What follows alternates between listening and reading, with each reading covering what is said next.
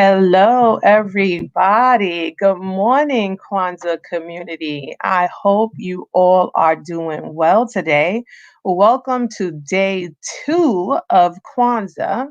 As we talked yesterday, to start off the day, what we always say is hurrah. Sorry, hun- I'm messing up right now. It's early in the morning. Forgive me. So, Habari Gani. And what Habari Gani means is what is the news? So, when I say Habari Gani, you should say what today's Kwanzaa principle is and how it is applied in your life. So, today's Kwanzaa principle is Kujichagulia, self-determination. How do you define yourself for yourself? So basically, like we talked about yesterday, one of the things that we in our community are constantly being told who we should be, right? How we should look, if we should be skinny, if we should be, have our hair straight, and all of those things. And in Kujichagulia, it's about us taking that back, us taking the idea of who we want ourselves to be. As we're going into the new year, this is a great time to be able to write down what that is for you. Who do you want to be in 2021? Who do you want to represent for yourself? Those are different type of goals. For example, for myself, I want to be more intentional on being a good mother. So my focus is going to be how am I present for my children? What am I doing? And it's something that I then want to make space for every day. So whatever they say, whatever you focus on grows. So to focus on that means that I need to create space every day for my goal in spending time with my children. So I'm gonna jump in a little bit. I'm gonna read a poem called Principles of Kwanzaa. And today we are gonna continue to do some games and stuff like that as well. So we want to make sure that you are enjoying yourself. We are all about entertainment, education, and empowerment and everything that we do. As we are entertaining you, we are also educating you, and then the next empowering you to do better for yourself in the community. So this is called Principles of Kwanzaa by Vicki Oliver Lawson. Remembering the 7 principles of Kwanzaa, first fruits is what the name Kwanzaa means. It's celebrated everywhere by kings and queens, based on 7 principles that still exist. If you check out this rhyme, you'll get the gist. Umoja, a Swahili name for unity, is the goal we strive for across this country. Kujichagulia means self-determination. We define ourselves a strong creation. Ujima, or collective work and responsibility, is how we build and maintain our own community. For if my people have a problem, then so do I. So let's work through it together with our heads held high. Ujamaa means cooperative economics, is nothing new. We support and run our own stores and other businesses too. Nia is purpose, us developing our potential as we build our community strong to the ninth exponential. Kumba is the creative force which lies within our call as we leave our community much better for all. As a people, let's move forward by extending our hand, for Imani is the faith to believe that we can. These 7 principles help to make our nation strong. If you live to these ideals, you can't go wrong. But you must first determine your own mentality and believe in yourself as you want you to be. And no matter how far, work hard to reach your goal as we stand as a people, heads up, fearless and bold. And I hope you enjoyed that poem. Again, it was by Vicki M. Oliver Lawson, and it's called The Principles of Kwanzaa. So, like I said, we're always trying to find fun and innovative ways to be able to share with you. So we will have, again, some recordings of our Juneteenth festival because it is very relevant in this space as well. And we want to also extend additional exposure to our small businesses that were hard hit during this COVID crisis that we are all experiencing. And we want to make sure that we are supporting Black by Black, Black lives, Black businesses, they all do matter. And so without further ado, I am going to, well, before I even do that, let me give you guys a reminder of the rundown for today.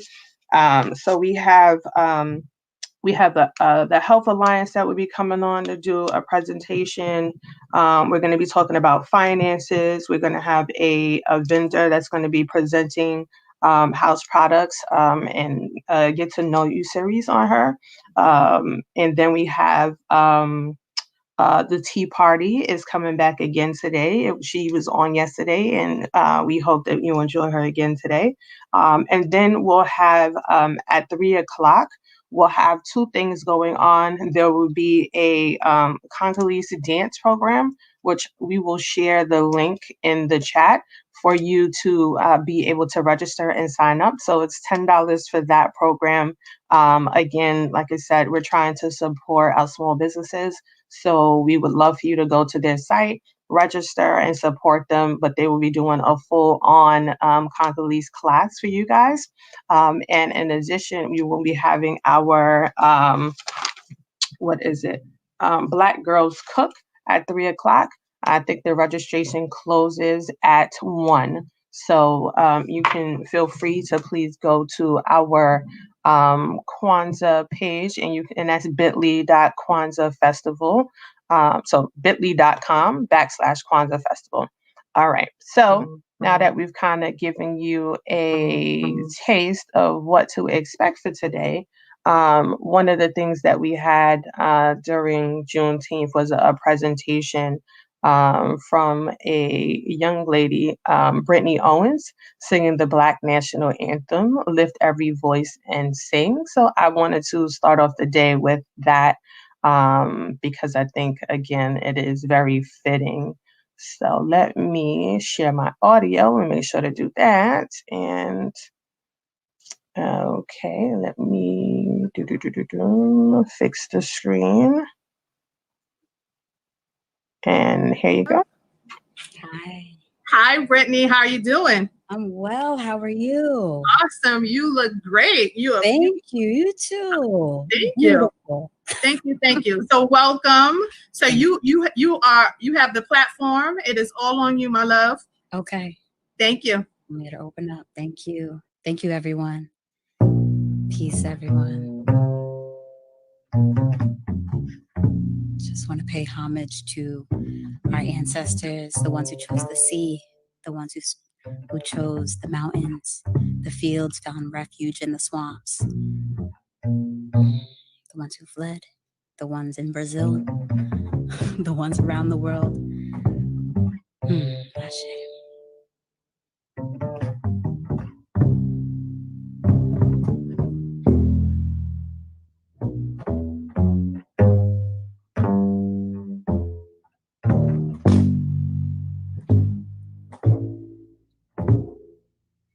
Lift every voice and sing till earth and heaven ring with the harmonies of liberty. Let our rejoicing rise high as the listening skies. Let it resound loud as the rolling sea.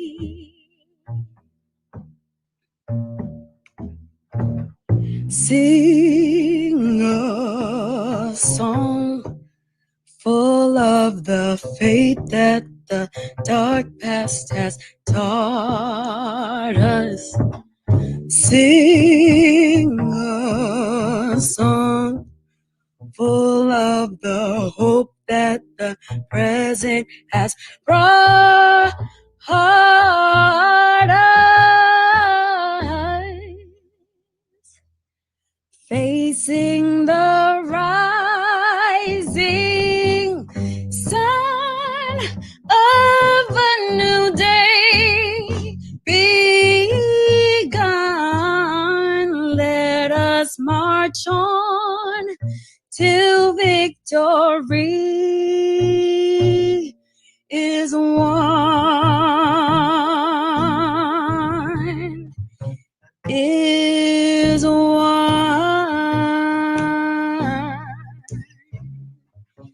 Is won.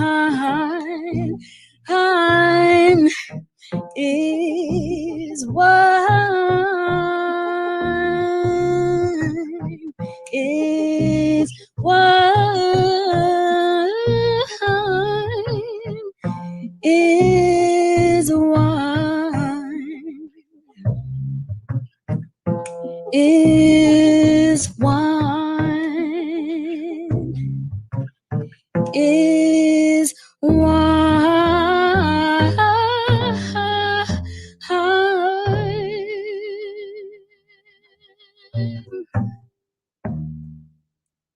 Thank you.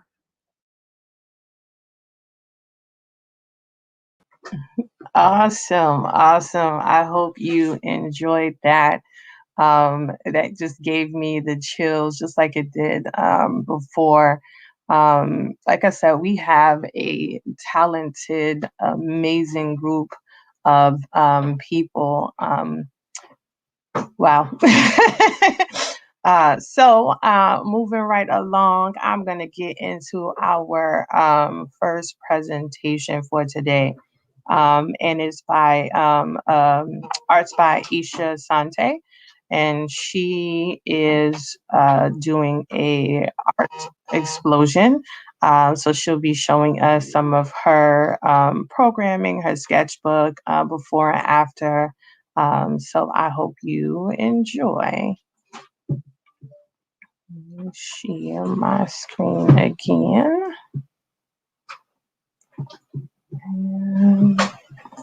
Audio. There we go. Hello. Oh my God, look at all these people in here. Hi. Hey, family. Oh my gosh, there's so many people in here. Hello. Hey. We're doing it, y'all. Juneteenth Virtual Festival 2020. Y'all see I'm having my own party, right? Oh, yeah. Woo. And here go my mama right here, all up in the video. Go somewhere, I'm live, please. I'm live, go away. Okay, as Aaliyah just said, we're doing this in our own homes with the grace of God, with some holy water and a prayer. So forgive my mama.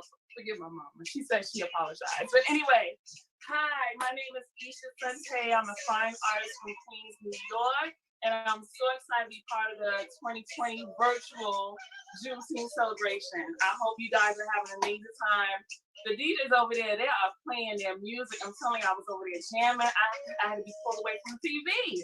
But anyway, so what I'm doing now is I'm actually going to be presenting to you how you can actually create your own acrylic pour painting. Okay, it's easier than you think, believe me. All you got to do is get those supplies. My homegirl Allie, she's going to put my information in the chat box so you can get everything you need. Let me turn things down because I'm going to start dancing again. So let me turn it down just a little bit, okay? All right, so I'm going to turn you around to the table so that I got everything set up so you can see exactly what you need. All right? And in the background, you're going to see a few of my paintings are available for you to purchase. I'll discuss some of them once we finish with this painting here. Okay? All right. Everybody see that? Let me get it a little closer. I'm my own videographer right now, so excuse me if everything is not within sight. right away. Okay, there we go. All right, so first things first, what you need is you need a canvas, right? I have an 11 by 14 canvas here. You can get something a little smaller. Usually the best place to get this is an art supply store like the Blick, Michael's, Hobby Lobby, and such. But keep in mind that they actually have these on Amazon, Target, Walmart, and even the dollar store if you're lucky enough. I have been lucky enough to find some of those things there too. So it doesn't have to be a very fancy canvas. It can be just a plain old canvas. Just make sure it has this here. This is the actual edge. Just make sure it has the edge because it'll make it a little easier for you. The next thing is push pins. I like to put push pins on the bottom to actually give it some feed. You can also get a grill rack from the dollar store, Dollar Tree, and such. They usually have it. I actually saw some when I went there the other day. Next thing, you want to get you an aluminum pan. Okay, try to get one of those really big ones, like those big turkey pans, because what you're gonna be doing is you're gonna be pouring the paint inside here just to eliminate some of the mess. And that's why you have to see I have some paper underneath. You want to maybe get some extra paper if you have like some circulars laying around, some newspaper, and then a tablecloth because you want to protect your space wherever you're working. Next, water. Water is very important because this is what you're going to use to actually mix your paints with. And you see my acrylic paints here. You can get that definitely from art supply store. You don't have to go for the professional grade. You can get a student grade. You can get the ones that's already prepackaged with all the colors that really call you, really make you want to actually paint pinks, greens, blues, whatever you fancy, pick them up. Then you want to get some of these craft sticks. You know, if you got kids, you know, you've already got some of these in your house. If not, dollar store, right? These wooden sticks. Push pins I already showed you. Some clear cups because you're going to be mixing your paint in the cup. You want to get yourself some gloves because you're going to be making a mess. So you want to be able to take these gloves off and get back to cooking or dancing or whatever you're doing. So make sure you get some gloves. Get the nitrate ones, latex free, whatever you fancy. Some paper towels so you can clean up afterwards. And glue. Now I know you're like, what? Glue? Yes, glue. But Elmer's glue all if you can find it. It's a little bit stronger than the regular school grade. If not, just pick these up. You know they got these everywhere. They're usually like 95 cents or something like that. So I already got everything started. So all you got to do is watch me do it, and then you can do it later on when you have the availability. So the colors I'm going to be using are red. Now, to get this consistency, what you're going to do is you're going to mix some of the acrylic paint with a little bit of the glue and a little bit of the water. Now the ratio, it sometimes differs. It depends on the actual grade of paint you buy. Sometimes they're a little bit more looser. So first you want to add your paint to the cup. Just a little bit to start out with. Don't put too much in there because what will happen is you'll start adding things together in the cup and then it may not be the consistency you want. So start out with just a little bit. Then you're going to add your glue. The ratio is usually paint to glue 3-to-1 or 2-to-1, depending on how your paint feels and how liquefied it is. If it's already kind of liquidy like this, you actually don't even need to add water. But if it's a little thicker, you just add a little bit water to the consistency I say was it's more like maybe like maple syrup, right? So I have red, I have green, yellow, and black. I know y'all know why. I'm not even gonna tell y'all. I'm gonna put my gloves on so I can get started. I want to make sure to protect myself. And my shirt, did y'all see my shirt? Did y'all see my shirt? I'm gonna show y'all my shirt later. Okay. So y'all, we're gonna get started. I hope y'all are excited. So first thing I'm gonna do is I'm gonna start it with black. Black is gonna be my background color. So I'm gonna start that right in the center. You can do this all different kinds of ways. I like to just pour it on here directly. You can even pour all your colors in one cup, one by one, slowly, so that when you actually puddle everything on the canvas, it's already mixed for you. But like I said, different techniques. Look at that. It's looking pretty already.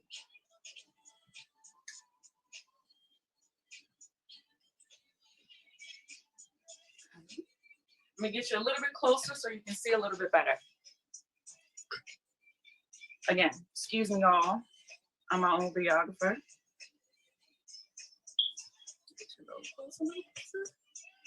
That's better. Okay. Now I'm gonna throw my yellow in there. Now, as you can see, when you're actually pouring the paint in there, it's not mixing, right? It's just sitting right there. That's because I'm pouring nice and slow. I dropped a little bit there, but that's okay. Okay, so I have all my colors, 1, 2, 3, 4. Now what I'm gonna do is I'm gonna actually start pouring them in there again.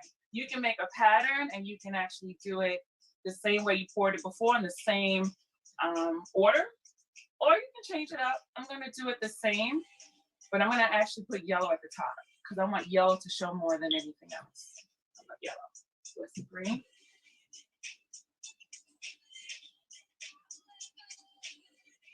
Looking kind of like a bullseye, but that's gonna change. So I'm actually gonna add a lot of yellow.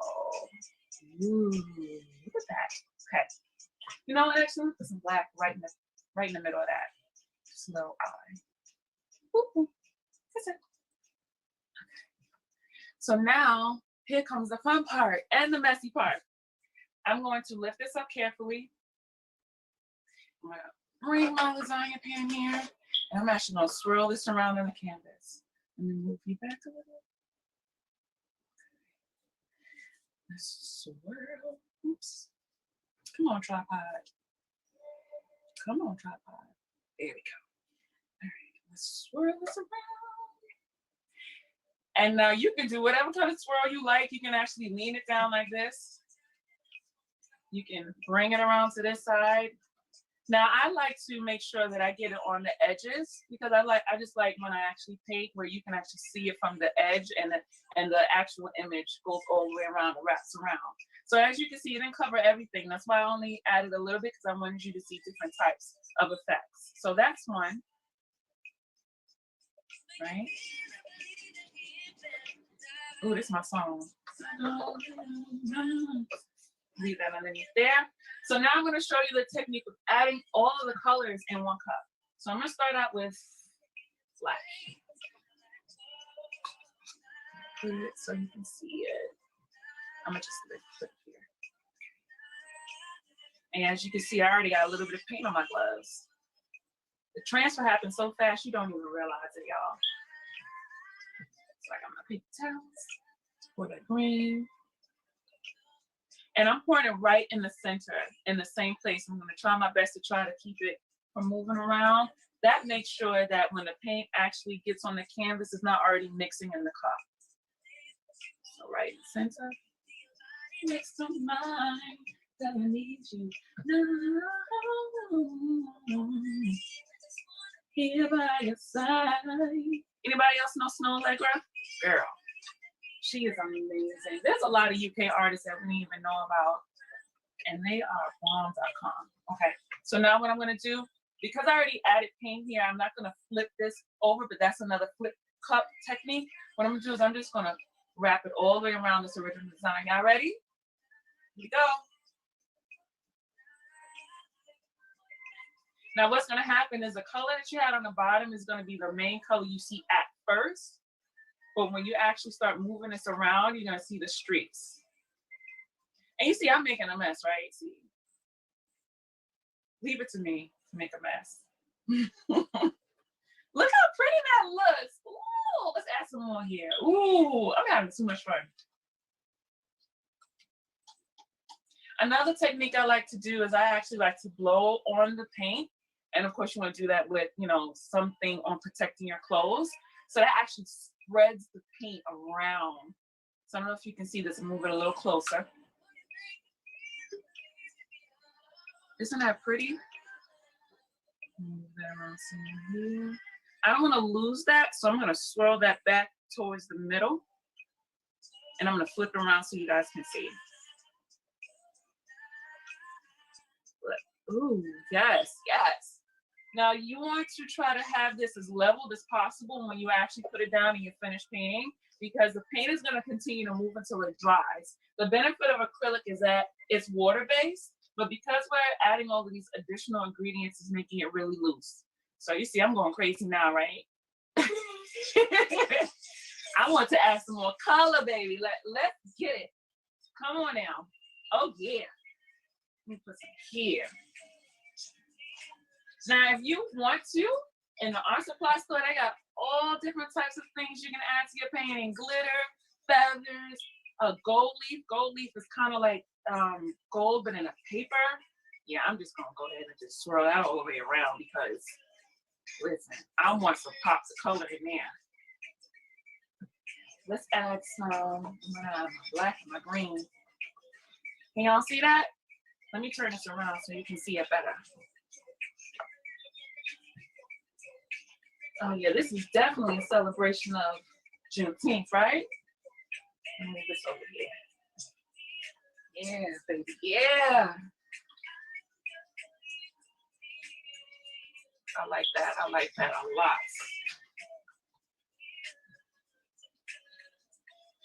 And you can do this with your family. You can have a paint night with your kids, with your loved ones. Make it fun, especially now, you know, now we're in some trying times.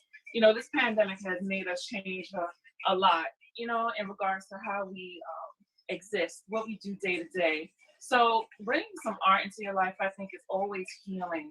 It's a great opportunity for you to let loose and be creative and let your mind, you know, take a break from all of the things that's happening right about now. Ooh, I'm making a mess. See, don't be like me and make a mess. Oh my God, I'm loving this. Listen. Now this color palette I don't usually work with, but listen, I might have to change up a little bit. And I'll make sure I get that edge.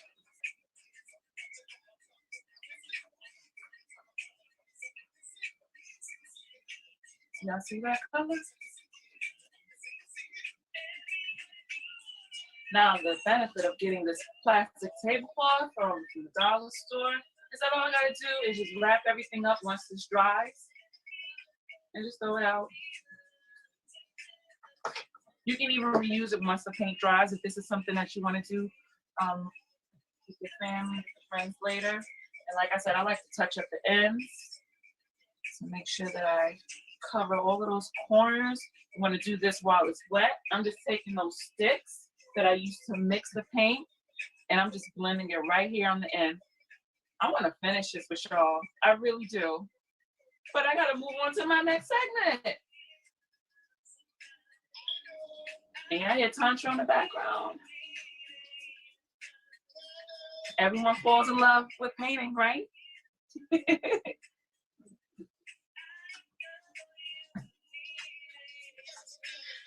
Listen, y'all, I got my family over here in the background, and he think I don't see them, and he over here laughing at me. I'm gonna get them when I'm finished. I'm not gonna call y'all names out, but this is what happens when you're working at home. Y'all heard my sister? That's who I'm talking about, Sharon. All right. Okay. So I'm going to finish this off camera. I'm really liking this. If this is a painting you're actually interested in purchasing from me, I will have it available for you. I'm going to sign my name on it. You're going to do that on your own art. Sign your name. Make sure you do that. I'm going to varnish it so it has a nice finish. Put a hanger on it. And look at that. See, I'm just taking these gloves right off. Ta-da! Clean up a little bit so I don't mistakenly touch anything. That's gonna dry real quick. And that's all you need to do. I'm gonna move y'all back so we can look at each other again. Hey, beautiful people. Hey, hey, hey. Okay. So I hope you enjoyed that tutorial. Very easy, like I said. Don't be afraid of making any mistakes because with pour painting, there are no mistakes. You can always go back and add some more paint, especially after it dries. When it dries, you can actually just do it all over again. I hope I had a little bit more time. I hope I do, Allie. We have a few more minutes, so yes, let's hear about your artwork. Awesome. So yeah, I'm going to definitely first tell you how to reach me via social media. So my name is Isha Sante. So it's IG at Isha Sante, EESHASUNTAI. If you want to email me, it's artbyishasunte@gmail.com. I'm taking commissions right now. I'm selling work. I'm actually about to sell some work out here in my neighborhood in a few hours too. So I'm going to show you a few examples of what I've done here. And I've put numbers on them. So if there's something you're actually really interested in, you can actually just put the number of the painting in the chat section with your contact information. And my homegirl Al will be sure to get that information to me so that we can connect and I can get you one of these great masterpieces you can put alongside your own. So this is number one. Color palette is kind of similar. You know, I love to do my gold. This is number one.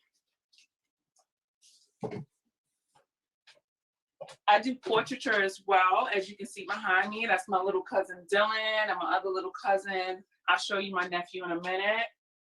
Number two. Same technique of the acrylic pour painting. These small ones are actually 50. And they're ready to hang. I put hangers on them, so all you have to do is put something in the wall, whether you want to use one of those adhesives or if you want to actually put a hole in the wall, that's up to you, but you can just hang it right on there. Number three, this one is 50 as well. These are quite small, so they're actually easy for you to move around if you decide you want to change the location. This one is a little smaller. This one is actually 40. And this is actually on a canvas panel, so you can actually see the paint splatter on the back, which is okay. What I do is I cover it up, and then you can pop this right in the frame. Boom. And it's small, so you can find these frames anywhere. Okay. Now I'm gonna move on to one that's more for the adult audience. Yeah, I'm gonna just show you. This is number 5. He's 52. Oh yeah. I'm not gonna say anything else because this is family festival, right, y'all? It's family. Family. Keep it clean. Don't keep it clean. Number 6. This one is actually 40 as well. This is one of my first portraits that I did. So this one I held on for a long time, but yeah, she's for sale. My gorgeous goddess here. The next one, do still lives as well. This is number 7. Number 7 is 40. And the sheen you see, like I said, is a varnish, and that actually protects the painting. You know, so you can keep this for a long, long time, and you won't have to worry about anything happening to it. Number 8, you may recognize this one. Hold this far back so you can see everything. This one is for, it's from the movie, oh gosh, not for Color Girls. Is it for Color Girls? Yes, Color Girls. For Color Girls. I think, oh, my memory getting old, y'all. I think that's it. If it's not, please tell me. Please tell me. I'll be okay if you let me know. Now this one is a still life. This one is 150. Again, ready to hang. Original image, varnished, ready for you to hang up next to your own masterpiece. I'll hold this one back a little bit and show you from top to bottom. I love flowers. I love anything with lots of colors. Vibrancy of colors is actually what attracts me to the subject that I actually choose to paint. I have a few more of my paint pours. So this one actually titled, the ones I titled, they're my babies. I really love them and I didn't want to let go, but I have, so I want to share it with you guys. This one is actually called Rhythm and Flow, and this one is 100. As you can see, this one is larger, but it's varnished, ready to hang. Look at those colors, beautiful. Purple, gold, and yellow. You see that a lot in my painting. You know, purple is, it means royalty, so I like to incorporate that as like a hidden meaning behind my paintings. This is number 11. This is 100. This one I was inspired by the beach.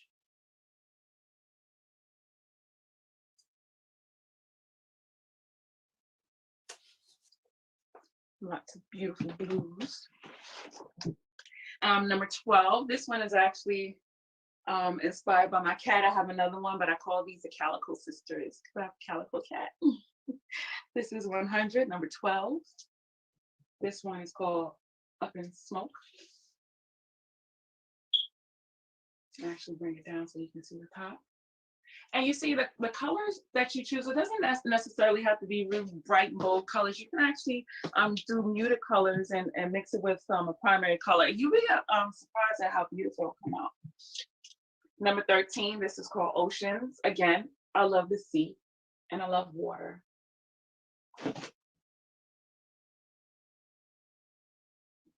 I love this one too. This is another one of my babies. I have one too for a while. Okay. And the last one down here, I'm gonna show you that has a number, is number 14. This is calico number 2. And again, this one is 100. Bring it up so you can see it a little bit more. And you see how that the light is bouncing off of it? Can you imagine that in your bedroom or in your hallway or your kitchen? Great conversation piece. Wink, wink. Now, most of my paintings I actually have prints of. So if you're interested in anything that you see online, such as this flower, my prints are 25. And this can be mailed very easily because it's really thin. I can put this right in the envelope for you with USPS. And I have another one here that was inspired by my mom. She actually commissioned this one for me, as you can do the same and take commissions. 25. This was a still life of some flowers I actually bought from my favorite store, Trader Joe's. And I just love the color and I just had to capture that color. Sometimes capturing it by a photograph, it doesn't do it justice. So I just love the colors. And this is another one I did. This is called The Offering. This is actually my hand. I don't know if you can tell. This one is 25 as well. And I have plenty of these prints too. Okay. I have another one here. This one I forgot the title of.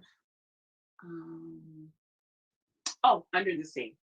This one is 25 as well. I have plenty of this one. Gorgeous. And again, you see those colors there? Lots of blue and pink.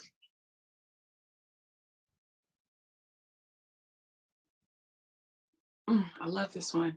I have another one here. This is called Octo. Oh man, this one, I hate octopus. I don't really like a lot of animals besides cats. But I actually found a really good image of an octopus and I actually played with it a little bit on my computer. I used an app and I just adjusted the colors, just inverted a lot of colors, and I was like, whoa, this is really dope. I really have to paint this. I changed the background of the color. So I actually have this in a large size. It's about as tall as I am, and I'm 5'11". That one actually is a bit more expensive. That one is 1,000, and it's on wood and it's hangable. If you're interested in that one, you can let me know as well. But this print right here is only 25. So if you wanted something you could put in your kids' room, if you have a nice theme going with some blues and some purples, and you want to frame this in something nice, this will make a great gift also because you can actually choose whatever frame you want to put it in, however you want to hang it, it's up to you. And you just give it to someone. And this is my ultimate favorite, ultimate favorite. I say my favorites are all that I'm done on. I'm sorry, excuse me, but they're my babies. So I have a lot of babies. This one was one of my first still lives I did at a large scale. This one is actually 36 by 48.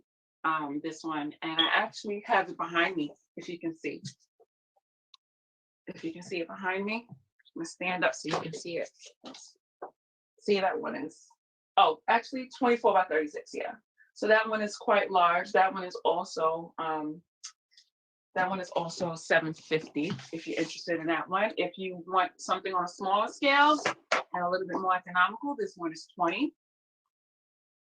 And you can see all the colors right in this print.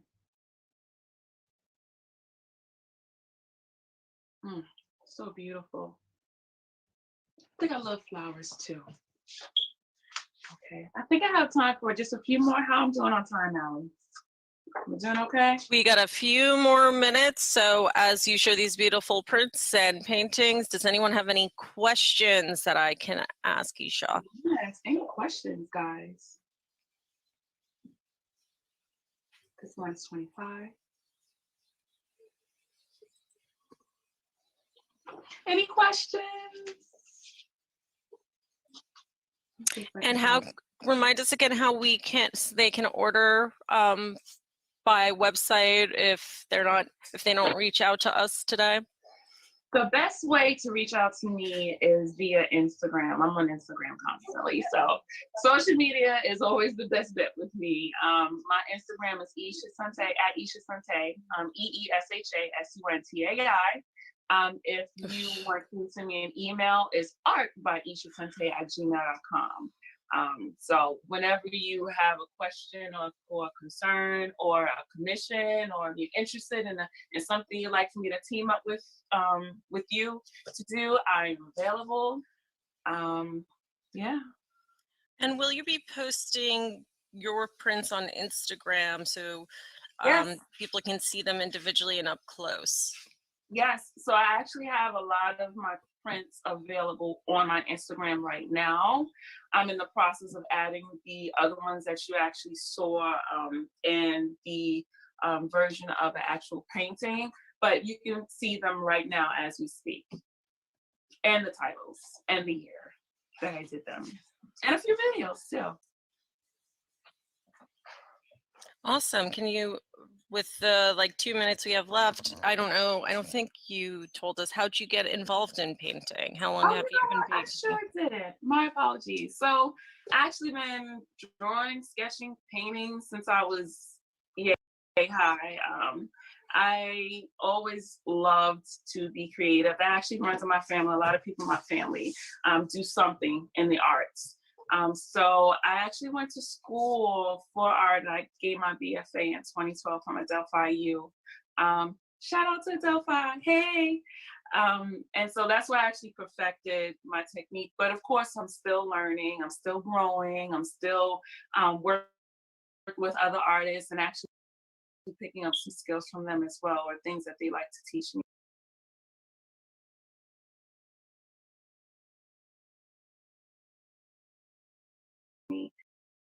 I'm always up for learning something new because we have to be open nowadays anyway to any new information because things change. So yeah, that's how I got started. And I'm doing it as much as I can, as often as I can, sharing it as much as I can. This summer, I hope to team up with a lot of other organizations to actually show my work and share with other people. And, you know, of course, socially distancing, and of course, being sure that we are take into account that there is a pandemic still, and we have to be very careful. But yeah, I'm always looking forward to opportunities to learn, grow, and work with others. Yeah. Any questions about her paintings, the painting demo that we saw earlier too? She's drawing over there. I don't know what to name her. I guess you guys can give me some suggestions of what I should name her. How long do those kinds of paintings take to dry usually? About a day. Because they're water-based, they dry pretty quickly. Maybe a day and a half, depending on how heavy you were with the paint. But and I would recommend, if you do want to varnish them, meaning top coat, if you are knowledgeable of how to do that. And I can also give you that information too. If you want to hit me up, I'll tell you. You want to wait on acrylics at least 5 days for it to cure. And if you're working with oil, which a pour painting you really can't do with oil, but if you are looking to paint in the future, you pick up some oil paints. If you want to varnish it, you want to wait at least 6 months for the oil to actually cure. Wonderful. Anything in closing, Isha, that you have to share? Oh, my speech. I feel like I need a microphone. Okay, I'm gonna be quick. Well, I just want to thank you all for joining me with this tutorial that I shared with you. I'm so blessed and so thankful to Emoji Events for having this virtually still.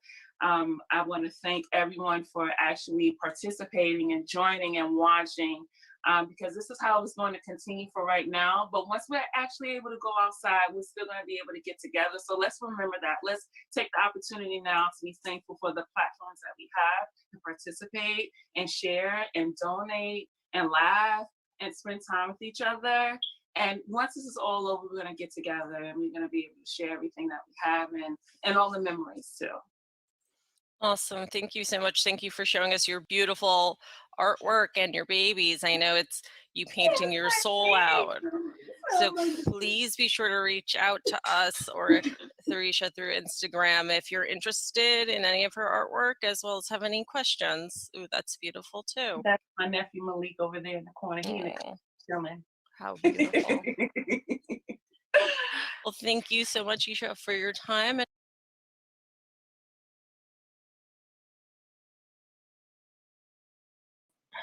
Hello, everyone. That was great. Artwork in the morning, and Isha is so exciting. So full of life. I just love it. So, hello again, everyone. My name is Athenia Rodney, CEO and founder of Emoji Events. Today is day 2 of Kwanzaa, Kujichagulia, Self-Determination. What I'm going to do right now is I am going to bring on my co-host for today. And her name is Jamie the High Healer. So I am going to bring her on. Let me see. Hello, Jamie. Hey. Greetings, beloveds. Happy Greetings. Kwanzaa date number 2. Yes, indeed. Kujichagulia.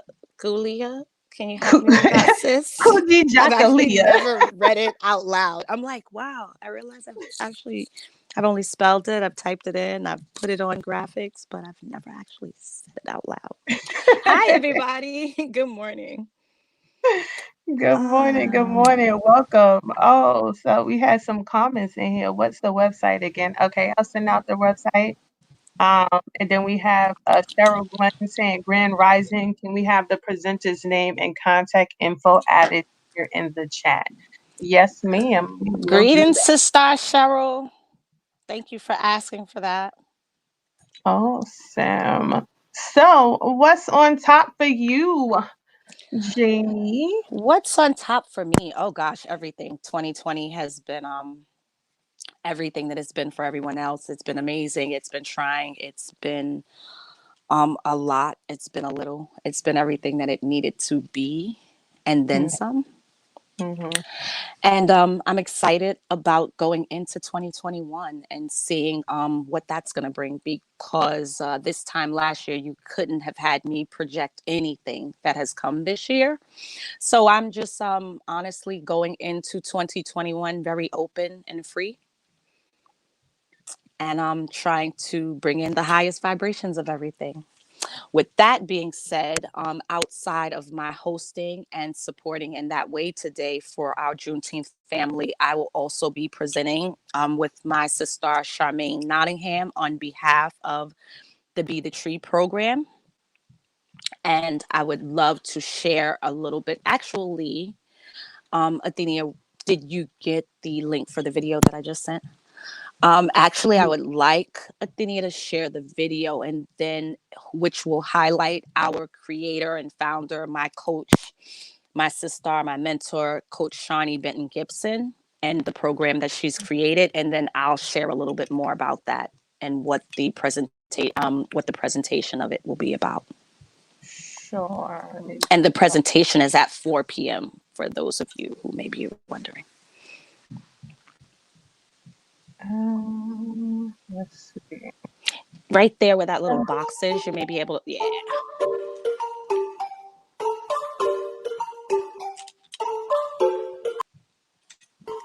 Greetings. My name is Shawnee Renee Benton Gibson, and I am the co-founder and CEO of Spirit of a Woman Leadership Development Institute. And I'm so thrilled to be able to share with you about one of our flagship programs, Be the Tree Rites of Passage Collective for Women. The program is intergenerational, which means women of all ages and stages of development and phases of life come together to co-create a space of healing and transformation, of elevation and revolution with one another. The program is 4 months in duration, and during that 4 months, they receive coaching, guidance, and tools that they apply to every aspect of their lives. And they utilize that space and that focused attention to move them to a space of clarity about who they are and what they're called to do on the planet. I invite you to consider taking the next journey with us, Cycle 16, which begins at the end of August. I'm so excited to meet the new women that are taking on their lives unapologetically and courageously so that they might grow and be models for growth for others. I thank you in advance for saying yes to yourself and saying yes to your community and saying yes to the world, because every time a woman is activated around her call for her life, it creates a planetary shift. Can you feel it? I hope so. I look forward to meeting you. Peace.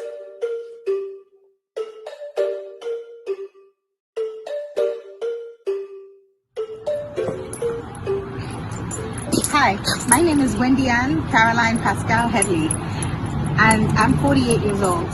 I am a Beta Tree graduate from cohort 15. What can I say about Beta Tree? I sort of stumbled on this program and didn't know what to expect from it. And after completing the program, I can say that I can honestly say that I see myself in a brand new way. I am so aware of how I move, my relationships, and how I carry myself, and how I want to be seen in the world. This program has really been eye-opening for me, and it's been quite a journey.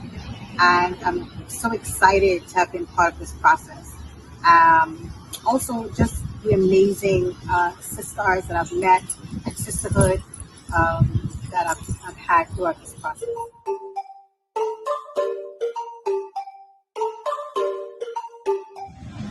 Hi, sisters. This is Shauna Lamy here from Cohort 12, and I would like to share with you my Be the Tree process, which was an amazing journey for the woman I am today.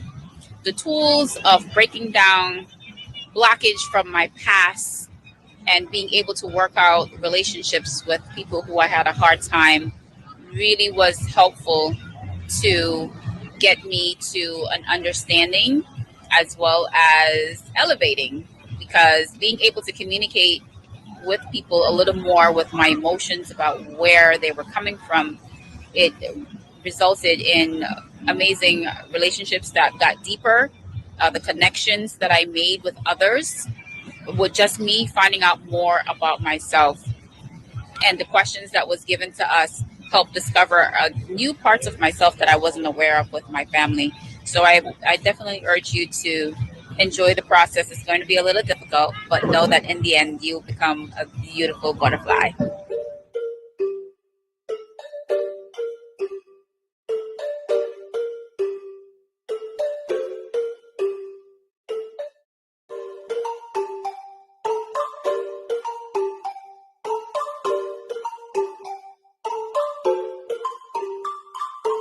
Greetings.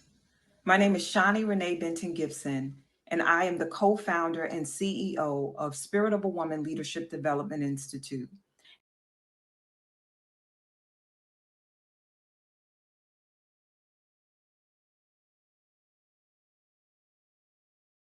Sorry. All See right, I now. can hear you now. Sorry, didn't realize I we was love it. going I over love it. again. Hello, everyone again. Sorry for the technical I difficulties. love it. Oh, that was great. I love that. I love it. I love it all. It was all perfect. Thank you so much for sharing that video. Yes, folks. So Definitely. the Be the Tree Rites of Passage program. First of all, I'll share that collective brought Athenia and I together. Number one. Number two, that program has helped me get my whole entire life. From my relationships with my own mother, relationships with siblings, being able to be aware, relationships with others, being able to create boundaries for myself, to get to know the most authentic version of myself and how to show up as that. How to sit in a space like this and not be completely nervous and sweaty. That program has helped me just figure out so much. It's a program that consists of sisterhood, coaching. You walk away with over 40 something tools to help you manage your life. it's just it's been an amazing experience for me. I am also a trained sacred woman with Queen Afua. And I'll share that the combination of those two, where sacred women helped me get my spiritual life, Be the Tree has given me practical tools to use every day in different spaces and places. And they're both, it's invaluable. It's been an invaluable experience. And Athenia, I would actually ask you to share a little bit of your experience to Be the Tree. Sure. It was definitely transformational for me. Sorry, I am just turning my volume off because my phone is buzzing like crazy. So, Lady uh, of the hour. yeah, Of the right. week, I should say, of the week. It's only 10. It's not even 10 o'clock yet. It's a Um, beautiful thing. so, would Be the Tree. Let's see, what can I say? It was definitely very transformational for me.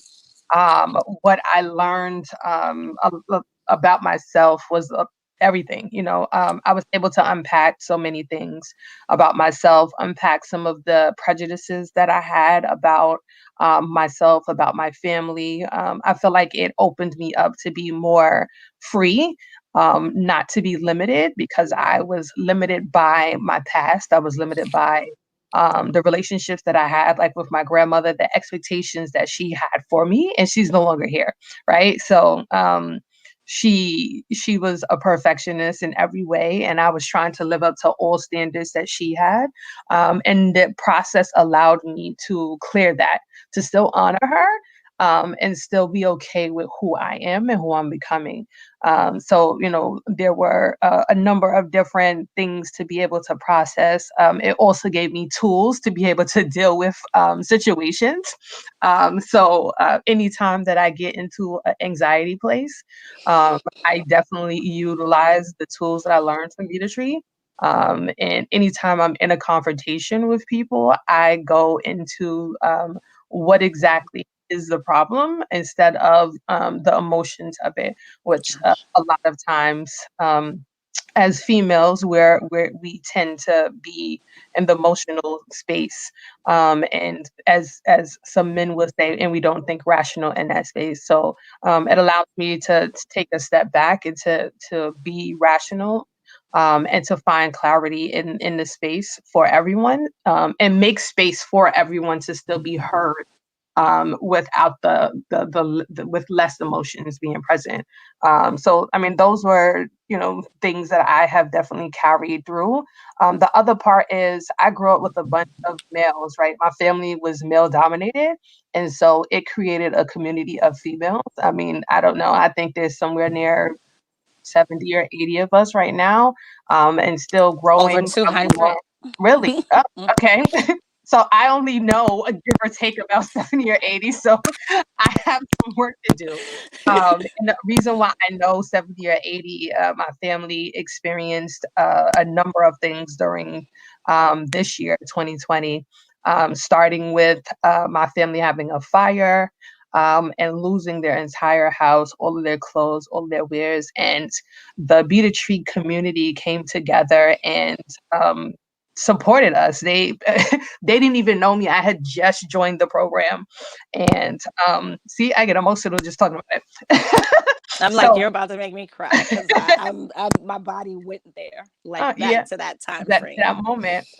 So I had just joined the program, so people did not even know me, and they were donating money. They were donating clothes and food and everything. Opening up their houses, willing to take family members in. So that was a really amazing time for me, and just to see the sisterhood in that fact. Yeah. So, like I said, I know at least 80 of them right now. And I know we just graduated a cohort 16. So I have started reaching out to some of them already and building relationships with them and welcoming them into the community, and encouraging them to walk in their power. One of the things that we also talk about is being purposeful in our walk. And I think I want to say, I thank you, Jamie, and Coach Johnny and Coach Catherine, for doing that for me, because you made me feel comfortable with being the person who I am. You made me feel comfortable with, because of you guys is why I did Juneteenth, because, I don't and was comfortable with it. I wasn't comfortable with how I wasn't able to go get my hair done. I wasn't able to go get my nails done, like all of the things that we typically use to make ourselves feel like, this is what makes us stand out. And I was okay to get on camera and just to be myself. And I don't think I would have done that if it wasn't for Be the Tree. You learned how to do it messy. Yeah, yes. I remember the resistance to that. Like, do it messy. What? I'm perfect. And my grandmama's watching me. And you never said it, but we could feel it. And I just love watching you do it messy. This thing that has come up from that, you crossing over and creating that event virtual, which you could have just taken a break because of COVID. You could have put it on the side. The world was in a break. You could have taken a break as well. And you didn't. You have found these amazing systems to still make it happen. And you're constantly being innovative and finding tools for us to use to still get the word out there. So, definitely. So yeah, I love it. And I love watching you do it messy. And with that being said, that's Be the Tree. It's a safe space. We hold space for each other. I'm here right now because Athenia won't allow me to be small anymore. She won't allow me to keep hiding. And these are the type of things she does for me. She throws me out there on stage. I don't get to just be in the backstage of StreamYard. If you folks know anything or don't know anything about StreamYard, it allows you to have folks on a backstage and on the front stage. I've been on the backstage quite a bit. This is the first time I'm on front stage at this capacity. And it's just okay. I'm breathing fine, and Be the Tree and my sisters in that community is how I'm here today. Yes.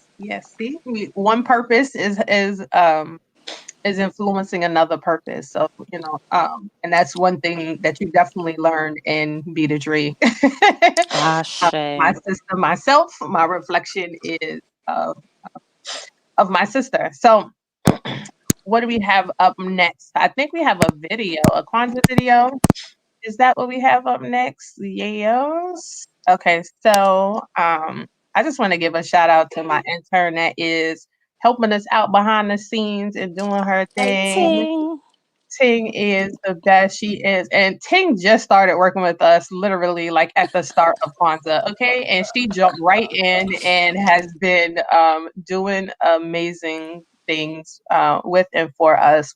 In addition, we also have Aisha. She is not backstage, but she is doing all of the promotional stuff. And so she is also working with us. So we have an amazing team. We'll also talk about the rest of the Juneteenth team that has helped coordinate and put this event together. Because without them, Juneteenth this year is going to be fire. It's going to be fire. That's all I can say. So much is going on, and we have some firehouse females that are putting it together. We have a team of, right now, I think about 15 females that are in the house in their purposes, and they are making it happen for the community. So look forward to June 18th through the 20th. That we will be doing a 3-day summit. Part of it will be online and part of it will be on in person. So those who are joining us from different areas. Well, actually, while we're here, I see we have a couple of people. We have a few people on. So right now we have about 100 is showing on my side, 120 people fluctuating between that number. So if you can, please share with us where people are joining with us from. So where are you joining with us from? So I am in Brooklyn, New York. Jamie, where are you coming from?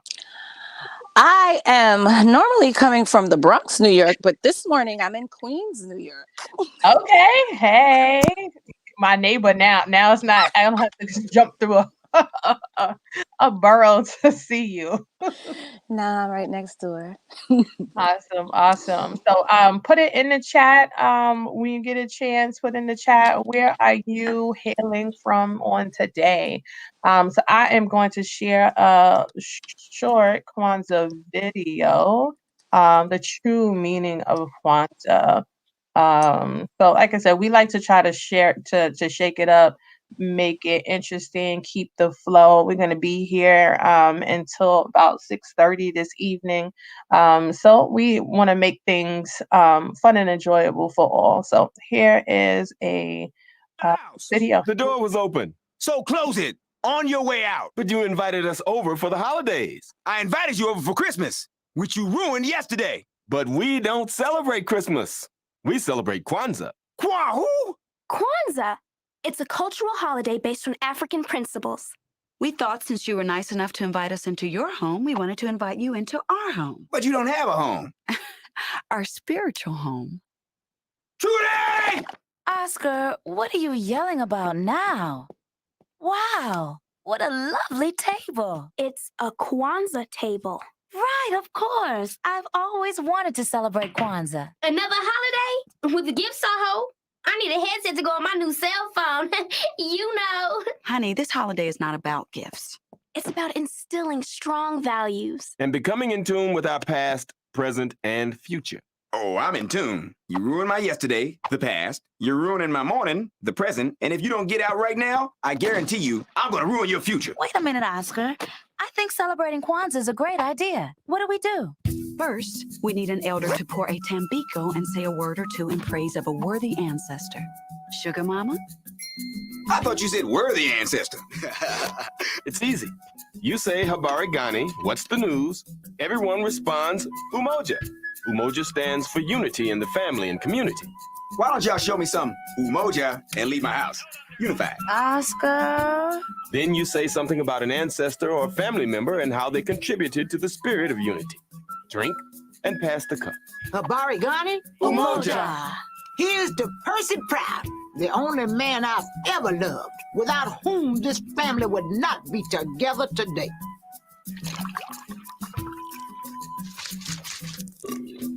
To my mother for not disowning me, even when I acted like a spoiled brat.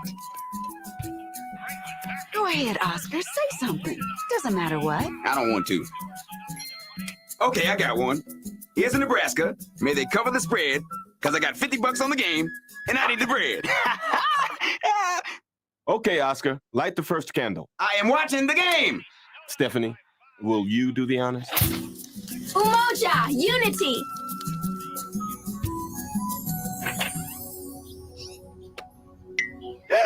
Habari Gani.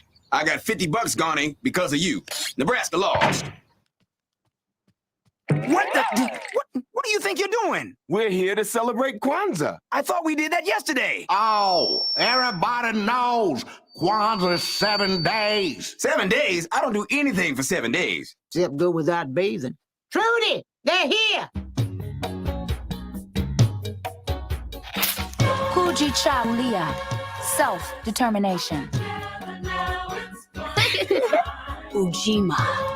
Collective work and responsibilities. We celebrate Kwanzaa because it's a way to teach the principles that we must learn to read the world. Ujama, cooperative economics. Saba gives us values and a way to show we're building a future we can harvest so the world will know. We come from the ancient ones, and we're children of the sun, and we're one big family. Nia, purpose. Kahumba, creativity. Oh.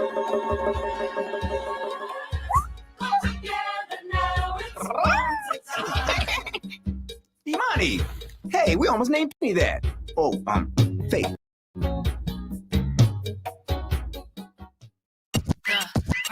Family, what?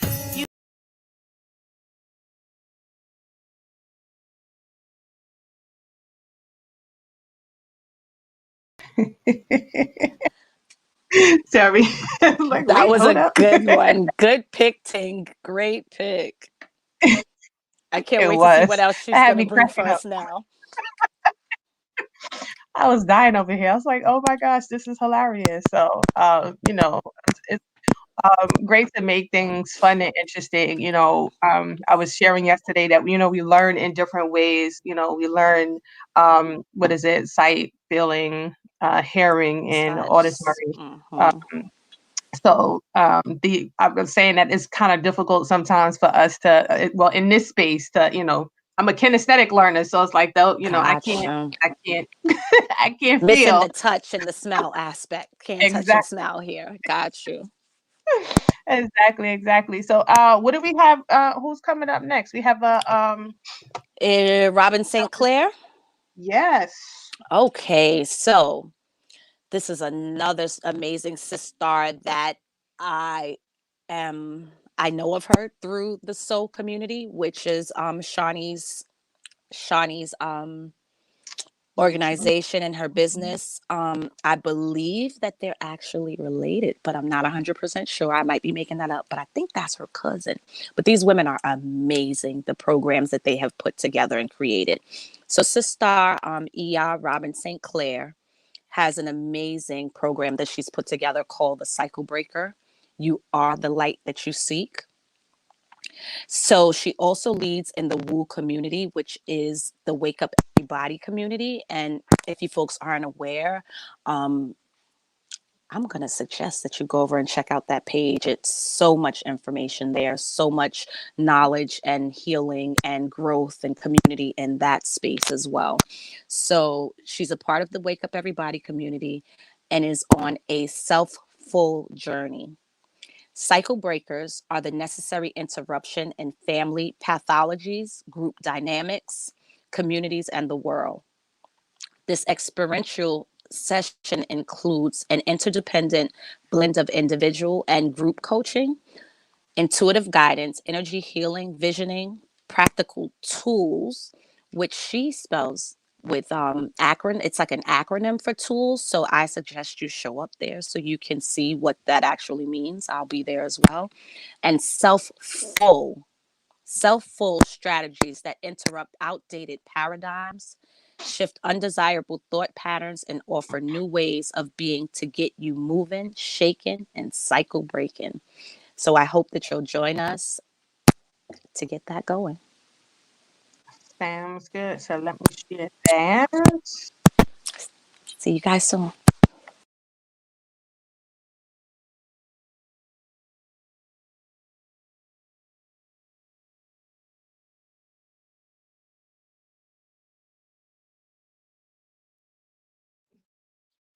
All right, so up next, we have E.R. Robin St. Clair.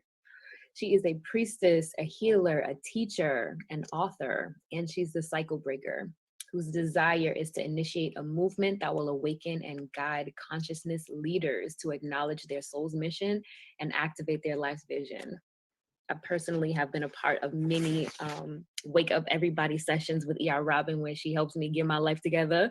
And helps me on my journey of being a cycle breaker in my family. So today she'll be presenting on, she'll be leading us through the session called Cycle Breaker. You are the light you seek. Thank you so much, Sister Nzinga. And hello, everyone. I'm so happy to be a part of this Juneteenth experience. Although Juneteenth was yesterday, I love being a part of something that is bigger than me. I love sharing the lesson of cycle breaking, but also the message of breaking cycles. Because in this, let me introduce myself. My name, as she said, is Robin St. Clair. I also have several other names that affirm the truth of who I am. In my journey, in my walk through personal development, I've also acquired spiritual names that affirm my life's mission and the destiny that I am anointed and appointed to manifest in this lifetime. So my name in full is Ifasunle Efuntola Ayodele. I am a priestess, a Yoruba priestess. I am a teacher, a guide, a healer, and so many other things that fall underneath, the umbrella of Robin Sharice St. Clair.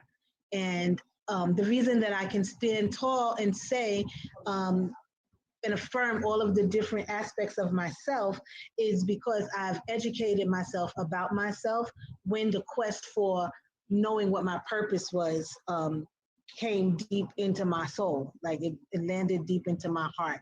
So I want to share a little bit with you all about what being a cycle breaker means, what it is.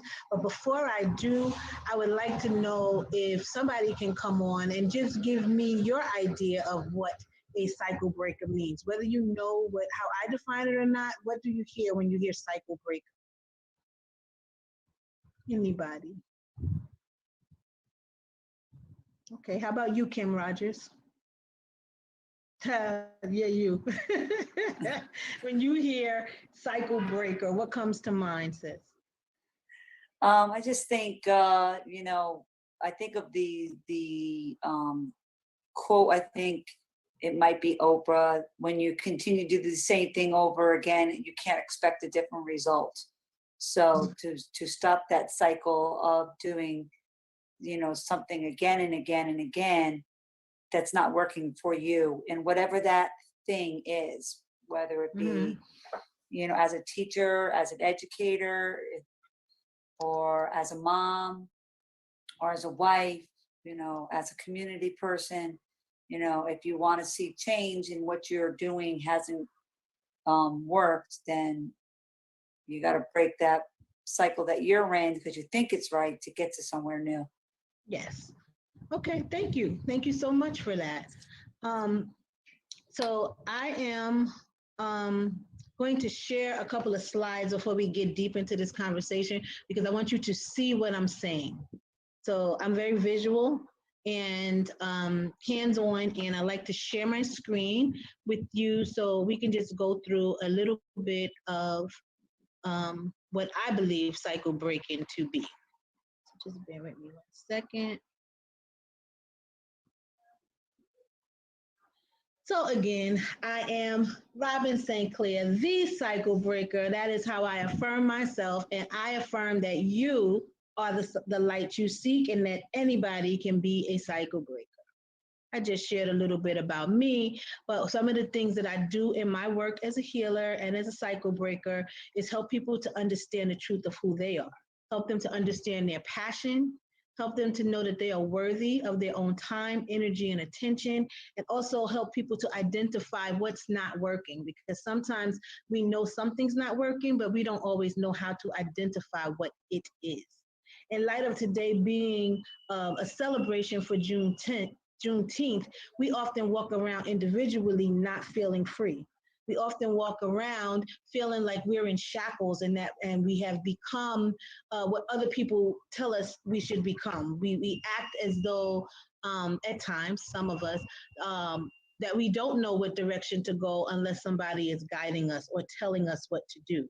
And in the work that I do, I support people in being able to identify for themselves what their true desires really are. Once we know our desires, then we can move forward with power, passion, and presence rather than allowing ourselves to be pulled on a string.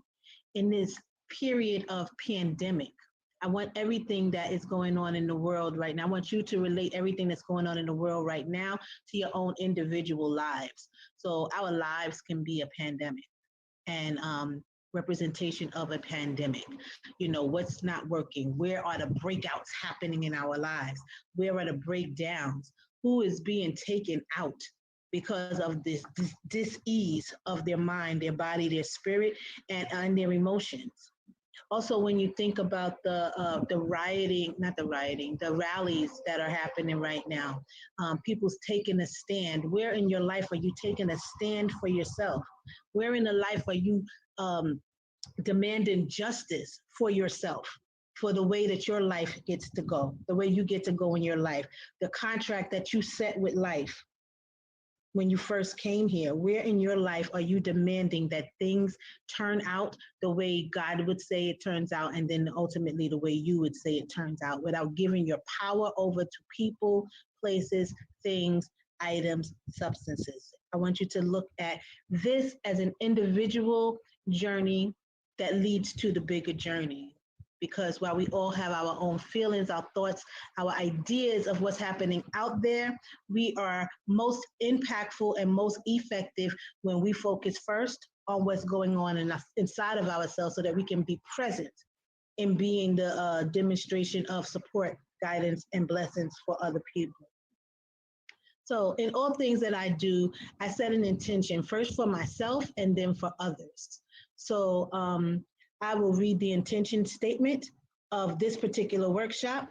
It is my sacred intention to allow myself permission to be who I am destined to be in the world. I am ready and willing to transform. It is my most sincere and heartfelt intention to remember, that is to put back together the disconnected parts of myself as I embrace, accept, and express new ways of being for my highest and my greatest good. Let it be so, and so it is. So I will move forward. Cycle breakers. So Kim Rogers gave us a beautiful example of what cycle breaking means to her, and I'm going to share some of the characteristics of cycle breakers. Cycle breakers are healers, light workers, leaders, teachers, and Joe Schmo down the block, even him. Cycle breakers become the necessary interruption for what's no longer working. Cycle breakers are resilient alchemists. We as cycle breakers do manifest, but it does not come without strife, without pain, without feeling. And sometimes that feeling is not good, so we get back up and manifest again. Cycle breakers educate themselves about themselves and grow from the wisdom of their experiences. Cycle breakers are powerful, authentic, and responsible leaders. Again, we're healers, light workers, leaders, teachers, and Joe Schmo down the block. Now, I want to pause here for a second because Educate is my 7-step healing modality. It's a process, and I want to share some of the acronyms that, some of the steps in it that will dictate what the acronym is. So the first step of the Educate module is to take a thorough examination of yourself. When we look inside of ourselves, when we go and we relate to our past, when we identify where we come from, the concept of Sankofa, we can now look at ourselves and realize that we, ourselves, are the common denominator of all of our life experiences, and we also have the power to choose how to move forward. We can choose to do the same things that we've been taught, or we can choose to make new choices. So the first step is examination, which correlates, for those of you who know, to the root chakra. And it focuses on stability, structure, trust. Family will be involved with the root structure and your ability to feel safe. The next step is desire. So in this picture, this woman is removing a mask from her face. I'm not sure how clear this is because I see the glare, but the tagline for the desire phase is, in order to live, I must first learn how to die. And Shani just talked about death and rebirth. And in this description, die is also an acronym for desire, imagine, and expect. So when we have that faith of a mustard seed, that's the expect piece. But what we desire is from our heart, it's from our soul. And then we gotta imagine it to be so. And that's when the law of attraction kicks in. When we see it, we feel it, we hear it, we smell it. We use all of our senses to bring that thing to full fruition. And if you don't know what I'm talking about the law of attraction, imagine if you've ever wanted a bike or a pair of shoes or a car, anything that you've ever wanted. And all of a sudden, just because you're holding that in your consciousness, you wanted a new Jeep. You see that Jeep, somebody's driving it. You go on the highway and then again, you see something again. And you know, these things are coming present to you and for you because you're holding it in your consciousness. And that is how we attract what we want. And sooner or later you get it, or you kill off your dreams. and you don't get it. So we have the choice to on how we want to move forward.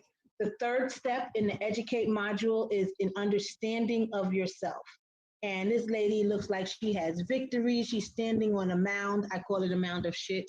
She's standing on a mound of shit because that could be all of her life experiences, right? But look at how the light is shining down on her, in her, through her, as her. We become light once we do the work. And in order to understand, you must first learn to understand. And she is now able to understand in all of the shit of her life, and she gets to win. So that's the third step. The fourth step, once we have taken a thorough look back at our lives or what created where we are, how we were created to be, we focus on our desires and what we want, the sacral chakra, how to bring about how to creatively bring about all of the things that we want. We then stand in our power through our solar plexus and understand what we can and what we cannot change in our lives. We then move to our hearts and we begin to see our reflections in the world. We get to see ourselves as perhaps as powerful, and we still get to look back at ourselves. You see how it's looking inside as it's looking at another. So the reflection that you see outside of yourself also sees themselves a certain way. And the tagline for communication is that heartfelt communication begins within. So we've done the work by examining ourselves and going back to look at who we are, why we are, and what we want. And now we get to communicate how we want to move forward and what support we need when we do that with others. From the heart, not the head, because we think our answers are up here, but they are in the head, they are in the heart. And then we can ask for what we want, and we can advocate for why we're worth it. So every hand reaching out is also a hand reaching up, and that's a reciprocal and a repetitive cycle. Asking for what you need, advocating for your worth, and then being able to turnkey that information to others so that we can teach people by example how to be, teach people how to treat us, teach people how to teach us, and teach people because we are being the example of what we want to see in the world. And the tagline for that is simply, be the example that you wish to see. As you learn, you grow. As you grow, teach. And finally, the seventh step of the program is enlightenment and empowerment. So we empower ourselves by choosing ourselves, choosing to do the work, choosing to educate ourselves about ourselves, and then choosing to turnkey the information and enlighten somebody else. And empower is another acronym. That's the way God speaks to me, through acronyms, to educate yourself, to motivate yourself, to be on purpose, to accept ownership, wisdom, enlightenment, and then reevaluate and make sure that you're still being the best you that you can possibly be. I cannot empower and enlighten myself and be impactful if I don't involve others. So that's why you see the hands involving other people. So I don't want to talk at you. I want whoever can come on screen to come on screen, and whoever would like to share with me about what you just heard and how you felt about what you just heard to come on. That's nobody. I got to call somebody out. All right, Benita, it's you. Y'all sitting there like roaches. I see you. I can see y'all. Even y'all with the closed cameras. I see you. Come on, sis. You're on mute, Benita. You're on mute. There we go. I only heard the last part of it. You only heard the last part of the whole educate module? Yes, yes. Okay. Well, how about when I say the word cycle breaker to you, what does that term mean to you? If you keep on doing the same thing, you'll keep on getting the same results. Okay. All right. Yeah. But I'm saying cycle breaker. Breaker. So, yeah. Do something different. Try something different. Do something different. Okay. All right. Thank you. So I like engagement, and maybe you ladies don't want to engage right now, but it's going to make me feel very good if I have more engagement from you. So I'm gonna put the slide back up because I want to make sure that if nothing more that you get what my concept and my life work as a cycle breaker is about. So I've said this page and so here's an opportunity to take a look at yourself. So this is part of what we do in the examination phase. So I want you to look at the pictures and choose one that is speaking to you the most right now, and then share how and why it's speaking to you. And if nothing speaks to you, then I would like to know why that too. Give you a little time to look at all of the pictures. Yeah, Robin, this is as a response to your last question, what comes up when you think of cycle breaker or when you say cycle breaker? Cheryl from Facebook writes, breaking generational curses. Thank you, Cheryl. Yep, that's what it is for me. Breaking generational curses. Yes. Thank you, Cheryl. So as Facebook can also participate in this piece, do any of these pictures speak to you? If so, or if not, why?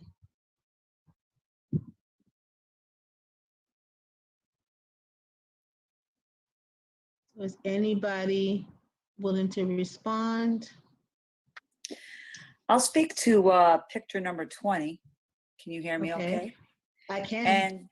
And so oftentimes this might be something we see adults, and as an educator, I see it sometimes with some educators, and I feel it's my responsibility to speak up. But we know that, giving disparaging remarks to young children, telling them to, and this is not just in the education world, so I see adults speaking about children in the neighborhood, or I see parents speaking to their children, or I see parents speaking to other people's children, and giving them these negative thoughts, and those children hold those thoughts even when the adult goes away, and then they start thinking that they may be those things that were said of them. And there is some number, and please don't quote me on the number, but I think for every negative comment made to a child, there needs to be, I think, like 14 positive comments just to help overcome that one negative comment.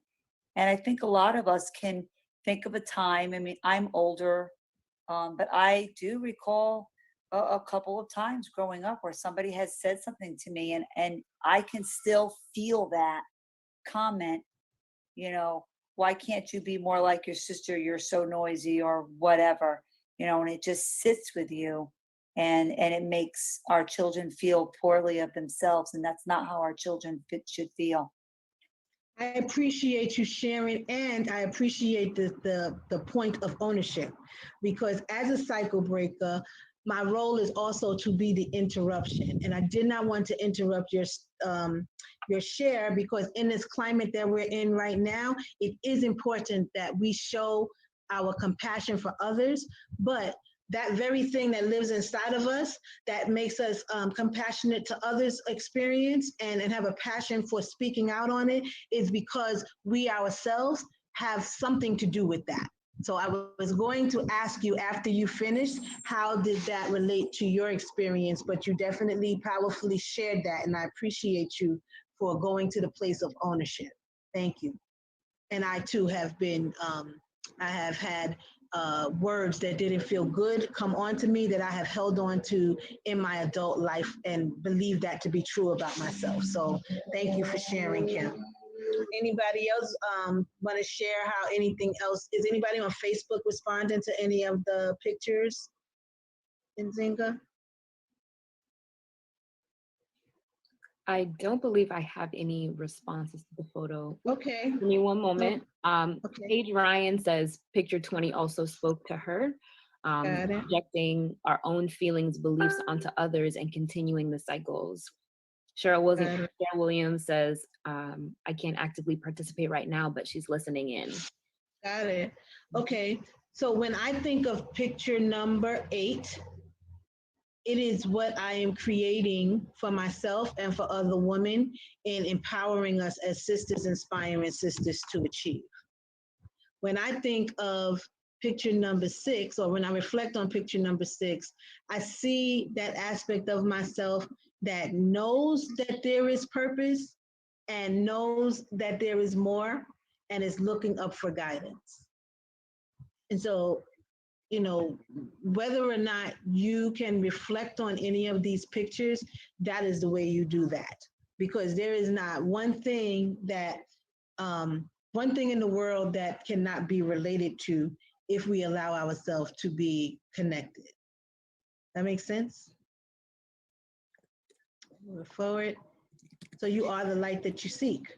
And any questions that you have, anything that you may have gone through in your life, you have the answers to it. The divine is working in you, through you, and as you. And there are some tools.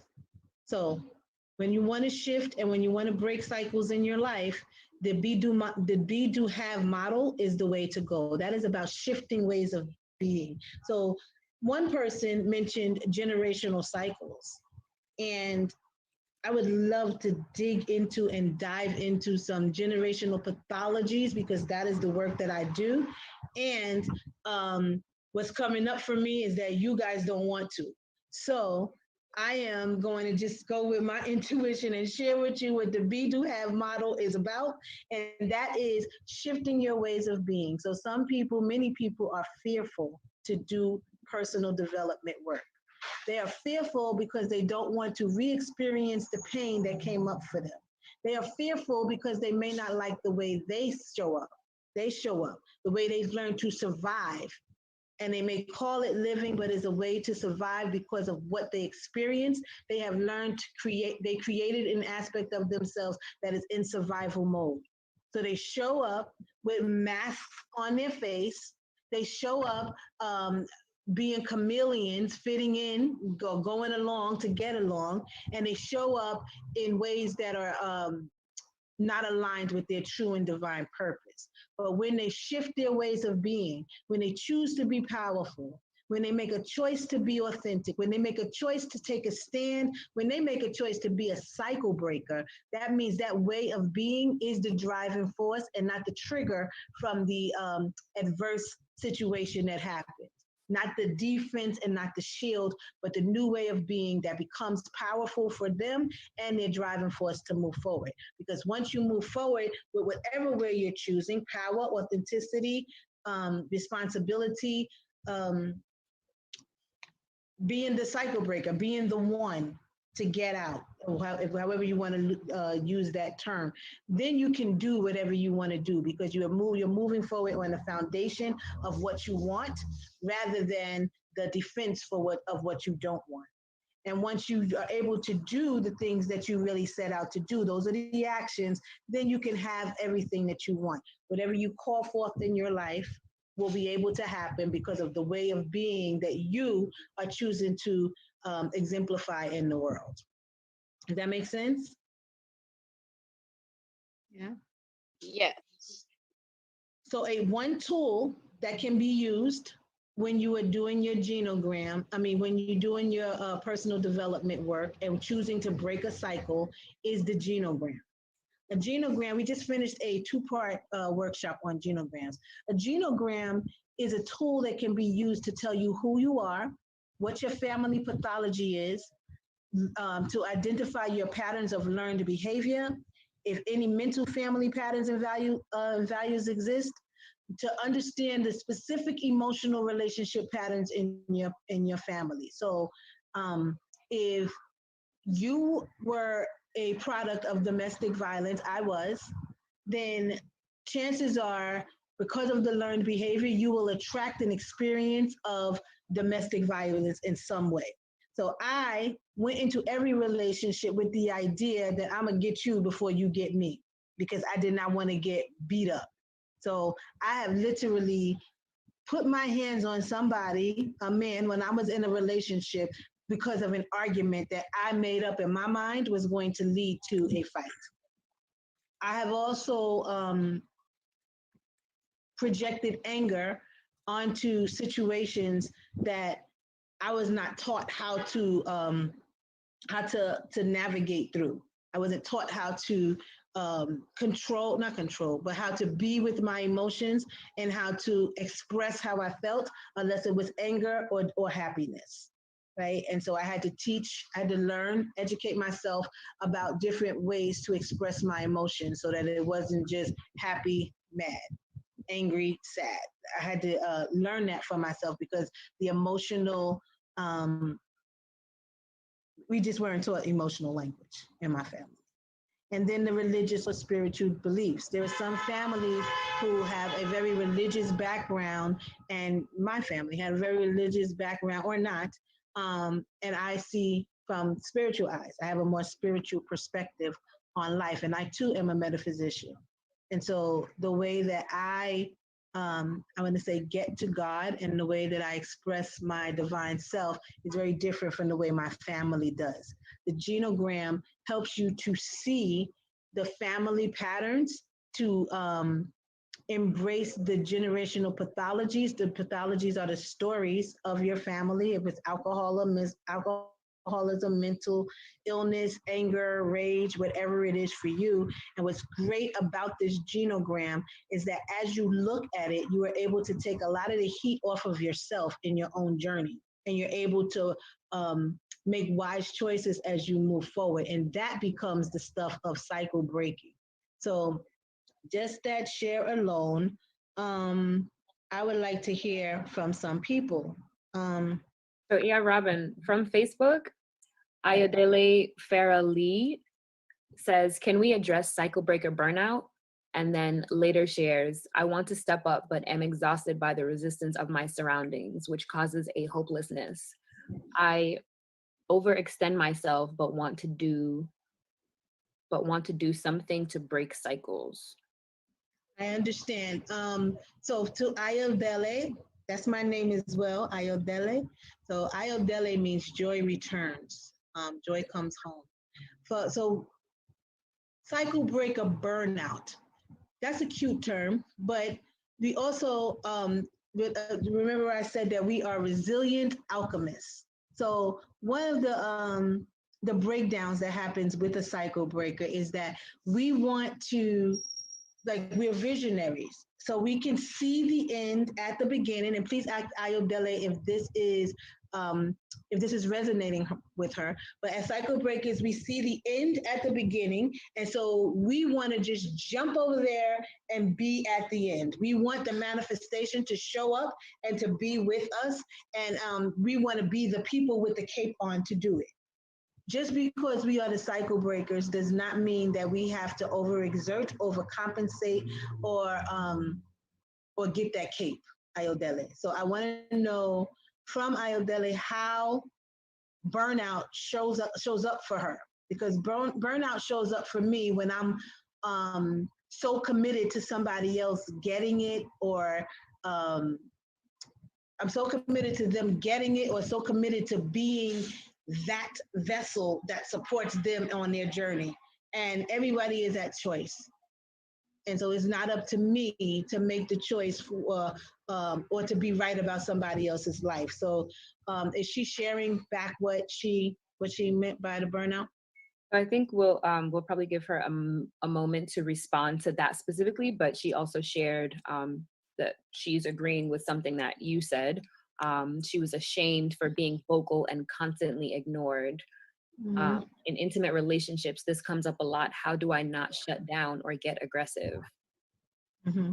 Yeah, I would need to know a little bit more about that. But the way we show up, again, in the communication phase is heartfelt communication. So sometimes we will always attract who we are. And our reflections, our mirrors are going to show us just what we look like. So I have attracted several relationships that I cringe sometimes now when I think about what I attracted in my life.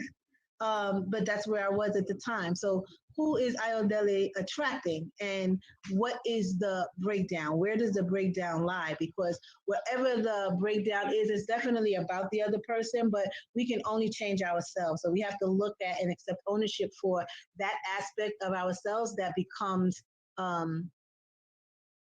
that is part of the problem or part of the situation. Anybody else have a question, comment, concern about cycle breaking? No? Why y'all so quiet? Y'all know what a cycle breaker is, or y'all just like looking, let me see what else she got. Let's have a conversation. Stacy Mallory, how are you? I see you just came on. Hi, Stacy. Stacy don't want to come off of you. Yeah, tough crowd, geez. Inez? Yes. Hi. Good afternoon. Everybody eating glute sandwiches. Yes. I just got on myself not that long ago, but I saw you when you came on. But I am so fascinated in this because I'm thinking that there is some generational challenges that, of course, I've been through. And then I've learned that my mom went through it, and then my grandmother went through it. And I'm like, it's time to stop all of this. And I've been involved with some transformational work for the last few years. And it's like I'm peeling the layers. And now it's getting deeper and deeper and deeper, where I'm even feeling some things that maybe even my grandmother went through. Because when I did like a yoni steaming, I was like, oh my God, did she go through this? What?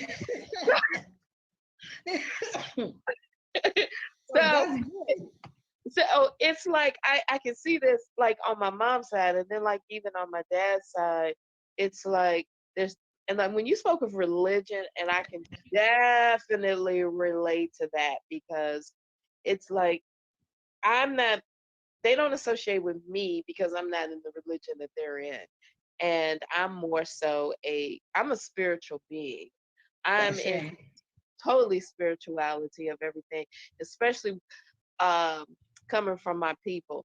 But the thing is, it's like they think it's weird, so they don't want to talk to you. I'm like, wait a minute, what's up here? But then I'm even going further back, because I'm finding out that on my dad's side, the lineage is Yoruba, and I found out I'm connected with that. I feel connected to it, and when and it came up when you spoke of that, of religion, and I was like, okay, it's time to break that cycle, because even one of my cousins said, oh, just let the other generation do it. I'm like, no, it starts with you. Did they say that? Yes. You said let the other generation, wow, okay. Yes. Let the other generation do it. I was like, no, it starts with you. It starts with me. It starts first with you taking the lead. Yeah, if it's meant to be, it's up to me. That's right. That is the cycle breaker model. If it's meant to be, it's up to me. Because you don't have to. And just in response to your question about the genogram, Inez, yes, we just had a 2-part genogram workshop. We ended right before this workshop, right before this session. I just finished the second part of it, and I will have it again because people are still asking for it. But in my opinion, the genogram is one of the most powerful ways for us to identify who we are, why we are, and how to move forward. We don't have to ascribe to the ways that no longer work for us. We don't have to ascribe to the family patterns and ideas of who we are supposed to be. And like in my family, I was the good girl, girl. So I got good grades. I got, I was cute. I was just cute. I was the family good girl until I wasn't. My mother had me at 16 years old, so I got I had the advantage of having all of the family dote on me because my mom's siblings were also teenagers. My grandmother took me in as her 5th child, although she made my mother raise me. I still got the benefits of being like doted on, spoiled by other people. So when it came time for me growing up, I was very, not just hesitant, but I was ashamed when I made mistakes. I felt guilty if I did something that went against what, ever heard the saying, we taught you better than that? Or you know, that's not how you were raised. Like those statements, those phrases would bring on feelings of guilt and shame for me. And I'm just being a kid. I'm just being a teenager. But the same level of high expectation that was placed on me as a good girl is what I placed on myself. And even though I would do some of the things that I knew would go against the grain of my family, I still harbored shame and guilt about it. And so I had to wind up doing a lot of forgiveness work on myself because I beat my own ass better than anybody else ever can. Yeah, and all of us do, actually. Dumbed down, gave my power over to undeserving people. And so for me, being a cycle breaker means that I get to shift all of that. I get to stand in my power as a powerful, authentic, and responsible leader. And I get to teach what I've learned from the wisdom of my own experiences. I get to share with other people how to stand up for yourself, how to not fall into the gap and or the trenches or the boxes of other people's expectations, and how to hear from God, how to hear spirit speaking to you, speaking to your soul, speaking to your mind, your body, and your spirit. I feel like your mind, your body, and your soul every day of my life. Anyway, yes, that, but also being able to laugh at myself. I have been taking life so serious, that, you know, not laughing, not bringing joy back into my life. And it's no mistake that my name is Ayodele. Joy returns to me. Joy comes home when I stand in my truth. Joy comes home when I see one person moving from point A to point B. It comes home when I'm able to synergize with a group of people on, social media, and be able to share my message with the world. And either you get it or you don't get it, that's cool, but I get to share it. And wherever way I'm able to turnkey this information and to be the example of standing in truth, doing the work and breaking cycles, teaching people about ownership, responsibility, and accountability for our own lives, and then being able to hold others accountable and accept ownership and responsibility. So again, I don't want to talk to you, but I'm really passionate about this topic, and I want to hear from you. So, you know, I want to hear from you. So does anybody have anything they want to share, ask, offer? So Right. hello. Oh. Who's talking? Hello. Can you guys hear me? I hear Cheryl. I hear Cheryl. Yes. Hey, yeah, I was in the Facebook group and then I just migrated over to the Zoom. Like I said, I wasn't able to really actively participate. I have a newborn and I'm trying to feed her and so forth. Oh, yeah. Bless her. Thank you. So, but I'm actively, you know, listening in. But I just want to say, you know, as a new mom, and you know, I'm, you know, my own mother. You know, I'm her third youngest child, and you know, a lot of the talking points that you guys made, you know, I was able to resonate with, you know, in one aspect, you know, as far as, you know, the generational curses go. I just, you know, I feel as though the things that we learn, you know, I've always heard experience is the greatest teacher. Mm-hmm. You know, and sometimes things that our parents have told us, you know, well, at least in my experience, my parents, they tried to, you know, raise me the best they could. They weren't perfect. No one is, you know, but there were a lot of things that I learned just, you know, coming of age myself, and the things that made more sense. Mm-hmm. But yeah, even, I'm sorry. yeah. Go ahead. Oh, but basically, I mean, long story short, within that, you know, and I said they raised me the best way that they could. You know, there were things not just, you know, in my immediate family, but in the expanse of my, you know, aunties and them and uncles and other things that transpired before, you know, sometimes we even got here, you know, and we're born into them, you know, experiences that they had, as far as, you know, speaking of curses. So sometimes, you know, I feel as though, you know, when you're trying to break these curses and be, you know, evolve and get past yourself and even get past some of the the things that the trauma bonds that you had growing up. If those people are still around, you know, sometimes like family reunions or things of that nature, you know, my question is, do you think it's wrong to cut off family members? Do you? I think it it depends. It depends on the level of trauma that you dealt with in that family or with that particular family member. So I want to first acknowledge you for getting to the point, Cheryl, because I know, right? Cycle breakers, as I said, are the interruption. And because I don't know you, I don't want to just interrupt your story because I don't know how many times you've told it. And sometimes that matters because, you know, if you're just recently getting something out, and even if it comes out in the form of a question, there's going to be some time needed to process that. But I will say this, family is not only the people you were birthed to, it's not only the people who you share blood with.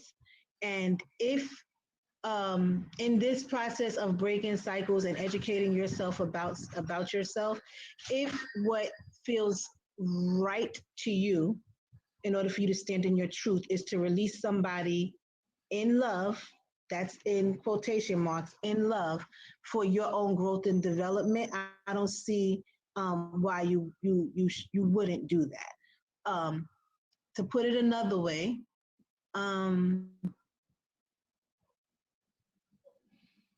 how open are you? How open and vulnerable are you in this moment to share what the hell you're talking about? Yeah.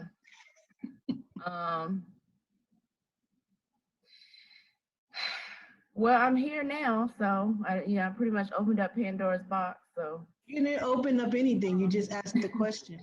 Yeah. I'm hearing beneath what you're saying, but on this Zoom page that's being broadcasted Facebook Live, how open are you to exposing the story so that you can get the support that you need? Because I can only coach what you offer to me. You understand? Basically, I'm gonna ask this. You know, I personally am not the family member that's cutting anybody off. I am one of the family members that has been cut off. You're the one that's been cut off. Mm-hmm. I and it's been some years, that I had, basically I'll just put out there, I have a sibling who, I haven't seen her in years, I think about 5 years now. Mm-hmm.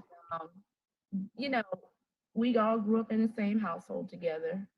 Doesn't mean we had the same experiences, but I never thought that this sibling would pretty much, just cut off the entire, cut off the family, cut off she's cut off her, people that didn't particularly have anything to do with what she said, what the issue was.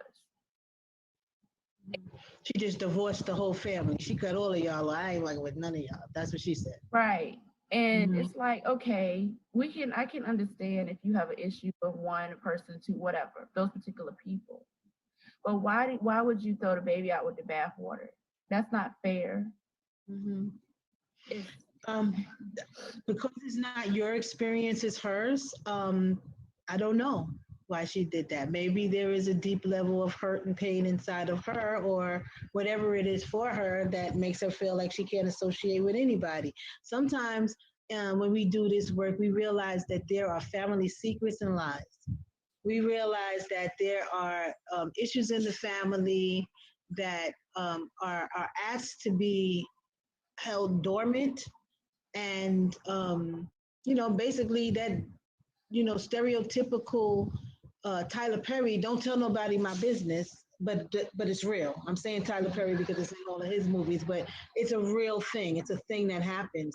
And when that happens and somebody is abused or hurt, or communication doesn't happen in a family, people can choose to protect themselves however they want to.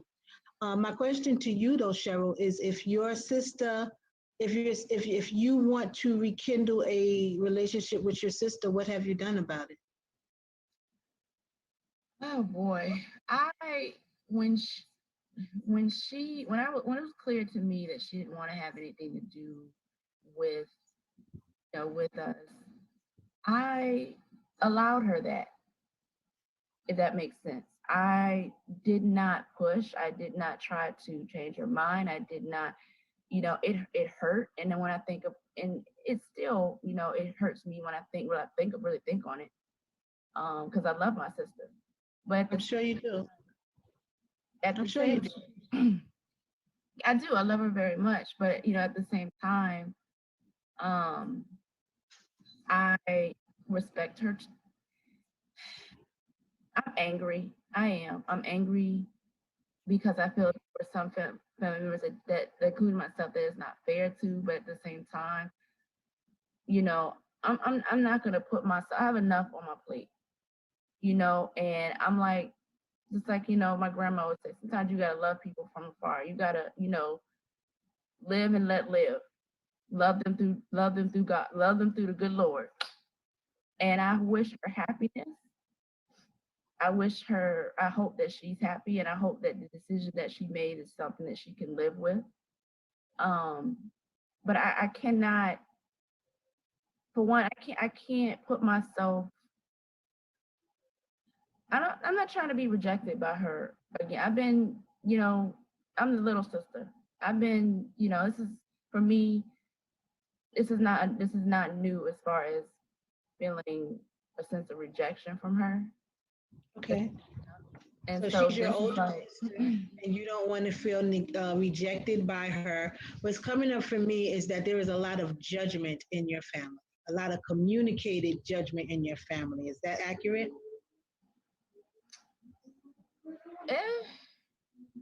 I wouldn't say communicate. I think there is a lack of communication. I'll say that there's a lack of communication. I wish my family was closer, as a whole, and I guess I don't want to get into, because this is live, I don't want to get into too much of detail, but, I mainly am seeking strategies where I can best cope and heal, because I've been within my own journey, and this is part of it, of an expanse of my own life that I am, growing and trying to evolve and do my spiritual work and heal. And this is one of those big kahunas for me, is losing my sister. And should I, I have, family that say, hey, why don't, extended family, like, or friends that say, go and seek your sister out, go find her, or go talk to her and things like that. And I'm like, I already know what it is. I could go to her doorstep and she wouldn't even answer the door. How do you know that? Have you ever done that before? Yeah. You went to her door and you knocked on it and she didn't answer? Yeah.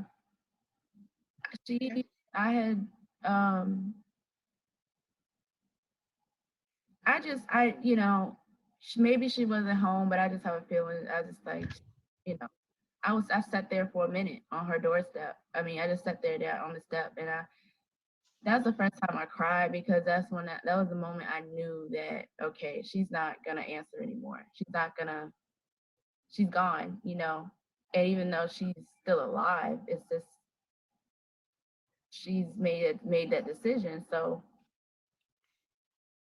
you can't force people to do what they don't want to do, and I'm not that one to do that. Whether you're my sister, my mother, my brother, whatever. If you like I have that policy. You live and let live. If you know how I feel, and especially if Cheryl, I'm going to interrupt you only because we only have a couple of more minutes, but I am happy to talk to you offline about your sister and all the shit you're not saying. So yeah.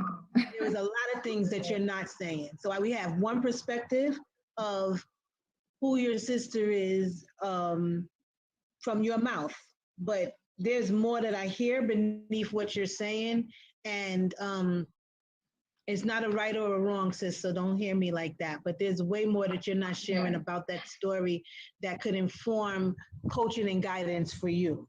I think my contact information is in the chat. So if you will, just look at that, and we can talk offline. I'll be happy to support you in unpacking that.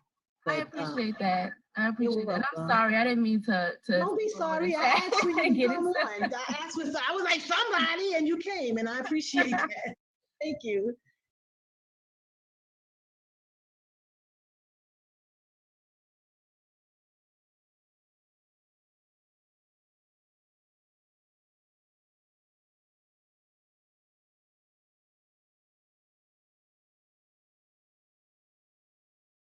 How about I unmute my mic?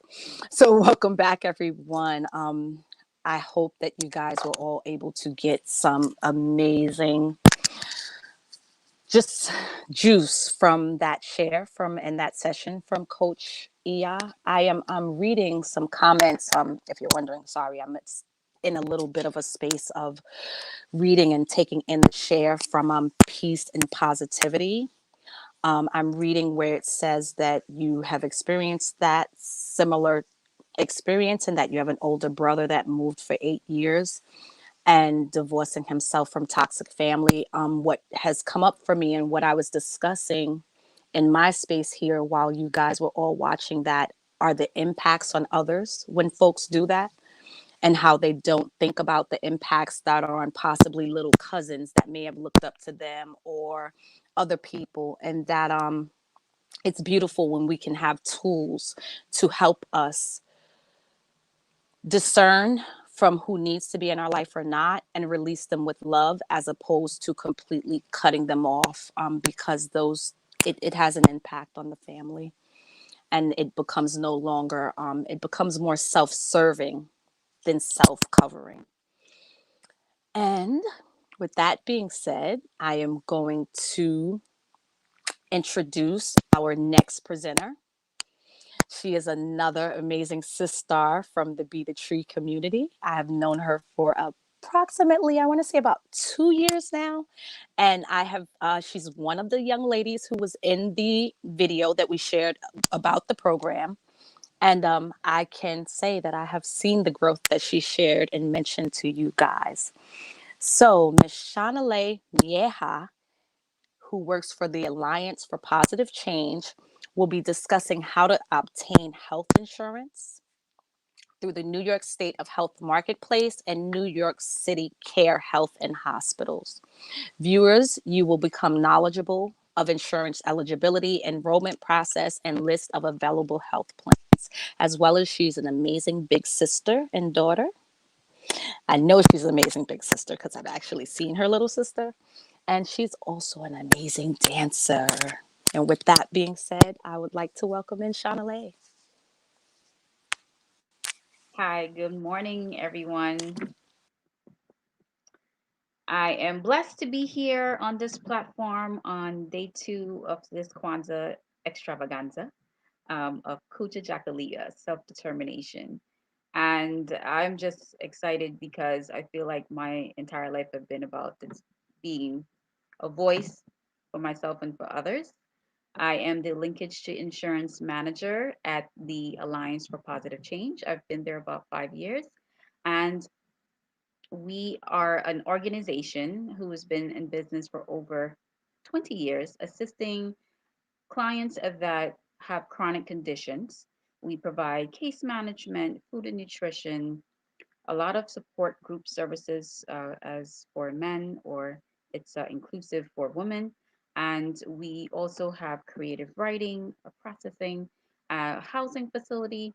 So just in that type of work the people that I'm around there, this example of self-determination is something that we do every single day with assisting our clientele. And of course, in my own personal life as well, as Jamie mentioned, I was a participant in the Be the Tree process, and now as a sewer and as an alumni in the leadership role.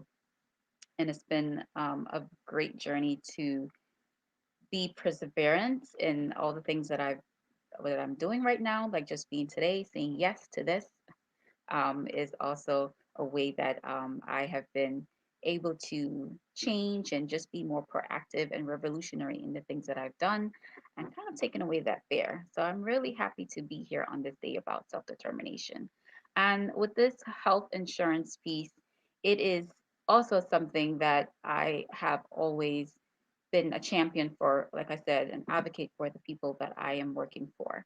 If they do not get health insurance with one of these plans, then I'm helping them with getting another option. And just the fact that this health insurance is something that a lot of people are not aware of is available, that they can get coverage. And we definitely don't want them to miss out on this opportunity because right now in this pandemic, we know that it's a challenging time. Food is a priority, and there are a lot of people who are not getting that. So for health, for me, it's an essential thing. Of course, if anyone gets sick, they need to have this full coverage. So I don't want someone to think about, do I not go to the doctor because I don't have coverage because I need food on the table? And with this information today, I hope that it will alleviate those fears, especially for the immigrant population who is here and out of a job, a lot of them therefore cannot afford health insurance in some sense. So I hope that not only with the immigrant population, but anyone who is living within New York, that they are able to know that it is possible for them to get health insurance. Some of it may be free or low cost, and some, depending on the income, may have some type of fee that may come to it. But just to know that the possibility is there is what I hope that everyone kind of goes away with today. And so we can start the presentation.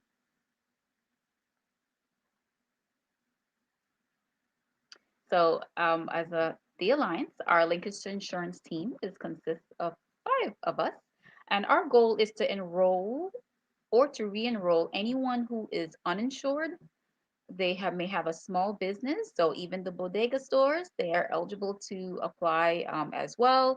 The nail salons, share this information with them as well.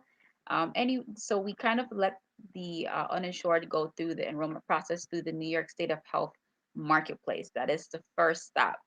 And it could be anyone else, also families, anyone under the age of 64. Consumers enroll in Medicaid, Essential Plan, and Child Health Plus all year round. But right now, there is a special enrollment process, and that is mostly for those who are under the Qualified Health Plan. This enrollment period, as you see on the screen, is from November to January. However, due to the pandemic, they kind of kept it open from March on to now. But right now is crucial because those who are under the qualified health plan, which means that's a fee that you may pay based on your income, they are the ones that needs to enroll right now because after the marketplace closes, they may not be able to enroll through the New York State of Health. However, they may get insurance through HAC, which is another platform that I'll talk about later on. So what is important to know is that because this enrollment period is open, it means that health coverage can start January 1st. So that means if you call me tomorrow, you can get health coverage starting tomorrow, on January 1st, sorry. So this is why it's so important for everyone to share this information with your family, friends. Like I said, if you're going outside to the supermarket, anyone share that coverage can start soon because there are some people who, like we said, is still uninsured and thinking that they have to wait a long time. The insurance process is not that long to complete the applications. So this process can be move along quickly as long as you have all your information that I'm going to go through as we conduct the presentation. Next slide, please. So our main focus for this group of population of homeless people, we know it's very hard to, they may not have address, so that may be a concern for those who may not have an address, but that's okay. We have a way that we can still get insurance if you lose all your identification. Substance users, same thing, may not have a set place that they have. Anyone who's Asian Pacific Islanders, immigrants, people of color, those living with HIV, and anyone within the LGBTQ plus individuals and their families. Anyone, as mentioned before, who's under the age of 64. And if they're not eligible for the New York State of Health Marketplace, then they will be referred to the HHC New York Cares for further assistance. Next slide. So as the enrollment, as I mentioned, it takes about 30 minutes or more to determine your eligibility. So that means if you have all the information, your demographic information, your date of birth, your social security, or if you don't have a social security, that's also okay. You don't need to have a social security to get health insurance. As long and financial information, that's the one of the main things that we need. So if you have that information of where you're working, the address, what it costs that you're getting every week or every month, that is something that you need to have for me so that the application process can move along quickly. But if it doesn't, if you don't have that, then we can pause for you to locate that information. And even if it means another day, couple of hours, you need to come back to me. It's fine. You can call me back and we will pick up where we leave off. But that these are things that makes the application move very quickly if you have these items. Anyone that you are going to put on the application. So if in your household you have a dependent, you could put them on the application. And so you will need their information as well. So date of birth and their social security. That's the only thing. If they are working, then we do need their financial information as well. But once again, if they don't have social security, it's okay. The whole entire household can not have social security and they can still get health insurance. The only reason that the New York State of Health asks for the social security information or social is because they want to know what tier of health insurance you need.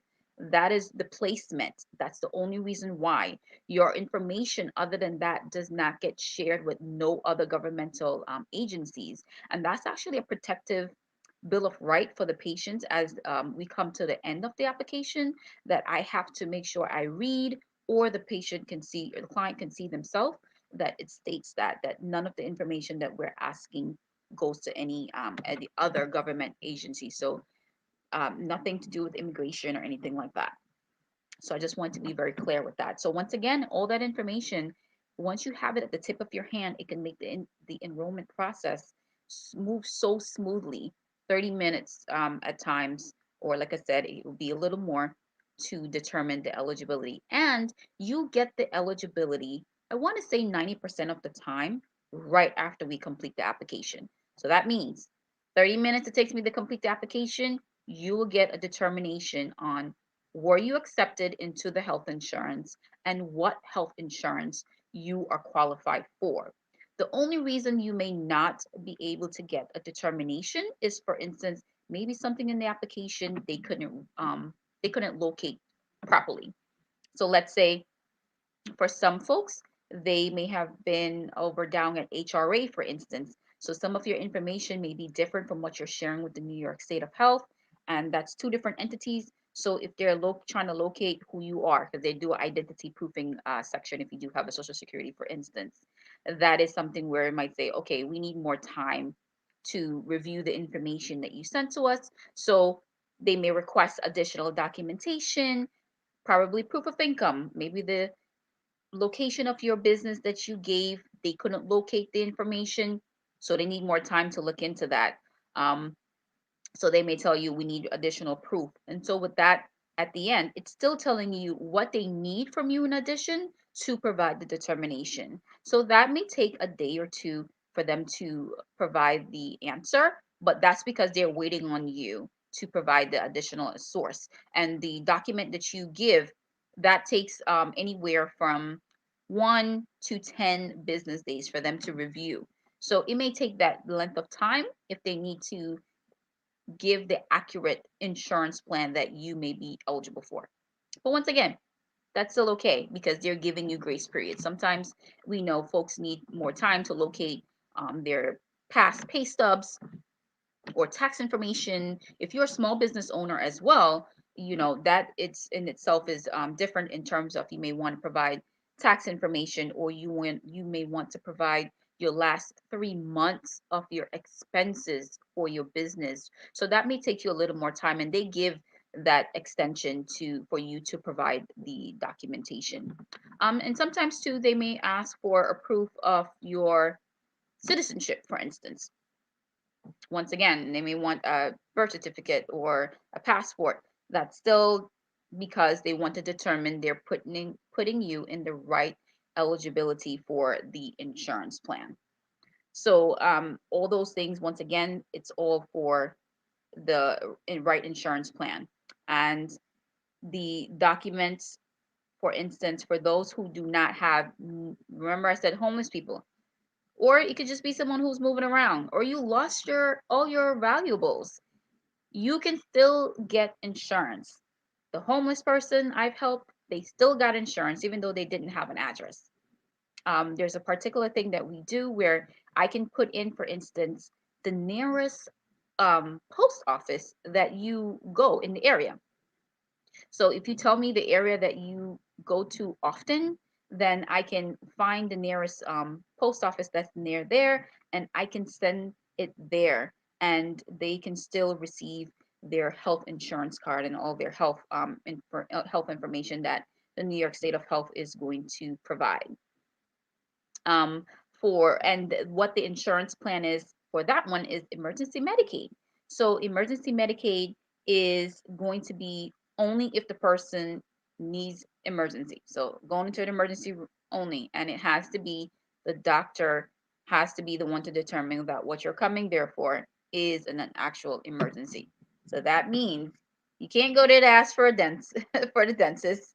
Nothing that's not an emergency. Please don't show up and say I have, I don't know, something is wrong with my finger, or I have a headache. It has to be an emergency, as I mentioned. But that is the plan that you would be given if you have no documentation. So that means no address, no social security, immigrants, all your documents is expired. You've been here 10 plus or 20, 30 plus years. Everything is expired. You can still get that insurance coverage. If you do have a little income, wait, hold on, let me go back to that. And that portion, your financial your finances, sorry, has to be under 17,000 to get that emergency Medicaid if you are an immigrant and have all expired documentation. If your income is above that 17,000, as I mentioned, then you go into a different tier, and the next tier is called an essential plan. So the essential plan are for anyone who has income a little above 17 or a little or under, of course. So you can't have more than about 25,000 for that essential plan. And now this is for everyone, whether you have a social security, you are a citizen here in New York or the United States, or you're an immigrant. As long as you have that criteria, you can be bumped up to essential plan. So the essential plan means you get full coverage. So that means you can go to the dentist, you can go find out about if it's just a headache you have and all the minor things that you need assistance to getting a primary doctor, basically. You can have that plan. Now for the immigrants in this section, you need to have a valid visa and an I-94. So that means this tier, your items cannot be expired. That's what that means. So you come into the country, and I don't care if you just got here today, you can give me a phone call right now and you can be insured as soon as we complete the application. So that means the 30 minutes, like I mentioned before, right? 30, 40 minutes that it takes to complete the application. As you land in New York, you can get insurance. Doesn't matter, even if you're visiting. So you guys a lot of folks are still traveling. So someone is visiting for the holiday. You can still get insured with New York State as long as you have a New York address to provide while you are here visiting on your vacation. A lot of people don't know that. So please share that information as well. So as I mentioned, for the immigrants with the essential plan, you just need to make sure for this one, you do have your documentations that are not expired. Now, if you are changing your status, let's say you are in the process of going to become a permanent resident, so maybe your stuff did get expired. As long as you have a letter from USCIS stating that there is a process going on, you can still get this insurance as long as you have that USCIS information. So that means your permanent resident card has been expired, your visa expired, but you got that USCIS letter stating that someone is you have a relative petitioning for you. You can, or that you're waiting for them to call you so that you can go do your swearing in or getting your any of your health items, because you still got to go get a physical once you're on your way to becoming a US citizen or naturalized citizen. So that can still redetermine for you to get into this eligibility of getting full coverage.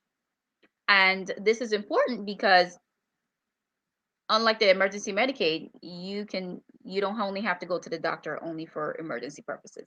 So I want to be clear on that aspect. And if you lose your I-94 arrival departure, that's okay.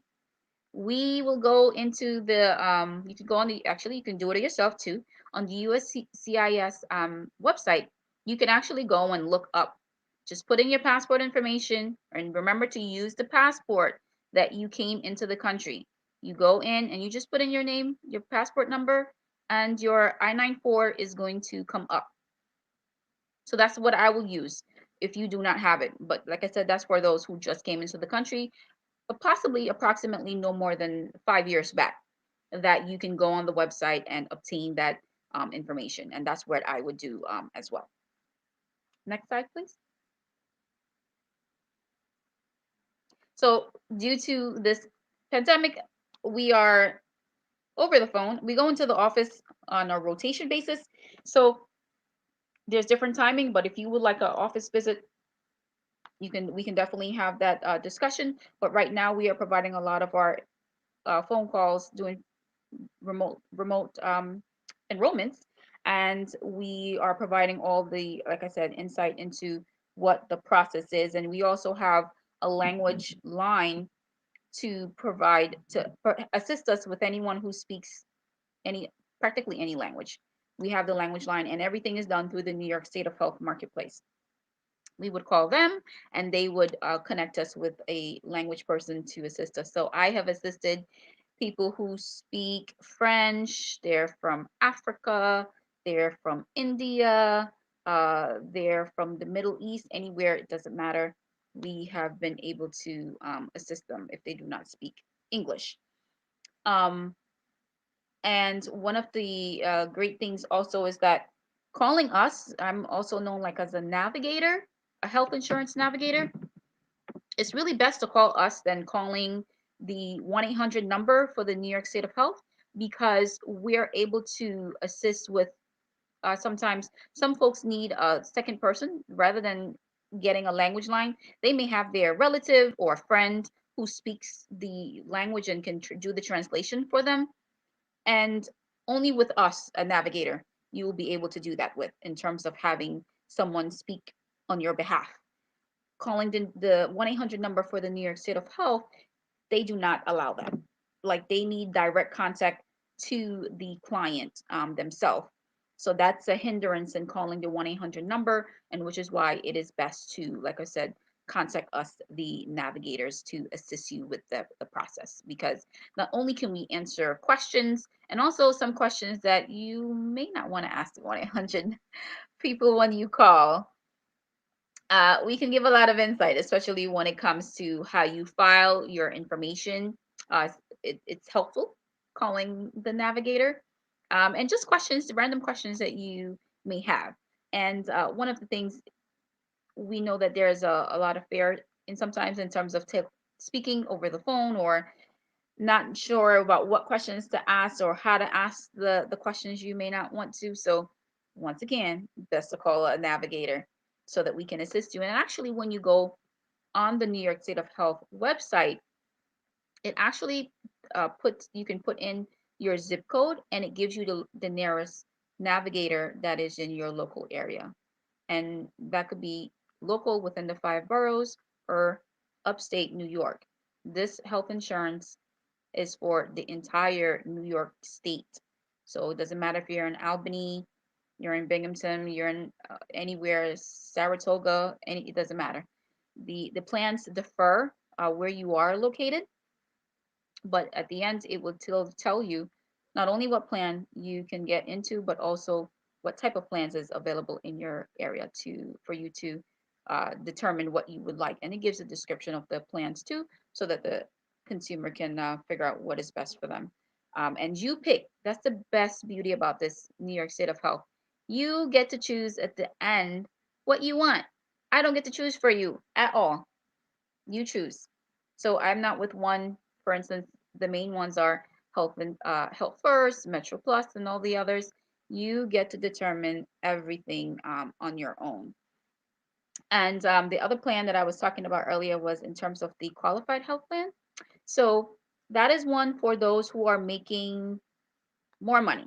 That is, you're making over 25,000, 60, 70, 80,000. That plan is meaning you're going to be paying monthly premiums plus co-pays. Those plans are called the metal plans. So you have bronze, silver, and gold. And those are a little more costly. That may run you into anywhere into the hundreds, but determine if you have a family structure that may provide you with an advanced tax credit. And so the tax credit will assist you in making the payment. So that means you only pay the difference. So let's say, for instance, your insurance plan may be $200-300. They may provide you an advanced tax credit of maybe $150-200. I've seen somewhere up to $250. So that means you only pay technically $50 for your plan. But it all determines on your family structure, as I mentioned, of what they provide to you. And what's really great is that also completing the application doesn't mean that you're enrolled into an insurance plan. Completing the application only gives you what your eligibility is. That's it. You still have to go and click and say, I want to be enrolled in Health First or Metro Plus or any of the other plan. So that's also important, because some people feel like, well, if I'm unsure, then I don't want to do it. And that's the beauty of you don't, they're not going to do anything. You can't you can't be enrolled without your permission. All of this is your permission. You have the right to state what you want to do and what you don't want to do.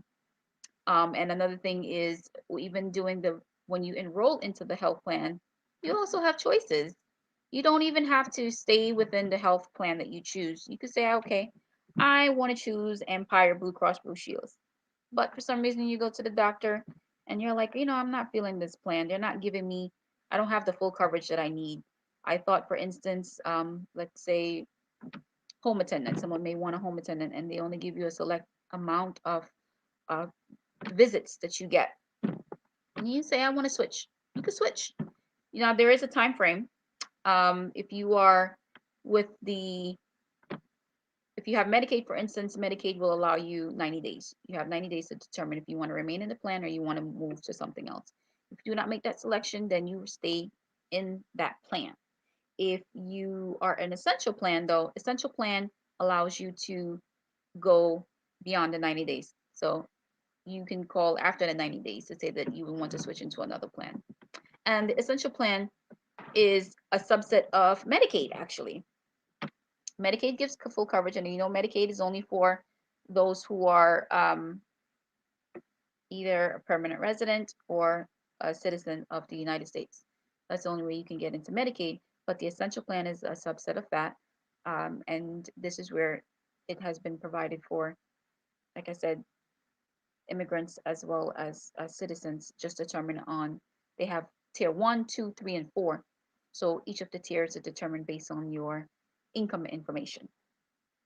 So that's helpful because you can still pay $0 under the essential plan and see all your doctors with no copays. Or you may pay a minimal fee of maybe $20. And the $20 is only for primary care. But if you pay it's about $44 right now, if you get dental and vision, including with your primary care. So once again, that's for the incomes once they're under about 25,000 that you can be enrolled into those plans. And of course, we know Medicaid, you are under the 17,600 roughly that you can get full coverage with that too. So these plans are available throughout the city, and you can, as long as you select your doctor within network, you're available to go at any of those locations. Next slide, please.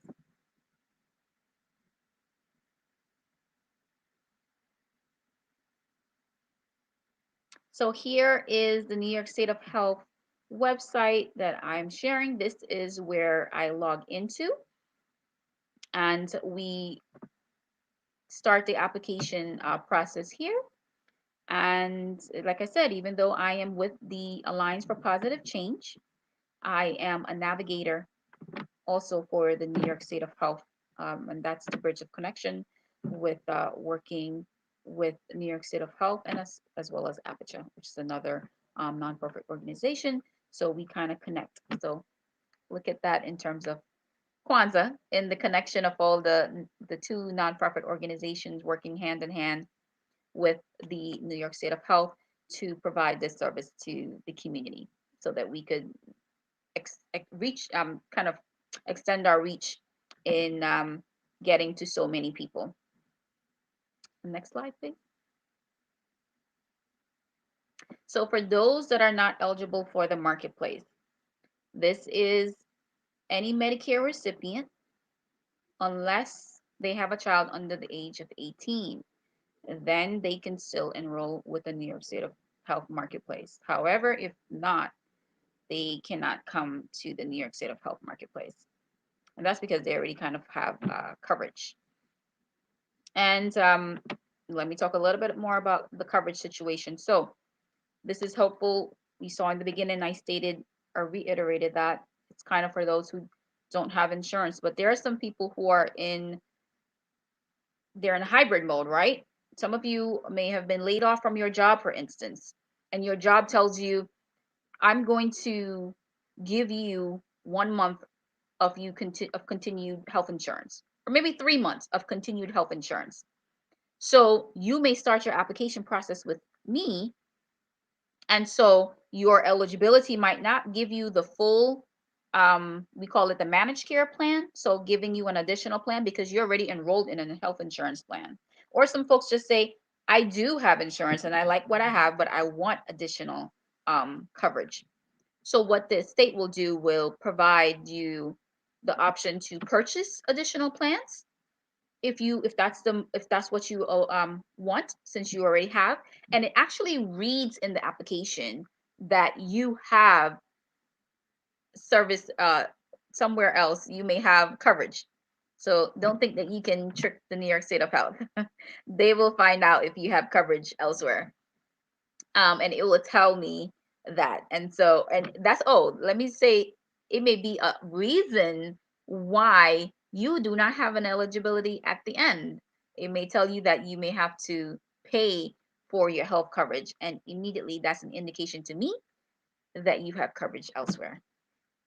So they do get to pick up that information. But you can, once again, find out what the cost may be if you choose to still get secondary health insurance through the New York State. You can look through the cost, effect, and everything for that. And then for those who, as I said, are in that hybrid mode where your job is telling you you only have another month left for receiving coverage with the job, we can start the process. And what would happen is it may tell you based on your income. Once again, all this is relevant to your income. It may tell you we will only provide you with Medicaid, regular Medicaid.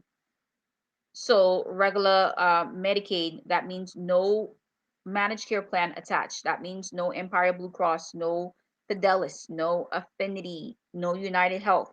You can't get it attached. So that's one of the beauties of getting this health insurance, is because you get the Medicaid with the managed care plan, and the managed care plan is what pays for your insurance, pay for your doctor visits and dental visits and so forth. So once it's stating to you that you only get the regular Medicaid, that means you don't get that. And sometimes not all doctors want someone who only have regular Medicaid, because they want to make sure that their service is going to be financed. So this is why we always push to help the client in terms of getting all their documentation, so that we can put in for them to get the managed care plans. And in the application, we do put in when the end date is for the insurance plan with the job, for instance. Or you may have a spouse that is providing you that insurance. You can put that in when that end date ends, and then the application would be redetermined. And all your letters and everything, once again, will not come from my agency. It will come from the New York State Health Marketplace. I saw someone had a question. Please share the question. Oh, am I able to get price for how much I would pay if I wanted to drop my job insurance? Yes, sometimes what they offer through the job is too high and they do not offer any other options. Correct. Yes, you can. You can definitely contact me so that we can go through what your eligibility is. Remember, when I stated, when we do the application provides to you what you're eligible for. And so it will list you what health plan you can enroll into. And was there another question from anyone behind? Can you share if there was another question that I need to answer? Okay, when you guys get the question, let me know. And for those who are 65 age and over, you will be transferred over to the Health and City Hospital. That's a New York City Care and coverage program. I'm gonna say program. I don't want to say insurance. It's the program that provides coverage for you to seek your medical needs. So that's where the referral is, and I would make the referral. You do not need to call someone else. I would make the referral if you are not eligible for the New York State of Health, over to them, and they will contact you to complete your application and proceed on with them. And I'm going to get into that in a second. And once again, immigrants, your income for these plans are under no more than about 25,000, and it depends, like I said, if you have documentation versus no documentation. That would be the difference in this conversation or statements, that these things that I'm stating, right? So just remember that, under 25. If you are making over that, because I know there's some of you guys have some great off the book jobs, and you're making beyond 30,000, New York State of Health would not be where I would recommend you for. I would transfer you over to the city hospital for services, because your income is too high for, you can't get emergency Medicaid here, nor can you get the essential plan. And that's only because if you have no, meaning expired documentation, that's what I'm referencing to. If you have no documentation, then you cannot move up into the tiers, as I mentioned, to getting the QHP. So that's a qualified health plan that I talked about, right? Your income is above that 25,000, and you have to pay a premium every month or get advanced tax credit. You're not paying taxes, so that you're not eligible for that. So that is why that part of the New York State of Health you're not eligible for, because of your immigration status. And once again, that is the reason why they ask for that immigration status, because it identifies what health insurance plan or tier that they put you in, either emergency Medicaid, essential plan, or the qualified health plans, which are the metal plans, bronze, silver, or platinum, or gold, sorry. Okay, next slide, please. And here are the plans that I mentioned so far. I didn't mention VNS and Medicare, Fidelis, Metro Plus, United Healthcare, Help First, Empire Blue Cross Blue Shield. And as I mentioned, if you're upstate New York, then those are different options that they provide to you. Upstate, I know, is WellCare, for instance, is upstate New York. So once again, you have coverage for the entire New York State region. Next slide. So one of the fear factors that I am grateful that there's change in this ruling is public charge. So we know that a lot of immigrants were being targeted in this administration about if they receive any federal aid, that they would be a public charge and will not be able to get or move into becoming a permanent resident of the United States. Well, completing this application does not in any shape or form provide you make you be a public charge. The public charge ruling, now that we're going to be having a new administration, they are not going to have, well, we're going to hope that they keep their, keep it as they are saying that they're going to, in terms of not having the public charge rule.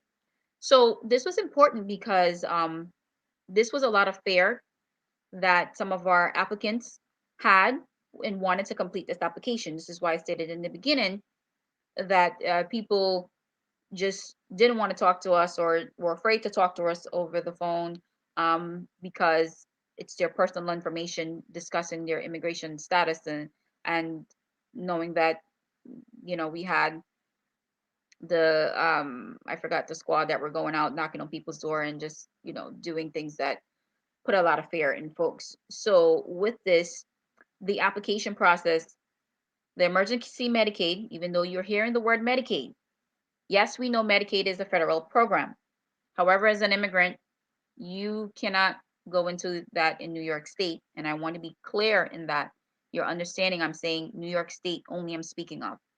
There are some other states where their ruling was different. But for New York State, only if you are a Medicaid recipient is that a federal program. The essential plan that I discussed, the emergency Medicaid that I discussed, is a state plan. You get state coverage, not federal. So that's important to know. So that was something we had to keep enforcing and ensuring folks that those plans are state funded. So you are not a public charge once you're under those two insurance plans. And as I mentioned in the application, it stops you. I can't move forward on an application if your information is not, the information is not being put in correctly. For immigrants who are, like I said, if you're unexpired information, we can still put all that information in. It will not put you into a Medicaid. Like I said, you can only get Medicaid if you're a permanent resident. So I like that assurance I was able to share with my clientele that the application wouldn't allow you to go into that tier because you're not a permanent resident. If you're a permanent resident or you're on your way to becoming a permanent resident, then yes, and you have that USCIS letter stating that, then you can be put into that. But other than that, you will not be a public charge because essential plan and the emergency Medicaid are state plans only. And now that we are going to have a new administration, once again, they're stating that this ruling will not be in place. So on that note, I just want to share, if you also have children that you, for instance, were getting federal funding for, because if you go and apply for food stamps or any housing cash assistance for your children, but you are the head of household as an immigrant, please, that is still available for you to do. Do not, a lot of people were not applying or canceling getting those aids. Once again, you are not a public charge because you have your children that are United States citizens, just that you are the head of household because you're the one filing the application. So I just wanted to share that. Next slide, please. So we are moving into, as I mentioned, the New York City Health and Hospital, which provides practically low cost to no cost in terms of seeking coverage with getting a public primary care physician. The hospital does charge There are some out-of-pocket expensive based on the type of service that you'll need, and that will mean if you are getting some type of special surgery. But other than that, it's based on a scale of what they charge you. You will provide your financial information to them, and they will then determine what you would pay for you are going to see the doctor. And you only pay once you are going to the doctor, for instance. There's no premium as like the New York State of Health if you are under the qualified health plan. Remember I mentioned those metal plans? You don't pay that monthly if you don't go to the doctor under the New York, let me just call them the New York Cares Program. So that's good to know. But what is great from the conjunction of these two programs is if you have emergency Medicaid and you have a specialty surgery that you need to go and do through the New York City hospital program, you can actually combine. The emergency Medicaid would pay for your specialty surgery that you need to take. So that's good because technically you would have paid for that out of pocket. You would pay a portion of it, right? Because remember I stated with this program, you are paying a sliding scale. So it's great to have both of these programs in conjunction. And you just provide all that to it's called the financial advisor. So I would make the referral over via email or a phone call and provide them with when you want your phone call to be, and then they will give you a call back and you would provide your financial information, your address, and you have to have a New York address and be living in New York for at least 6 months to be a part of this program. Next slide.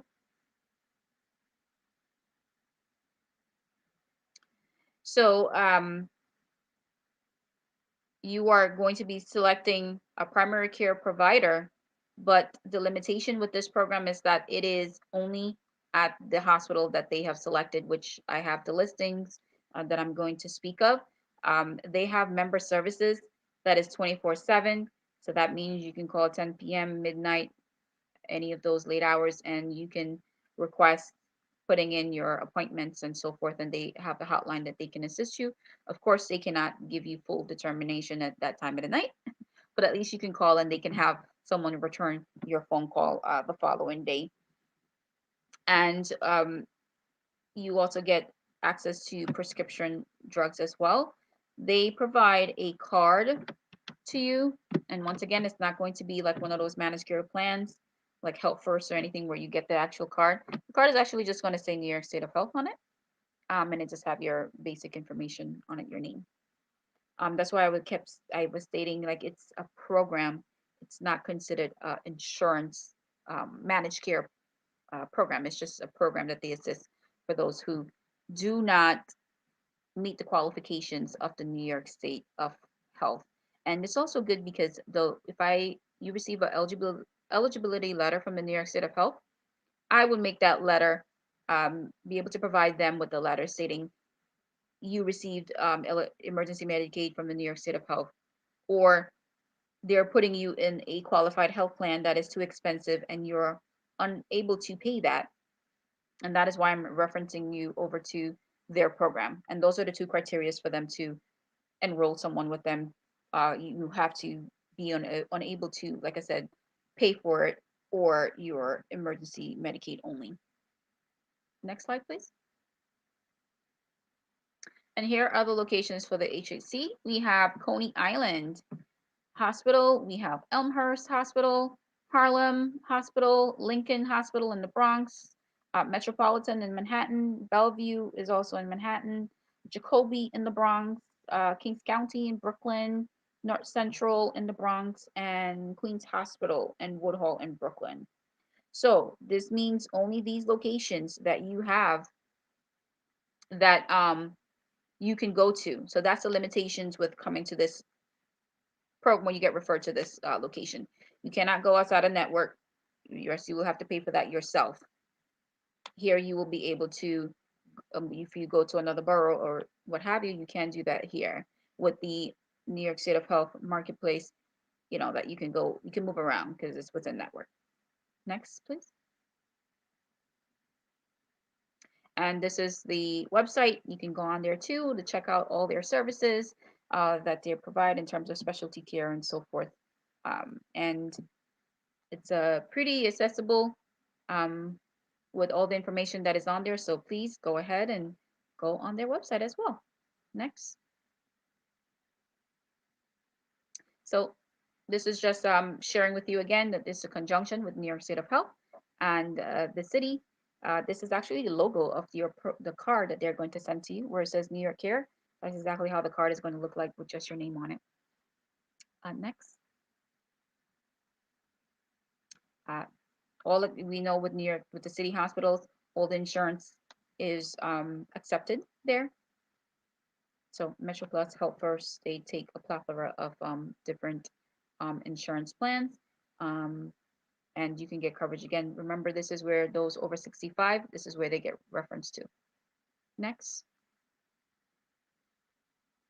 This is our contact information. So this is where these are other team members of my team. I have my assistant director, Ms. Marcia Dare. Myself, I am the manager, and my two assistant managers, Diamond Walters and James Rivera. We are very quick with answering our phone calls, so you are able to contact us at any time and immediately. So once again, I hope that this information was great for all of you guys, and that you are able to take this and share with your community, friends, family. We are here to assist you in any way, shape, or form. This is our office locations. The Alliance has 6. We have all in Manhattan, except one, which is our housing in the Bronx. But our main office is the Midtown Central, which is on 35th Street between 5th and 6th Avenue. That's right by Herald Square, Macy's, down in Midtown. That's the largest office that we have, and the other ones are our smaller offices. The Washington Heights office in Upper Manhattan. Lower in East Side is our Keith Haring office, and we have our substance use location, which is down in Lower East Side in the Chinatown area and near First Avenue. So there's many ways that you can contact us and be a part if you need additional services. Was there any other questions in the chat? So thank everyone for this opportunity today, and I hope that you're able to educate yourself on getting health insurance here in New York State.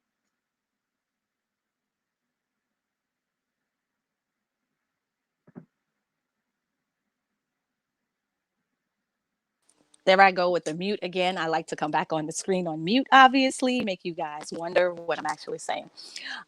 Thank you for that, Shauna. First of all, you shared so much information that I had no idea of, especially that highlight, and I'll bring it up again for anyone who missed it, was being able to get insurance as an immigrant, as a visitor to New York, and also a mention of getting it without Social Security number.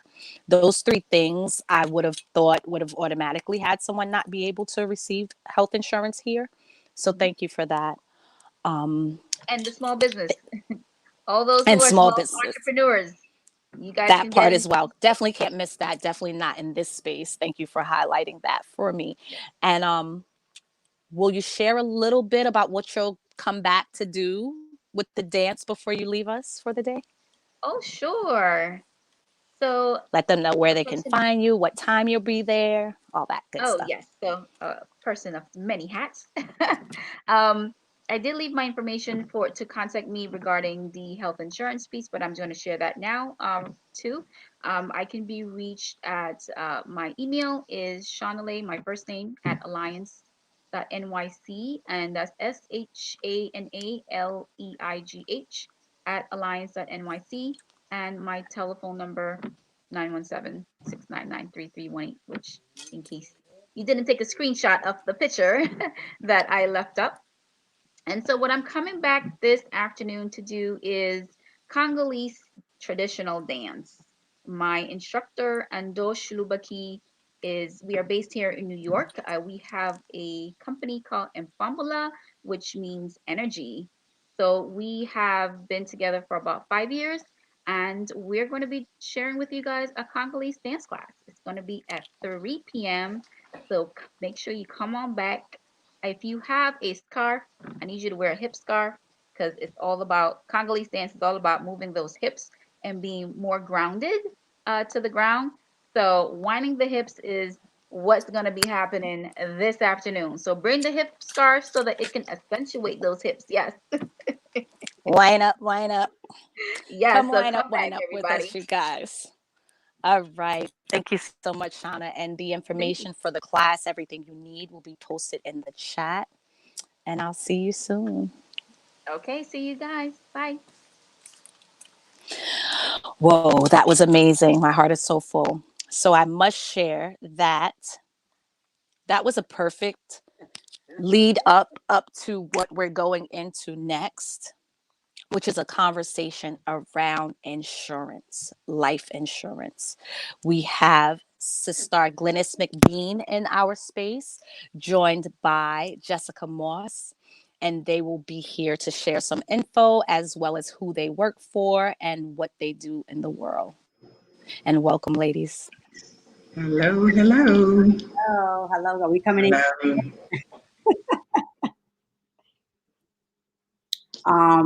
Just thank you so much for having us. Good afternoon, grand rising to all of you. And I think once our presentation come up, we'll go ahead and get started. Glynis will definitely open up with the introduction of who we are, what we do, and why we're here sharing all of this information with you guys. I'm going with just like what you said about perfect going into health insurance, and then now we're going to be talking about life insurance, especially in our community where we kind of run away from that. We run away from talking about life insurance. We run away from talking about the thing that is so important to us. We need to leave GoFundMe's in 2020. We need to talk about income protection with our families and making sure that we're leaving a legacy. So go ahead and get started on Glennis. Okay. Hi, everyone. Thank you very much. I'm so glad to be here today. This is a wonderful opportunity to share information with our community. And my name is Glynis McBean, and I'm a district leader with Primerica Financial Services. Jessica Moss is a regional leader with Primerica Financial Services. And our mission, our passion is to educate families, educate people on the importance of financial services and the things that we offer. We don't offer only life insurance, but today we wanted to focus on life insurance. And one of the reasons I wanted to do that was because a few weeks ago, someone contacted me because her fiance's grandmother passed away earlier this year because of COVID, and they did not have insurance. They had to pass a hat around, and they realized that her mother didn't have insurance, and some of the siblings didn't have insurance.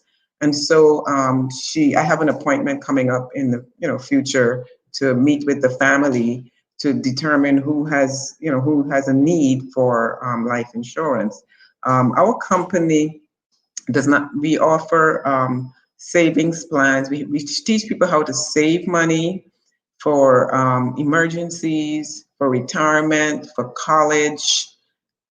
We also partner with other companies that do home insurance, car insurance, and a lot of other financial services. But today, we want to focus on life insurance. So next slide. Okay, so Jessica will take that. Yes, so thank you so much, Glennis, for that introduction. And even now, what we're talking about, especially during a time where things are all over the place. You know, as you're looking at this picture, ask yourself, is my house built that way?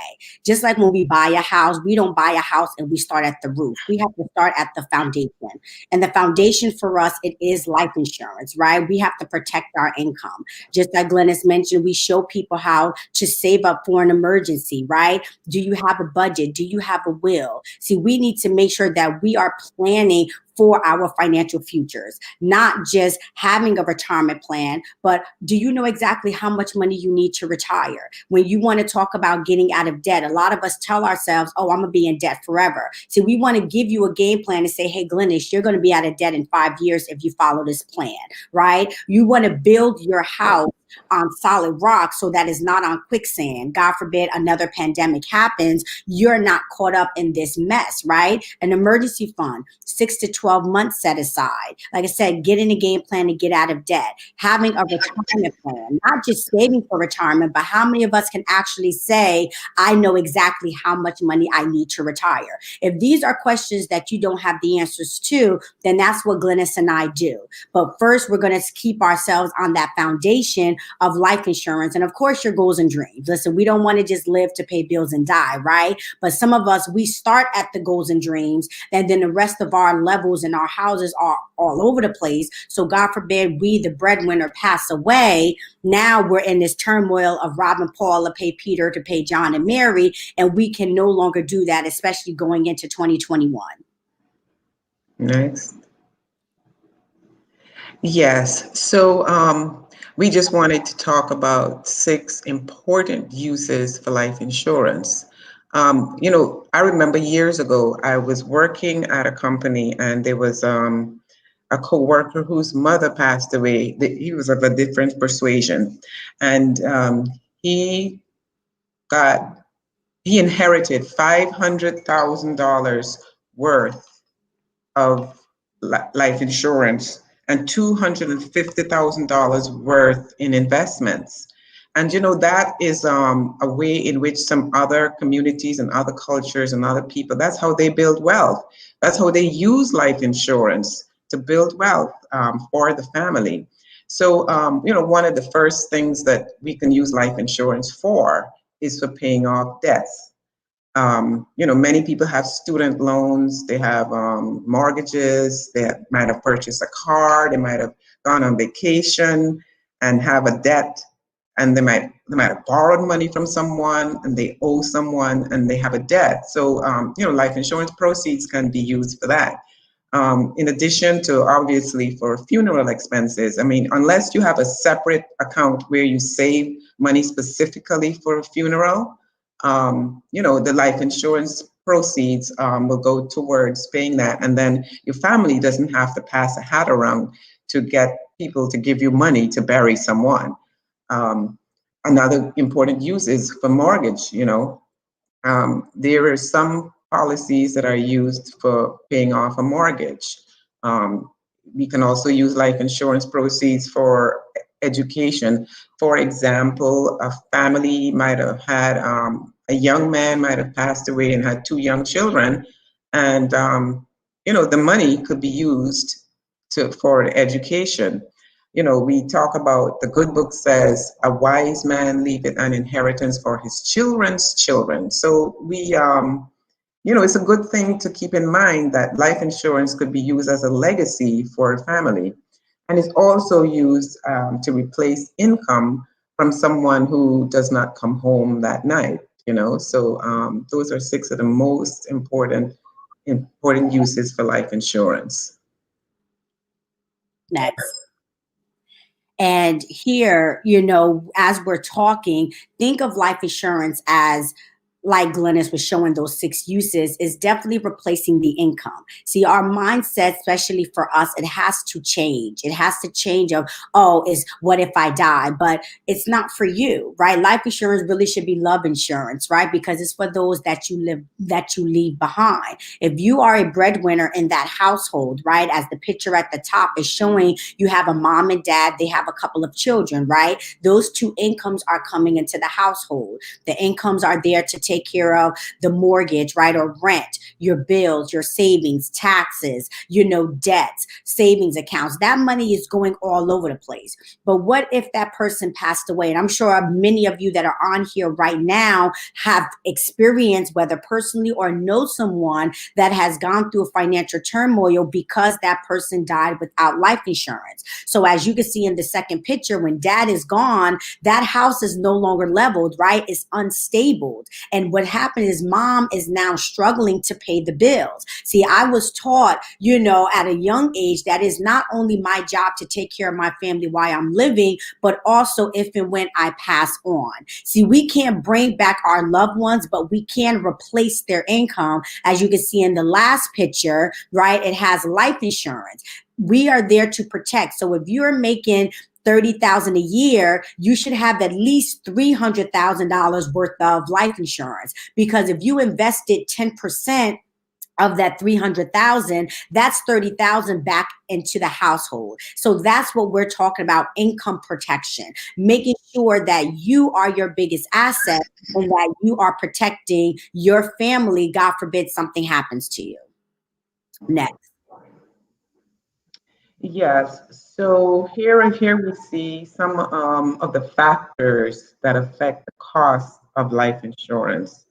Of course, the most obvious is your health, because we know that if you are sick, the likelihood of an insurance company writing a policy on you is zero.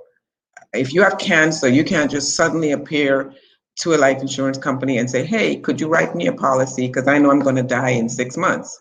So it's important that you try to get a policy when you're in good health.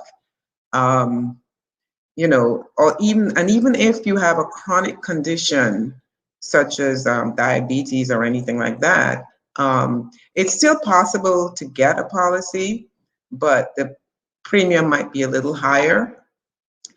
But you can still get a policy and protect your family's income, your age. The younger you are when you get a policy, the lower the premium. So it's not a good idea to wait until you're 50 or 65 and get a policy. However, if you don't have a policy, it's still a good idea, but the cost of the premium would be affected. Whether you smoking is a big factor in the cost of life insurance, because it costs almost double or close to double of someone who does not smoke. So it's not a good idea to try and get a policy when you're smoking. However, it's still, you should get it just to protect your family. Where you live is another factor. And that is, just like with our insurance, where you live affects the cost of the premium, because if you have a garage or if you live in a gated community versus parking on the street, and in certain areas, the premium would be higher. So the amount of coverage as well affects the cost. If, for example, if you want a policy for 500,000, as opposed to a policy with a face value of 250,000, of course, the cost of the premium would be higher. And then the duration of the policy, the older you are when you get it, the less of a duration the policy would be. So just wanted to share some of those factors that affect the cost of life insurance. Next.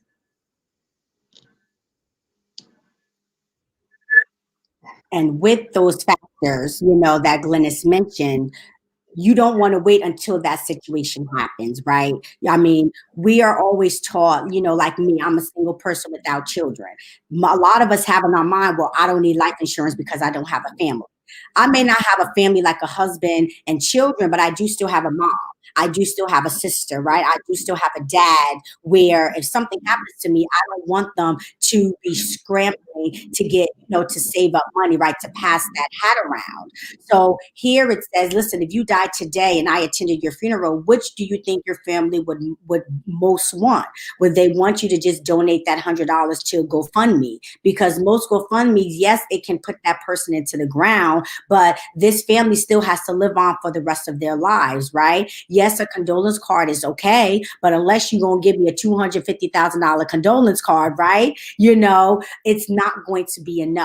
Obviously, you can have food, an arrangement of flowers, or how would you like it if someone can bring you a check to that family to cover the funeral expenses or medical bills and college education, or things that we can use to help support and be able to go on for that family, because a lot of us are dealing with a lot of different things right now that we're not sure what to do, right? What kind, and as we continue going on, we're going to talk about the different types of life insurance policies that are out there, but we want to to just educate you and just give you a little bit of things that maybe you never knew, because a lot of people can be uninformed or misinformed when it comes to life insurance. Because I tell you right now, being a life insurance agent right now and a financial rep, all life insurance policies are not all life insurance policies is not what we call a blanket slate, because a lot of us have that idea, well, I have life insurance, I'm okay. But when was the last time you really looked at your policy to really understand, like, wait, is this covered? Am I covered for this? So I just wanted to throw that in there. Next. So how does life works, right? So in the early years, just like Glennis was saying, and what we're sharing with you is that you don't want to wait until you're older. Listen, we don't want you to have life insurance for your entire life, because no matter what age you are, it's going to get expensive.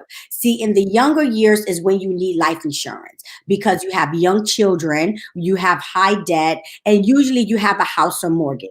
We call this the theory of decreasing responsibility. So when you're younger, that's where all of your responsibilities are. You want to have a lot of life insurance because you don't have a lot of money. But that is going to change, right? Because as you get older, your children get grown, right? They move out. At least we all hope they do. They move out, they go start their own families. Usually your debt should be lowered and your mortgage is paid. See, you want to have two game plans. You want to have a game plan if I die too soon, but also if I live too long. See, statistically, if you are 60 right now, you will make it to age 85. You're talking about a 25-year game plan. You don't want all of that money in life insurance. You want to make sure I have money set aside.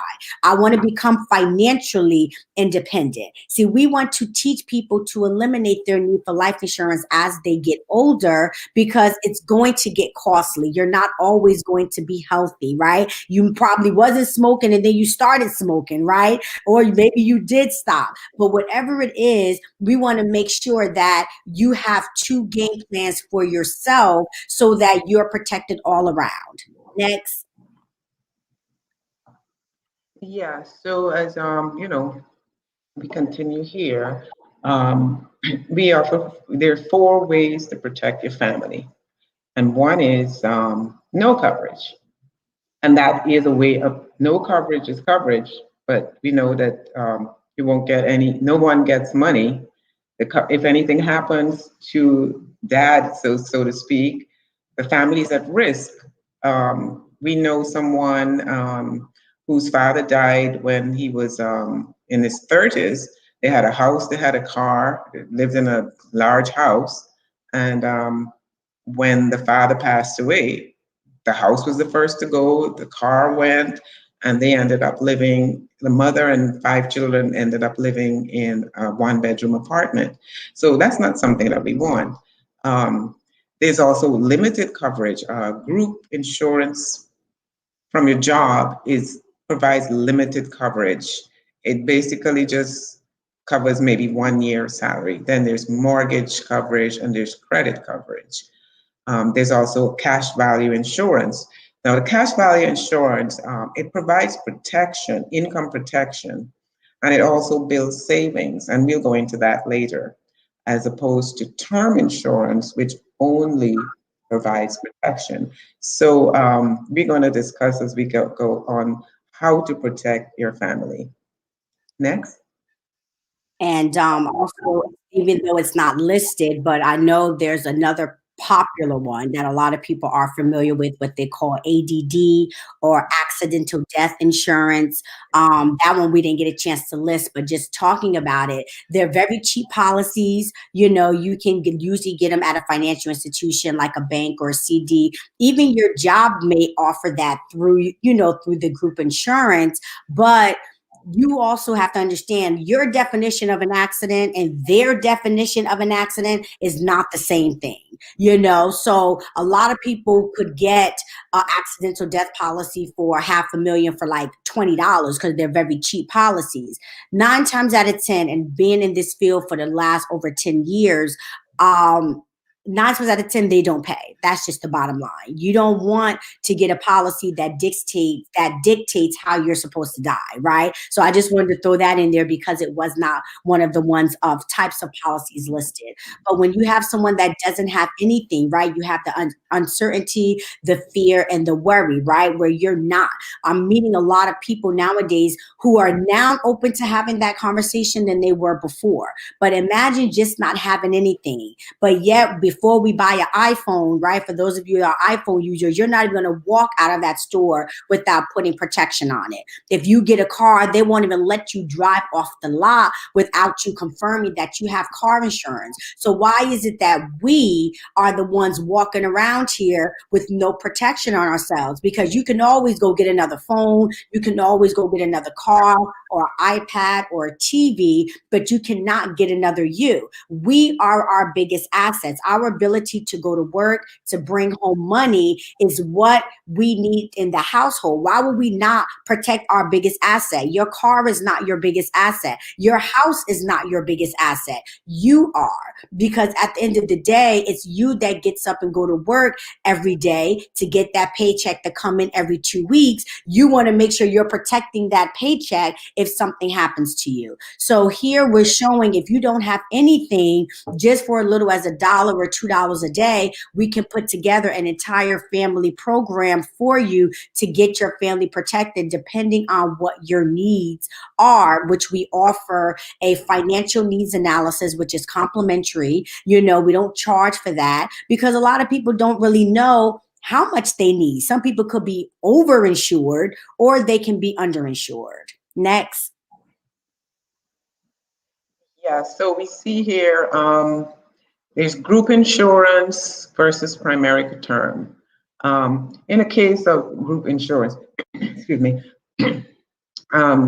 if you're working at ABC Corporation and they offer you a company policy, you're not in control of that policy. The company owns it. If they want to reduce the level of coverage, they can because it's theirs. It's, you know, it's very limited. It's usually 1 to 2 times your salary, your annual salary, whereas we recommend like at least 5 to 10 times coverage of your annual salary. And also, when you leave that job, it's a term, they offer term, and you're compelled to convert it to whole life, which we'll go into later. It's also the type of policy that does not have terminal illness benefit, which is another thing that we'll go into. With the Primerica term policy, you are the owner, and we have one policy for the entire family. And we covered until it's now changed. It's now up to age 100. You can get insurance up to age 100. And all of our policies have a terminal illness benefit included. We'll discuss that later. So, you know, if you were to make a choice between group insurance on your job and primary term, which program gives you better peace of mind? You know, I think that's a no-brainer. So we'll just go to the next slide. Yes, and adding with the group insurance is, like I said, you don't own it.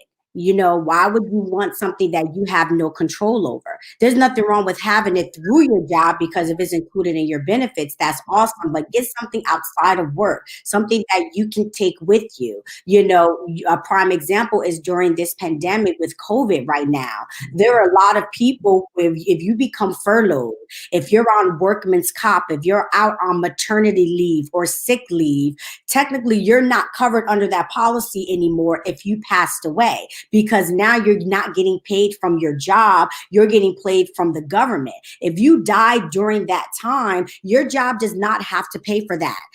Does not have to pay that death claim. So these are reasons why you need to get your own policy outside of your job and really read your policy. Just like with car insurance, most of us haven't looked at our policy since we bought it, right? But when we got into an accident, that's the first thing we're scrambling for. Life insurance is no different. Look and see what those benefits are. Look and see, okay, what is a terminal illness benefit? Do you even know what that is? There's a terminal illness and then there's critical illness. It's two different things, right? Yes, we'll cover you if you pass away from one of those, but there are a lot of people who have a terminal illness and they're still living. Does your policy upfront you some portions of your money that you don't have to pay back to take care of while you're living? See, our company does that. Does yours? See, you want to ask and look at these things, and that's what we do to educate people, because there is a lack of knowledge and a lack of education when it comes to life insurance. So here, this is our rule, right? A lot of you have probably already read it as I was talking, but we call it our funny banking rule. So if I was your banker, right, and you came to me and Glennis is sitting down as a client, and I'm going to say to Glennis, hey, Glennis, before, you open up this checking account with my bank, right, ABC Corporation, I'm going to read you my 5 rules. And if you agree with these rules, I would like for you to sign. So the first one says all of your deposits will be zero balance into your account for the first 2 to 3 years. So basically you're donating all of your money to my amazing corporation for the next 2 to 3 years, right? You don't get anything. So I told Glennis the first rule. The second rule is your savings is going to earn about 1 to 3%, right? She's like, I don't know. To be honest, from the first rule, I would have said no. But you know what? I'm still going through all of them, right? So you're going to earn 1 to 3%. Now, if you want to borrow your money, right? If you want to go on this extravagant vacation, you want to send your kids to college, you want to buy a house, you can come to my bank to get your money, but I get to charge you 5 to 8%. Then I can hold that money for at least 6 months before you can receive it. So not only do I can charge you, but now I get to hold it for a certain amount of time. And then listen, your family don't even have to fight or argue about it if something happened to you, because we get to keep all of your money. Glenn, would you please sign here? Now, a lot of you are probably laughing like, I would never sign this letter. What kind of bank is this? Well, believe it or not, this is actually a type of policy that many of you have heard of, or even some of you may actually have. Can you go to the next one? And that's what we call whole life or cash value life insurance. Some of you know it as maybe, like I said, whole life, universal, variable life. They call it flexible universal, flexible premium. It's just pretty much a bunch of names. But if you have a policy that has a savings built into it, you pretty much sign that letter. See, they didn't sell it to you that way, because if you would have told me for the first 2 to 3 years, you taking all of my money, I wouldn't have signed it in the first place. But that's not what they do. They tell you, or they educate you, and they say, oh, you can use this money to send your kids to college.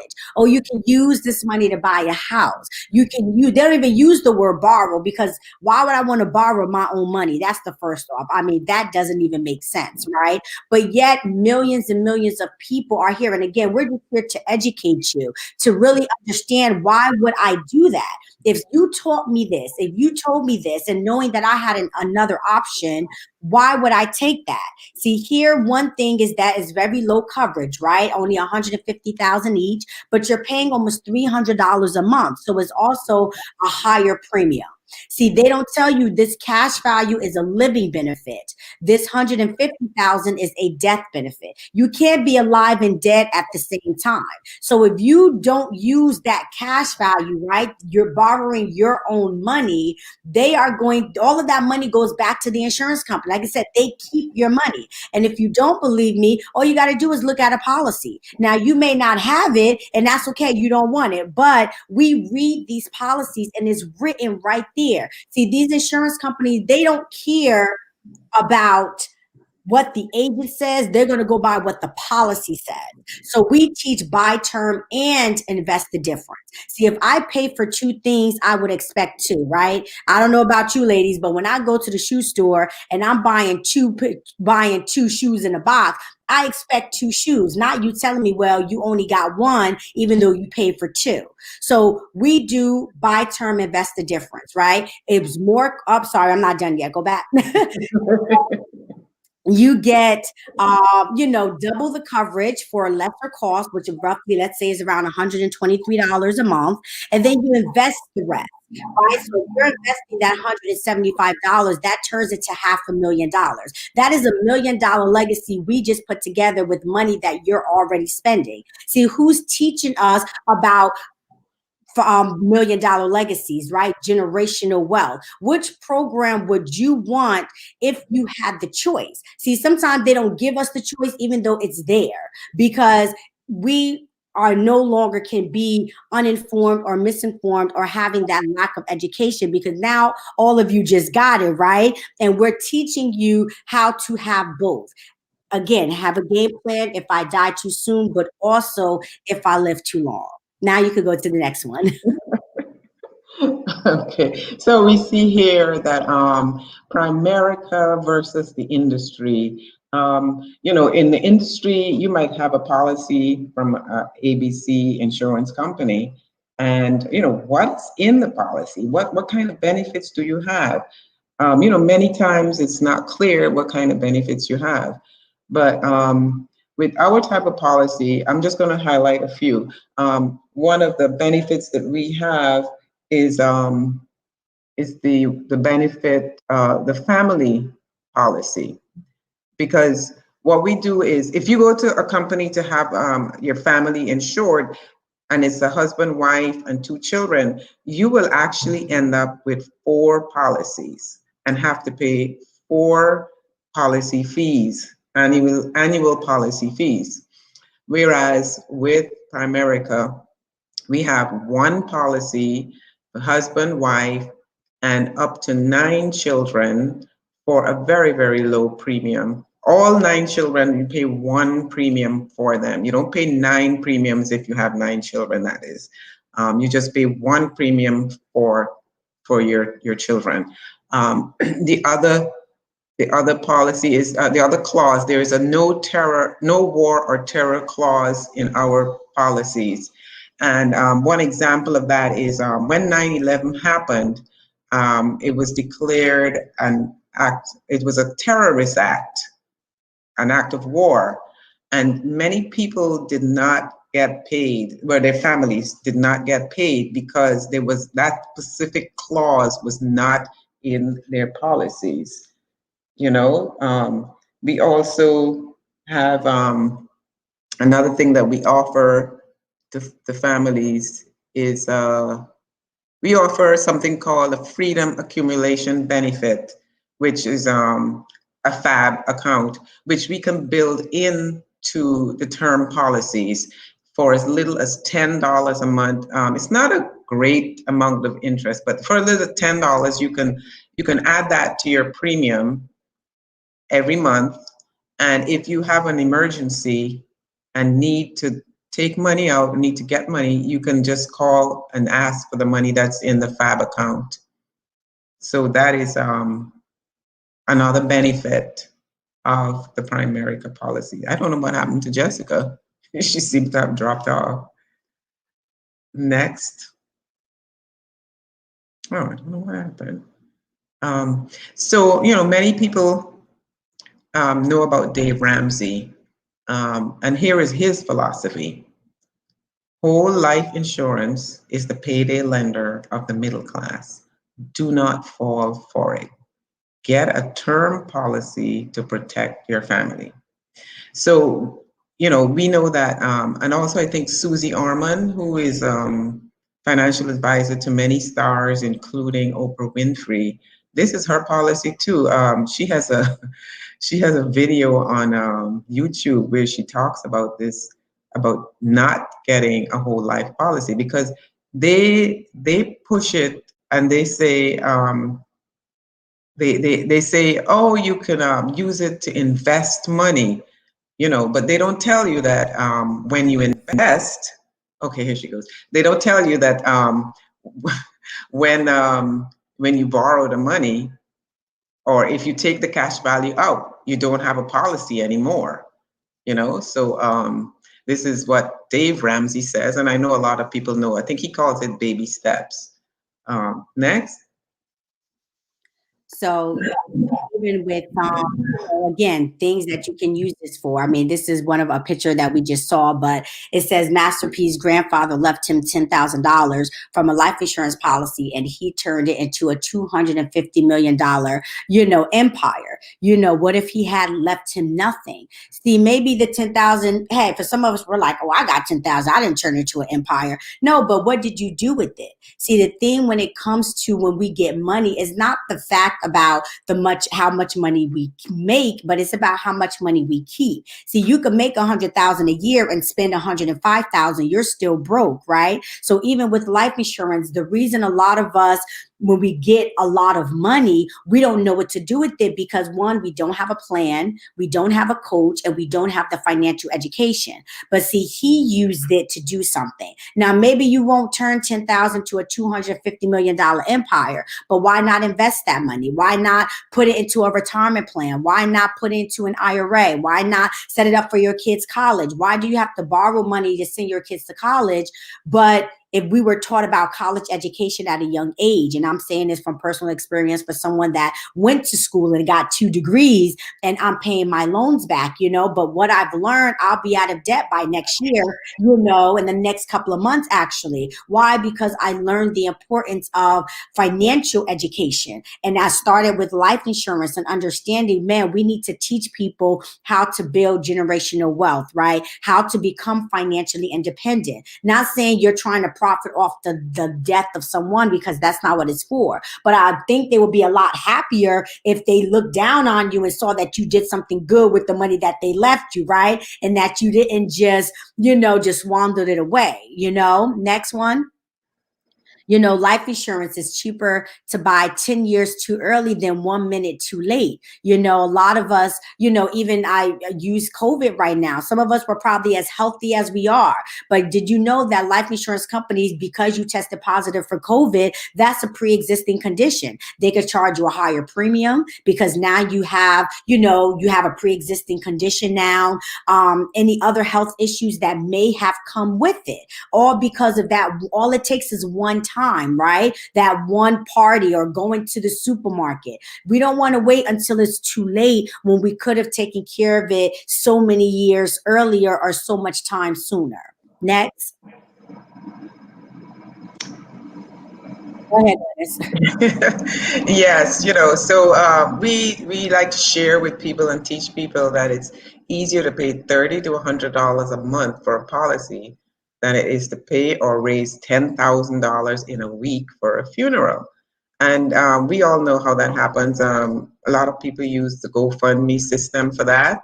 So getting life insurance is one way of preventing, not being able to pass a hat around, as I like to say, and begging people for money and, having people to pay to store the remains and, and it's a stressful time. So if you prepare in advance by getting your insurance policy,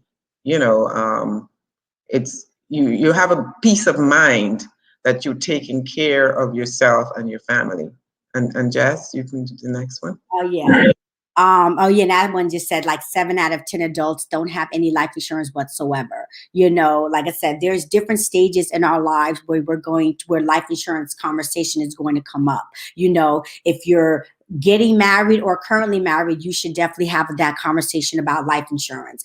Even if you're single, a lot of single people, like I said, I'm single, I have a life insurance because I'm not always going to be young and I'm not always going to be healthy, right? But I still protect myself. So don't think just because you don't have children that you should not have life insurance. If you're about to have a baby, you should get life insurance. If you are purchasing a house, you should get life insurance. Even if you are selling your house or whatever the case may be, life insurance is always going to be a need that people are always going to need that conversation about, because we're reaching different stages. Like, we shouldn't be 7 out of 10 people don't have life insurance, right? But yet all of us, most of us have jobs and we have people and different things. We need to now change that narrative and not shy away from from this tough conversation. The next slide. If anybody has any questions, we'll be here to answer them. Then the next one, it does have our contact information on it. These are our cell phone numbers, our emails. If you just want to reach out, we are offering complimentary consultations for anybody that would like that, just to have a talk, just to see, hey, am I on the right track? Look at my policy. So we're extending that to you to everyone that does reach out, for this event right now. 2021 is here already, and let's go into 2021 with having our financial game plans in order, the right type of life insurance, making sure that we have those game plans. I appreciate all of you. Thank you guys so much. Thank you too. I don't know if anyone has any questions, but we are available. There's no wrong questions to ask. We don't charge anyone. Everything is complimentary, it's custom, and, and free. So, we want to thank everyone who is here, who's listening, and even those who will be on the replay. And thank the Athenia and the Emoji team and everyone for giving us this opportunity. We really do appreciate it. And we want to wish everyone the best for next year, 2021, as we move from 2020 vision to 2021. Thank you. Ashe. Thank you. Shalom. Thank you, Jessica. Thank you, Glynis. It was a pleasure to have you in this space. And thank you for such thorough information. And hopefully the folks will be reaching out to you ladies to get more information and assistance when and if needed. Well, we definitely know it's needed. This is a conversation that comes up all too many in our neighborhood. And this is before COVID. Before COVID, there was a lot of GoFundMe. I have actually had to do one for my uncle who didn't have children some years ago. So, and my stepfather took care of my grandmothers this year. So I'm aware of the need and how important it is from my own experience. So thank you, ladies. You're much appreciated. Thank you so much. Okay. Bye. All right, family. Thank you for being with us today. We have more to come. All information for all presenters will be on the Facebook page as well as in the chat. And I would love to welcome the Juneteenth founder and our leader, Athenia Rodney, to come back on and lead us into some games and some information and more Juneteenth information. Awesome. Thank you, sis. So hello, everyone. It has been an interesting day. So much information. I am really excited about all the people that we've had backstage joining us, and just talking about all the how to take care of yourself at the end of the day, right? Today is about Kujichagulia, self-determination. What does that mean for you? Like, where does that come up for you? How are you defining yourself? How are you defining your health? Is what we talked about. How are you defining your mental health? So let's start. We started off with mental health, right? How does how do you define your mental health? Then we went into physical health, how we defining that. And then we went into what post-care, or post-care looks like for your family. So after you are no longer here, how is your family receiving you? Are they receiving your debt, or are they receiving an inheritance that can help to propel them forward, and your children's children forward? So what do we have up next? So I am going to do a video about Kwanzaa. So give me 1 second. Let me pull that up here. Because afterwards we are going to do a game. Those who were with us yesterday participated in our activities of our Kwanzaa game. So we are going to continue that because we did not finish it yesterday. And yesterday we had a winner from yesterday's question. So today we will also have a winner that we will announce from for today's question. So we basically are wiping the slate clean. So anyone who answers questions today will be entered in our contest for today's winners. So I am going to share the video first, and then I'll give you the opportunity to do, then we'll do the questions. So let me see that this is up. Let me play that for you. Kwanzaa. There are many holidays celebrated throughout the year in the United States, as well as in other parts of the world. One of these holidays is called Kwanzaa. The name Kwanzaa comes from the Swahili phrase Matunda ya Kwanza, which means first fruits of the harvest. The holiday was created in 1966 by Dr. Maulana Karenga. Dr. Karenga was a professor and chairman of Black Studies at California State University in Long Beach, California. Dr. Karenga started this holiday because of some recent riots or fights that had broken out in a Los Angeles neighborhood. He wanted to find a way to bring African Americans together as a community. His goal was to create a holiday where African Americans could celebrate their culture and their history. Kwanzaa festivities are based on African harvest celebrations. Those celebrations revolve around newly harvested or planted crops. Since it began in 1966, Kwanzaa has been celebrated by African Americans throughout the United States. It is a 7-day non-religious celebration that begins December 26th and ends January 1st. There are many traditions that are celebrated during the 7 days of Kwanzaa, but at the heart of the Kwanzaa celebrations are 7 symbols and 7 principles. Here is a look at each of the 7 symbols of Kwanzaa and what they represent. Kikombe cha umoja means the unity cup. Drinking from this cup on the 6th day of Kwanzaa is meant to honor and remember African ancestors. It is also a sign of unity. Before drinking from the cup, each person says, Harambe, meaning, let's pull together. Kinara is the name of the candle holder. Can you say Kinara? Kinara. Right, it's a candle holder. The Kinara holds 7 candles. The candles symbolize stalks of corn that branch off to form new stalks. This is symbolic of how the human family is created. It also celebrates the idea that through children, future hopes of each family come to pass.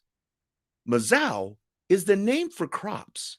Fruits, nuts, and vegetables represent the crops and the work that went into growing them. During Kwanzaa, fruits, nuts, and vegetables are placed on a special mat as gifts for everyone to enjoy. These foods are a reminder to the people celebrating Kwanzaa of the fruits that nourish the people of Africa. Mishumu Saba is the name for the 7 candles that sit on top of the Kinara. The 7 candles represent the 7 principles of Kwanzaa.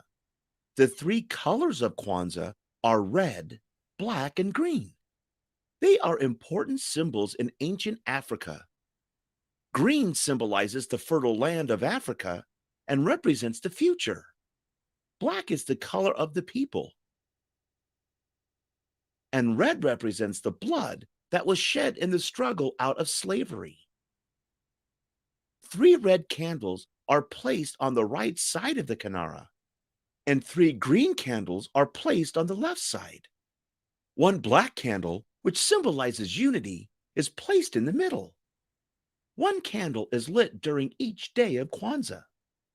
We always start with the people first, and then we put the candle up and we light a different candle each night. So there are 7 nights in the celebration. Mkeke means placemat. It is the base for the 6 symbols of Kwanzaa. This straw mat symbolizes a foundation. Nothing can be built without having a foundation on which to sit. The mat is where the gifts of Kwanzaa are placed. Vibunzi means ear of corn. 1 ear of corn is placed on the mkeka for each child present. Makeke, and we lay it down. And then we have fruits and vegetables to represent people who work hard in the field. Zawadi means gifts. On January 1st, the last day of Kwanzaa, handmade educational and cultural gifts are given. People celebrating Kwanzaa decorate with red, black, and green African-style fabrics, art, and clothing. For each of the 7 nights, families gather and someone lights one of the special candles on the Kinara. Usually, it is a child who gets to do this. Following the lighting of the candle, one of the 7 principles is discussed among family and friends. The symbols of Kwanzaa are closely connected to the 7 principles. Here is a list of the 7 principles of Kwanzaa. Umoja means unity. This principle is about building a strong family, race, community, and nation. It encourages people to come together physically and ethically. Umoja believes that when people come together, they are capable of anything. Kujichagulia means self-determination. An example of this principle is to speak up for yourself.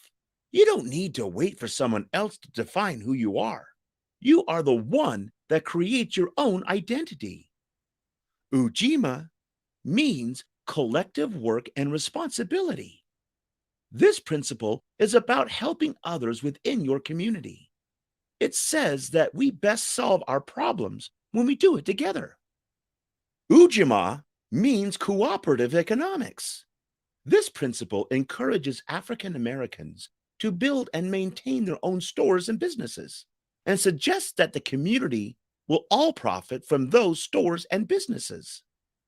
Nia means purpose. It encourages people to find their purpose as well as to protect their legacy. It also teaches African Americans to build up and develop their communities. Kaumba means creativity. This principle talks about doing as much as you can to leave the community better and more beautiful for future generations. Mani means faith. It is about believing with all your heart in your people, parents, teachers, and leaders, and the righteousness and victory of their struggle. It teaches that without faith in your community cannot survive. The tradition of the 7 symbols and the 7 principles of Kwanzaa are values of African culture. They contribute to building and reinforcing community among African Americans. On December 31st, there is a feast held as part of the Kwanzaa holiday called the Great Feast of Karamu. The 3 colors of Kwanzaa, red, black, and green, are especially important during this feast. The feast is held at a home, church, or community center that is decorated in an African motif. The feast includes traditional African dishes, as well as dishes with ingredients brought to the U.S. by Africans, such as sesame seeds, peanuts, sweet potatoes, collard greens, and spicy sauces. The foods are placed on and around a large mkeka, and a program is given as part of the festivities.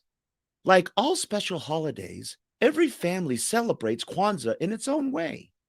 Most celebrations include song and dances, African drums, storytelling, poetry, and a large traditional meal. Millions of people every year celebrate Kwanzaa. It is a special week honoring the values of African culture while inspiring African Americans throughout the United States. Thanks for following Clarendon Learning. Be sure to subscribe for more free resources.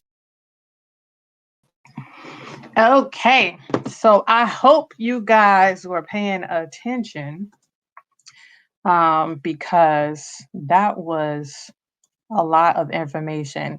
A couple of things that I've definitely seen. So I've been in my best friend and her family, they do a celebration every year and they hold it on New Year's Day. So that's always what I'm doing on New Year's Day, except for I think one year when I was in the hospital because I was pregnant.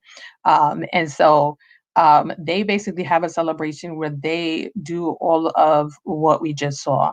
And it is such an amazing experience to be a part of. So if you do not already have a Kwanzaa practice that your family has, been celebrating, I definitely encourage you to look into it a little bit more and to talk to your family about creating it. So there are 7 days. So typically what, one might do, see, I'm an event planner, right? So this is where it goes, right? So what one might do is give each group of families in your family cluster one of the different days and then ask them to do a presentation of sorts on what that day means to that family, meant to that family throughout the year.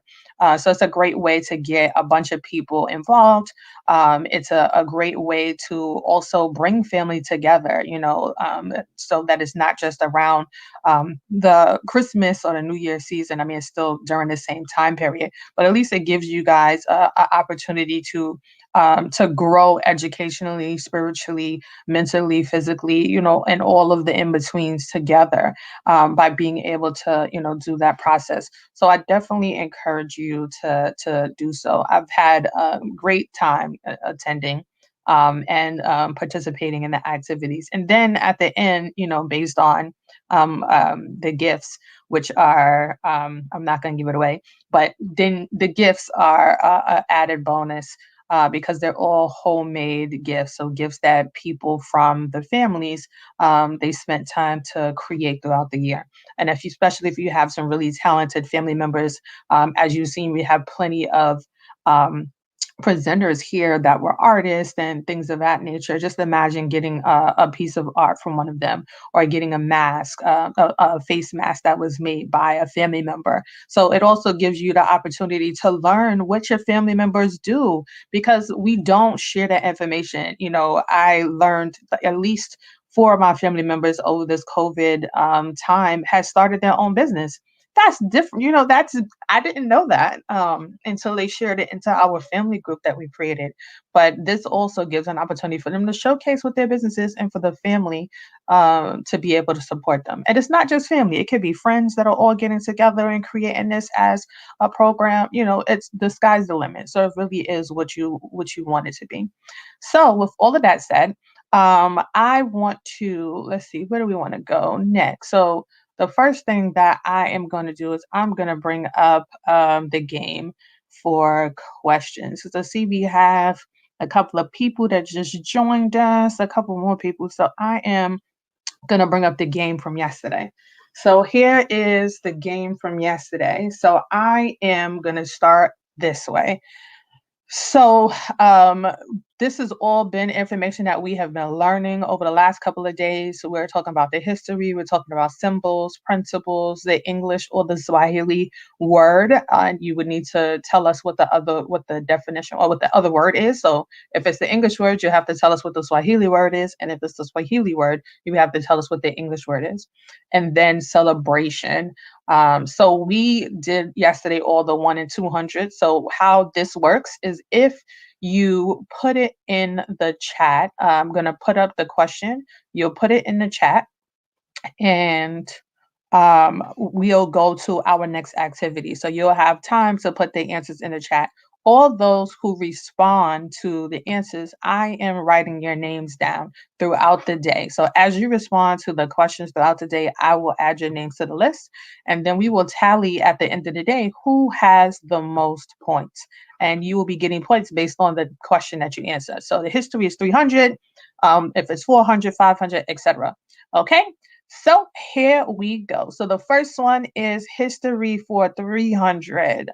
So the question that we would like for you to answer is, what language did the word Kwanzaa originate from? What language did the word Kwanzaa originate from? And this is history for 300. So you will get 300 points if you answer this question. Okay, so I'm going to bring that down and give y'all a couple more seconds to see what the question is, and then I'll give y'all some time to answer, and we're going to go on to the next. Oh, we got some people already answering the question. Okay. Okay. Hey, New Jersey, Richardson. All right, Kiana. All right. So we got 2 responses. So I will, let's see, so I will do, the answer is Swahili. So you are correct. So I'm going to just wanted to test it out so that you guys got to see what it was all about. So those we'll give credit to. And then we are going to go to the next one. So we're going to do symbols for 300. So symbols for 300. A vegetable that represents the children in each family. So a vegetable that represents the children in each family. So this is symbols for 300. And I am going to give you a couple of seconds to see a vegetable that represents the children in each family. Okay, we got some answers coming in.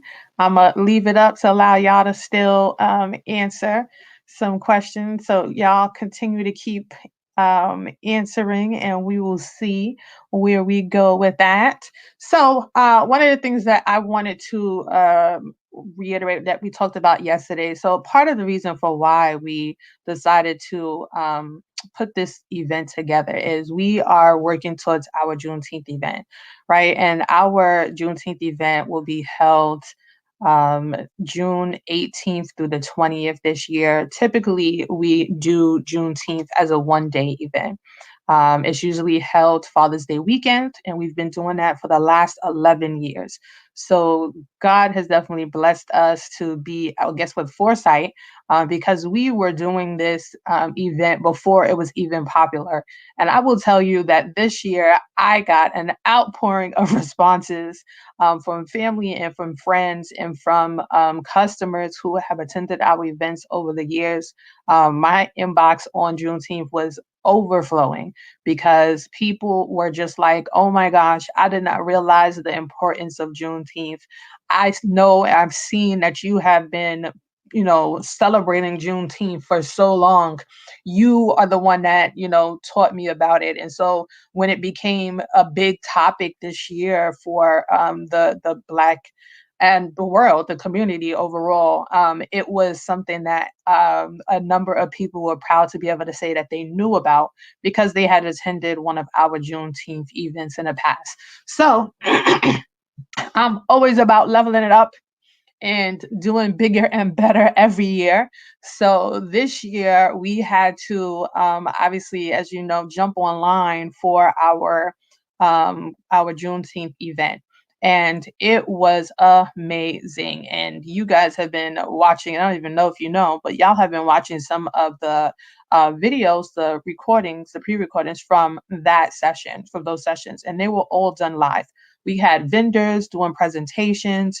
We had life's work coaches on sharing information about different things from healing, from how to cook food, how to grow food, all of those things. So it was an amazing, amazing time. And so we are, for next year, going to be doing a 3-day series. Okay. So it'll be Friday, Saturday, and Sunday.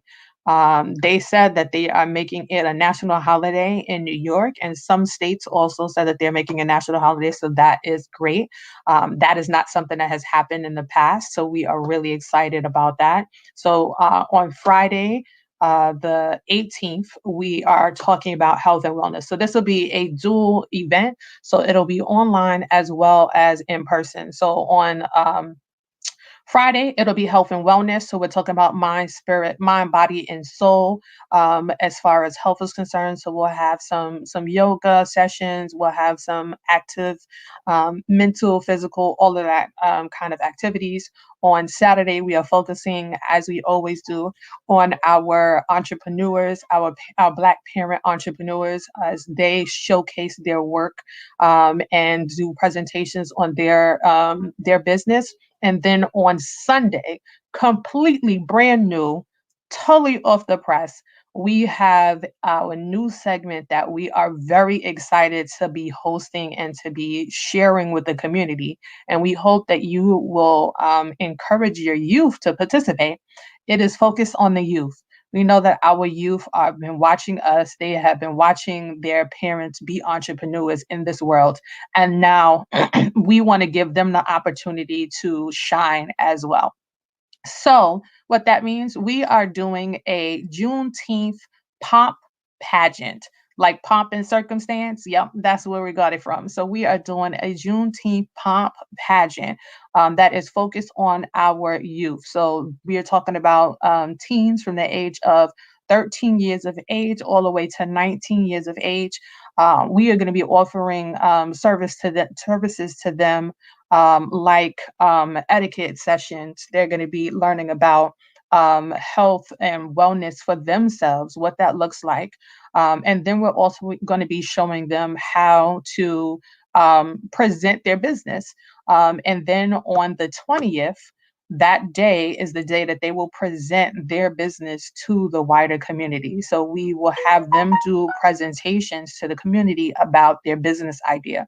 We have a team of mentors that will be supporting each youth that joins, that participates, that will help them with their business idea, help them to basically grow their idea into fruition. And the winner will receive $500 to a HBCU college so that they can continue their education. They will also receive a program worth over $5,000 for free. It's a 10-week program that will walk them through all of the stages of legalizing their business and getting their business to fruition. And so that is what the first place winner is. So if you have someone in the age of 13 to 19 years of age that is interested, that has ideas about starting a business, they don't have to have a full-fledged idea of their business ready to go. But if they have ideas about starting a business, we want them to participate. We want them to join. Please go to our Juneteenth NY page and register for our newsletter, and we will send out the application when it becomes available to you. So with that said, we also are offering all of the three finalists $1,000 each to start their business. So that will go. So we're trying to raise $5,000 in total. So 3,000 will go to our youth, and then 2,000 will go to our entrepreneurs, our parent entrepreneurs, to help them, those who suffered during COVID. So I want to show you our page a little bit for our auction so that you can see what we have going on for the auction. So let me share my screen. I don't need, so the first thing that I am going to share with you guys that we are bidding on. So this is something that is very much a part of what we should be looking towards. And we'll be talking about this, further down in our talks over the week. But how are we creating food for ourselves? At the top of COVID, there were empty shelves. There was no food in the stores. And a lot of us were, having to, including myself, like we had to go to the church to get food because the supermarkets did not have any food in them. We could not get food anywhere. So we decided what can we do so that this doesn't happen again? How can we work towards preventing this from happening again? So one of our friends, so Venus Sutton, who has a catering company, she donated this lovely item that will be available for the bid starting at $15. But basically, it is mushrooms in a box, but it is made mushrooms. So basically, it comes in a box. It tells you the plan of what to do so that you can make it. And I think it takes 10 to 15 days for you to get some luscious mushrooms that look like this. Talk about what is included. Like mushrooms are a high sense of iron. It helps with weight loss, immunity building, all of the things that we need right now in our lives that living in the COVID world that we're living in. So I definitely hope that you can come to the site and put a bid in on this. It is definitely something amazing that you would love to have. So next on our list, if I can go, all right. Next on our list, we have this was contributed to us by Carrie Kirkella. She is an amazing photographer, and she is contributing 11 by 14 fine art archival prints. This is worth over, I think, $250 for this item. And we are starting the bid at $35. So this is a great conversation piece. We talked about this being a conversation piece in your home, right? So if you have this, we've been talking all day about Be the Tree, the organization that we have been a part of. And, we talk about the roots and what the roots ground us, right? The body, the stem, the body of the trunk of the tree and what that resembles. And then, the leaves or the offspring, the branches, all of this begins a conversation that you can continue to have, and being able to have this, a large print in your house to be able to look at just constantly is a constant reminder of where you were, where you are currently, and where you will be. So this is definitely an amazing piece that you should jump on and try to put a bid in on. I think we are up to $40 right now on a bid for this. So this one, I think this is the 5-day. So we have two of these. One is a 3-day and one is a 5-day. It is a house, a stay in Orlando, Florida at an Airbnb. So we had someone donate that. So that's amazing. It is will hold up to 10 people. Right. So it has a kitchen, it has a full dining living room set. It has a beautiful pool outside, king size beds, 2 sets of bedrooms that have full, what do you call those? Twin size beds for kids. And it is 7 minutes away from Walt Disney. Okay, guys, 7 minutes away from Walt Disney. So definitely come and put your bid in. I think right now we are at 105, so the next bid will be 110. So I hope that you jump on here. The value of this is 700, and if you want to just buy it flat out, it's a 500 price tag. So I hope that you go into this space and do a bidding on that. Next up, we have, and we just actually had our Jamie, our coach Jamie, who is actually an artiste. Everyone, we wear many hats, right? So she's an artiste, and she has this Wakanda woman piece that is a 3-part piece. And so let me show you. So this is the necklace that comes with it. And you can see it. I just love the colors, like the vibrancy. I can't wait to be outside in the sun and have this reflecting. I feel like the energy that this would bring would just be so dope. And then this wristband, I love it because it just reminds me of the whole, Wakanda piece, for sure. And then it's also a pair of earrings. So you can wear them all together. You can wear one piece at a time, but they do come as a 3-part set. And we are looking for bids for this starting at $25.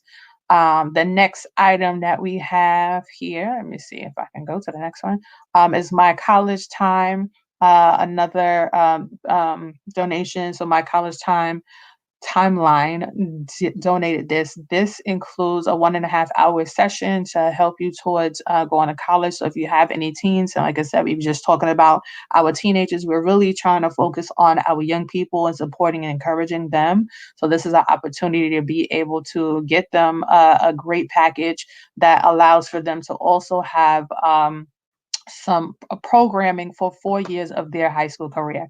So if you apply for this and you get this in their freshman year, they will have a full 4 years of a plan set out for them on what they would need to do to get into the colleges of their choice.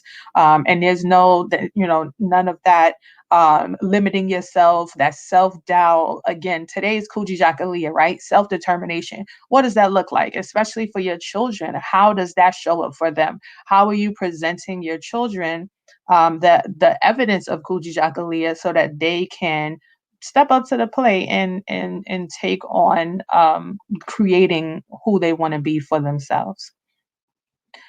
Next up, we have, so this is the 3 day, so this is the weekend bid. So we have the 5 day and then the weekend, the 3 day bid for this space. This is a personal favorite. I mean, all of them are, but this one, it really touches my heart. So this one is a ornament set. And I know when you get this, it'll be past the holiday, but I wouldn't mind having this like posted around my house or creating some kind of a ornament decal in my living room. I definitely think that I already put in a bid for this one myself. So but these are ornament set. It comes with 8 pieces, so the 7 days of Kwanzaa plus an additional menorah piece that says Kwanzaa on it. So this is how large it is. You can see, it has some size to it. It's not a small ornament. So it definitely looks good. And the gold ones were the ones that were being sold flat out, but the white ones, which are really beautiful, are the ones that will come with this particular set. So we definitely hope that you come and bid on it. And I think that is it. So I'm going to stop my share. I am going to put the link here in the chat for you to go and do your bids here. So we hope that you will join us for a bid. So please come and bid. Bid here. Sorry. So I am sharing that out to you right now. So feel free to go to the site. All you have to do is press the link. And like I said, the goal is to raise $5,000 or more. So that if we raise more, the funds will definitely go to our businesses that we're supporting and to our young people. So that was a lot of talking. Okay, so next up, we have another video, and I think it's on this computer. So you're working with a couple of different computers, you're going back and forth, you're trying to figure out what's what. Give me 1 second. So we will have a session, it's called Gourmet Diva by Chef Keisha. So she is, this is another replay from our Juneteenth event that we did. And she is doing African American cuisine, soul food, is one of the most popular and recognizable types of cooking in the United States. And that's very true.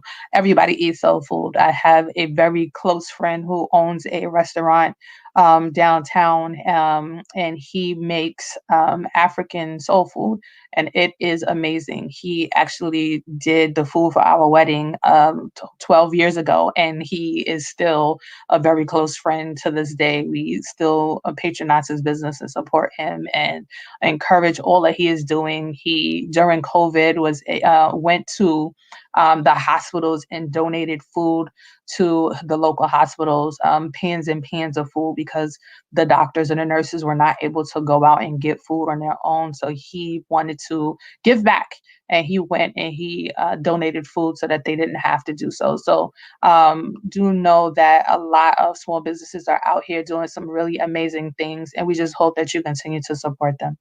So without further ado, sorry, let me share my screen first. That might be helpful, so that you can see what's going on. Share the video.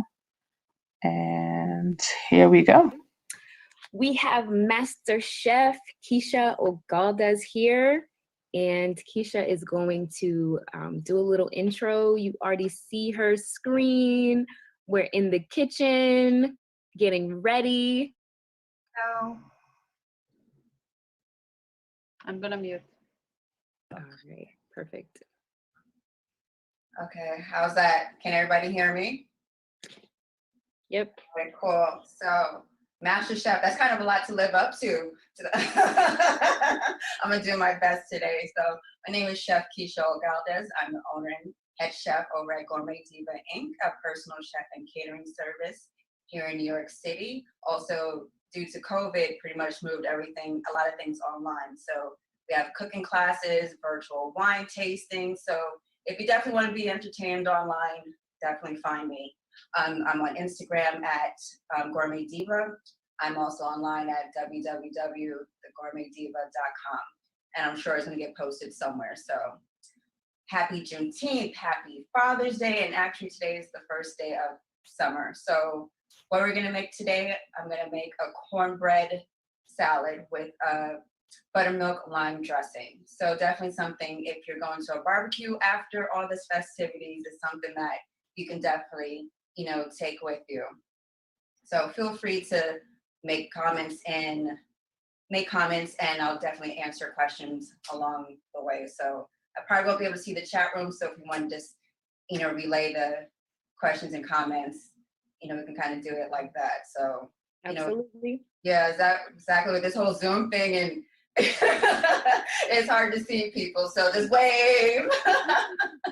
Chef Keisha, I got your back. I got you. Hey, thank you. You're my sous chef for today.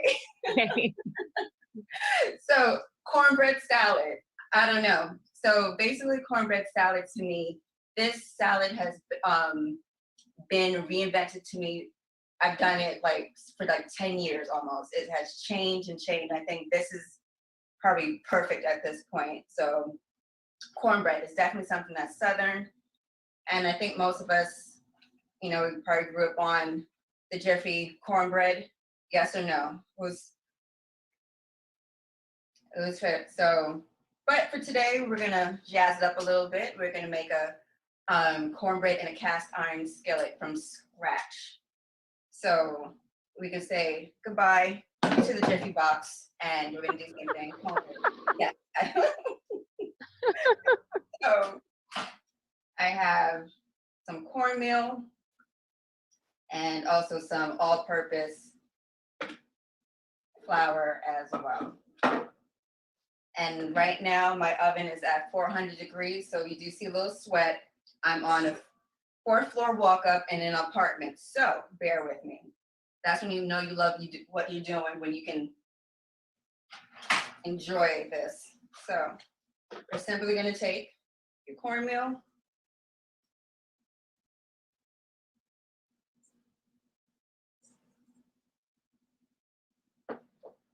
and have your all-purpose flour.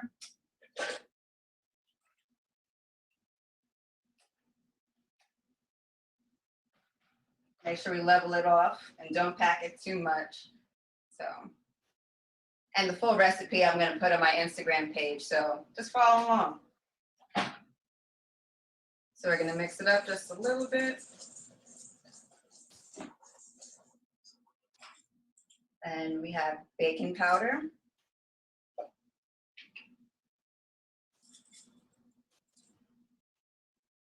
So about 1 teaspoon of baking powder.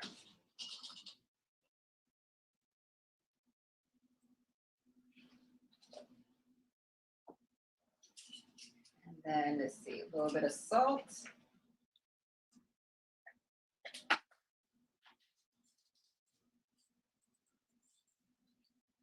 I mean, it's not gonna take, I mean, granted Jiffy is a little bit quicker, but with all the ingredients in Jiffy that I can't pronounce, I'd rather have things that I know what's going in it. So hopefully you guys agree with me on that.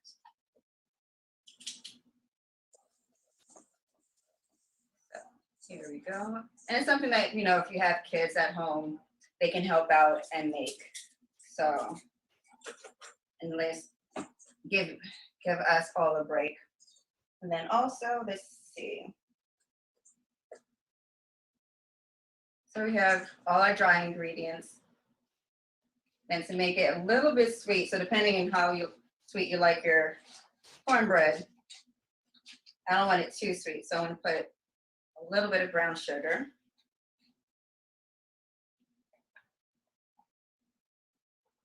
And I also have this lovely clover honey that makes it give a little zing. So we're gonna mix that around, get it all in there. And the great thing about cornbread, you don't want to over mix all your ingredients because we're not making a cake batter. So, and let's see where's all the rest of my goodies. Then add some melted butter because butter does make everything better.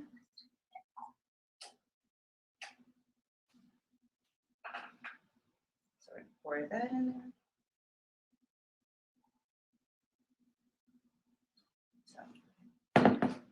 Happens you don't have that much counter space. So in the cake mixing. And the great thing is it's all in one bowl, so minimum cleanup. 2 eggs.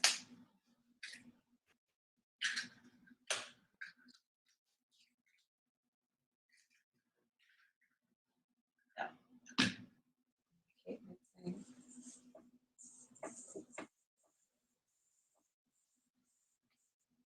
And then some buttermilk. So I know a lot of us don't always have buttermilk sitting around, right? Who actually has buttermilk all the time? Granted is a great thing to have because you can brine your chicken in it, make it nice and tender. But if you don't have buttermilk, you always can take whole milk, at least a cup of whole milk, and then like a tablespoon of either vinegar or lemon juice. And then let it sit for about 5 minutes, and then you start to see it curdle a little bit. In a good way, curdle. Don't get too, scared.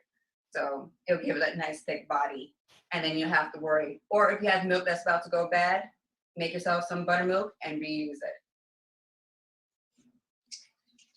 So I'm gonna pour that in there. And stir.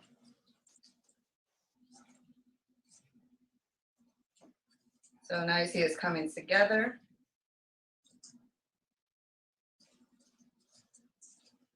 Now, as I said, I have my oven preheated at 400 degrees, and I have my cast iron skillet sitting inside of it, so it gets nice and hot. And I'm really hoping we're gonna hear that sizzling, cracking sound once I pour this batter into the cast iron skillet. So, one more now.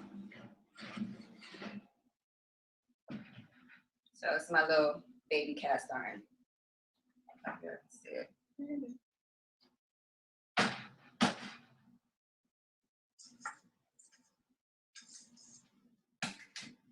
we go. Do you hear that sizzle? Oh, it's sizzling. At least on my end, it's sizzling.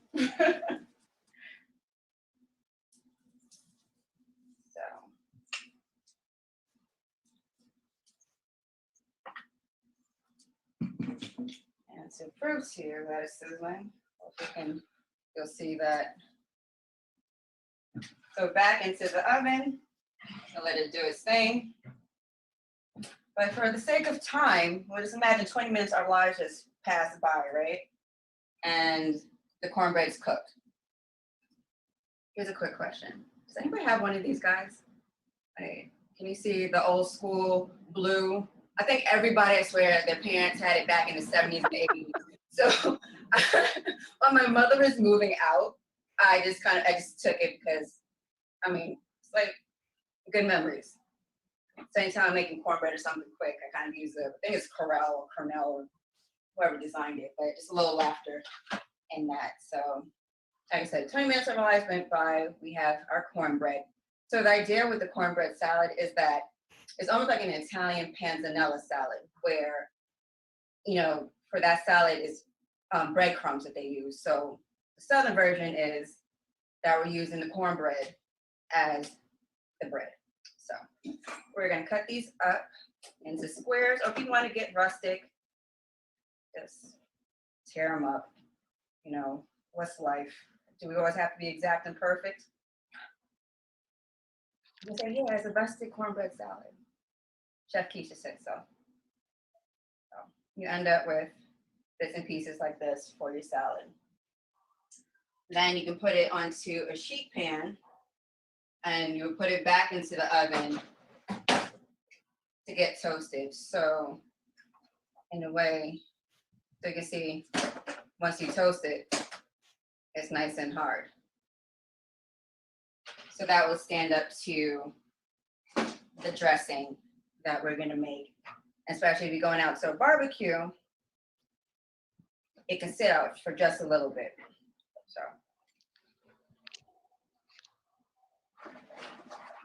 So now we made the cornbread croutons for the salad. That was easy, right? Easy. You can do this at home. I expect everybody to take pictures. I made some homemade cornbread, tag me, Gourmet Diva. Yeah, there we go. So the cornbread's done. My real cornbread is still in here at 400 degrees. So for the dressing, I'm going, like I said, I was going to make a buttermilk lime dressing. So using more of this buttermilk, and because nothing's going to waste in my world. So I have my fruit processor. Hopefully you can see that. Even if you don't have a fruit processor, you can put it into a blender, or if you don't want a blender, you can just shake it up. Also, if you're familiar with the green goddess dressing, where it's a dressing or dip where it has a bunch of fresh herbs, it's also something that, you know, is very similar, you know, to that. And if you want to make it thicker, you can add some yogurt or some sour cream. So more buttermilk, right? So we have some buttermilk. And then I was lucky enough a couple of weeks ago, a friend of mine dropped by, actually an old friend, a surprise visit from high school, and he's growing herbs. Like, I promised you some herbs. So he came by with a bunch of parsley, sage, and I was a happy girl, you know. So I'll tell you this, I've had these herbs for now 2 weeks. Isn't it crazy how fresh they are? So one trick I tell people is if you have herbs or any greens, is to put a little towel inside of it. So you probably heard of the case of the bad. Probably go on Monday, go fruit shopping, get your spring mix, and literally by Wednesday, it looks like a moldy piece of sludge. Take it out of the bag or out of the carton, put it into like a glass container or something, and then put a paper towel on it, and literally it'll probably last a good 2 weeks. And you'll thank me and your money will be saved. Boom. So for this dressing, we'll just take some parsley. So I have a flat leaf parsley and also curly parsley. Now, what the hell is the difference, right? I had another chef friend, because usually for me, I love the flat leaf because it's easier to chop. But he was like, yeah, but actually the curly has more flavor. So to each his own, right? So whatever you can get your hands on. So I can take some of that.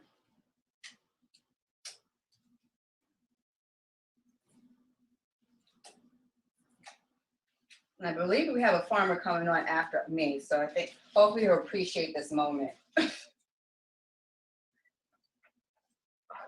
That we're using fresh produce. Does anybody grow any of their produce? Any mini farmers out there?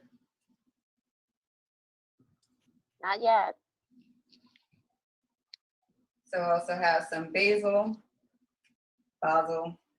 however you want to pronounce it. So take a little bit of that. I always say like, it's great with some recipes. You don't always have to be exact. I'm usually a person who's very precise. That's why I like baking. It's exact. But with savory food, you can always improvise and change it to your taste. So, I'm left-handed, so this may look weird to most of you looking at me, like something's off. Yeah, me and Barack Obama are slightly off. So, and then just kind of lightly chop your herbs, because since they're going in the blender, you don't have to worry too much. So we have that, and also some, oops, going just a shake. There we go. And also have some green onions, and everything was washed before I did this demo, so please wash your produce before using them. So we chop with some onions. Like I said, doesn't have to be perfect. It's going into the mixer.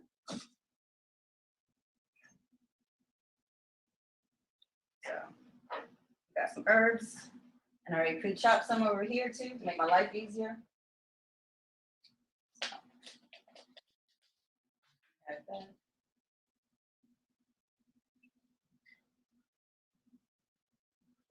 A little pinch of salt to make the world go round.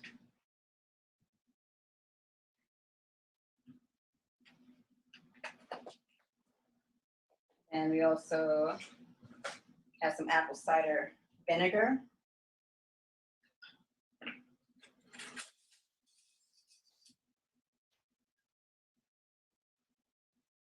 Give a little glug of that.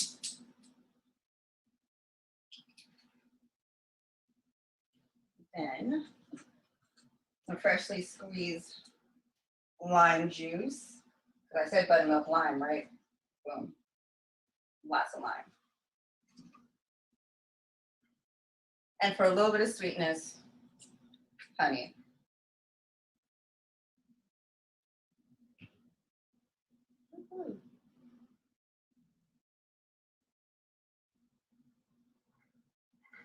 Perfect. All right, I think we got everything. And then the buttermilk. So put a little bit in it so I can see the consistency. Now, where did I throw the top? Right here. Here we go. Get it salted.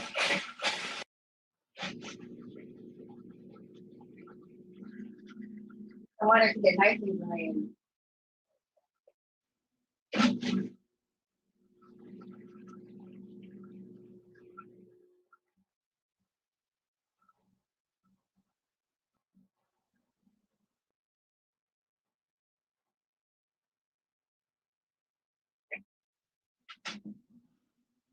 Keisha, we have a question from Jailan. She asks, did you add fresh corn to the liquid? Fresh corn to the liquid for the cornbread? Yes. No. Yeah, you didn't? No, but I actually try add roasted, I'm gonna add roasted corn actually to the whole salad. So, Okay. you're a step ahead of the game. You're a step ahead. So pretty much dressing, hope you can see it, has this nice little green color. And as I said before, if you want it to be a little bit thicker, you can add, some yogurt to it. So it can be a nice little dip, if you snack on some vegetables too. So I'm just gonna leave it like this for now. Let's see how this cornbread is in here. Oh, it's starting to do some things. Oh, it's rising. So excited about that. So we have the cornbread croutons. We have the dressing. So we're almost there. So I'm gonna clean this up. So the great thing, as I said about this salad, is pretty much a good base, and you can make it whatever you want it to be, whatever vegetables that you have available. So for today, I'm gonna put in some cucumbers, some corn, and some string beans. So I've also had roasted red peppers at one point as well. So the corn. So I already had roasted some corn in the oven. So I pretty much had a fresh piece of corn and I threw it in my oven at 400 degrees for maybe like 10 minutes or so. And if I have the luxury, if any of you guys have the luxury of going outside to grill your corn, please do. Or if you don't want to, just buy some canned corn and throw it on the stove. Nobody's judging you. Judge free. You don't judge. So here we go. So we have our corn. Take this off. Can I get it off? Then side. So I'm gonna switch knives to make this a little bit easier. Now, if I had a little bit more space, I'll actually cut this inside of a bowl. So if you cut inside of a bowl, all the corn kernels will go inside the bowl. So I'm going to take a little risk and not use a bowl. So don't laugh at me, kernels start flying all over my apartment.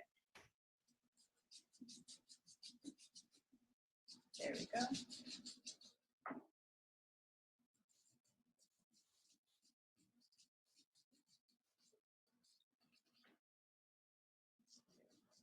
Now see this. There we go. So I'll go all around.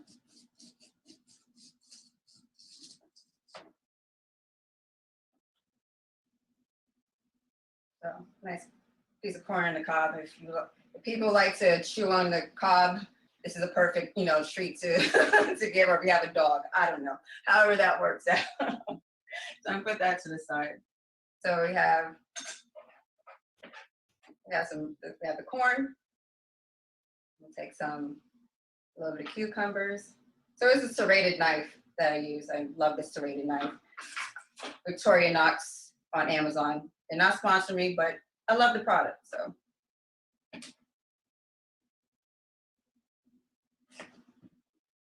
How am I gonna cut you? So just cut up cucumbers however way you like.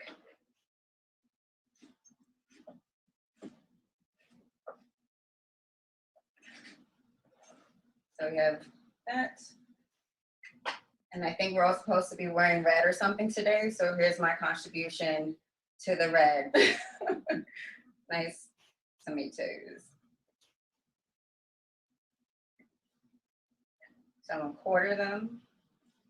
A little bit more. There we go. Lovely.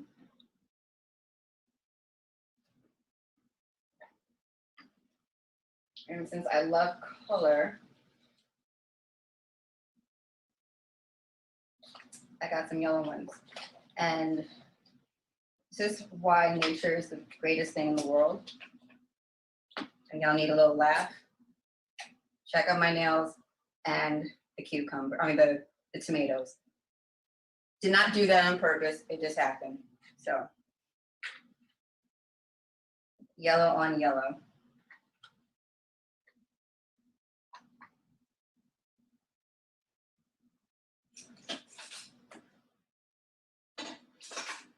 Super cute nails. Thank you. You're welcome. Jailan says yellow for hope. Yes. And we need a lot of hope during this time, right? So absolutely. So this is basically a personal size, amount for a salad. I love how colorful it is. So with that, what greens do I want to use? So I have some Boston. I got some Boston Bib. So let's make this. This is the part where you gotta love being a chef. You just get to play with your food. And who knows what this is gonna look like. Rendition 25 of this salad. And like I said, if anybody's barbecuing right now, please invite me over. I'll just bring the salad. So I have that. Ooh. And I also have some string beans.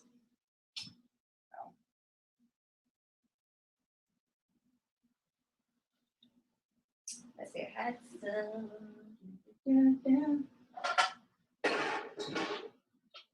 And the mixed greens, you pretty much find everywhere and anywhere at this point. So we have peppery arugula, I think the great thing about greens is they all have a different taste profile.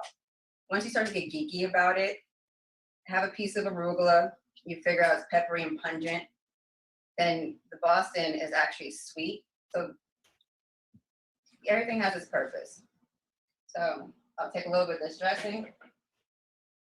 We'll just pour it just a little bit.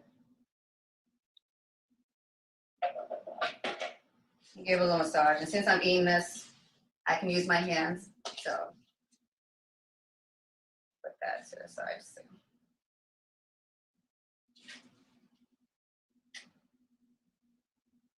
There we go. That's a nice size. There. And you kind of decorate.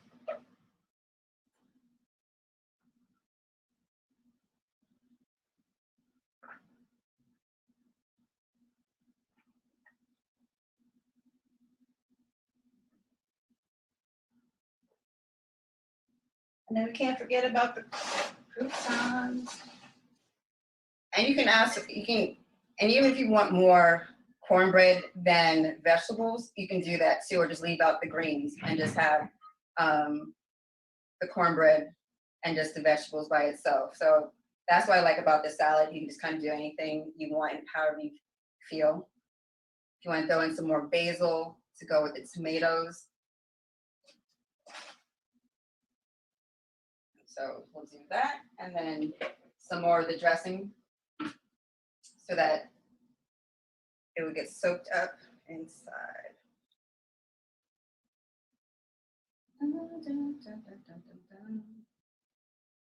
So that herby loving will go into the cornbread. Chef Keisha, when you post the recipe, will you also be posting the recipe for the dressing on your Instagram? Okay, thank you. You're welcome. Questions about that. And one thing about salads, just like you cook food, season them. No, I don't want to go to any of your houses and you haven't seasoned your salad. So put a little bit of salt. You can even put a little pepper, on it. So there we go. Cornbread salad with the buttermilk dressing. So definitely ready for that barbecue. Okay, let's see how the cast iron skillet is working in here. It's almost done, but you can see how it started to inflate. And once it's fully done, we'll have that nice crispy edge. I love a crispy edge on a cornbread. Top it with some honey and some butter. Life is good. If you want more of a savory cornbread, put like fresh thyme or rosemary in it as well. So even if you are using Jiffy, there are ways to doctor it up. Like I said, no judgment. But now you know how to make your own cornbread from scratch and make cornbread salad dressing. So that's pretty much it.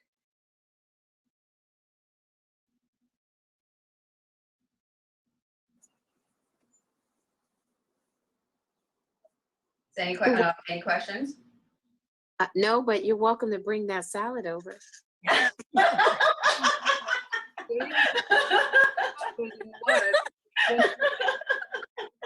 than 20 minutes, right?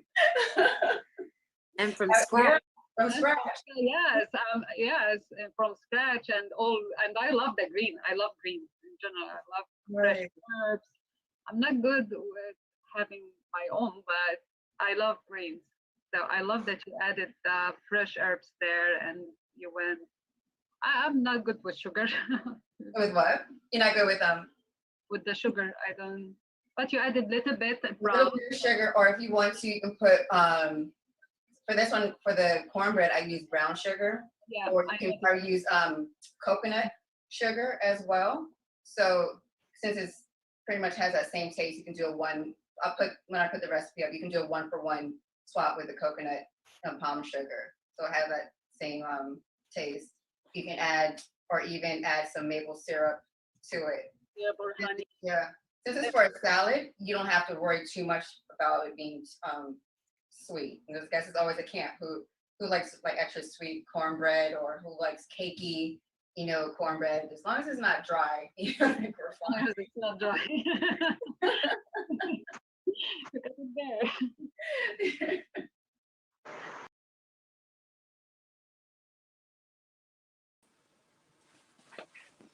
Greetings, everybody. Welcome back. I hope you enjoyed the games that you played, the information that you received, as well as are placing bids in the auction.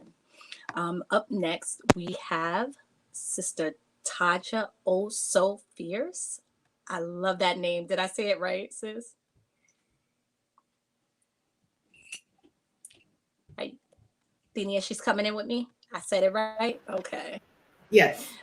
Hi, greetings, sis. How are you? Hi.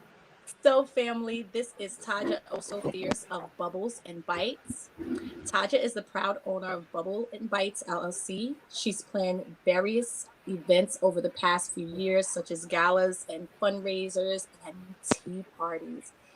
Being a New Yorker, she has come across a lot of event planners, but not a lot with the niche of tea and tea parties. So those that are, I'll actually pass the baton over to her and let her complete her statement. Thank you for joining. Thank you for having me. My name is Taja, and I'm the proud owner of Bubbles and Bites. I started getting into tea parties as well. I've always loved having tea parties as a little child. I remember having my first tea set and lining up all my stuffed animals at the table and pretending like we're all laughing, joking, having a good time and sipping tea. And I love, dressing up, feeling pretty and everything like that. In my adult years, with my sorority, we planned a annual tea party, and I had so much fun planning that tea party, and couldn't believe that, as adults, I could be able to enjoy my childhood fun time. So I figured it will be a great business to start because I don't see a lot of people planning tea parties. I see a lot of various different party events and birthday celebrations, but not too many people are doing tea parties. And if they are, they don't look like me and you. So I also did research and found, a connection with our people and tea parties dating back to the civil rights movement, where they used to gather around in restaurants or even in people's homes and be able to strategize and talk over a cup of tea or coffee and some delicious food. So I felt like that was very, very important and really pushed me to drive and push this whole narrative that Black girls can have tea parties too and have fun and look good while doing it. So I would like to play a little game. So you can drop down in the comments and reply. And let's see if you can answer these tricky questions. This game that I like to play during a tea party is called Name That Cake. All right, so here's the first question. What kind of cake does a mouse like best? What kind of cake does a mouse like best? Drop down in the comments and let's see if you could guess that. I think it's real simple. So while you're trying to guess the answer and leave some comments, I just wanted to note, I love porcelain teapots. So I don't particularly put tea bags inside of the teapot. You can put hot water, I'll boil water and pour it inside the pot. And then I'll get my mug ready with my sugar. You could add your cream and the tea bag, of course, and whatever you like to add to your tea. And then I'll pour the water inside of the teacup, just so I can prolong the lifetime span of my teapot. So I think we have a comment. Let me see. Thank you. Yes, I love the teapot. All right, I see a few people got The answer, cheesecake, yes. DJ Basic, Umoja, she always getting the answers. Kiana, Mo, oh, yes. So a cheesecake, that's the cake that a mouse likes. All right, let's try the second one. This one is easy too. I'm being easy on you on a Sunday morning. What kind of cake do you get in heaven? Pretty easy, right?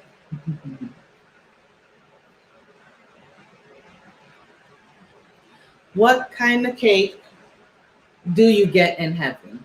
Now, do you really think that they'll be passing out cake in heaven? I don't know.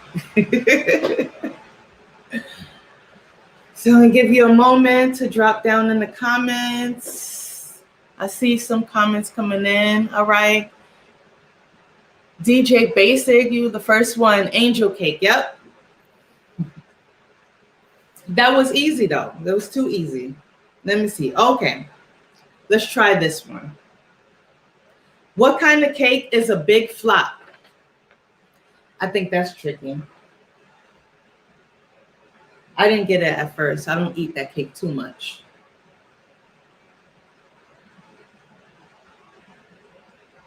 Who said dream cake for the last? Oh, Ting.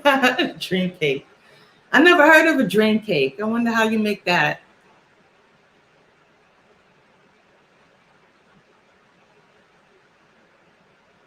Okay, Mo. Mo's the first one to get it right. She said upside down cake. I don't eat too much of that.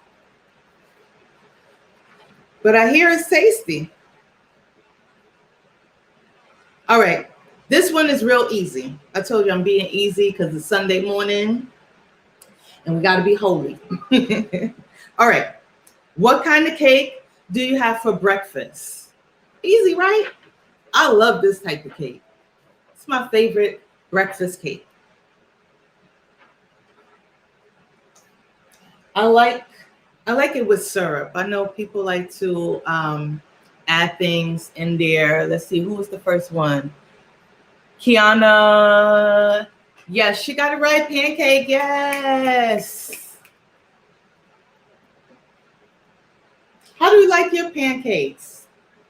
You know, I do like strawberries on my pancakes also. All right. Let's see. Some of y'all might have made this cake before. Kids can make this cake outside.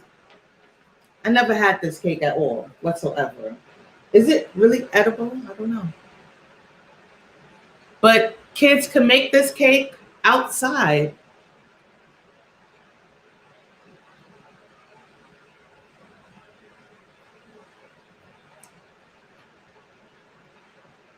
Anybody guess it yet? Kids can make this cake outside.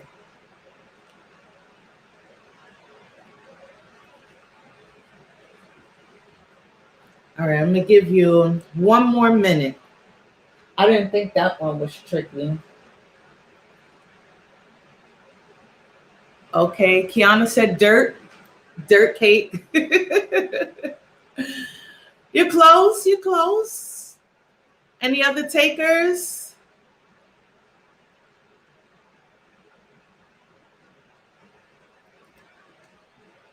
So, oh wait, let me see.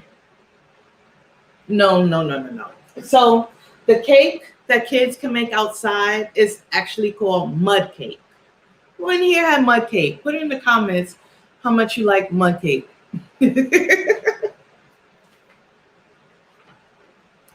All right, so we're gonna do one last one. It should be real easy. I actually like this, it's very tasty. And I know how to make a vegan version of it. What kind of cake do you order at a seafood restaurant? What kind of cake do you order at a seafood restaurant? That could be a little tricky, depending on who's adventurous or not. I'm not that adventurous, but I do like that type of cake. All right, give y'all a few minutes to drop down in the comments. What kind of cake do you order at a seafood restaurant? Okay, Kiana's on the road today. Yes. Does anyone else agree? Anyone else want to take a stab at it?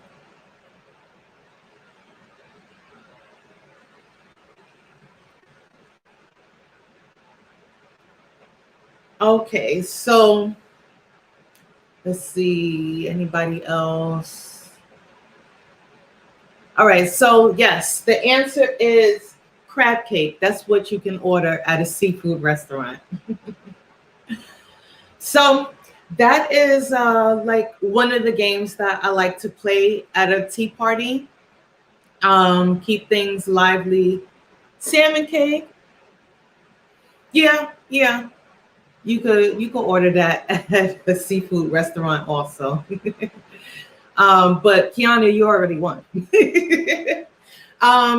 So right now I would like to show a little video of a way we can celebrate ourselves at home, safely at home while social distancing. If Ting could pull up my tea party in the box.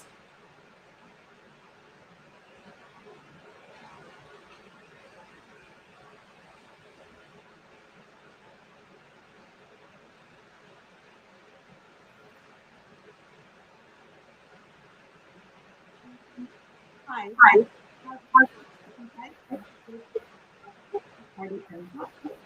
We can customize any tea parties in the box for you according to whatever you have in mind or what celebration you have. This is great for your little one or yourself if you enjoy having a great time dressing up and you love tea. Even if you don't love tea, we can suggest some things that you do love that you can incorporate in your box. We could grab a box. This will be shipped to you. Our boxes do come with a fascinator for the lady of the house.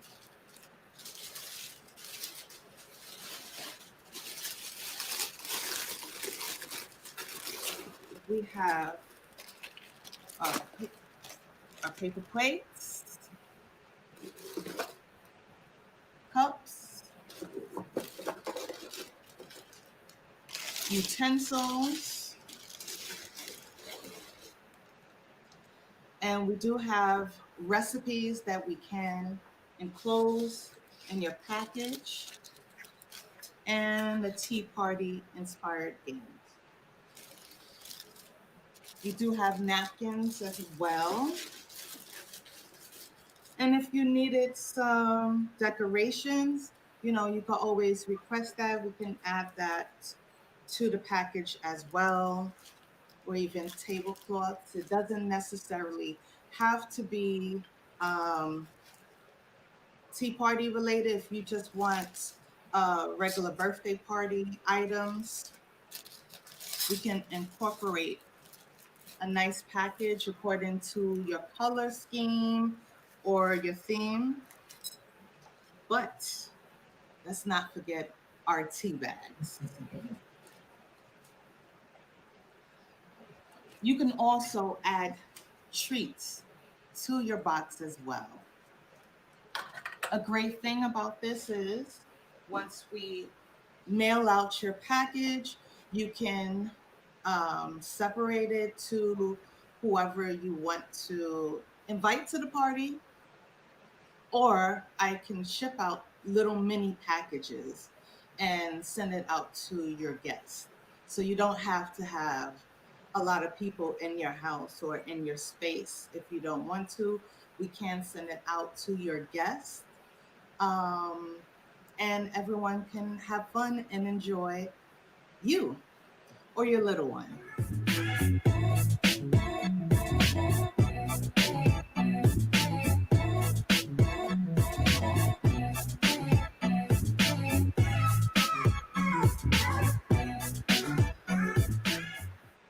when your package arrives, make sure you get everything ready.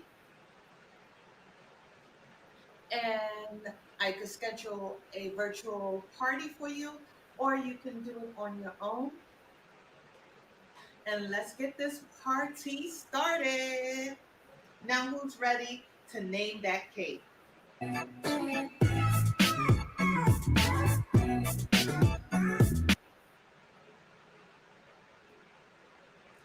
All right, thank you for that. So as you can see, you can still be able to celebrate, whether it be your birthday, promotion, graduation, whatever it is, a baby shower, christening, bridal shower, anything. You could still be able to either celebrate in person under the state's guided restrictions or social distancing. So I do virtual parties as well, if you are interested in doing so. So thank you for checking me out. If you have any questions, please, let me know. I think I forgot to, did I send you my sign up link for my newsletter? Ting?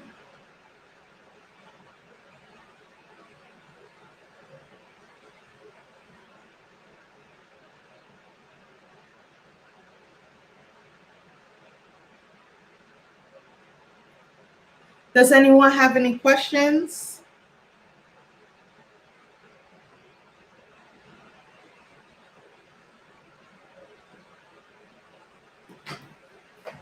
Let's see.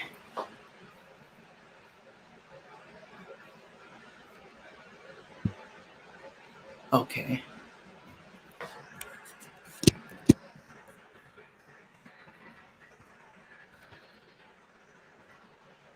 No. Hello. Hey. Okay. Sorry. So we're having some technical difficulties, so we try to make sure we get everything together. But thank you again for joining us. Sorry. Thank you again for joining us. It's always a pleasure to hear and talk to you and see all the great things that you're doing. It is for one event planner to another. It is always great to support one another, and also, showing that,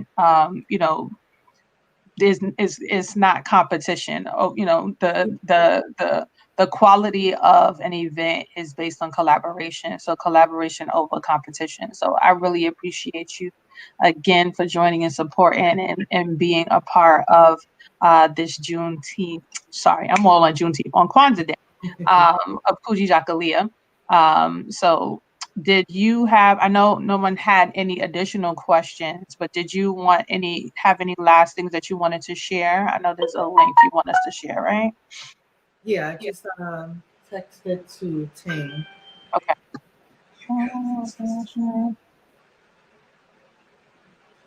Let me see, I can add it to the private chat. I have it. Oh, I have it. Mm-hmm. All right. I got you. So, did you share what the link is for? What you wanted people to sign up for? That's to be added to the email mailing list, to just tap in and get more information, any updates and promotions that I'll have in the future. Got you. Okay. Well, sounds good. We sent it out. And yesterday we also emailed it out to all the residencies. I know yesterday we posted the wrong link. So we definitely wanted to apologize for that. With all this technology, all of these links are flying all over the place. So we're trying to get it together. And but people did get the information, and we hope that they are signing up to get information about you and to participate in future activities that you are doing. So I hope you plan to do something for like Mother's Day. Do you have anything in the works? Yeah, I'm looking to see if I can do like an outdoor event. Hopefully it's nicer and restrictions are more relaxed. But yeah, I have to, figure out a way around these new rules, this new life here. Yeah. It's really it's different. It's different. The favorite right now is face mask. So, that's at least that's the simple part about about it. But thank you again for joining us. Everyone, please feel free to go and support Bubbles and Bites events. They are doing amazing work, and we look forward to you joining us for the rest of the week, and hopefully joining us for our Juneteenth festival in June again. So thank you. Definitely. Thank you. You're very welcome. Have a great day, sister. You too. Thank you. Okay. So I am going to do a quick so we had some people who answered the question. So let me just bring that up quick fast I don't need volume. All right, so we had some people who answered the question, right? So a vegetable that represents the children in each family. And the answer was corn. So a couple of people got that answer correct. So we will give them credit for it. We are going to do two more that I am going to share, and looking forward to seeing some answers here. So we got principles for 300. This principle means to create your own destiny no matter the obstacles. So to create your own destiny no matter the obstacles. And that's principles for 300. So I'm interested to see what people think the answer is to this question. So put your answers in the chat, put your answers in the chat, put your answers in the chat so that we can see what your thoughts are. So this is for $300. And again, this is all for the opportunity to win a $25 Amazon gift card that we will email to you, depending on who wins. So who has the most points at the end of today. So that means you got to stay with us all day, right? Yay. That's not a bad thing, because we are definitely offering some really great things. We have been having some amazing conversations. Kujichagulia, self-determination. What are you determining for your life today? Also, we want to hear what you're determining for your life. So definitely share with us. Definitely at us at Umoja Events 1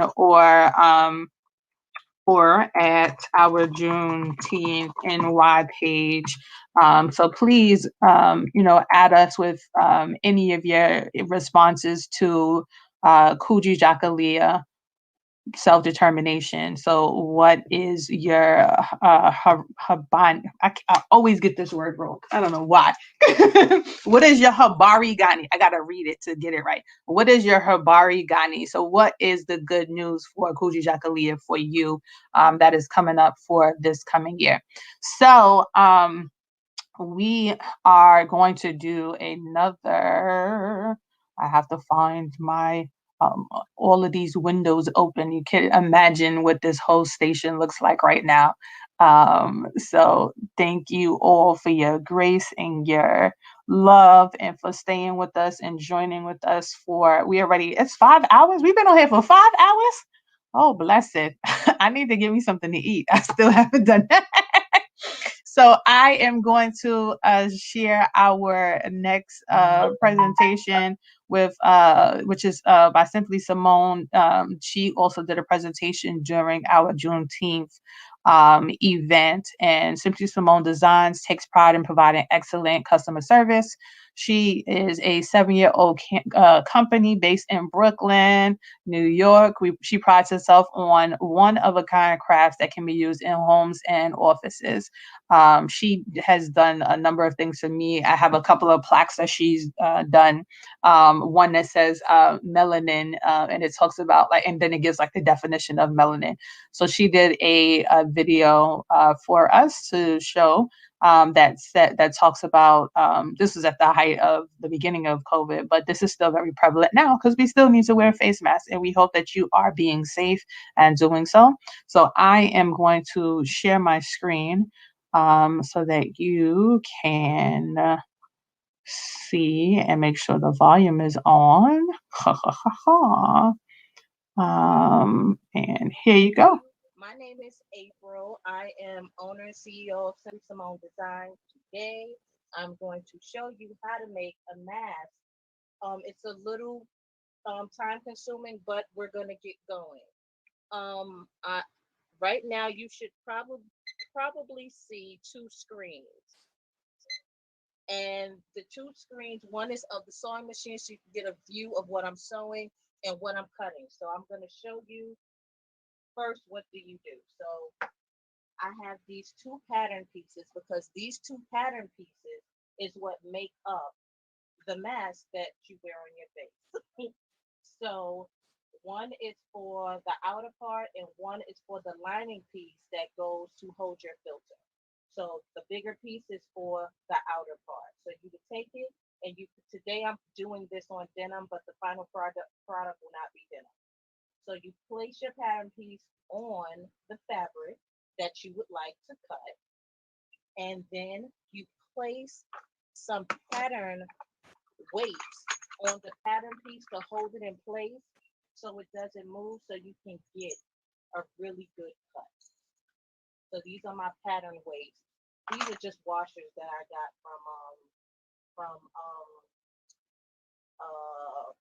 from the hardware store. And then I take a rotary cutter. This is a rotary cutter.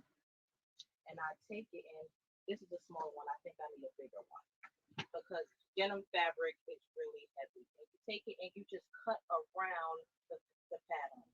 So I'm going to try to cut around it and not take up too much time because we don't have all day. So I'm cutting around the pattern.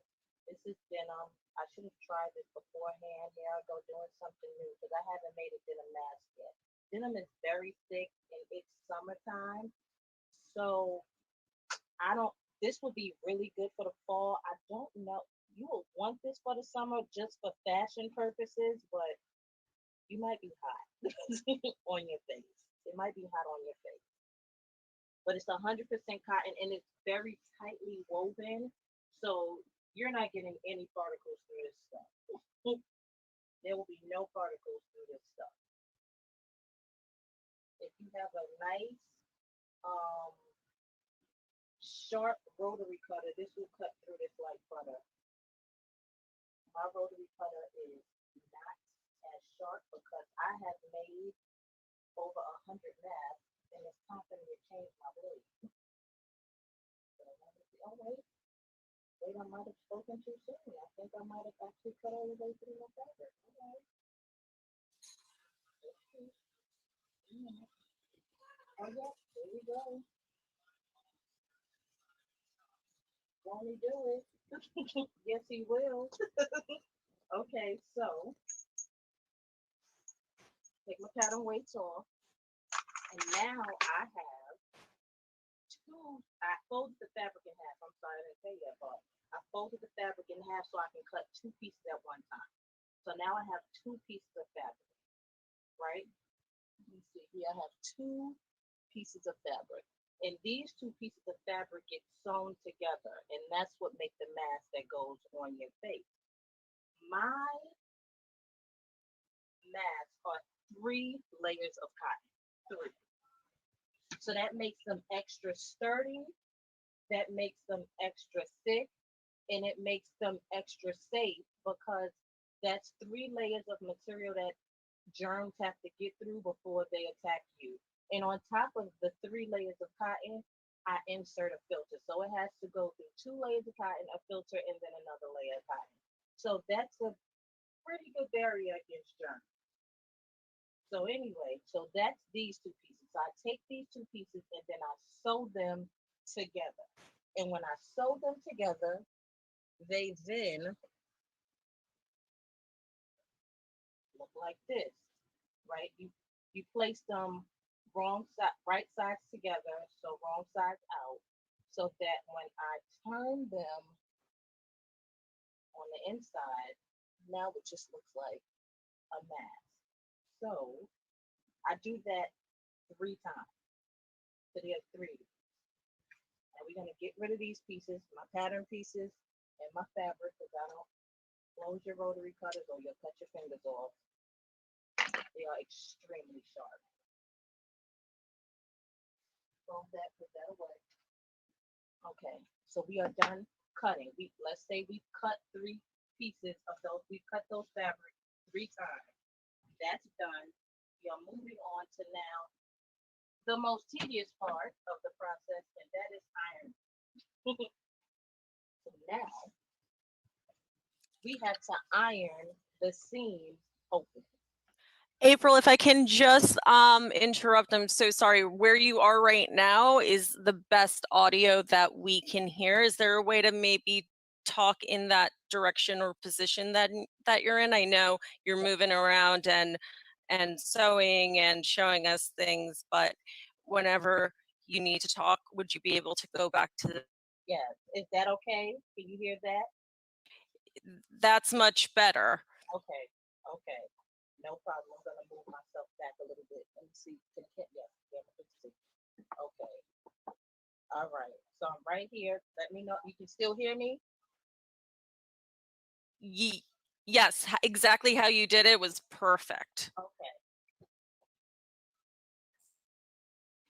Got the iron. Okay, so I'm gonna show you. So now I have sewn this together.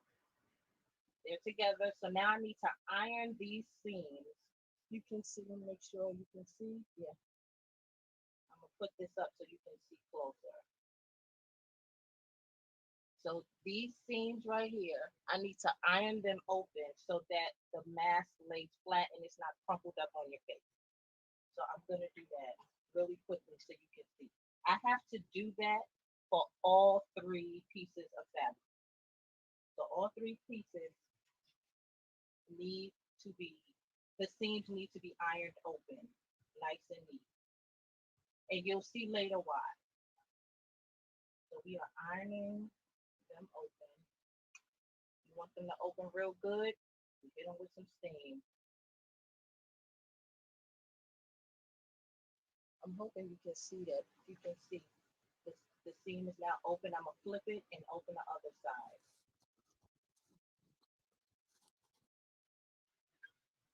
I can't quite see whether I know you can see it. I just don't know how well you can see it, guys. So I'm hoping you can see it pretty well, so you have at least an idea.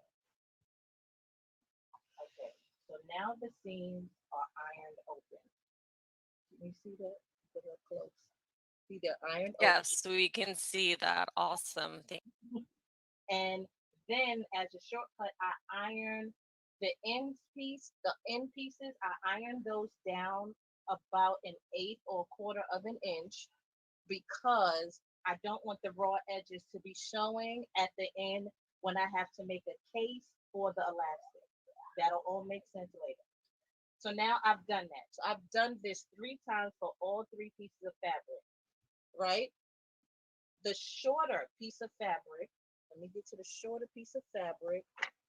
Okay, we're gonna go to the short piece. This is the piece that's shorter. This is the piece that goes for the lining. So now on this piece, I know not only have to iron open these seams, I have to now make a casing to make this slightly smaller than the larger piece of fabric, the outer pieces. This is the inner piece for the filter. I have to make this piece a little smaller and it'll all make sense in a minute. There's a lot of steps and the steps don't make sense until the end, like, okay, now I see why you did that. So I'm ironing these down about 1/2 inch. So I'm doing a 1/4 inch first. I'm folding and ironing down a 1/4 of an inch crease. And then I fold that 1/4 of an inch crease again. And now that makes about a 1/2 inch crease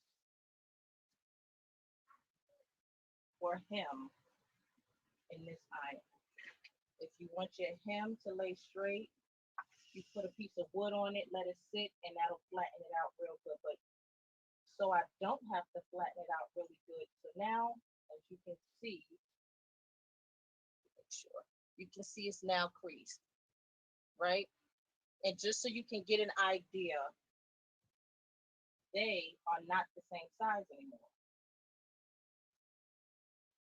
See, one is larger than the other. This is the piece that's going in to hold the filter. It's going to make sense in a minute. So now, look on the smaller camera. Look on a bigger camera, and you will see I'm going to sew. I'm going to sew this the hem that I just made. I'm going to sew it down so it doesn't move, because it needs to look neat. So we're going to sew these two down.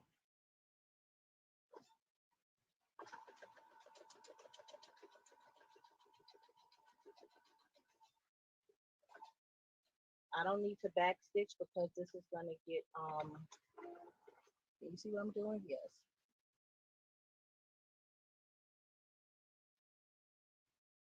I don't need to backstitch because this is all going to get, the ends of this is going to be sewn in together because all three pieces are going to get sewn together. So I don't need to backstitch to lock in the stitch. So now, you can see, these are now sewn down. So now that that's done, you take all three pieces and you put them together like a sandwich. Now here's where it gets a little complicated. So the piece that you want to show in the front of your mask is the piece that goes on the top. So we're going to start with the bottom piece. So this is the bottom piece. This is black. This is lining piece. I'm putting it down like that. And then here's the piece that's for the filter. That's going to go on top with the ends touching. That's going to go on top. And then you're going to pin these together. I don't like to pin. I'm not really good at it yet. So I clip. So you're going to clip these together in the most important parts. You clip together. Clip together. And you clip together at the bottom. You want to always make sure that your seams match up so that your mask looks like you know what you're doing.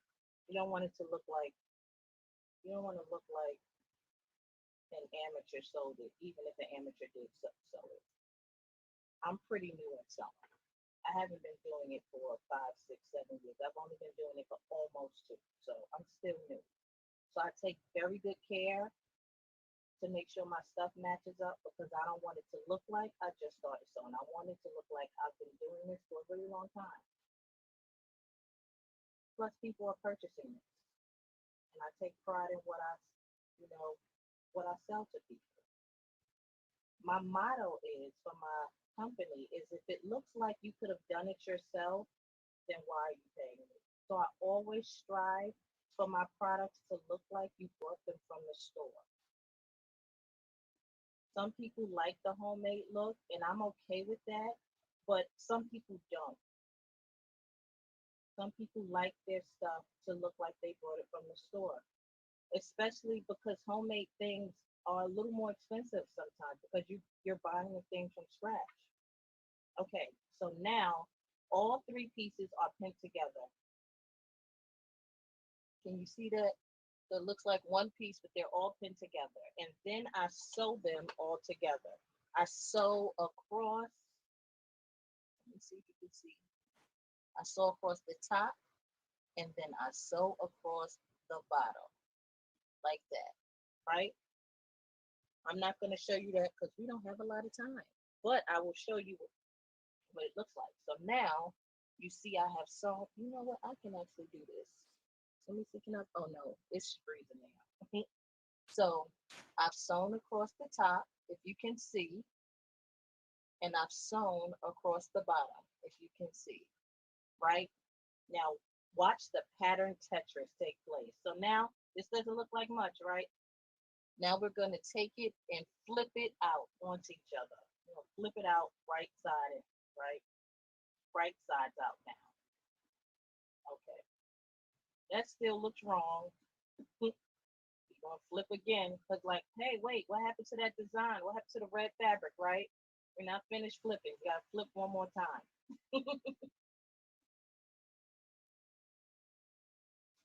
And watch the magic ensue. April, I'm just giving you a 5-minute warning. Okay, no problem. Okay, the magic has ensued. Now we have a mask. We have a mask. And let me show you where we have a mask. And now you can see that's where the filter goes, right in there. The filter goes right in there. And you can now see 3 layers of fabric. 1, 2, 3. 3 layers of fabric and 1 mask. Let me turn the camera up a little bit so you can see my face. And this is the mask on my face. And that's how it looks. That's the mask. And then I will sew across and then I will wash it. And then it will be shipped out to whoever would like one. And that is how I make each and every face mask that has come out of my office. This is my office. Does anyone have any questions or concerns or would like to place an order for a mask? I have plenty of fabric. If you're looking in the background, it's fabric everywhere because I've been doing that for 2 months. So does anyone have any questions or comments? If you see in the background, I have glasses too that I made. Anything you can think of. You can check simplySimoneDesigns.com, or you can find me on Simply Simone Designs on Instagram or Simply Simone Designs on Facebook, and you can see all of the other things that I make as well. But I felt like it was necessary for me. I got 2 questions for you, April, actually. One is about how much do the masks cost, as well as what is your turnover time for custom? Okay. Oh, I got let's do turnaround time for masks and the mask. The turnaround time for masks is about 10 days. So it takes about 10 days to complete because they come in bulk. So it's like you order and then like 5 other people order too, or 20 other people order. So it's about 10 days, sometimes sooner, most of the time not longer than 10 days. And the masks are $15 and they come with a filter. And I have extra filters to purchase if you like. Those are $3.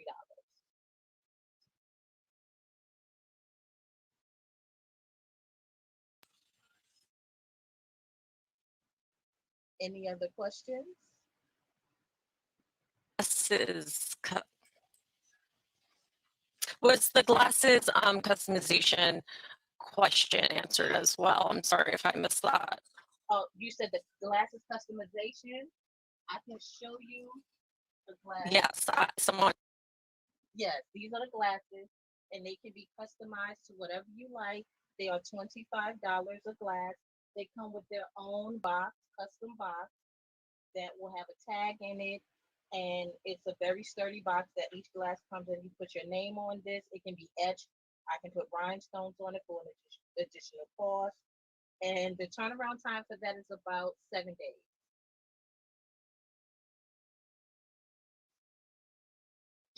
I also make sets.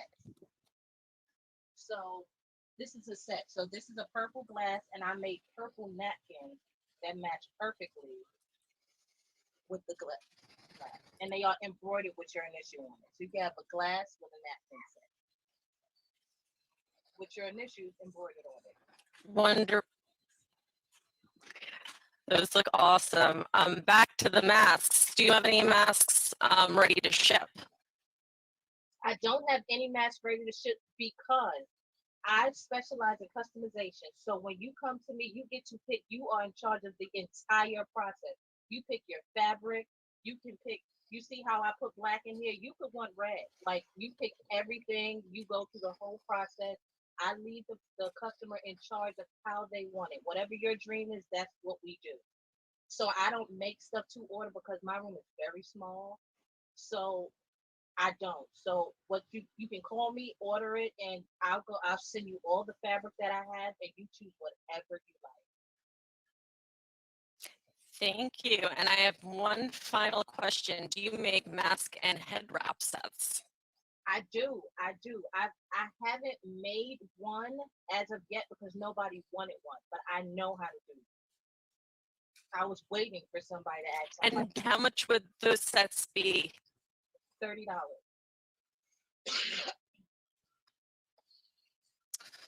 Well, thank you so much. Thank you guys, and thank you for April too with troubleshooting with the cameras.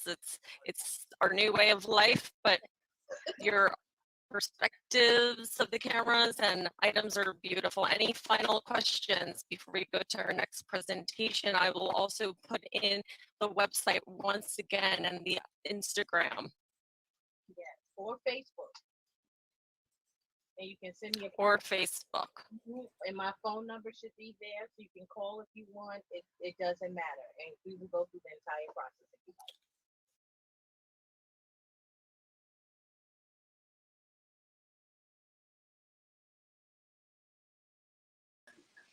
Okay, so I'm the best today for coming in on mute. So that was a great one. So folks, Simply Simone Designs. Thank you for that, because I will be making masks. That's actually my gifts for my girlfriends that I hope are not watching. But we have a girls' weekend at the end of January, and I have about 4 weeks to get to mask making. I'm putting emblems on theirs. They're getting iron-ons with some fun girl stuff.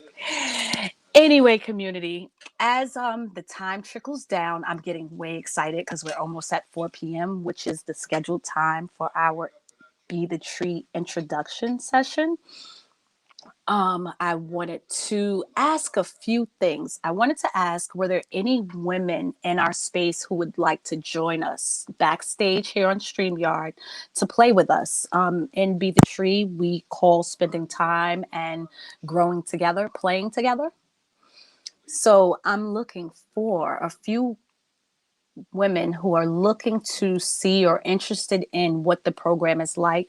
The session gives you an opportunity to see the type of work that we do in Be the Tree, as well as it gives you an opportunity to explore the maiden, mother, crone stages of our lives and how the ways of being within them, from our ancestors to the ones we know or have grown up around, how it intersects and how things can just overlap, and how we can get things for ourselves.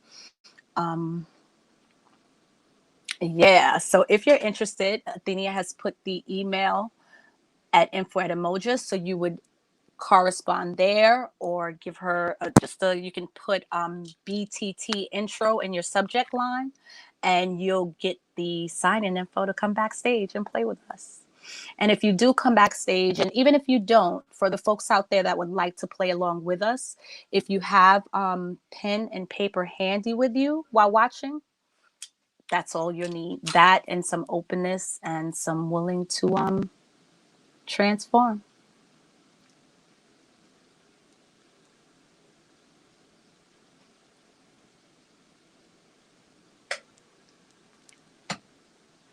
Oh, I guess I forgot I was the hostess. I'm over here smiling like I'm the like I'm the presenter now. While I am wearing 2 hats today, let me put that other one back on. So, yes, folks, if you want to join us for that session, come in. Yes, Kiana, you coming to play with us? Yes. I love it. It's an amazing process that every session that I get to lead, or whether I'm leading or just being a supporting character in the process, I always get something for myself, something to take away, something that I can learn and reflect on. Oh, I just love it. You guys are getting the background water sound of the trickling down to the basement. I love it. Only in New York City and in this new virtual world. So I do know that Athenia is going to be bringing up some more Kwanzaa videos for us. And enjoy. Kwanzaa, a rich tradition established in 1966 by Dr. Mulana Karinga. Kwanzaa is an African-American holiday that celebrates family, community, and culture, modeled after the first harvest celebrations of Africa, from which it takes its name. The name Kwanzaa is derived from the Swahili phrase Matunda ya Kwanza, which simply means first fruits. Kwanzaa is celebrated from December 26th to January 1st. The concept of Kwanzaa is to build on the 5 fundamental activities of Africa's first fruit celebrations, which are gathering, reverence, commemoration, recommitment, and celebration. Born out of the need to reconnect and pay homage to our African roots, Kwanzaa is not a religious holiday and thus can be practiced by members of any faith who wish to celebrate African American culture. Last but not least, the 7 days of Kwanzaa are celebrated with 7 corresponding principles called Nguzo Samba. Join 88.1 FM KCEP, Africa Love, The African Village, and Digital Vegas as we celebrate and share our expressions of the 7 principles of Kwanzaa. Habaragani, Kujichagulia. The second principle of Kwanzaa means self-determination. The creation of Kwanzaa in and of itself is an excellent example of self-determination. Self-determination is having a purpose and working to fulfill it quietly and efficiently without allowing the negative doubts of others to mislead us. It is listening to our own voice, trusting our own thoughts, and spreading our own light. And since every name spoken is a thought that has the power to alter the environment, the most important act of this principle is to name, control, and command ourselves, expecting a prosperous future. Names are not mere words. They are a link to all the ancestors who came before us and the descendants who will follow in our footsteps. Kujichagulia, self-determination.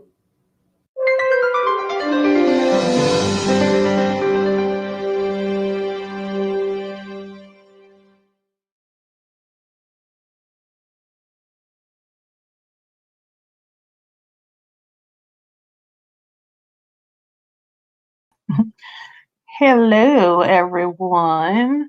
I thought she was gonna go through all the principles. She just did one. So we are gonna do a question. So let's go to our question. So I didn't see anyone put any answers to this one. So I'm gonna bring it up one more time, see if anyone has an answer to our question. This principle means to create your own destiny no matter the obstacles. So I did not see any responses for this one. So I am going to give it to you. It is Kujichagulia, self-determination, which is today's Kwanzaa principle. So we're going to go on to the next one, which is English Swahili. So let's see, for 300. So Ujima. So what does Ujima translate to in English? I am going to give you guys a couple of moments. I want to see if anybody knows the answers to this question. Ujima. Any takers?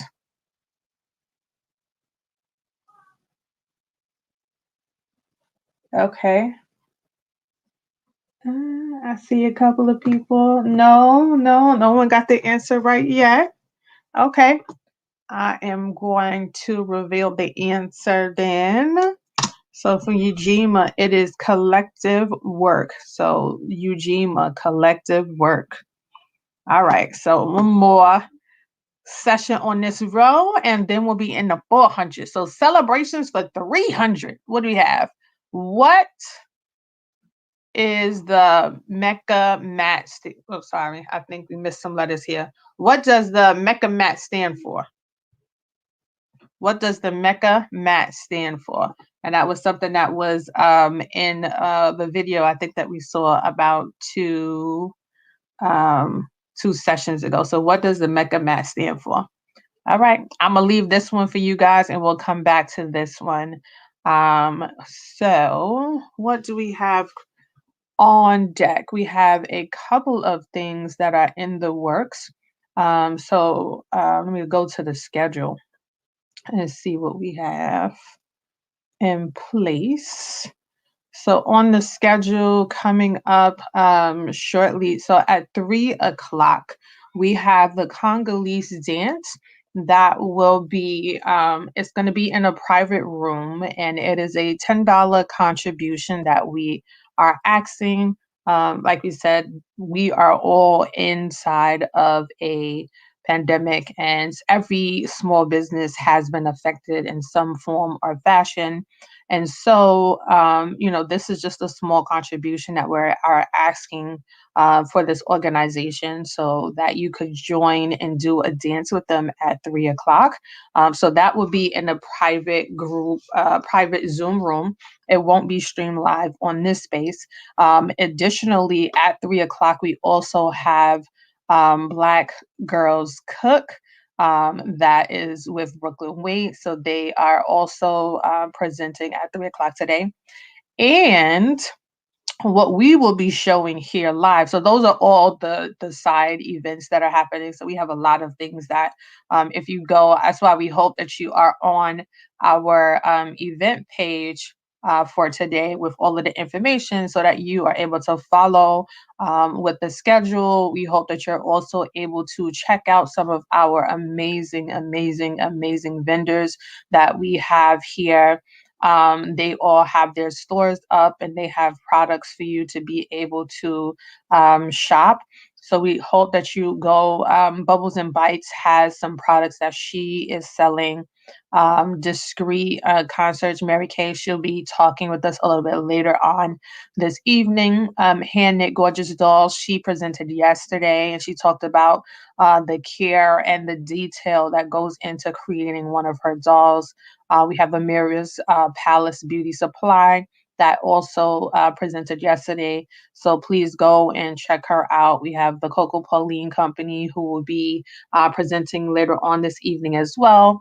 We have Omina Wealth with Own Wealth, who also presented yesterday, and she talked about the products that she has. So we hope that you go to her page. Vibrant Woman Wellness Council. They have sessions that are going on starting in February for Mental Health Month. So we hope that you'll join one of their sessions. They're asking for a small donation as well.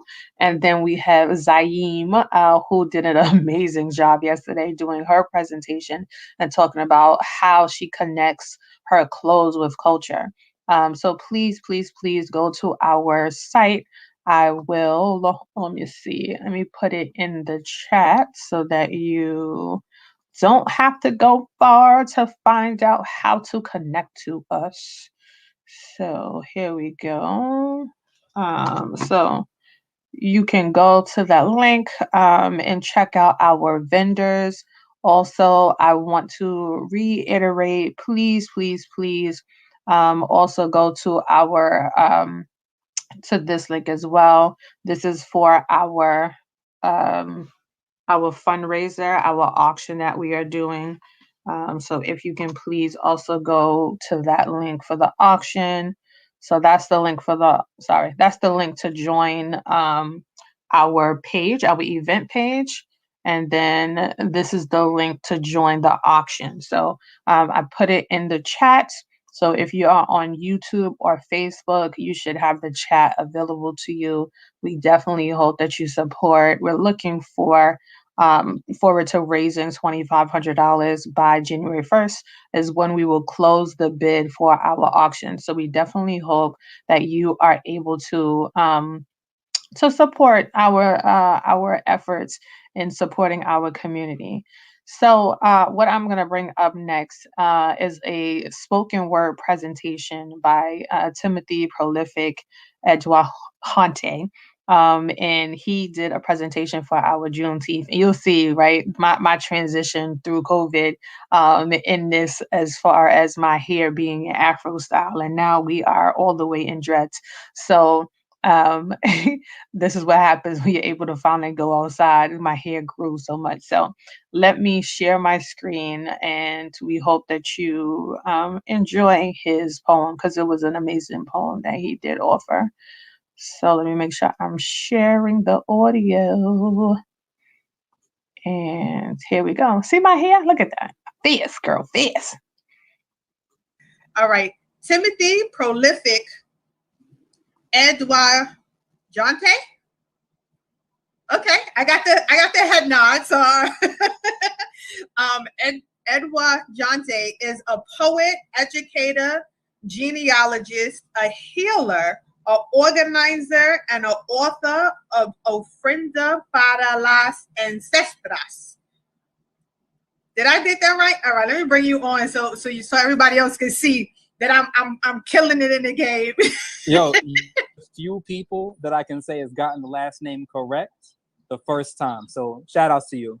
Oh, awesome. I'm very particular about my name, very much so as well. So I want to make sure I get it right. But thank you and welcome. I just want to share, because I know you shared with me earlier on about some challenges that you have been going through. You are not the only one. We got 2 other messages. We got from some vendors who are also in the hospital with family members. So I want to give you blessings. I want to give you thanks for still continuing to persist on and to be present for all of us on today.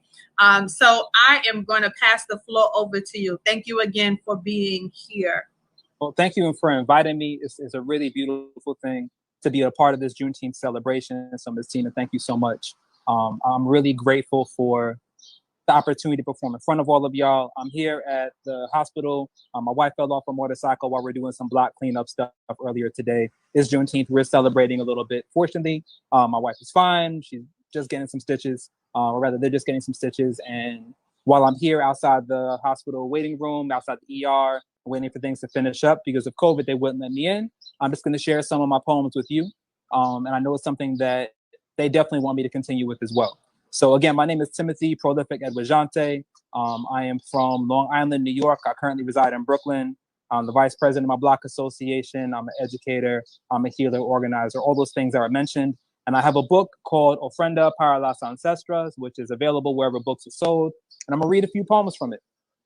Things that I write about in terms of my poetry. I write about what it means to be a person of African descent and to reconcile that lineage. And the first poem I'm gonna share with y'all is one that I wrote on a plane, woke up, leaving Atlanta on my way back to New York about 3 months before I set foot on 2 of the plantations where my ancestors were enslaved. My African ancestors were enslaved by my European ancestors. And this poem is about that reality. When you are the descendant of both lashed and torn back, of kidnapper and abductee, a small business owner and merchandise, what is the price of discovering your roots? Is it a $79 cheek swab, plantation tours of the floors your family scrubbed, a walk through hedges fertilized with your DNA? Perhaps it is the knowing of miscegenation, the friction of rope and board, the sound of quill on parchment, phantom sounds that fuel insomnia. When I sleep, I dream of the wind, carrying me through the crossroads. We dance, the cosmos rotate, seasons whir by like a paper mobile on a child's crib. Perhaps they were on mine, turning like an odometer, like a cotton gin, like the wheel of a carriage, the wheel of a ship, hands of traders who exchanged us, kingdoms whose suns rose and set, the king of the red sand on his brother, the hands of the mother controlling moon and tides, wind and rain, rivers and waterfalls, whose hands play river ocean currents on a sitar long enough to balance a bloodline, whose notes color the water a blue so regal that heads bob, talking all heads, fish heads, whale heads, birds change directions and ask her to run that shit back. Run that shit, black woman, creator of the blues, the color our story survived through. Her colors are many. She's got red notes, the sound of lightning, honey golden notes that heal wounds, rosé notes that dance through life, death, and rebirth. She brings me to meet faces and names, ones who do not adorn cotton money and aren't named for towns in England. Records and trails easily lead to gritty men, the same ones who order free labor to sweep their own footsteps into entropy. How can I track the ancestors I want to find when that broom is so swift? So that poem is called Ofrenda para Alegua y Oya. It's an offering for Orishas that I honor. Alegua, or Eshu, who opens the way, and Oya, who is the Orisha of change and the transformation. And I think a lot about like the indigenous practices that our African ancestors practice. And during this time of Juneteenth is another time to kind of like renew and revisit those traditions, regardless of what religion of your upbringing. Like I grew up Christian, I grew up in the Lutheran church, my family grew up AME as well. And there's this conversation between all these traditions to make us who we are, to make our heritage unique. So on Juneteenth and on other days where we honor the liberation of our people and the continued struggle that we find ourselves in for our freedom, freedom from the bondages, the things that hold us back from recognizing ourselves, being recognized by our broader society is fully human, that it's important to remember who we have been to understand where we are going. So my book and my work seeks to do that. The book Ofrenda is Spanish for the word offering. My first name, Timothy, means honoring God in Greek. And like Ofrenda, because of that, honoring God is also an offering, is an autobiographical text, autobiographic text. And the next piece of the biography I want to share with y'all is in relationship to the blues. So I live in Bed-Stuy, and Bed-Stuy is undergoing some gentrification, something I talk to the elders on my block a lot about. And I think about all the cultural appropriation we talk about in music. So I want to talk a little bit about the blues before I move into something a little more contemporary. And the poem kicks off with a quote from Ma Rainey, who is a blues legend. And she said, "When white folks hear the blues come out, but they don't know where it comes from. Every time I hear the crack of the whip, my blood runs cold. Maybe crackers hear heritage in the lash, the letting of leather, the spitting and splitting of tissue.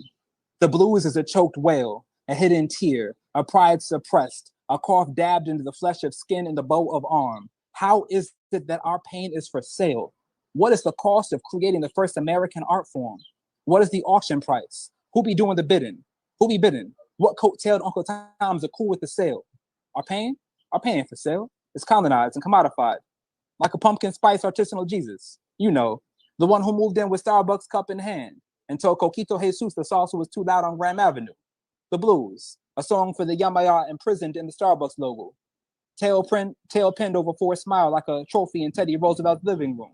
The blues, a 16-bar verse scribbled on a compostable napkin that Frohawk Black Jesus placed in his lapel as a kerchief before entering the African Methodist Episcopal Church.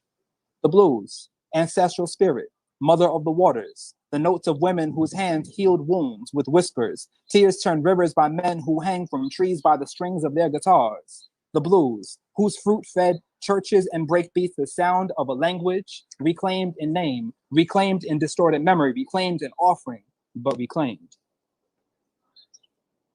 All right. I'm just gonna peep the chat real quick to see how things are going. Cool. Got a few comments.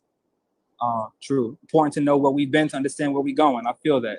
So as that train passes, intro the next piece, which has to do with like understanding where we've been and this language that we speak. And when I say this language we speak, I'm not just talking about the King's English. I'm talking about what some people call Ebonics, or Black English, or African American Vernacular English. And I think a lot about how I've taught high school after school, I teach elementary and middle school now. And we talk a lot about how we came to speak this language.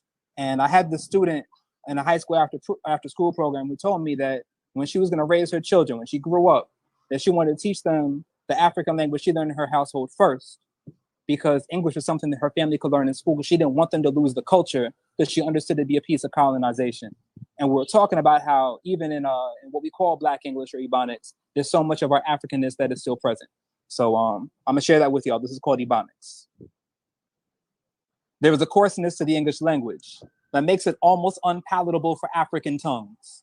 These words make us cough up the bones of our indigenous languages. We were told to chew and digest them to become the ideal workforce, cheap and silent. We swallowed them whole with the hope that one day they would emerge from our bellies and live free. Sometimes they escape in fragments. Make no mistake about it, indigenous words are knives, eyes widen. When the new tongues they strangled our old ones with rebel, with clicks and sounds they thought were bred or beaten out. Bodies wince when the sound punctures their eardrums. They fear we will slit throats with these fragments and suspend the carcass of a game named servitude. The English language tastes like sandpaper, embraces speech organ like a boa constrictor. There is no freedom of tongue, ability to speak shackled in the ship's belly, chained to the stench of death. Speaking English smells like surviving a slaughterhouse, and we speak it soaked in bloody remains. Every now and then, we cough up a remnant, nouns coded in sinew, adjectives embraced by tendons, verbs post the phantom arteries of disremembered language families. This quote we speak is sown with blood-patched memory, born of shea and sepia trees as much as pine and mahogany. They call it broken because their backs could never endure welts and scars and still take the weight. They call it broken because their esophagi are too sensitive to tolerate being scraped by bones with the utterance of every word. They call it broken, but we call it survival. All right, and for the last piece to share with y'all, this idea of survival, my partner and I, my spouse and I talk a lot about what it means not to survive in this American experiment as Black, Indigenous people of color, as Afro-descendants, but what it means to thrive. And I wish for all of you, not survival, because forget survival, I wish for you thriving. I wish for you thriving in the purpose of whatever destiny you chose before you came here, the one that you knelt before God before you were born and said you want to come to earth and to fill out. I want to fulfill. I want y'all to all find a way to have alignment toward that. And I think that we can find that together. It is not an individual existence. So to that, this book and this poem are dedicated to my late grandparents, and this poem is from my grandmothers. The book is called Ofrenda para las Ancestras because in African systems, very often they're matrilineal. That culture is passed on to the mother, and to the grandmother, to the mother's line. And I want to share with y'all some things that are passed on to me. And I think y'all might find some things in common because a lot of that was passed on in the kitchen. The answers to our origin are not in ether or entropy, but in the shells, in the husks, in torn skins and seeds and plants and seasonings, and split infinitives and beats, and rhymes and lives, and movements and lessons. Let the congregation say amen. Blessed be Grandma Claire's greens. Let the church say amen. Blessed be her carved bird. Let the church say amen. Blessed be the yams candied Grandma Claire's or baked Mama Anna's. Let the people say amen. Blessed be the rice and beans and peas and jollof and jambalaya and jollof-alaya and arroz and everything because everybody loves arroz. Let the saints say amen.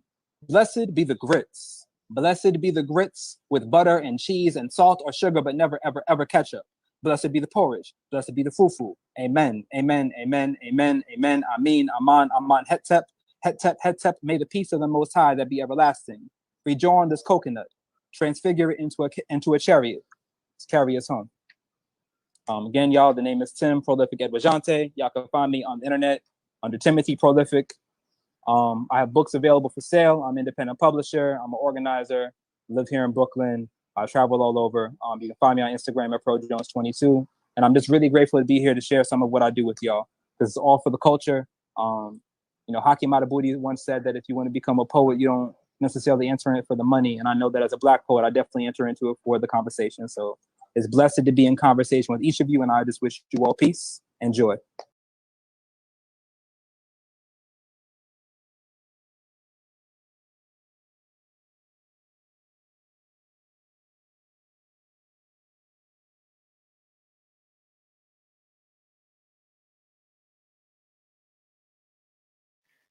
Jamie, you talking? You on mute. Good God, I did it again. Isn't it the best? So I was totally having full conversation and thanking Brother Timothy for coming in and letting the community know that that was a replay that was actually up, but that I was still sending love, light, and best wishes to his wife who had had the accident, because I know lots of times accidents can be fine a few days after, and then months later you still have pains and residual things that are kept in our bodies. So I just wanted to send love and light to him and his family during this time of Kwanzaa. And that was a beautiful share. His work is beautiful. I hope that he's joining us again for next Juneteenth. All right.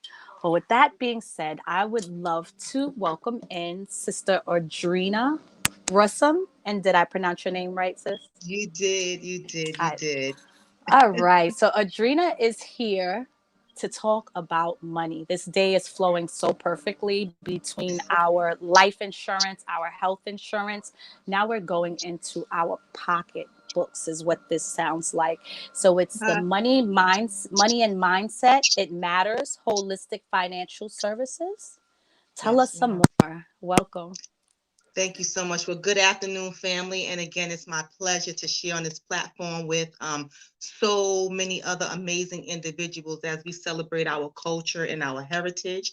So we started off our first day of Kwanzaa with the first principle of unity, which speaks to our need to develop and sustain a sense of oneness, being whole and at peace with ourselves, right? And with our community.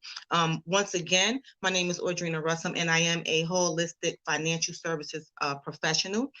Financial literacy is at the core of everything that I do. I believe that my love for this profession stems from me being able to give back to my community the knowledge and the education that so many of us lack. It's a privilege that wasn't so readily afforded to our community. That was both intentionally and purposefully. So it is my intent to be diligent on any platform that's given to me to bring an awareness and the process that will allow my people the opportunity to achieve financial freedom, financial success, and financial independence.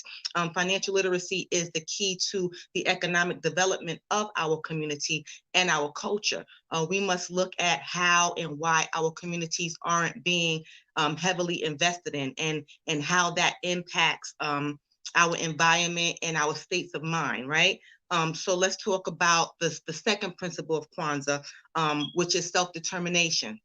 And what is self-determination? It's the right to define ourselves, name ourselves, create for ourselves, and speak for ourselves.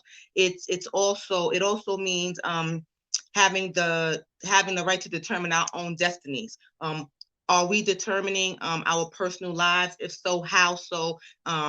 Are we determined to helping build our communities? If so, how? How invested are we in making our communities more progressed?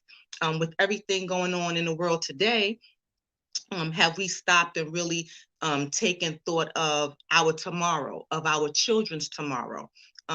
The entire world was at a standstill, right? For a while, they witnessed for the first time what we've, as a culture and a community, have seen for years and decades, the senseless murder, of George Floyd, and also Breonna Taylor, and so many others. So now is the time for us as a people to not only stand in unity for the justice for our fallen brothers and sisters, right? We must also stand for the countless others that could be taken from us in an instance, due to police brutality and an unjust judicial system. So while the world is standing still, while they're watching and while they're waiting, it's, let us make our moves financially now. The African American community, we spend approximately $1.2 trillion annually, and we spend and we have a $3.9 trillion buying power. But guess what? We're not spending that in our community, or the things that help to improve our culture, our community. So how do we begin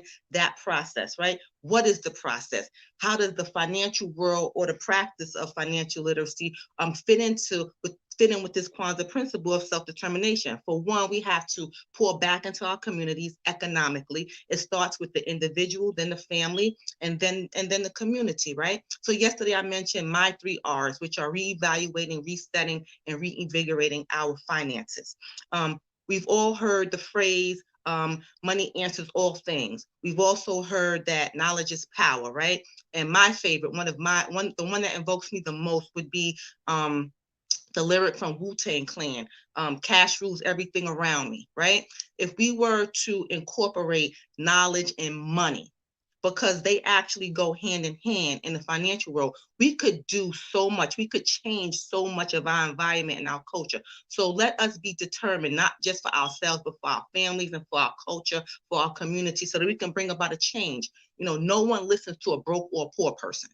And if you want to be heard, if we want the voices in our communities to be heard, we have to change the course of our financial futures. For the rest of the week, I will continue to celebrate in our culture. Let us not forget to incorporate some of the basic financial principles. If 2020 hasn't shown us or hasn't proven to us by now how unstable and uncertain life can be, let's begin to put things in place that can secure and protect us from the unexpected, right? There are things that we can control. So let's not wait until it's too late and we're faced with another pandemic. Let us get our houses in order now. So join me for the rest of the week as I delve deeper into the world of financial literacy with the key topics of the 4 cornerstones of financial planning.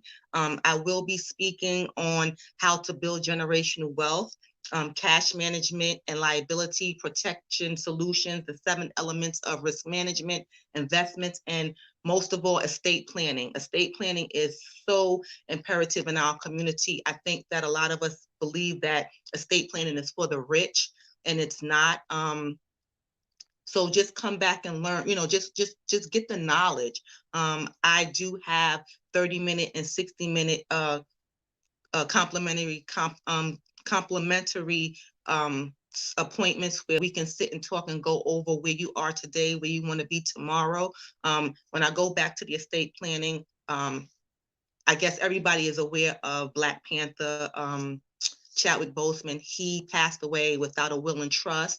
His wife is now fighting in probate court for about $1 million that, she should have. So let us come back together this week, learn some tools so that we know how to move forward in this future and we can make an impact.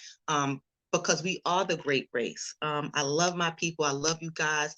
And I just want to get as much information and education in your hands as possible. Again, my name is Audrina Russum. I thank you for this time. I am on my cell phone again because I'm still at my parents' house and they don't have internet. So I don't have access to checking the chat. But if you have any questions or concerns, I am available. Feel free to reach out. I know that Athenia will be putting my information up if you want to contact me. I look forward to speaking to each and every one of you. I thank you so much. God bless you guys. And I can't wait to talk to you for the rest of the week. Thank you. Hey, how you doing? I am great. How are you? Good. We doing a bait and switch, between me and JD. One in, one out. So. It's all good. Thank you. Awesome. Well, you're looking good. You look like you're getting some rest, I hope. I've been sleeping. Okay. Yeah, definitely. I'm up in the woods.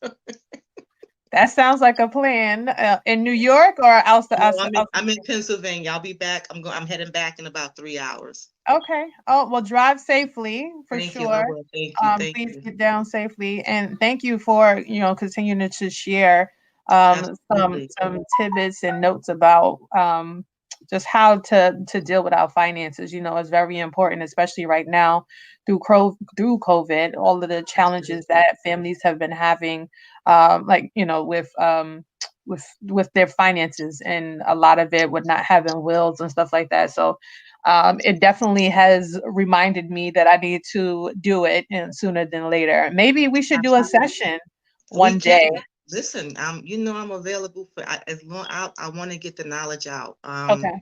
We need to talk. We can definitely set up a presentation, PowerPoint or whatever, and really I think that'd be great, because I think some people don't even know how to set up a will, and So you know what I have it on the schedule for this week. I know I think the last day I'm going to really delve into the wills, the trust, credit repair. Like those are things that I think we need to understand, credit utilization, etc. So each day, so Monday through Thursday, it's going to be a certain topic. So I'm going to deal with cash management and liability tomorrow. I'll talk about protection solutions on Tuesday, investments on Wednesday, and then I'll try to end it on Thursday with wills and trusts. So I hope everyone will come back and get that knowledge. And no, I love that. Yeah, no, definitely. Because I'm looking at how to I guess put money into my children. My ultimate goal, you can hear them playing in the background. My ultimate goal is to leave them all a house before I die. So that would be, my. So we need to talk, because you need to know when you do those things, you want to avoid probate. probate is costly and it can be tedious. I have a really good friend. Her grandparents died, I think, in 2013. Her mom is in the house, but she's still going through probate. And so we're going on almost 8 years later, completing the 7th year.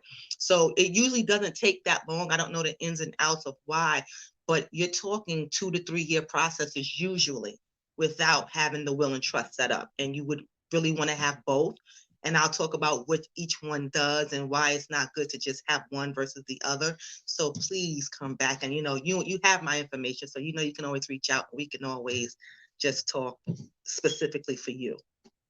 For sure. Okay. Well, we definitely will. I love that. Absolutely. Is I'm trying to avoid all of these taxes and all of the headache.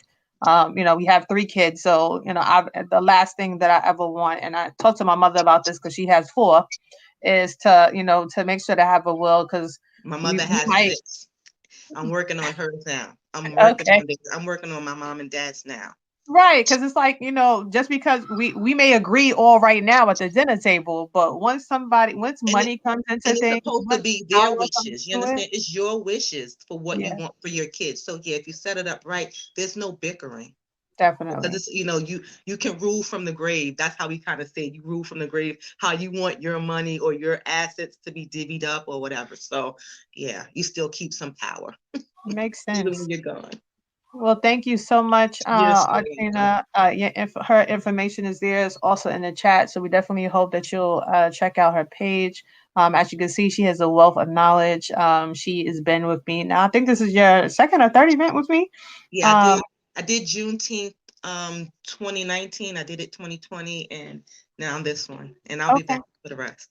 Awesome. Well, thank you for being along for the journey, and we look forward to much more success for you. Appreciate it. Thank you guys so much.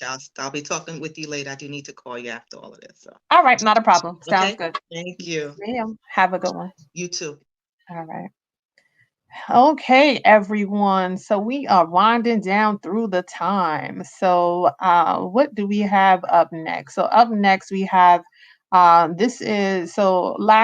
early part of this year, what we were doing is holding what's called Learning Labs. And we are actually doing this every month where we are doing Zoom rooms or StreamYard and presenting live on a particular topic of what's kind of going on in the community, things that are happening, issues that are, that are affecting us as a whole. And so, we always have a number of challenges that we seem to be confronted with that are, I guess, for lack of a better word, never really answered. So we decided to put together some presentations, and we partnered with Assemblywoman Latrice Walker to do so. So I am going to put up a presentation that Assemblywoman Latrice Walker put together in conjunction with us. So let me share sound. Gotta make sure, sorry, I gotta say it out loud because sometimes, you forget and moving so fast, trying to make sure that we're respecting your time and giving you some great information. So I am going to share this with you. Hold up. Wait. What's that? Hold up. That's not what we was working at. If we did the wrong. Hold on 1 second. I think I connected the wrong one, and I sure did. So what happens when you got a bunch of stuff open? Got a bunch of stuff open, and the kids in the background making all kinds of noise. They having fun. It's after Christmas. I can't be mad at them. They playing with all the toys that they got, and all of the family members dropped off because we wasn't doing nothing for them. No, that's not true. We did. They got so close. So all right, I think I got it now. So here we are. All right. So enjoy. And the District of Columbia, they all have some type of acknowledgement that Juneteenth exists. Recently, we know that Nike is making it a paid holiday. So I think North Dakota and South Dakota are the only states that do not recognize the holiday. So with that being said, we're going to have Assemblywoman Latrice Walker welcome everyone. Good, again, so thank you, everyone. Today marks the week where we are acknowledging our liberation. But of course, the question always comes back to, are we really and truly liberated? And one of the most profound quotes that I've heard about this is that freedom isn't free. And while we know that slavery ended for us here in the United States on the books, it states that slavery was abolished except in the case of criminal punishment. So we have been living our entire lives as Black people, really continuing in this emancipation process. And when they say that, you know, the individuals, the former slaves, were not even notified that they were still slaves, if you ask me, there's still so many of us, even right now, who don't recognize that we are still living in slavery, which is the truest existence of what it's been the minute you are subjected to the criminal justice system. And as we fighting mass incarceration all across the country, so when we talk about, you know, circumstances with respect to community and police relations, we are still talking about the institution of slavery. So I just want to be clear with that. So this conversation is very real, it's very poignant, it's very on time, particularly because of what we're seeing in the universe today. So I appreciate each and every one of you. I thank you for coming out with us this evening, and I hope that you can participate in our week-long event, where we're not just talking about criminal justice or policy, but we're also talking about financial management, financial empowerment, and how we're able to control our legacies, which we recognize as something that's very important. So thank you again for coming out. We have a great panel who is here with us today. Our first two speakers, one of them is Andre Richardson. Andre has an organization called Build the Bench. And Build the Bench is about really just how do we raise up the next generation of leaders to sort of take whatever it is that, however we leave our legacy behind for people who are coming up and interested in engaging in politics. What do they need to do? And Andre and I were just talking earlier about the fact that they call it political science for a reason, because there's a science to this as much as this art. And so we want to hear some of those facts so that people can understand that when they're tired of marching and they're tired of protesting, what else is there that you can do in order to affect change in your community? So, hey, Andre. What's up, Assemblywoman? Good to see you. Good, and thank you so much for participating with us. So we had a little brief conversation earlier today. We recognize this very important point that we're in. And there's this whole process as to how a bill actually becomes a law. And it's easy to have this conversation as a legislator, which we'll talk a little bit about further. But a very important piece of this puzzle is really about the power of the people, the power of being organized, and how some of the process is fulfilled that maybe individuals may not have, been taught in civics class in school. So pick for us, please, Mr. Richardson. So, Assemblywoman Walker, thank you for putting together this much needed forum around, such important issues. And I agree, it's very timely. And, also I think it really speaks to your leadership to discuss that elected officials and legislation is a source, but it's not the only source. So for those folks who are out there right now that are looking to get involved, there's a channel and a lane for advocacy, right? And that's what we're seeing right now in regards to police reforms that you and your colleagues passed, numerous amount of reforms last year in session. The city council is going to be bringing up several bills. Congress right now has the Justice and Policing Act that, addresses a lot of much needed police reforms, but it doesn't always have to be through legislation. And, that's kind of like, as we could see towards like the end of the road, or toward maybe the middle, but the advocacy part and the organizing is the ground that is the work that takes place on the ground in the beginning, getting behind the cause that you believe in, kind of just looking around in your community, in your city, in your neighborhood, and recognizing what it might be that you would want to see differently. Here in New York, we're very attuned to the fact that the NYPD is completely out of control. The culture of the NYPD and their aggressive policing tactics are completely out of control. And that needs to be addressed in a very aggressive fashion. And that's why I applaud the 3 different branches of government as it pertains to where I live, taking swift action on all of that.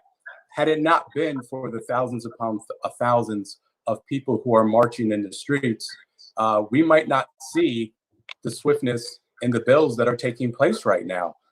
If folks were not spending every minute of their free time marching, shutting down the Brooklyn Bridge, shutting down Flatbush Avenue, shutting down Fifth Avenue, we might not see the action that was being taken by the state legislature and your other colleagues in the city council. We're now talking about a chokehold bill that was introduced by Congressman Hakeem Jeffries in 2015. And the fact that we have Republicans talking about that now should be the only answer that we need for the question of, why is it that you march? We march to bring awareness and attention around issues that are impacting our communities that we sometimes see before the decision makers. And a lot of times it could be a small group of people, and folks will be like, they're crazy. Why are they marching? Why are they doing that? And all of a sudden we start to see it build and build and build, and then it gains momentum. And then from there, we have to be strategic and say, which committee do certain elected officials sit on? At what point do we need to then bring it to them? Is it public safety? Is it housing? Is it a voting reform issue? You can look at the chairs of these different committees. You can look at the committee members. All of the state legislature has offices in Albany and in everyone's respective districts and neighborhoods that they live in. Set that meeting. These folks are not untouchable. You, for example, you're very accessible. Like there's never been a time where if I had an issue and had to reach out to you, or somebody in the community that lives in our neighborhood that was like, how can I work on this? I would say, call the Assemblywoman, and you would be receptive. And I think that's the importance of accessibility. That's one component of the advocacy. And then I think, the last piece is making sure that we ensure that that energy is transferable from activism into taking action around the advocacy, and then elections when necessary. Well, I appreciate that, and that's positive. I see that we have Katie, who has also just joined us. And Katie has really been another very strong voice in Albany. And again, it's really, we are, as legislators, are amplifiers of a larger voice, and that's the voice of the people. And so I really just want to have Katie, who was with the Center for Community Alternatives, speak about some of the work that she's been doing as well in Albany. And the synergy between the two of you, I think, is amazing. And I'm really just honored to have both of you participate in this because, a lot of times people think, legislators will come up with these amazing ideas, right? But that they stand in front of. But many times there are bills and bill proposals that get that are proposed, I'll use the same word, to the legislator to say, hey, we see this issue has been happening. We want to do something about it. We got together, we drafted this bill. Can you take a look at it to see if you can take this to the next level? So Katie, can you talk to us a little bit about what that process is like? If there's somebody out there right now with a burning interest in terms of affecting change by changing laws, like how would they get that done? It's such a good question. Thank you for having me on, Assemblymember Walker. So the sort of first step is just to identify what the issue is that you're trying to address, and making sure what branch of government is the right place to try to address the issue. Is what you need for Albany to pass a law, doesn't need to be a state level law. Is what you need a local law? Do you need city council to pass a law? Is it possible that the governor or the mayor has the power to do what you want? Is there an agency head? And what this is, sort of in organizing speak, is picking a target, right? Who is the power holder who has the ability to give us what we want? And that's sort of the first step. Once you figured out that it's Albany, and I have to tell you, I'm born and raised in New York City, and I didn't get into this work, to be honest, because I cared about the rest of New York State. I'm gonna just be straight up. I got into this work because I figured out how much power Albany had over what happens here in New York City. I thought, well, if Albany is gonna be who's in control of my city, then I gotta do state level politics. I've gotta build state level coalitions. I've gotta build state level movements. So let's say you figure out, okay, what we really need is we need Albany to pass a law. Then you wanna figure out who might, on the advocate side, sort of who are your allies? Who are some other organizations? Who are some other people who might care about this issue also? So you start to build your coalition. Now it's possible that you've got some capacity to write a bill yourself, which I, as Assemblymember Walker has pointed to, as sort of my preference. And then you get to figure out who in the legislature might be an ally, who has worked on these issues before, who, to Andre's point, sits on the right committee, who has knowledge about it, whose district is impacted by the issues you care about. Maybe it's the person who's your legislator, so they might be responsive to you since you can come to them saying, I'm a constituent. And you get them to do what's called introducing the bill. And you get one senator to introduce the bill in the Senate, and then you get an assembly member to introduce the bill on the assembly side, because the bill's got to pass through both houses, and then it's got to get signed by the governor. And then once you've got it introduced, you've got to build the power to get it passed. And that looks like everything from getting press coverage to holding rallies to bringing busloads of people up to Albany to talk to legislators. You've got to convince people to move on this issue you care about. And you've got to convince them both that it matters, but also, frankly, you've got to convince them that you've got enough political power to push them to do it. Right? To Andre's earlier point, the policing bills that passed in Albany last week have been in the state legislature languishing for years, right? They didn't move. And if you had asked me 3 weeks ago, is the legislature going to repeal 50A? I would have laughed at you. I would have said, no way, that the legislature they're not going to do it. They're like feeling scared about a couple of different things. They're not going to do it. It took 1 week of sustained protest, and all of a sudden that protest shifts the landscape so that something that was considered politically not feasible became inevitable, right? It became so clear that the legislature had to take action. And so that's the power. So see, Communities United for Police Reform, they had drafted those bills, they had introduced them, they've been doing all of the stuff they're supposed to do on legislative advocacy, going to Albany, bringing folks up, getting press coverage. They've been doing that, but they've been facing the unbelievable power and resistance of the police union. So they've been banging up against this wall, unable to get those to move. And then it was this unbelievable power organizing, outpouring protest that broke through that wall that they had been running up against, changed the entire political landscape. And all of a sudden, those bills that families who had had their loved ones murdered by the NYPD, the mom of Eric Garner, the mom of Sean Bell, the mom of Akai Gurley, all of these families who had been working, this coalition of organizations, all of a sudden that protest allowed the legislative advocacy that they've been pursuing for years, allowed it to come through. And so we need both. We need both the street activism that changes the current, changes the political context, and then we need the folks who are writing the bills, who are figuring out how do we translate our demand into legislation? How do we get that teed up so that when we can build the protest movement, we are ready to move forward some concrete legislative changes. So you have any comments on that, Andre? Because I was just gonna ask, I guess you can preface also your comments on this other question. So one of the things that you mentioned was about putting together coalitions and putting together press conferences. How would someone be able to participate in that process because there are a lot of organizations who are on the ground, right? And these are organizations who work hard each and every day. But they all remain nameless. No matter how hard they work, no matter how hard they want to be recognized for the work that they do, it's also very hard to get a breakthrough moment to even just be acknowledged in that.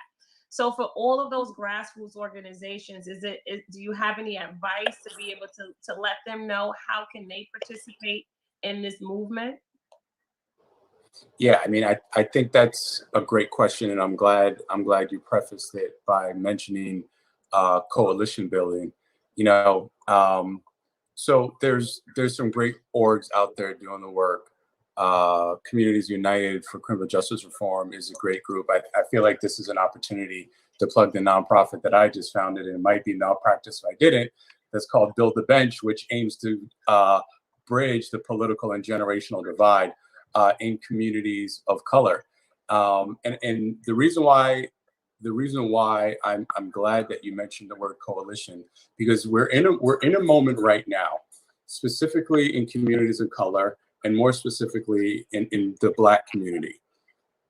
We're seeing the misjustices that have been happening for decades upon decades as it pertains to criminal justice and police reform. There are issues with the housing system here in New York City that plague Black communities as well. There are issues with the education system that plague Black communities as well due to underfunding. I am beyond hopeful and optimistic that these coalitions unite and become even stronger around these unified issues of ensuring that the Black community has a seat at the table and progresses at the same level that other communities have in New York City, and actually even beyond, because there's a moment of catch up that needs to take place here for us to be ordered to, for us to have the opportunity to operate in a system that was not designed for Black people in mind. So now here we are with the awareness raised around police brutality and violence that can be not just transferable to the political process in casting your vote, but that can be transferable to highlighting the highlighting the inequalities in our educational system and the lack of affordable housing. Touching on your point very quickly, that was just mentioned about finding the right legislator that might push your issue. I think it's the back end work is also equally as important in terms of once you find that champion to champion that bill and then it passes, I think it's important for that person to be highlighted in being a leader, being a champion on that issue. And when other issues come up or other groups are over here trying to, and I've seen this and it upsets me, trying to vilify a certain politician, it's like, look, politicians are not going to be perfect on every issue, but we need to make sure that they're protected around certain issues, and it's highlighted when they have been our advocates and our allies. I think that back end work, and I can't stress that enough, I think that back end work is equally as important, because a lot of times there's what I like to call the short-term memory and advocacy where it's like one minute you're a friend, the next minute you're an enemy. But I get it. We got to be out here pushing good policy and holding elected officials accountable at all times. So I think that was also a good, kind of a segue to another conversation. Like once you found that legislator, the bill is introduced, but even though we, let's say in the assembly, the majority of the assembly is Democratic, we have a large number of Democrats all across the state of New York. We're also grateful to have the New York State Senate being a Democratic majority as well. But the Democratic Party is not a monolithic party. And so while we recognize how important it is for us, I know now I'm sweating, but you know, we got to speak truth to power, and that's really the only way that we can get these breakthrough moments. And so, what are some of the dynamics that you may bump into as you're trying to get through that sort of breakthrough moment in terms of just the characteristics of the legislature? I don't want people to think that everything is peaches and cream, because when we're in Albany, it's still a fight. No, and I think exactly to your point, Assemblymember Walker, is we've had a Democratic Senate and a Democratic Assembly for 2 legislative sessions. We were about to close out our second legislative Senate with a fully Democratic state legislature, and these police accountability bills did not move until we had a week and a half of national protest, right? And that tells you something about the ways that you not only have to get folks elected, but then you really have to put their feet to the fire. Because otherwise, the dynamic that we see is that the legislature will bend to wherever they think the political power is, and they will often bend to the members that they think of as being marginal. So in the Senate, that meant that the legislature was interested in supporting senators who came from purple districts, who had flipped seats that previously had been Republican. And so those tend to be more suburban and rural districts. They tend to be more conservative districts. And so it meant that when it comes to issues that matter to folks in New York City, but also to folks in Buffalo and Rochester, that matter to communities of color, that they get squeamish because they're not sure that the politics of holding those seats matters. And we saw it. I've worked really closely with Assemblymember Walker on bail reform, on making sure that folks aren't locked up without a trial because they cannot afford money bail. And we watched, particularly on the Senate side, we watched the political dynamic shift so that the Senate was more afraid of the police unions who were opposed to bail reform. They were more afraid of the district attorneys who were opposed to bail reform, frankly, than they were afraid of us. And so we need to not only have good ideas and cultivate champions and get bills introduced, but we need to build, and I'm excited, Andre, about your organization, we've got to actually build the power to scare these folks, right? Like the legislature needs to know that if they don't do right by New Yorkers, by impacted communities, that they're not going to have their seats any longer. And we need to have that kind of scary electoral power to compel folks on these issues. I will do a quick organizational plug because Andre just made it acceptable, which is that Center for Community Alternatives is holding a summer organizing institute in the second half of July and through August. And that is going to be everything from how do you organize a rally? How do you organize a press conference? How do you move a bill through Albany? How do you bring your full power as an individual and your story to bear on the issues that you care about? And so if folks want to join us, I'm going to figure out how to share a link, but the address is bit.ly/summer-organizing. And we would love to have folks come. It's not a secret, to Assemblymember Walker's point. There's some science here, and that's a science that we want as many folks as know as possible, so that we can bring the full power to bear on Albany. Let me know how I can help. Well, I appreciate that, because a lot of times, when we encounter people, let's say in the community, a lot of times it says, "Oh, my vote doesn't matter." It doesn't make a difference because politicians don't work for us.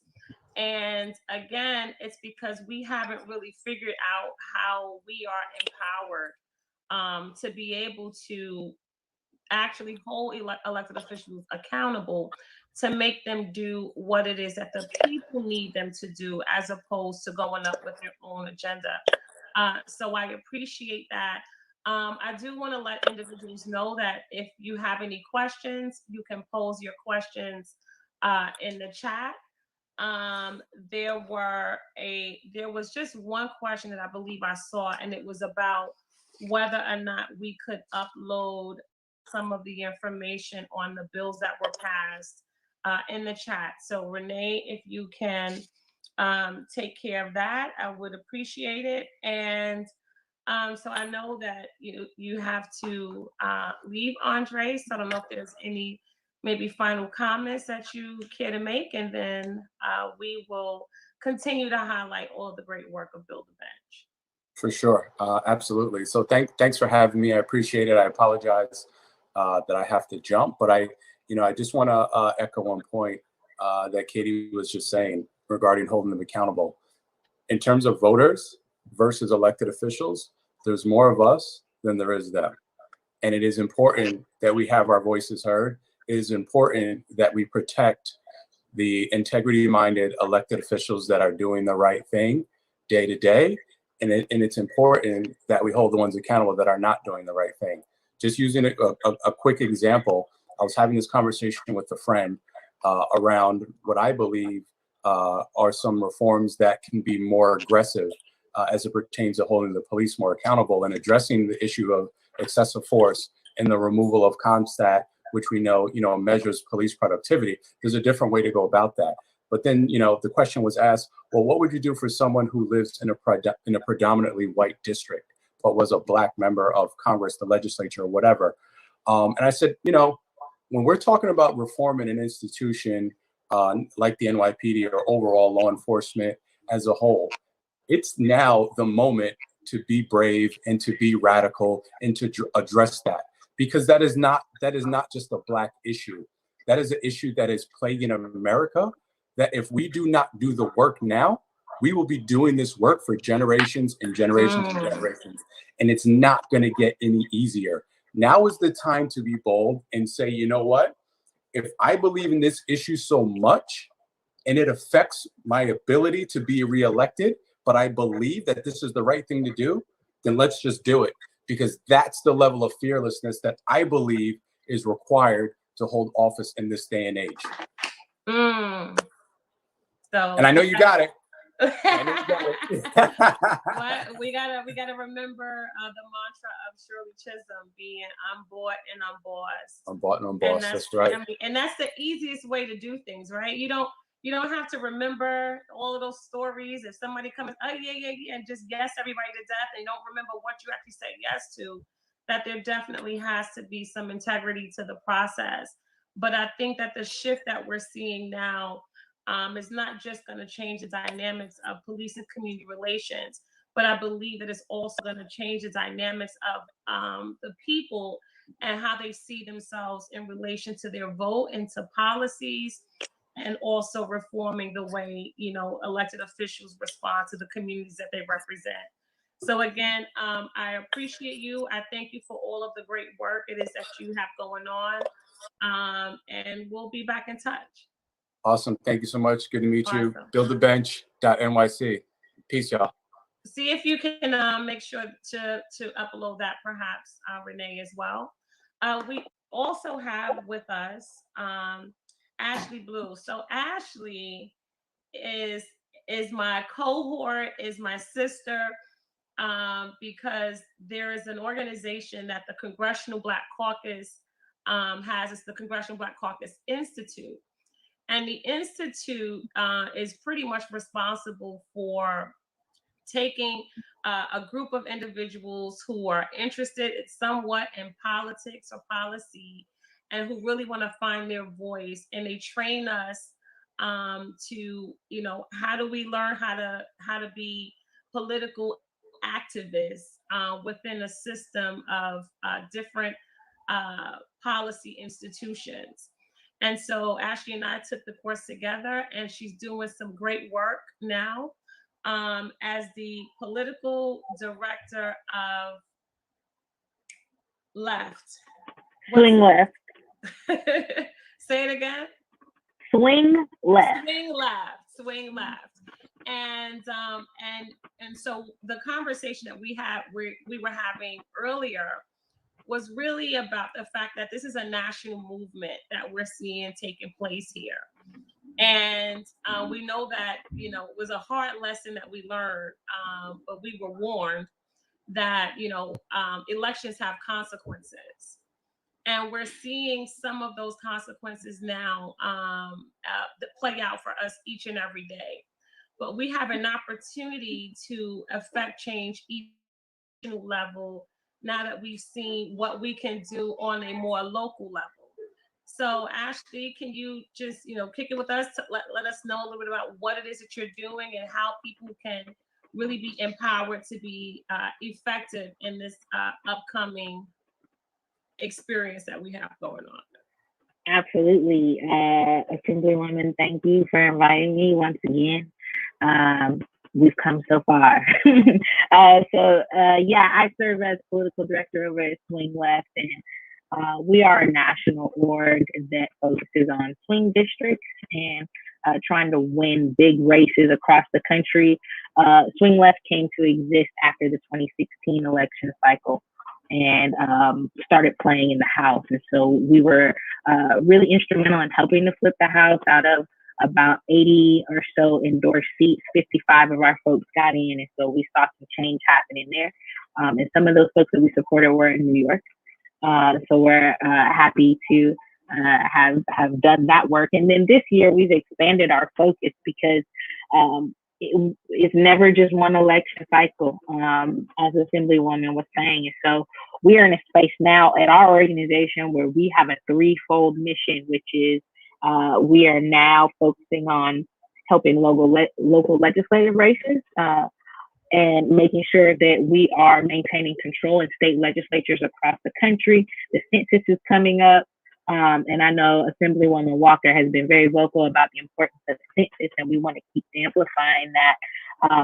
The way that we get fairly drawn districts is to make sure that we have good people in office who are considering the obstacles of gerrymandering that have been pretty systemic, particularly down south where I live here in North Carolina. We're the home of gerrymandering. So our friends in Georgia, our friends in Texas, they've got some big fights this year, and we want to make sure that we are able to support them in their local legislative races so that we can have fair lines in the future. We are also focusing on Senate races, and so there are a number of vulnerable senators this year. And on top of having to deal with the new environment we're all forced to live in with COVID, and now with the racial unrest across the country, where we are all fiercely advocating for some tangible changes, it gives us the opportunity to kind of pick off some of these folks who are sitting in seats that have been a long time red, and the folks are not voting in the way that we need them to in these states that need things like expanded Medicaid and things of that nature. And so the Senate is a priority, and then of course the presidential race is a priority for all of us. And we know that we've got a tough road ahead of us. And, I think we knew that this was not going to be an easy election year. We knew that since 2016. It's just the obstacles this year almost seem like they're unfair.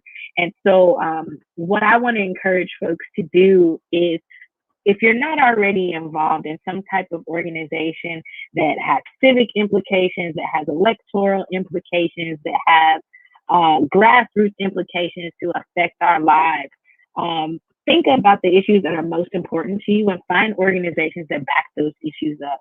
If environmentalism is what's important to you, there are environmental groups that are local and national that can help connect you with elected officials who align with your ideals. We're talking about Juneteenth, making sure that we are amplifying the messages of Black candidates that are running and who have difficult roads ahead of them. I mean, I think we've all seen what's happening in South Carolina with Jamie Harrison. That race is a long shot, but just having the energy that is behind him just shows that that momentum will eventually turn into a seat for us, even if Jamie doesn't win. If Jamie runs again, because he's young, we're putting him in a better position in the next couple of years. So we need to think through how are we getting involved in the political process? Is it that I need to connect to an organization that's specifically helping Black people, brown people, indigenous people, people of color, and that is my pathway into having an impact electorally or on the census or whatever big issue is in front of us that particular week? That is the thing that everybody can do. And if you can't, and if you don't have the energy to participate in groups that will help you align and help you become effective in the political landscape, then just make sure that you get out to vote and make sure that you remind people that we need them to vote. The one added obstacle that I want people to keep in mind as we move towards November, we will be forced to have a myriad of options to vote.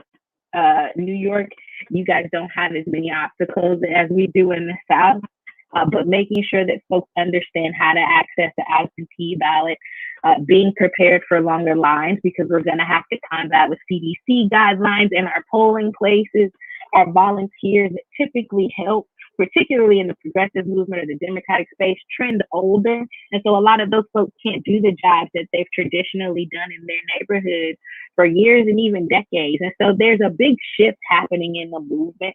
And I just encourage folks to find the thing that excites them and find a way to use that as a tool to get connected to issues that help us make incremental and big changes across the board.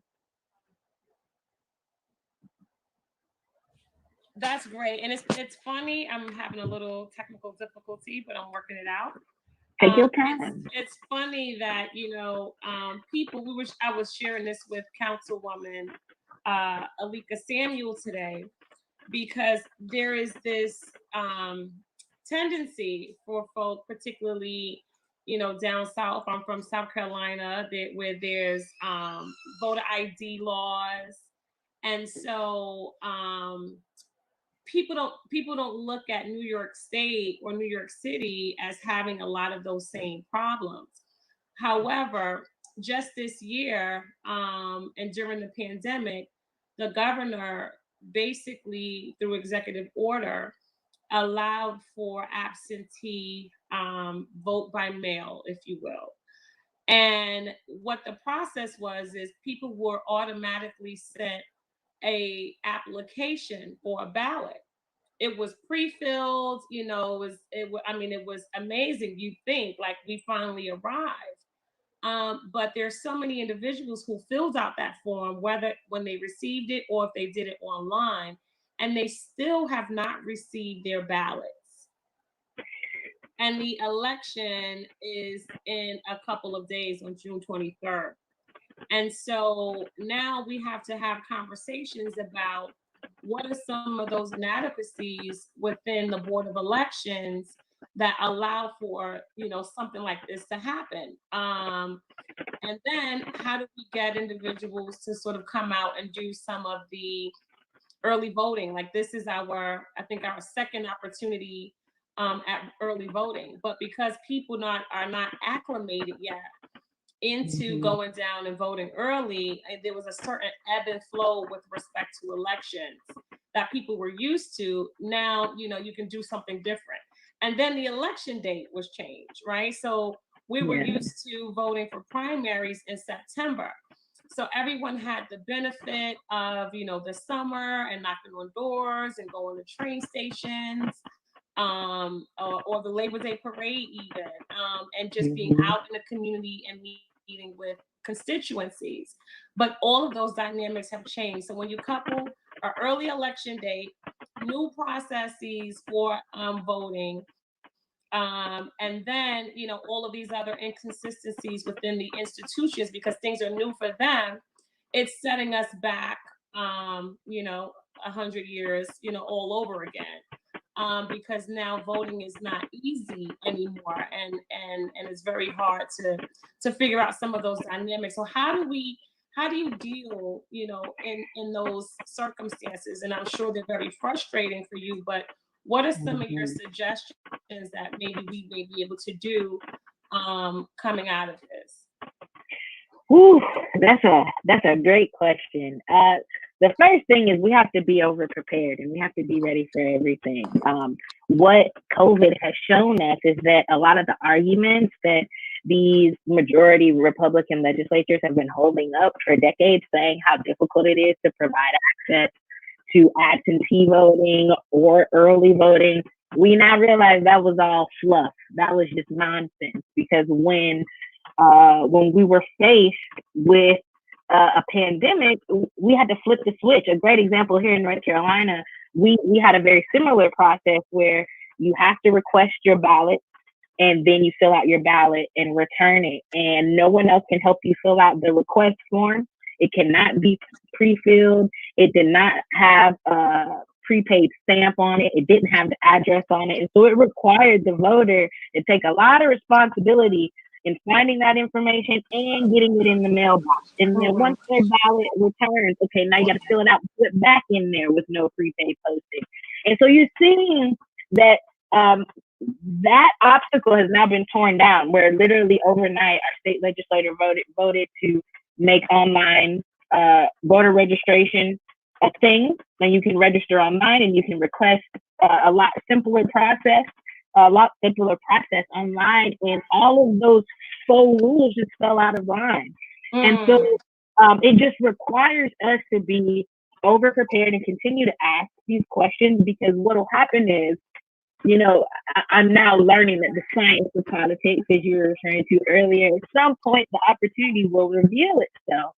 And no one could have expected that we would have this opportunity to expand our voting rights. Again, a lot of these online voter registration access, requesting absentee ballots, or mailing them to every registered voter, these were taboo topics 4 months ago. And so the floodgates have opened in that respect. The other things that we can do to prepare, again, if that means request your ballot, and then if your absentee ballot, like folks in this chat are saying, you haven't gotten it yet and the primary date is pulling up, or if we get to the general election and that date is pulling up and you haven't gotten that ballot, be prepared to go to the polling site. If you have early voting, look at our friends in Georgia. Do not take what happened to Georgia lightly. You may need to pack a snack. You might need to pack an umbrella. Like, these are going to be dire circumstances. And consider also our friends in Wisconsin with the Supreme Court election that they had a couple months ago as well, which was right in the middle of the COVID shutdown. And they had to get folks to the polls. And people put themselves at risk because they knew that they needed that Supreme Court seat in order to see change across the state. And that's their opportunity to get a lot of progressive things pushed through the finish line. And so we have to be over prepared for election day, unfortunately. I encourage everybody with access to go out and early vote, do it. As you were saying, Latrice, it does take some time for it to get to become a habit. North Carolina started early voting in 2008, and now you could not convince us to do anything otherwise. So if you have it in your community, use it, because we don't know what's going to happen on election day. And encourage the people that you know to do the same, because we're all going to be in a long line one way or the other. It's either going to be us tracking an absentee ballot trying to get to our house, or us trying to stand in a line and make sure that we can actually get our stuff scanned in. So over preparedness is the big word I would stress there. So hello, everyone. So I wanted to I'm going to cut it there because we are in need to go over to our next activity. But I just wanted to share that because it was very important when we were sharing it in June. And it's still very important, talking about the importance of voting and preparing. This voting season was bananas. I guess that's the best word I could use for what it resembles. It was so different. There were so many different things that were happening for election this year. And I'm not sure, people can put in the chat, the things that came up for them, but it was very anxiety provoking. I think this is, this was more anxiety provoking than even when we had elected President Obama into office. Like when Obama got into office, I was like, I think I was pregnant. I was doing flips and all kinds of stuff in my bed, by the way. But that was, I think, 1 o'clock in the morning when they finally made the announcement that he was president. And for this, it took days, and we, some places didn't report finalized that it was reported until recently, maybe a week or so ago. So, it was definitely an election for the books, so to speak. Just helpful for us to be mindful moving forward of what election and how important elections are and what our position with elections are, and not just elections as well, on that realm, but you also have local elections. You have your community boards that you can be a part of, that you can get on the board and be elected into. So those are all things that are very important. So again, you want to talk about, again, we're talking about Kujichagulia, self-determination. How do you determine what you want your community to look like, to sound like, to be represented like? And you do that by, being on boards in your community. So up next, as my kids are going crazy in the background playing video games, but that's life, right? That's Sunday afternoon in the house of the Rodneys. I have 3 children, so that's not something I can hide. But we have up next my coaches of Be the Tree, and they are going to be talking about an amazing program that we've been sharing with you all day, and some of the people that we've also been sharing with you all day. So I'm going to bring them on. So Coach Jamie, Coach Charmaine, hi, how are you? Y'all are on mute. Hello. Look, it's only Blessings, right. beloved, I've done it. blessings. Sorry, Shar. I've literally done it every time I've come in, so it's only right that every time I come in on mute. Yeah, on mute. Oh, Lord. On mute, on mute. So thank you, ladies, for joining us. We also have Ruth from Coco Pauline, who is also going to join in this space with us. Let me get her together. Hey, Ruth. Super. We got somebody coming to play. Hello. And so I will pass the floor over to you, ladies. All right. Greetings, everyone. So as I spoke about earlier, this is our Be the Tree introduction session. And I am going to actually welcome in Coach Charmaine. I've been talking and sharing a lot today. And then we'll say hello to Ruth and get started. Hello, all. My name is Charmaine.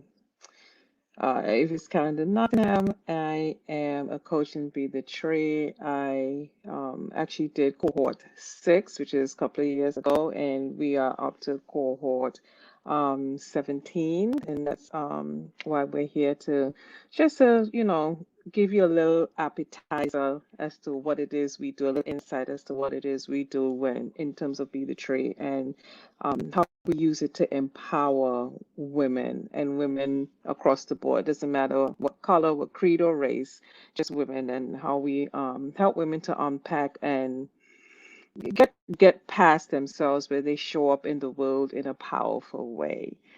And I am complete. All right. Thank you for that share. I will also share that I am a graduate of cohort 2. And yes, as Charmaine mentioned, we are heading into cohort 17. We are like right in the middle of 16 and 17. So any of you ladies that are interested today after today's session, please do reach out to either of us 3 for more information, as well as we'll share it in the chat and on the pages. All right, Ruth, how are you today? Hi, everyone. I'm a little nervous. My first time being live at all. Is it really? Very first time. Well, you know what? I'll share with you that I am very new to this, getting comfortable with this. It's all been part of the process of having the pleasure of working with Athenia, and also being a part of this collective that we're representing today. And it's just perfect. So I want to commend you first for being on this live, not only doing that, but willing to come and play a game that is a really big game. It's not a little game. It's a big game, and being willing to do it live streaming is amazing. So I just want to thank you for that. Thank you so much for having me. You're very welcome. All right, ladies. So I'm going to go into our structure and agenda for our Be the Tree introduction session. And with this welcome and overview, I'll let you know that we will be doing an activity called Face Rights. Wait. Before I go any further, how old are you, Miss Ruth? I'm 34. I'll be 35 in February. Perfect. I had a feeling that you were the youngest in the room. You're like, hold on, how old is it? I had a feeling you were the youngest in the room, but I didn't want to assume. So with that being said, I'm going to ask Coach Charmaine for permission to begin. Yes, you have permission to begin. All right. And question for you, Ruth, do you have any idea or why do you think we would ask for permission to begin? Any ideas, anything come up From to you? the elder or from the youngest person? From the elder. In this space. Respect. Always, they've walked before you, long before you. So whether or not they're right or wrong, you have to respect that. Ashe, I love that share because you actually just hit some key words. That is a huge belief here that what you responded with is absolutely right, because in this community, nothing's right or wrong. So I'll also add that in the space, it's also because society kind of highlights youth and acts like youth is where it is. And Be the Tree, it's just for that reason, because we honor the ancestors and those who walk before us and have the wisdom and the experience. So you were like so spot on. It fits perfectly. And we get many answers that are kind of like across the board that let us give us more to that. All right. So back to what I was doing before I forgot to ask for permission to begin. So we'll do an activity called Face Rights, where we'll share our name, age, what brought us to the call today, how we feel about being a woman, and what we are most challenged by being a woman. Then we'll go into the activity, which is about the 3 phases of womanhood. And then we will share some information about the program and then have a closing ritual together, okay? All right. So, Coach Charmaine, you want to take Face Rights for us? Absolutely. So you like me to give an example of how it's done? You want me to mirror that? You can lead it. Just lead it and do it however your structure. Okay, beautiful.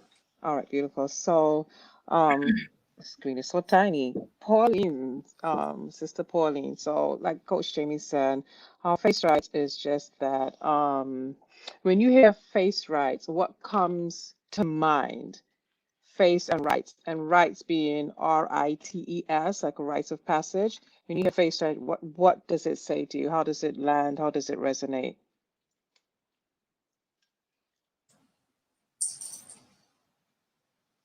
I really don't know. I'm not gonna.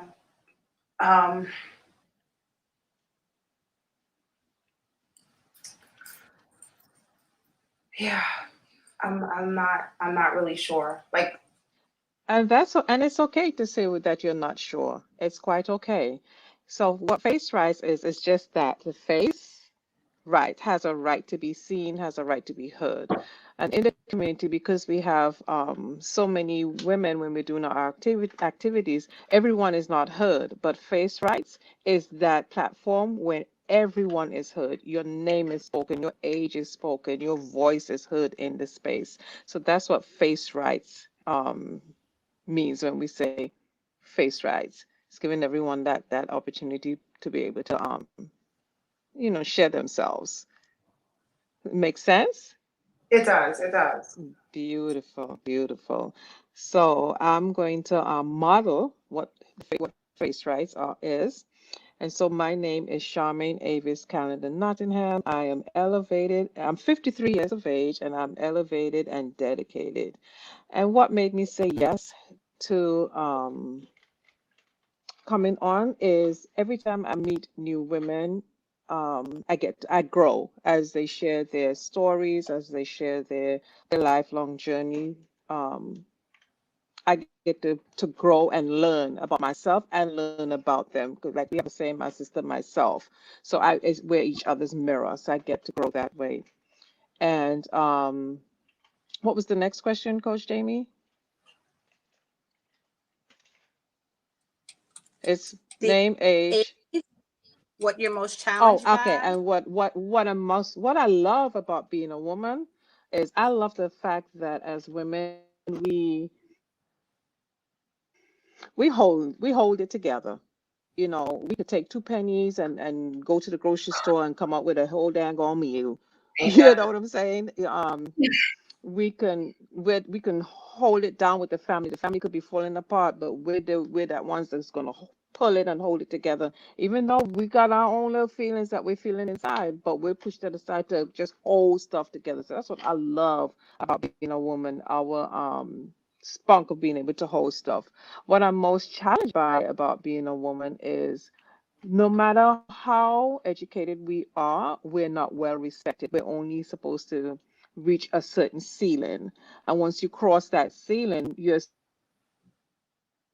still not respected. And I give a perfect example is I had one of my girlfriends, she was the vice president of General Electric, and she was not respected at all. I mean, they would look past her, under her, all around her for suggestions, and she'll give the same suggestions and they'll shoot it down, but they'll ask a male counterpart and he'll give the same suggestion and be like, oh, that's a wonderful idea. So that's what I'm most challenged by as a woman, is being able to be accepted for who I am, especially educationally, when I break certain ceilings. And so I am going to that's an example of how we do face rights. So I am going to pass it on to you as well. Pass it on to you so you want me to pass it to you, Coach Jamie? Okay, there we go. So Yeah, in the you can chat, pass. Oh. yes, I'll pass it on to Coach Jamie. So if you look in the chat, you will see the requirements where it says what you have to do for face rights. It's your name, your age, what brought you to today, what brought you to Be the Tree today or to the show today, and what do you love most about being a woman, and what are you most challenged by being a woman? And I'll let Coach Jamie model as well. All right, and I'm actually going to model and share at the same time. So my name is Coach Jamie Monet Lloyd. I'm 44 and here for more. What brought me to this call today is that it allows me to be my purpose, which is to help others cope, deal, and heal by any means necessary, which this program is also what helped me figure out who exactly I am to be in the world. And that's where I was able to come up with that purpose declaration. And being here, and anytime I get to lead an introduction, that's what it allows me to do, as well as it allows me to root further into the community, as well as support women that are thinking about coming in. What do I love about being a woman? Everything. The smell, the look, the way we feel, everything. We're just like the dopest thing that touches this land. What do I feel challenged by? I feel challenged by some of those same things that I love are things that we can be judged for and convicted for. So the questions like, what did you have on? You know, what time of night was it? What were you doing? What were you wearing? Things like that is very disheartening. And I'm sorry, folks. It's very disheartening and just yeah. It's like, even look at that. Spirit just wants to come and get me because I'm feeling good about being a woman. He just blast out of nowhere. So yeah, things like that. And I'm complete, and I'll pass to you, Ruth. Okay, so my name is Ruth Horry. I'm 34 years old.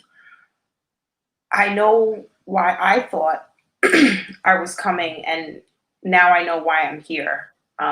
So I thought I was coming on to collaborate with women, which is always what I love to do. And not just women, because I do that at work, but I mean women that look like me. But now I know why I'm here. I'm here because Athenia knew I needed to be here.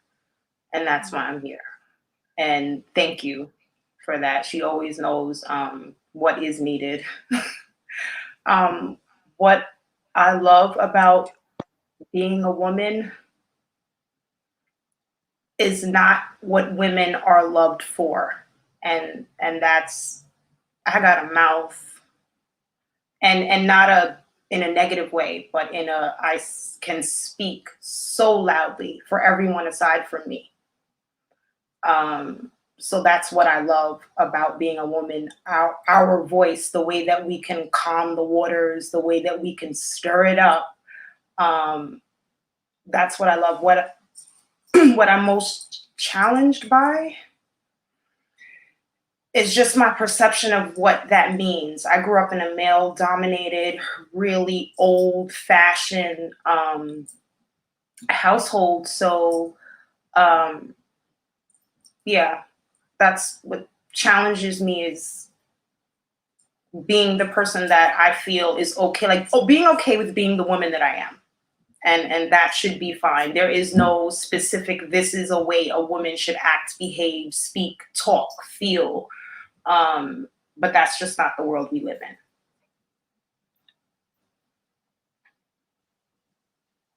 Thank you, thank you, thank you. And so you are complete. And one of the things that I should ask, are you complete? No. Okay, and so that's good. So I can explain to you. I am complete means you will hear us saying it in this community. Once we're finished speaking, we say, I am complete, which means I'm complete with my thoughts, I'm complete with my statement, and it gives the other person the go ahead, or the go ahead or the permission to go ahead and speak, because now I'm complete. I'm complete in myself, I'm complete with my thoughts, I'm complete with what I'm saying. So you'll hear us say a lot, I am complete. I am complete. Ashe, ashe. And so our next activity is the activity with the 3 phases of womanhood.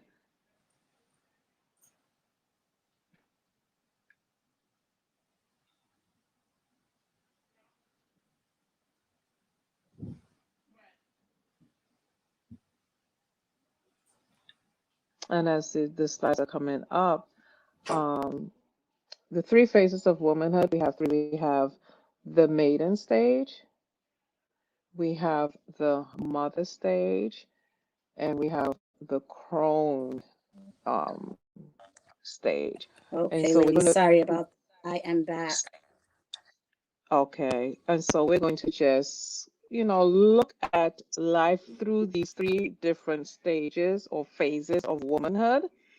And so the first one that we're going to look at is the maiden. The maiden is from the age of, well, really maiden starts from the time you land in this on this earth, but we're going to really look at from the ages of 12 to 25. This is where our brain is developing, our personality is kicking in. We getting to understand who we are a little bit and understanding what it is we're trying to accomplish in life somewhat.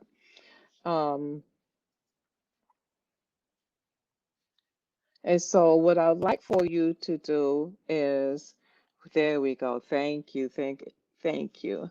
I want to let you know that it's an activity where you're going to have a pen and paper and you're going to just write some words that come to mind, and release all judgment. There is no judgment. There is no right or wrong. Just generate your list. And so I'll give you some examples. As a maiden, and I think of myself as a maiden from the age of 12 to 25, what were some things that I can remember about myself then? I was very stubborn. I was a know-it-all. I was depressed. I was sports oriented. I was a teenage mother. Um, I was a nurturer.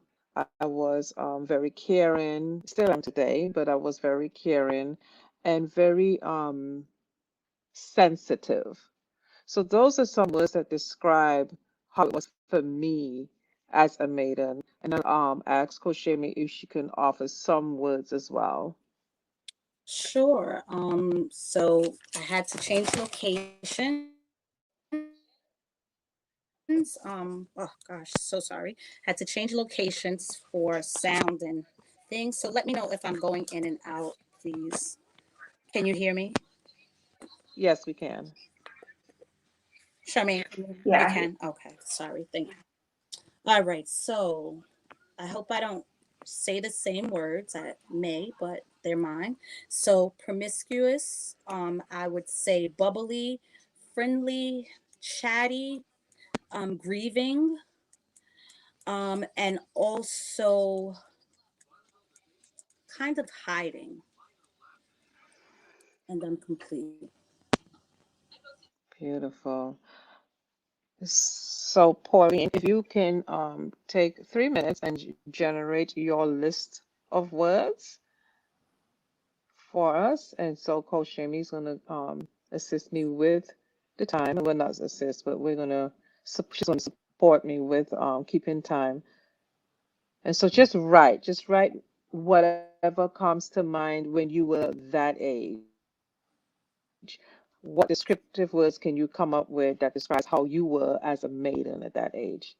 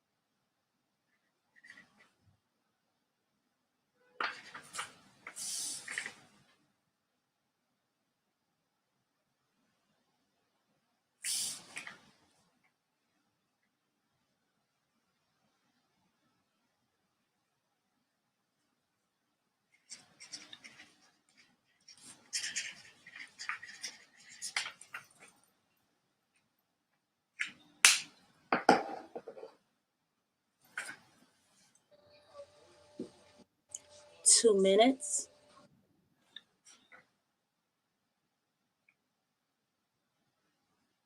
I'm actually finished with my list now. Is that okay?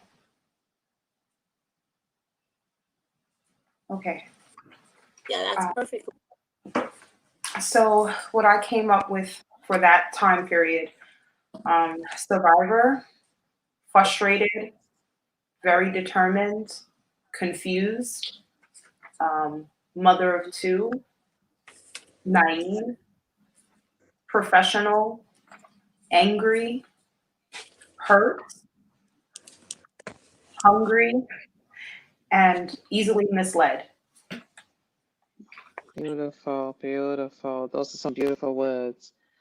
And so the same thing that we did with the maiden phase, we're going to do the same with the mother phase.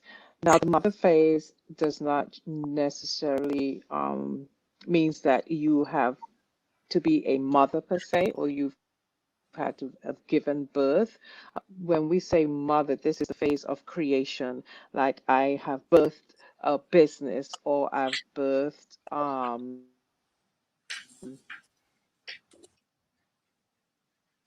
hmm, what's some good things that you can birth besides business? I've birthed friendships, the different things.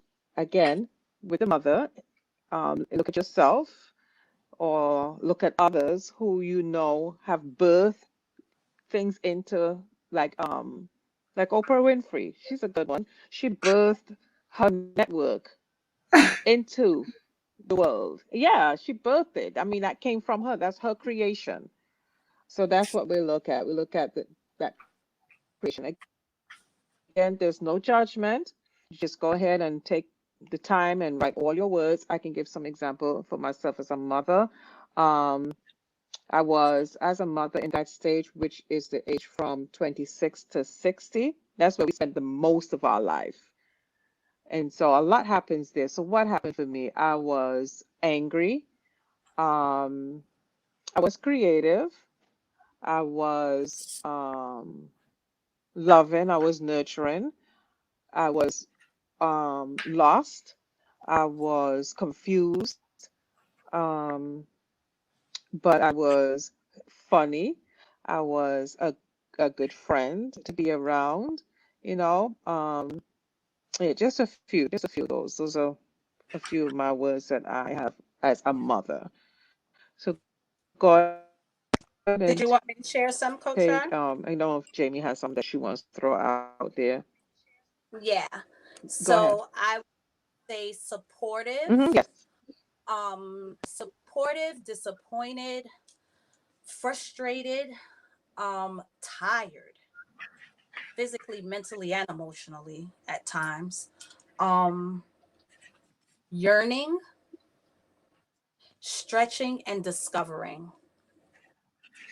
And I'm complete. Beautiful. So just as you did with the first exercise, the same thing here. Take the 3 minutes and generate all your words, descriptive words of the mother stage. Okay.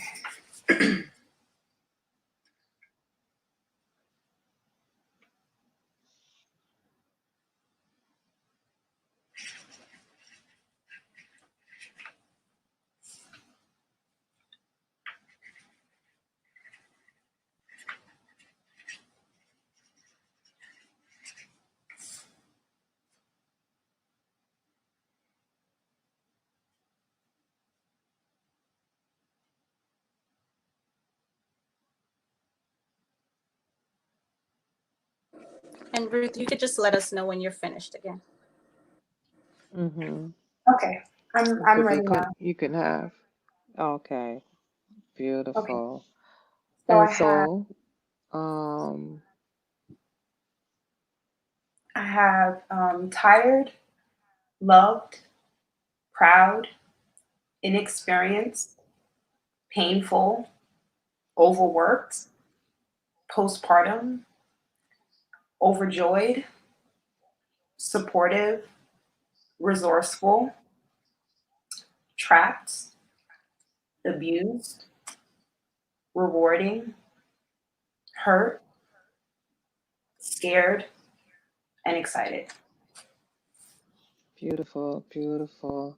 I'm And complete. wow. And so we'll take it to the crone stage.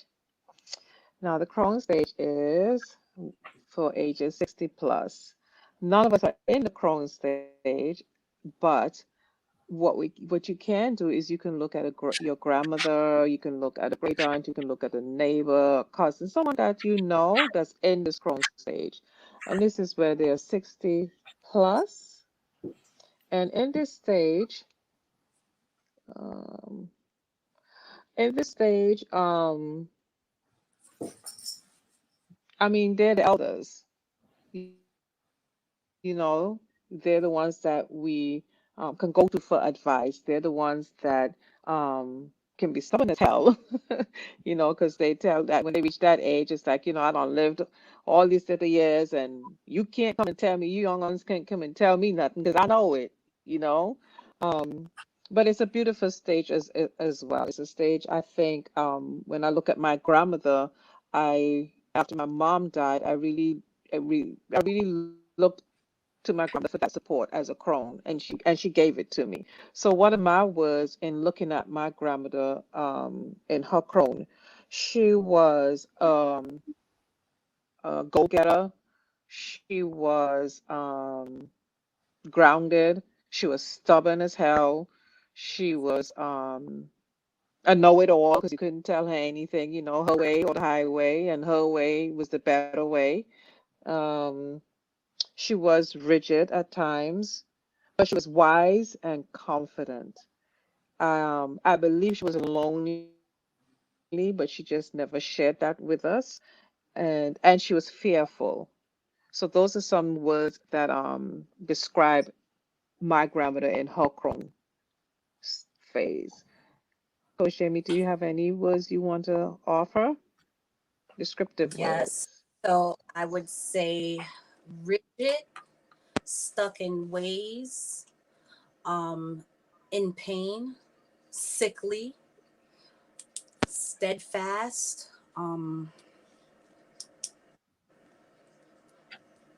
immovable. For my Nana, I'll say I'll also bring in arthritis. There was complacency, and then tiredness, like an ultimate tiredness, like I wouldn't say an energy of giving up, but an energy of just being done, and I'm complete. Beautiful.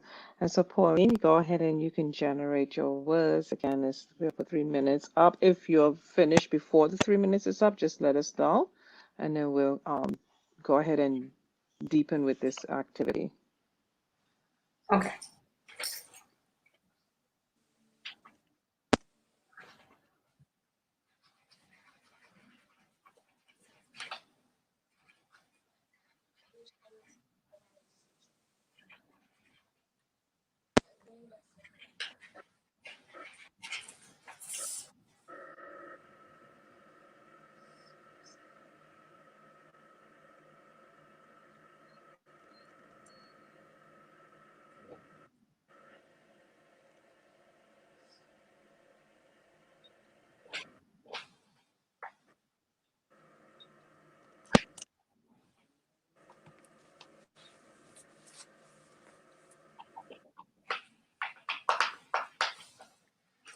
Okay, I'm ready.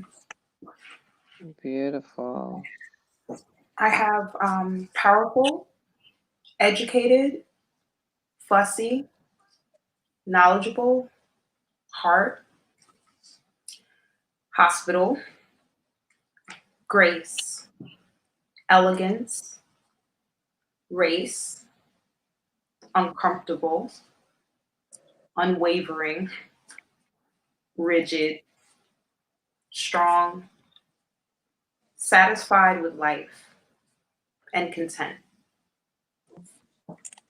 Beautiful. I am complete. Beautiful. So now we're going to deepen the exercise. And so what we're going to do, we're going to go back to the maiden phase. And in our community, we don't say negative or positive. What we do is we say high vibrational and low vibrational. Low vibrational are things or words that or actions or actions that don't serve me. For example, it does not serve me to be angry. It doesn't serve me to be angry at all because I'm not getting anything accomplished if I'm angry and operating out of anger. Whereas if I'm operating from a sense of place of gratitude, it serves me. You know, I can shift and move and I can see things from a different perspective. And I can, just that I can move, I can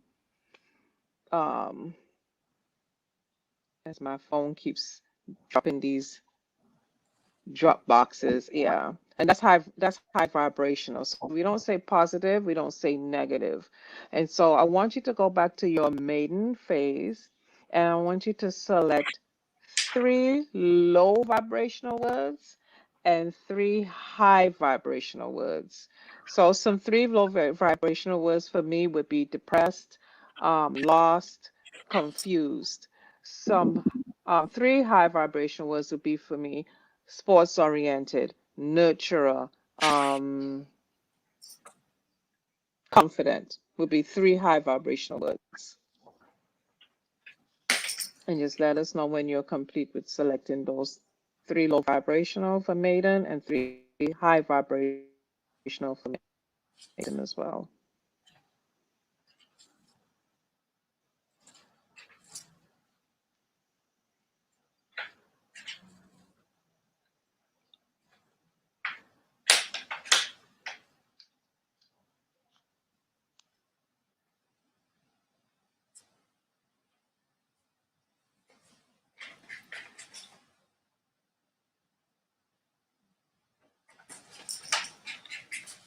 Okay, I'm ready. So my low vibrational words were. Wait a minute. Sorry. Uh-huh. Right. We're going to move on. We're going to do the same with well, no, let's go ahead. Go ahead and tell us what your words are. Okay. So I had trouble finding. I only had 3 high vibrational words here that were survivor, very determined, and professional. I had way more to choose from on the low vibrational. Confused, naive, and angry. Oh, beautiful. And so I'm just gonna go through the flow. So with those words that you have selected, think of a title that what title can you come up with? It can be a book, it could be a song, it could even be made up. Like for me, if I have to come up with a title, it'll be The Lost Maiden of Notre Dame, because in that time of my life, I was lost, totally lost. I didn't know who the hell I was. So see if you can come up with a title for that. I can do it. Well, I can do an example as well. Mm-hmm. So low words for me would have been promiscuous, grieving, and naive. And my high vibrationals would have been bubbly, inquisitive, and friendly. And the name of my book would have been Rainbows Really Do Lie on the Other Side for Color Girls Sometimes. And I'm complete.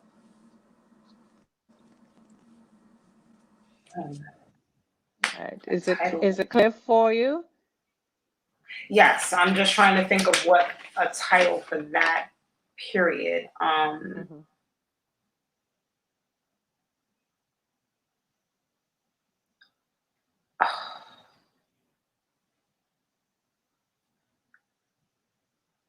What not to do before 25?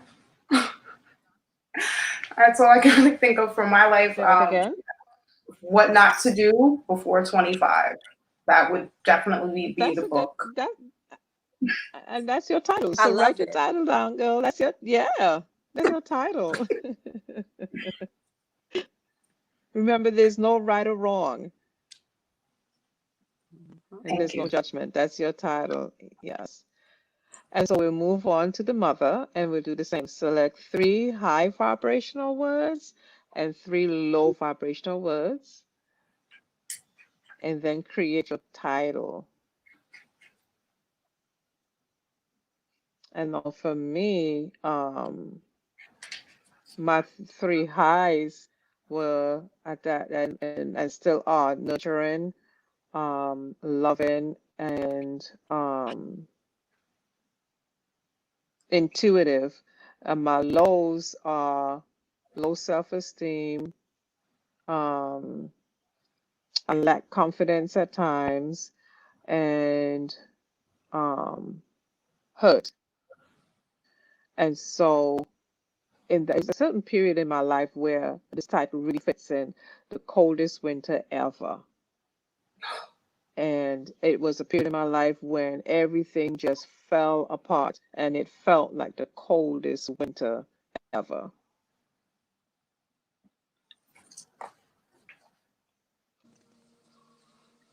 And I'll share that my lows are angry, frustrated, and overspender. And my high vibrationals are healing constantly, seeker, and mom. Like mom to my one child, my 20-year-old son. And those are my high vibrations. And what I would label this time is that, and this too shall pass all the time, every. And I'm complete. Beautiful. Okay, so Go ahead. My high vibrational words would be proud, resourceful, and supportive. And my low vibrational words would be painful, overworked, and trapped. The title for that period of time for me, or just being a mom with the butterfly effect, I feel like so much good and so many not so good things happened in that period, but it was like the best and the worst. Things moved so fast.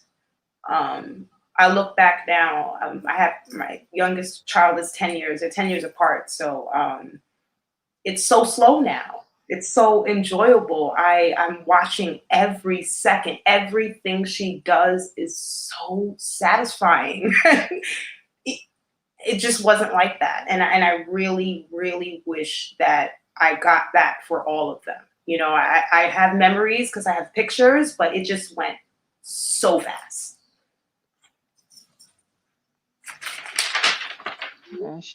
Ashe, thank you, thank you. So let's shift on over to the crown, and we'll do the same thing. We're going to select 3 high vibrational and 3 low vibrational, and you'll come up with a title. Remember that you're thinking of whoever you thought of where you generated these words from.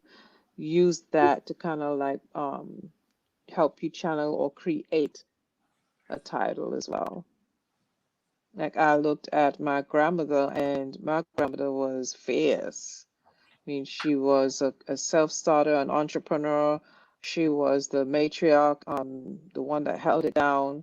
But that's a high. But her low vibrational was stubborn.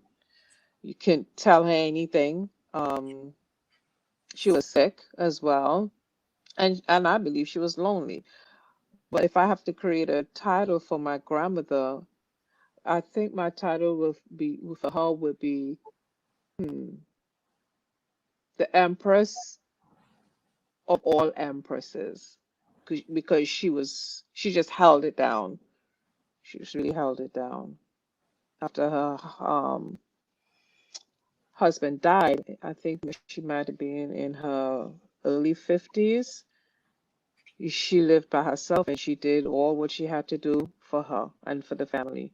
So that would be my title for her, the Empress of all empresses.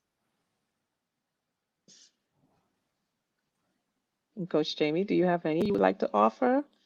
So it's so weird. I was actually just going to come in and share that I think I'm gonna pass on this one. With my grandmother having had just transitioned this February, I just felt myself going to a strange space that actually no, that makes me want to push through it because that's what we do here in this community. So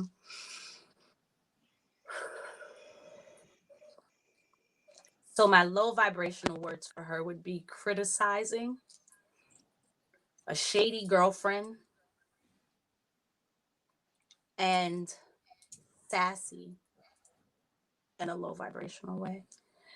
And I'd also say she was sassy in a high vibrational way as well. She was supportive. She was my nana. She was my nana. And the title for her, I would just say, was Gone Too Soon, but Right on Time. And I'm complete. Ashe.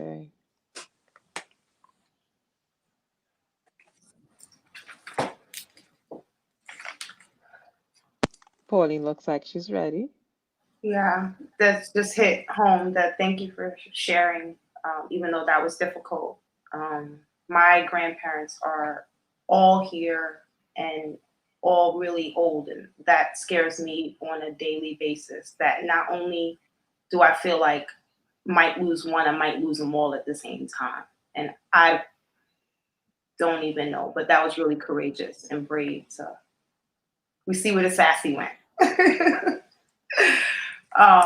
So for me, I kind of combined my grandparents because they were always just a unit, and they weren't even together the whole time towards the end, but I just always viewed them as this unit.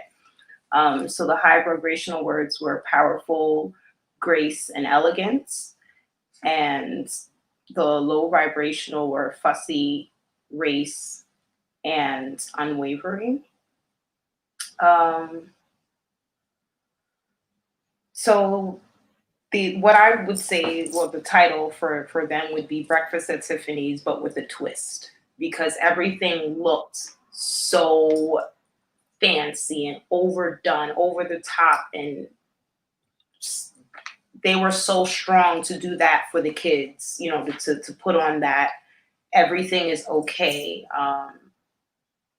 And I sometimes I think I wish they hadn't. I wish they had showed us pain and hurt, and just, you know, how they were able to overcome it and not just, you know, make it look nice in a pretty box. And I do that as well. So Beautiful, beautiful. And I just want to say to my Coach Jamie that, you know, I'm holding space for you. I'm walking with you. I know this is a moment that it's a moment where you're reflecting on your Nana. And like you, my grandmother transitioned last December. You know, so I'm holding space for you. I'm comforting you. I'm right there, and I'm sending love and healing to you. And one of the things we say in our community is when we shed tears, it's really tears of libation. When we shed tears of libation, it's healing. The healing begins. We don't, you know, tell you don't shed the tears. No, shed the tears.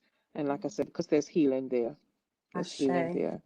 And then we Thank all get to, you know, to walk in that Not yet, energy Ting. and We're not ready for that one yet, Ting. yeah, Thank you. You can leave yeah. it there. Thank you. Yes. Yeah. We get to walk We're in that not quite. energy and So be able to support each other.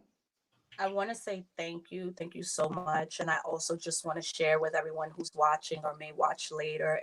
And also you, Ruth, thank you so much for being here, because I feel that it's you, that intuitive spirit outside of the work that I've done with Be the Tree and on myself, which that space that you saw me about to go into was the old way that I used to operate. That if something was difficult or just not easy, to shut down.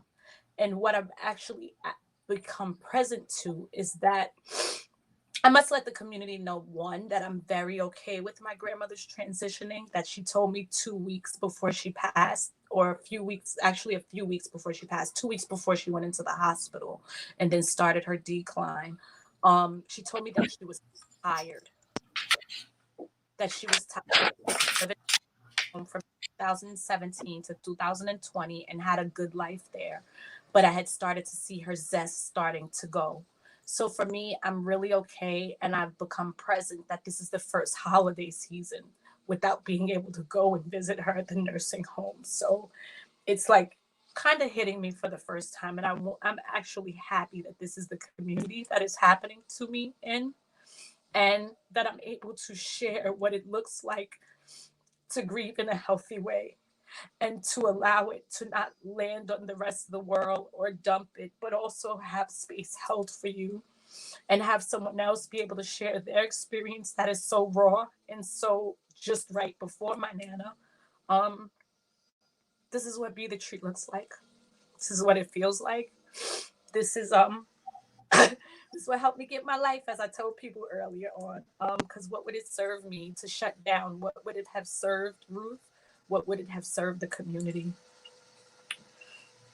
And I'm complete. Thank you. Beautiful, beautiful, Coach Jamie. That was so beautiful. All righty. So, now that we've done the exercise, we're going to deepen it even more. And no, not yet, Athenia. That's yeah. We're gonna work here for a minute.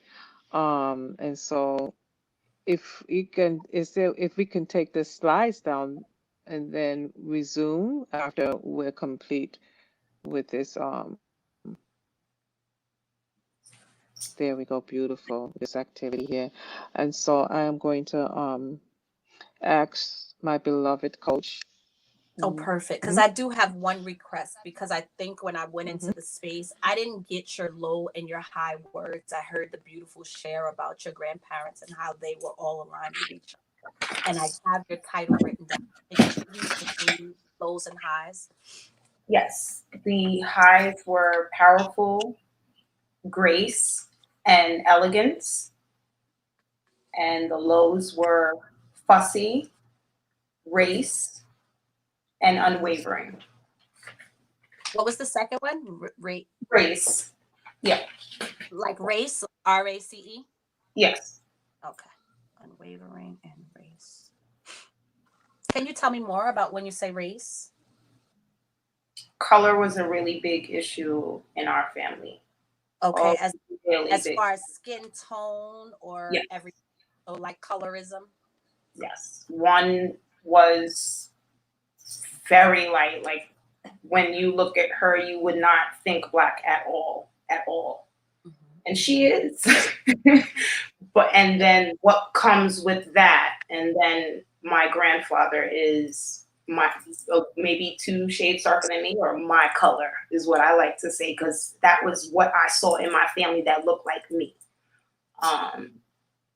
And just, it's like you growing up, and it's like you're protected under them, but you can also see how they feel about others that look, and it's just the little things and that are done and said, and no brown baby dolls, and I can remember being 5, 6, I can remember being really young and just not understanding why, and getting into my adult life before I wore bright colors.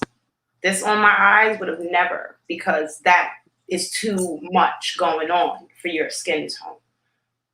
Red, I've never done in my life, because I was always told, you look like a clown.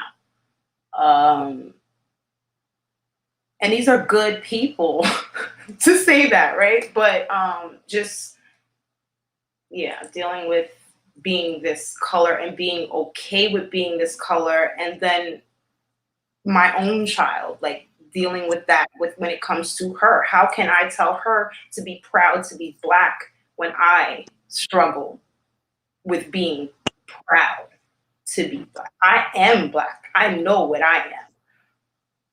But that doesn't mean that there are many situations where I'm in where I wish I could put it in my pocket just for a second. Gotcha.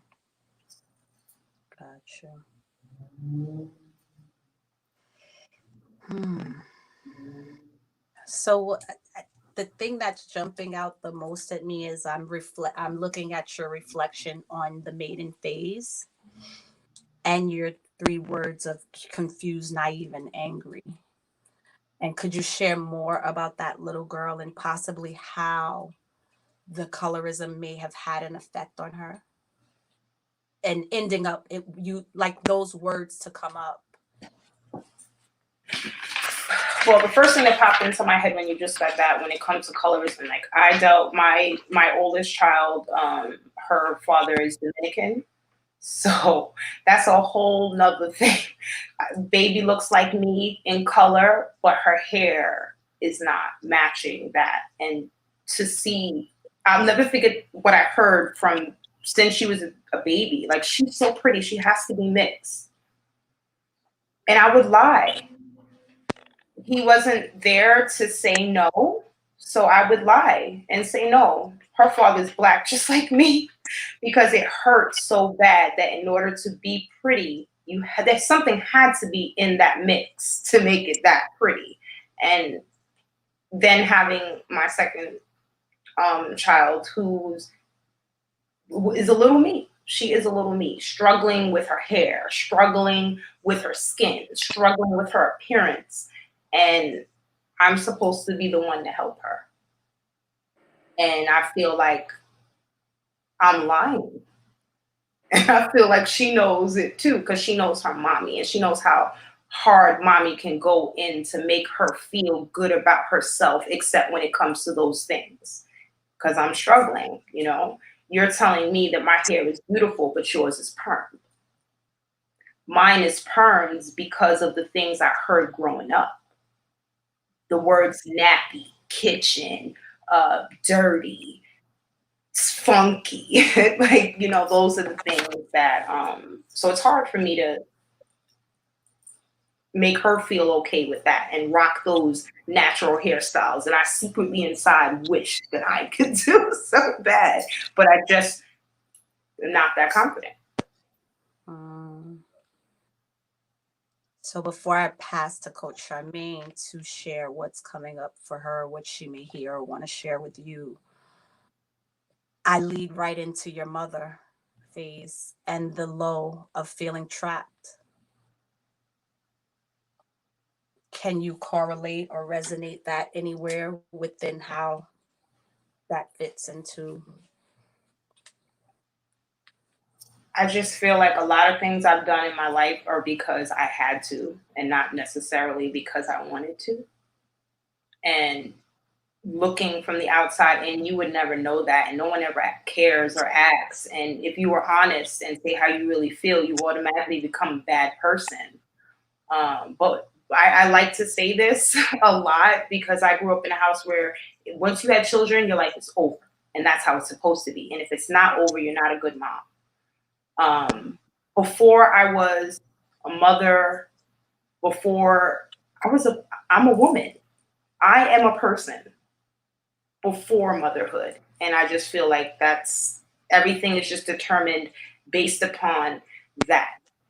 I'm starting to find Ruth. Maybe 6 months ago, I finally put my foot down and said, Ruth is here, and you're gonna see Ruth. You're not gonna see mother, you're not gonna see project coordinator from the Fresh Air Fund, you're not gonna see business owner. I don't even know who I am. I know who I'm supposed to be, and I show up as that girl every day. But I'm not proud of her because I don't even know who she is. You know, when I sit and think about why I do the things I do and why I feel the way I feel, I don't even know what I want because I've never sat down and thought about me. I can't. That's wrong. That's selfish. You got kids. You got a family. You got a household. You have parents to take care of. You don't matter. And I'm trying to change that narrative. Gotcha. Sorry. No, don't be. There's nothing to be sorry for. Not at all. Not at all. I will share that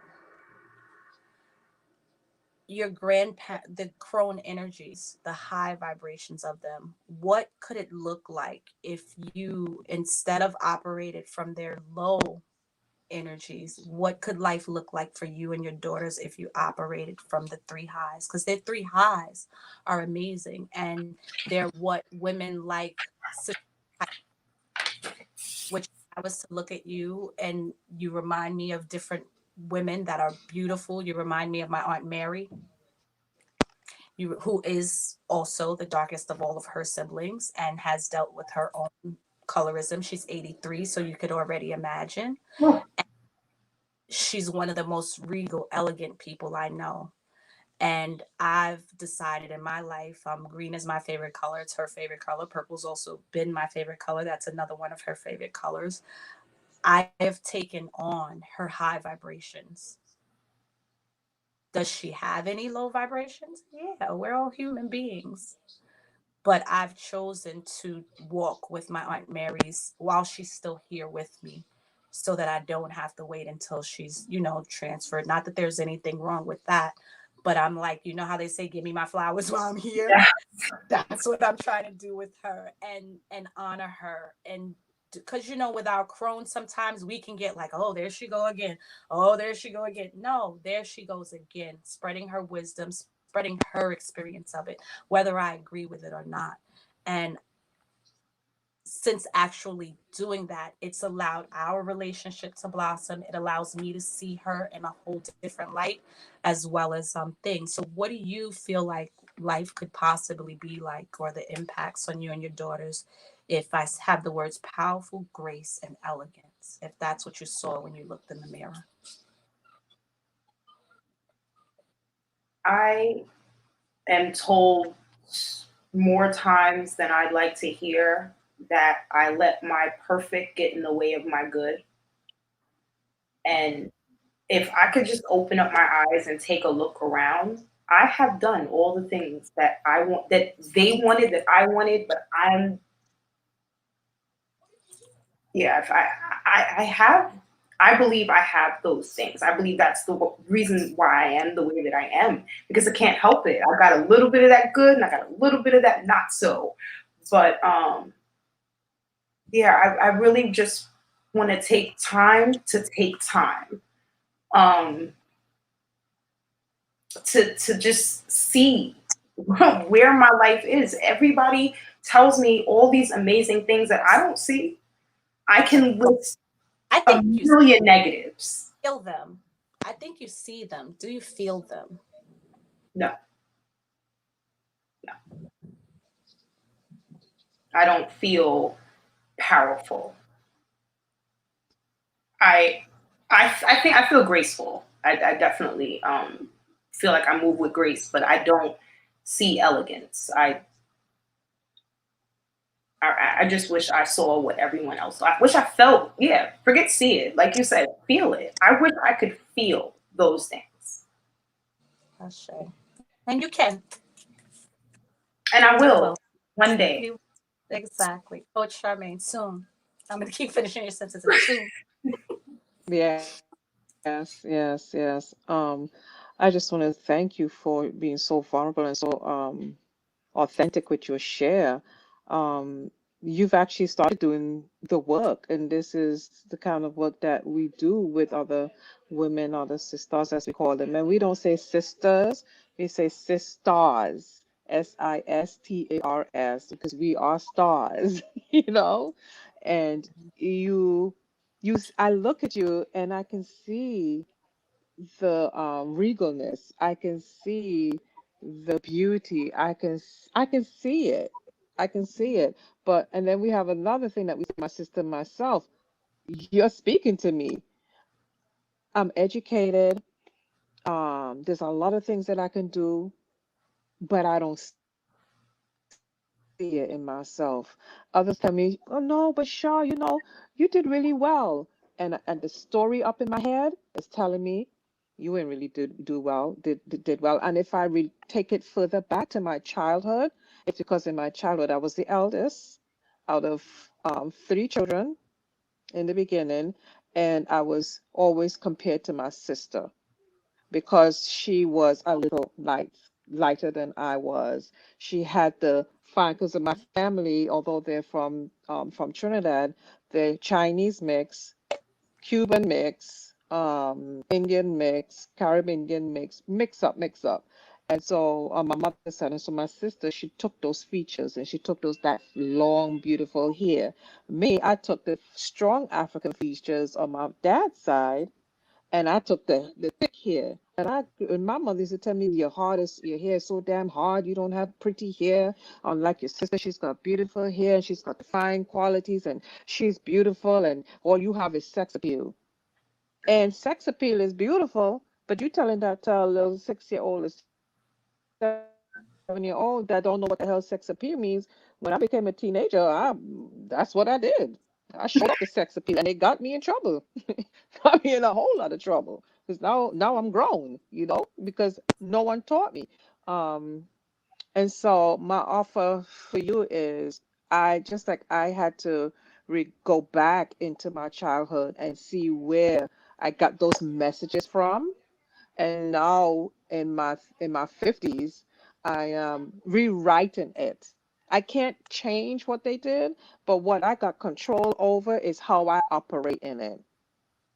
And so that's my offer to you to go back and really look at it.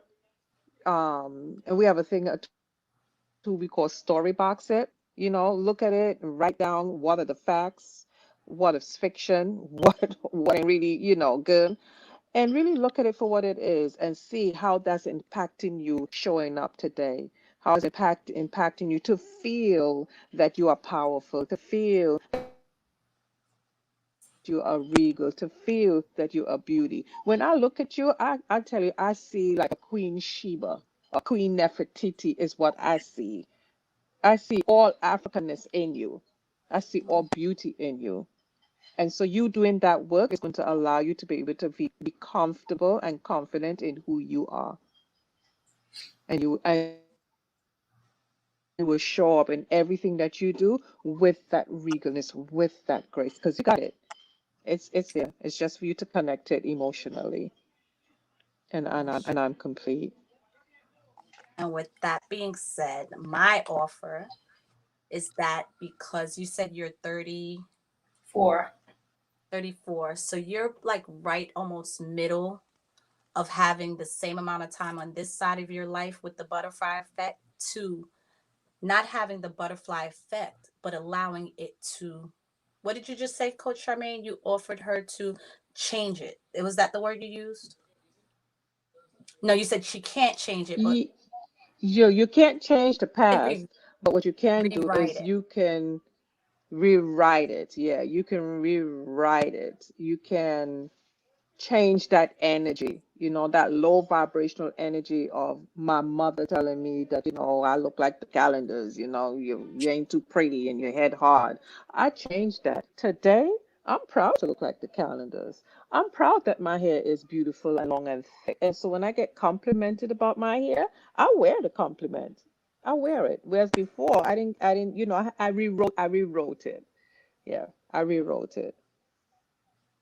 Ashe, Dale Ann. I love that word as well. I'll just share that if none of you know Miss Shawnee Benton Gibson, Shawnee with 2 E's, Benton dash Gibson. Look her up online. She creates an whole space and just amazing programs. Right now, we're in the midst of doing a 7-day ritual together that we all just started last night. And it's given me an opportunity to completely remix my life, to completely allow.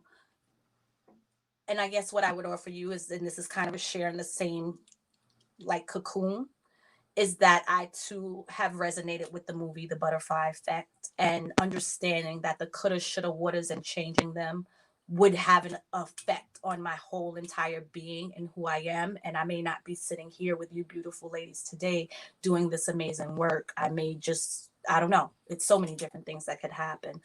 But I do know that once we've closed a book, we can close a book and start a new one. And I'll leave it right there. And thank you. That's one of the most powerful things that I'll take away from that would be, it's okay to write your own story. And I don't need anyone's approval. I'm looking for someone's approval to say, Ruth, you can start over now. Ruth, you can, it can be good, it can be bad, it can be rocky, but it can be mine. That's what I miss. Before I had children, Ruth did what Ruth wanted. And Ruth didn't care what anybody thought about it. I miss that person. I do. Ashe. Well, with that being said, I pray that you join us in this process, in this journey, because this program will definitely help you find her. It will help you heal her and help you grow her. Yeah, I'm on board. I know I've had the pleasure, the grace of meeting Shawnee at a community event that she would come to often, and 2 words out of Shawnee's mouth will calm any soul. Any soul. She says good morning and I am at peace. I mean that. She is the definition of grace and wisdom to me. Ashe. One of the most grateful things in my life was to be connected with her. So, Ting, I think we can roll on to the next one. Thank you so much, Ruth. This was a very fruitful exchange. Thank you so much for your vulnerability and openness. Thanks for having me. So, Char, you want to do this part and then I'll take the next part, or vice versa? Sure. Yeah, I can. No, go ahead. You could take this part. All right. So we're going to go into sharing the logistics and a little bit more of the program before we close out with our closing ritual. So, a rites of passage program. So, in most rites of passage programs, some that go back to Africa and our ancestors' times is that sometimes the young men or the women are removed and then they're kept away from society for a little while. They're taught certain skills and taught how to use different tools, and then they're placed back into their communities. So here at Be the Tree, it's not necessarily a separation, but we'll spend 4 months together doing work. You'll have time carved out for self. That's sort of like your separation period. We'll spend this process, and on this side of it, the spring term, I believe, is about 14 to 16 weeks due to like Mother's Day and different holidays. So you would have that time where you're learning the tools, we're doing the life's work together, we're doing different activities to stretch and grow. Then you'll be put back in, you'll have a culmination process. We don't call it graduation here in Be the Tree. We call it a culmination. So you'll culminate with a full ceremony with all different types of rituals. And then we will incorporate you back into society. So the incorporation here is basically you just culminating and now living your life using these tools and these different ways of living and staying in contact with the collective and just knowing that you have a community, although now you're incorporated to the regular world as well. And I'm complete. And here we're going to go through the structure of the program. So like Coach Jamie said, the program is 3+ months long, 14 weeks, and that's again because of the holidays that we have in between. There are 2 tracks, and when we say 2 tracks, both are virtual because of the season that we're in. But before COVID, the 2 tracks one was virtual and one was in live space. And so virtual is held on a Sunday and live space is held on a Monday. Though we don't have live space, we still have Monday open. And to fit your schedule. A lot of people work, they want to come in after work, the evenings work for them. Some folks want their Sundays to themselves. So Sundays was virtual. It's also for individuals who are not in New York that can't get to the physical place. Like I did mine. I was the first virtual one. I did mine and I was in Trinidad when I did it. And I did mine with other women who were all over America. So virtual on a Sunday captures those who are not in the same area. And then Mondays is for those who were able to go into live space. But again, like I said, because of COVID, we now have them both live streaming, well, not live streaming, but on Zoom. And so on a Sunday, your Sunday session is from 6 p.m. to 9 p.m. And then the Monday session is from 6:30 to 9:30 p.m. We have weekly 90-minute cluster calls. So on a Sunday and a Monday, broken up into 2 different groups, so to say, that collective is broken down into a smaller group, which is called your cluster. And the clusters is named after trees, which is why the program is called Be the Tree. And those trees are the elm, the birch, the what are the other 2 escapes me? Heather The and elm, sequoia. the birch, the sequoia, and the Heather. The heather are the 4 trees that we use in Be the Tree.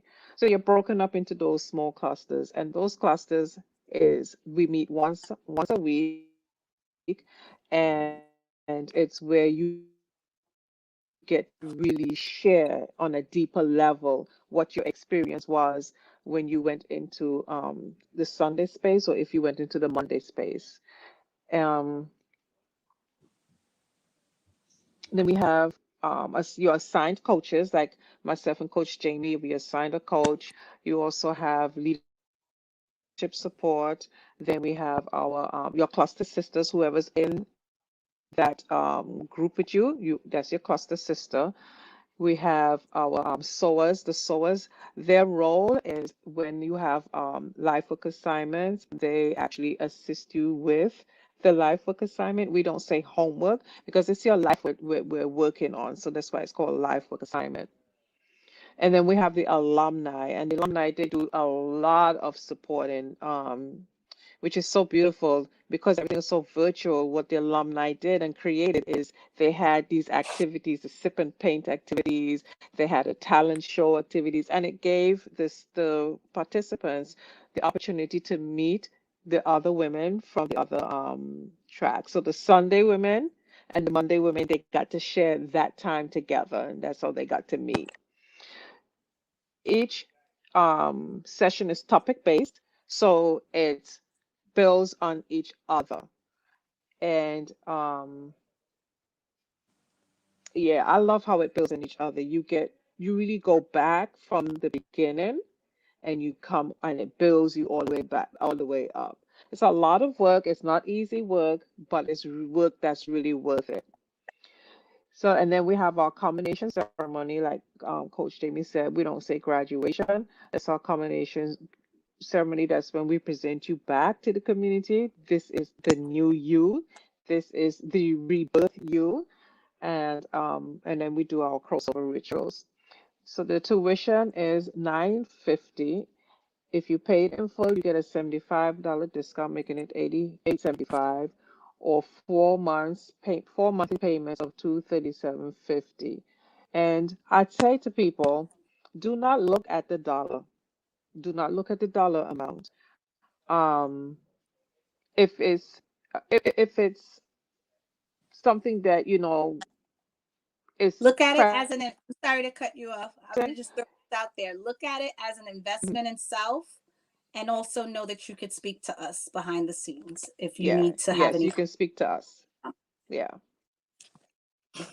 If you need to speak to us in terms of financial, you can do that. And that's where I was going with it is when I think back at the amount of $950 I done screwed up, I mean, wasted on clothes, wasted on shoes, wasted on just dumb stuff.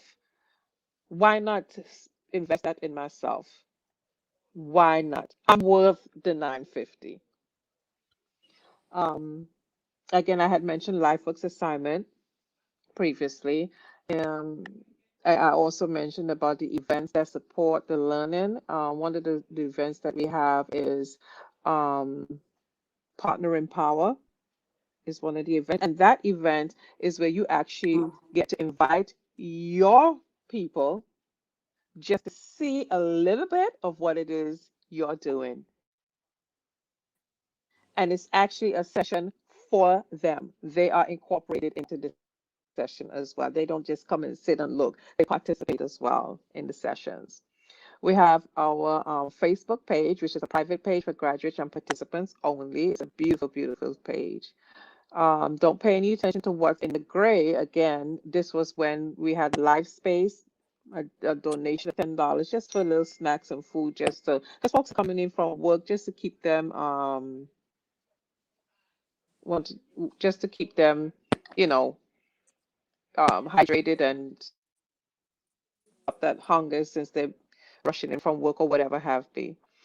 There is a combination fee of $35, and that just goes towards a lot of the administrative stuff that we do. And so once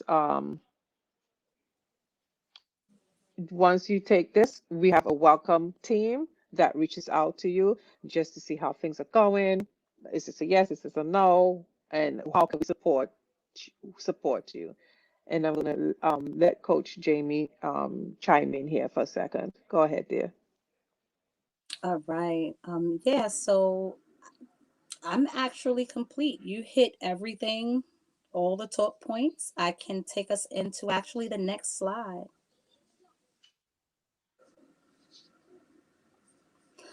All right. So Ruth, in Be the Tree and community, in Be the Tree, we, just as we started out with permission to begin and the face rights, every one of our sessions has a closing ritual. So for today's closing ritual, we're going to take an area of our lives and apply a phase of womanhood and an energy to make it a new approach on that area that we're on that said area. So for instance, for the beginning, actually it's been the end of 2020 and I'm still going to stick with this one. For the beginning of 2021, I'm working on the area of my finances and the phase of womanhood and energy that I want to bring into that is mostly the crone. So I want to be grounded in my decisions when I make my decisions and not going with the whim or going with what's I want right now in the moment. And I'm actually going to sprinkle a little of the mother of the planning of putting financial plans in place and starting to work with someone who is in our community, Miss Keisha Holmes, I believe is her name. Charmaine, am I saying her name right? Keisha Holmes, who I hear is amazing with Alicia Holmes. Alicia Holmes, thank you. Alicia Holmes, sorry sis. But I definitely know she's part of the Wake Up community, and I hear that she has helped people do some amazing things with getting clear on their finances and which way to go. So I am complete. And I'll pass to you, Ruth. Okay. I'm really excited about this because these look like amazing things to work on, but I'm going to go with 6. I'm going to go with mental health. I'm fighting for a new approach, and that's why I'm going to go with Maiden, because although I may not have been as knowledgeable, I fought to the end. There was I didn't hear anything. I moved to the beat of my own drum. And I feel like if I can get a hold of the mental health, the rest will fall into place for me. Ashe. And I'm complete. Ashe. Ashe, that is so beautiful. Okay, so the area of life that I'm going to look at for 2021 is the financial. Is I need some financial discipline in terms of spend. I can go up online and I can spend some money, and I can spend $1,000 in 2 seconds. Yes, I could find reasons to spend money. And so I want for 2021 to use. I'm going to use the crone energy. So I'm really grounded in the energy of money, and money is my own natural energy yield. That's the energy that money brings, and I want to be able to do just that. Let that financial energy build more for myself, or for my children and for my grandchildren, and not just keep spending the damn thing at Macy's and Fashion Nova, and I ain't going nowhere. Why am I buying what am I buying all these fancy clothes for? What am I buying all these heels for? I'm on lockdown, That's Nova owe you some stock, sis.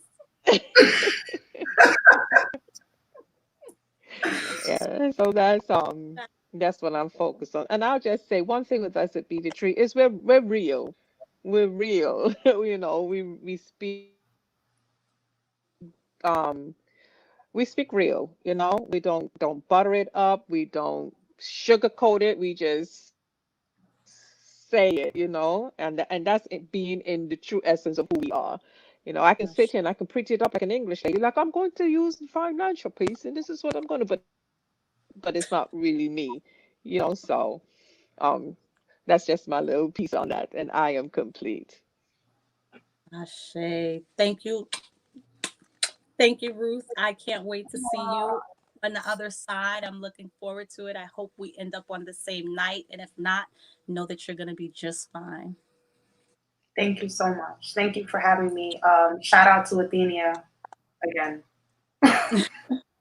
Yeah, Athenia is a rock star So when it comes to pushing you off the ledge. She knows how to push people off the ledge, but she always.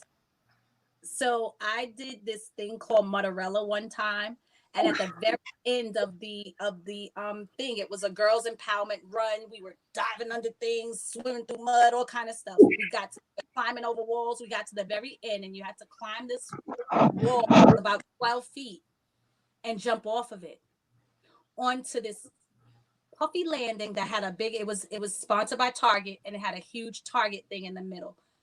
It took me and the last 2 of us, of about the 8, I had to look at her and see her being there and saw everybody down there. And I was like, all of a sudden I became the pusher.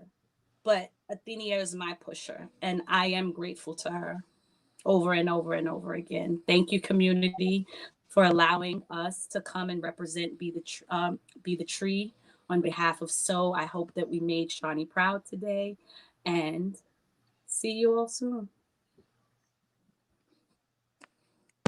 Thank you. Thank Thank you you so guys. much. This was amazing. And this is like my 6th time going through this, and this is the first time I didn't cry boo-hoo tears. So like I said, 6th time.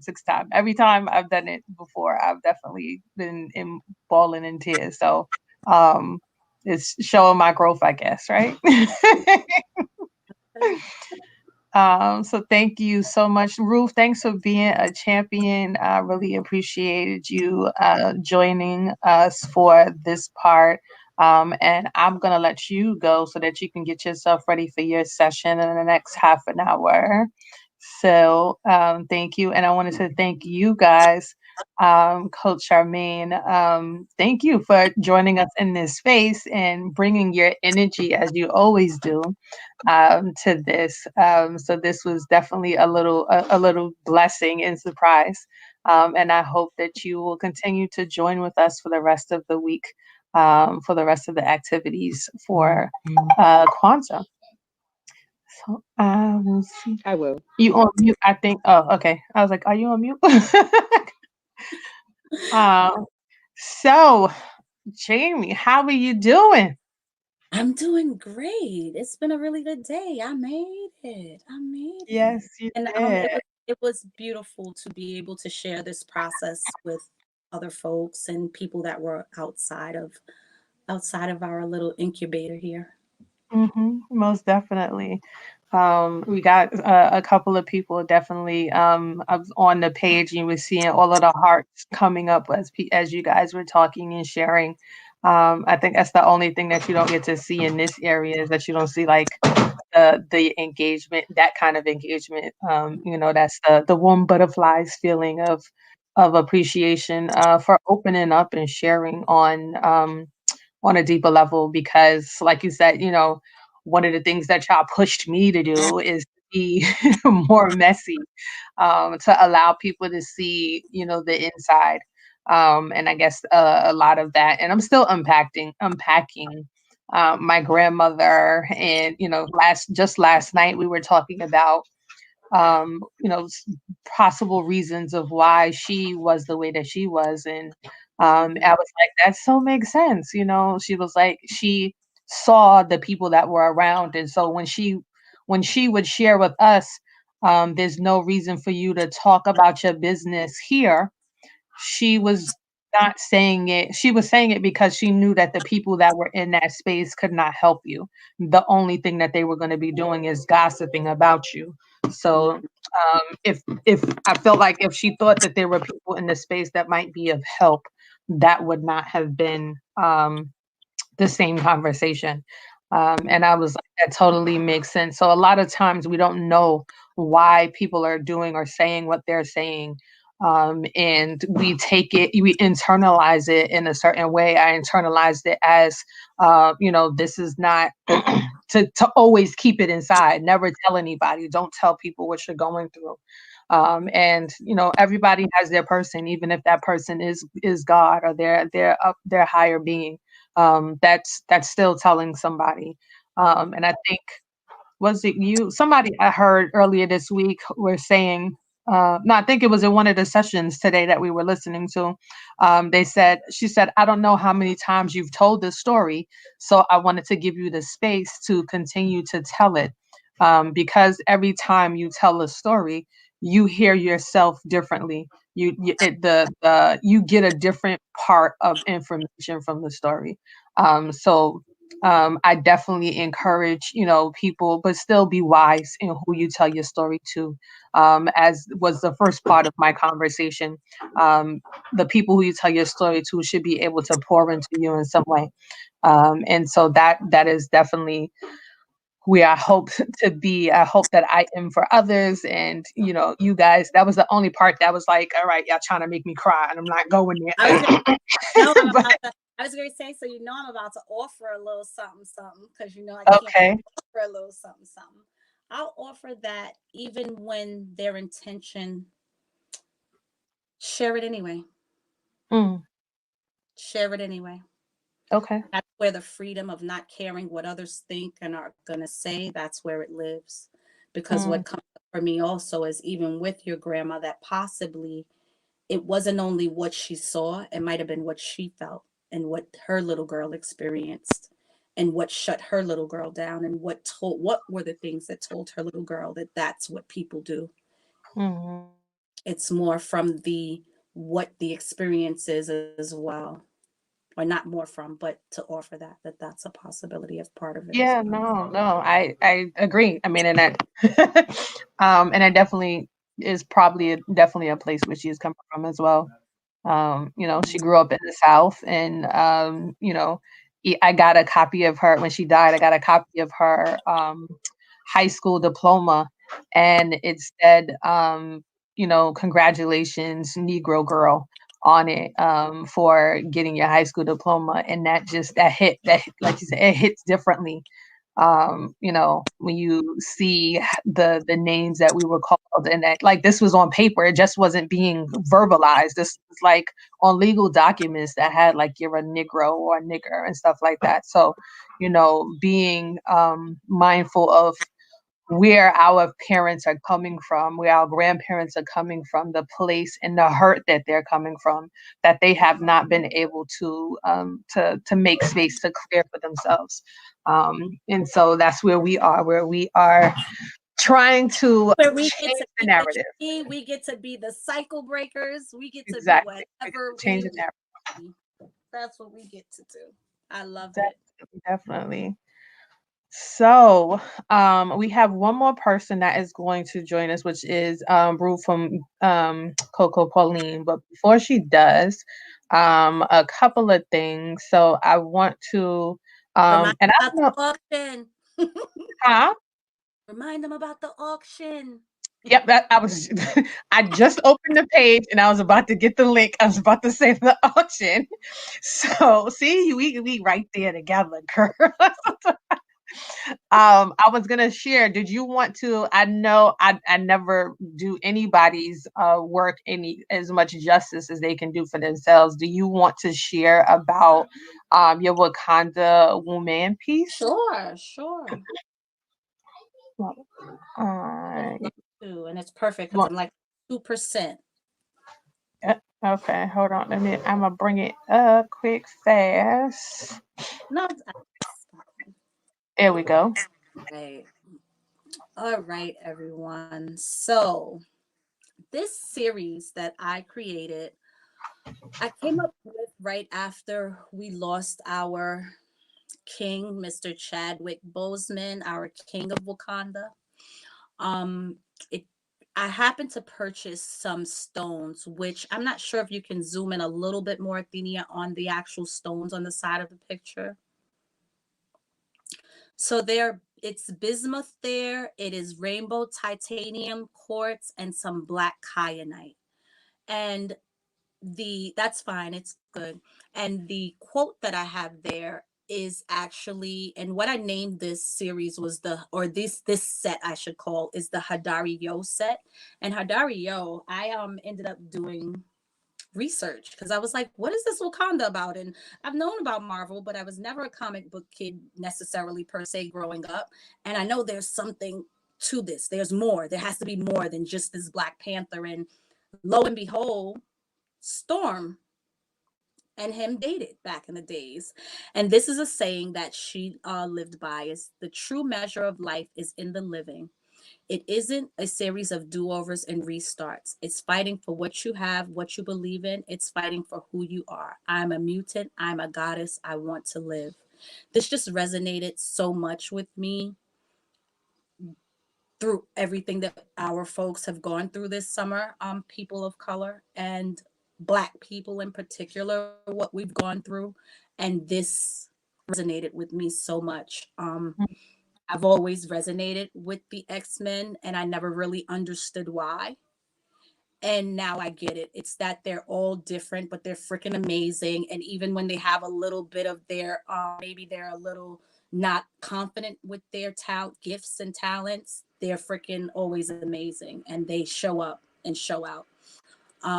So yeah, so I created this series. You want to go to the next piece, to the Yep. next slide? Go to the next one. Yep.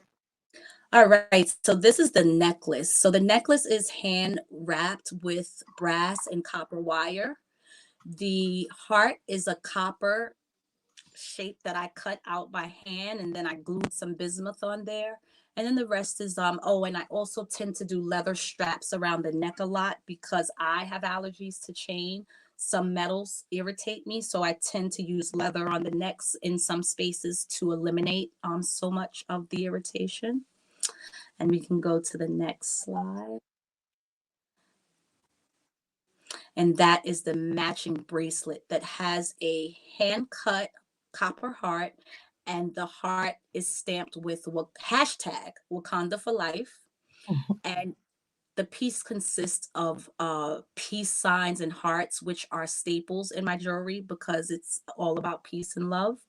And I do work with leather. I do have to let folks know that there's always vegan options available, but I do work with leather because I am a believer of waste not, want not, and cows are going to continue to be slaughtered. So as long as the world is eating beef, I'm going to use leather. Sorry, y'all. Please don't be offended. It's really no offense. Like, I would never just kill a cow for the leather only. And with that being said, we can go on to the next one. Look, it's just the truth. And there we go. There's the heart and the peace sign. Yeah, my mama wore leather. Look, my mama, I thought she was Eddie Murphy's sister growing up. I was like, she just had so many suits and outfits. And I was a little girl who grew up in leather pants. I've had red leather skirts, tan brown, camel brown leather pants that I got a beating for because on Christmas they got oil. Hello, it's Christmas. I was 10. But anyway, that's youth, youth and experiences. Good afternoon, DJ Fame. Welcome. Nice to see you. Missed you in the space. Missed your music today. Missed both of the guys' music today. Anyway, so those are the earrings that completes the set. And please go bid. Help us raise some funds. Help us get this going. The money's all going back to the Juneteenth efforts in some form or fashion. And thank you, Athenia. You are very welcome. Thank you for sharing that. See, every time you do it, I get a new piece of a pickup on something new that you say. So I'm like, oh yeah, the band, the leather in the back. I say, yeah, that's important because I can't stand. I got jewelry that I don't wear because I have to wear it like with a sweater like this so that it's not on my skin, but it's just because. If you have any favorites, because I can custom it for you. If you have something that you want to keep a hold of the bottom part in particular and you want that done to the top, and I gotta let the folks know that actually I don't tend to have a lot of items for sale. I actually like to create custom pieces. As I said, that set was created based on, and it is a series that I'll continue to work with because I love those stones and it'll continue to fall under that name, but it'll be very small pieces released here and there. And I love to do custom work because it's all about the intention and the energy exchange for me. So actually working with a person on the other side, having them give me an idea of what they want, what they're looking for, what kind of healing they're looking for, and fashion style that they have. And then we go from there and it becomes a co-creation. And that's where my heart is happy. That's what's up. Yes, co-creation is that is going to be. I think that's going to be my word for 2021. Co-creation, because that's the space that I enjoy living in, where it's a give and take, where it's not just a give or it's not just a take, but in some form of fashion that whatever relationship that I'm a part of, it is a co-creation, for sure. So I appreciate that. So definitely please go and support our auction. That is, like I shared earlier, if you didn't hear, please go back and watch the replays. These replays will be available for the next until Facebook is around. But we're on Facebook, it's on YouTube, so it will be there in that space. What else do we have to share with you guys? So what's happening for the rest of the week, right? And so today and yesterday we were live. The next day that we will have a full live session is going to be on a New Year's Day. So we'll do a full day of of New Year's, where we'll be talking about the different ways that people have celebrated Kwanzaa.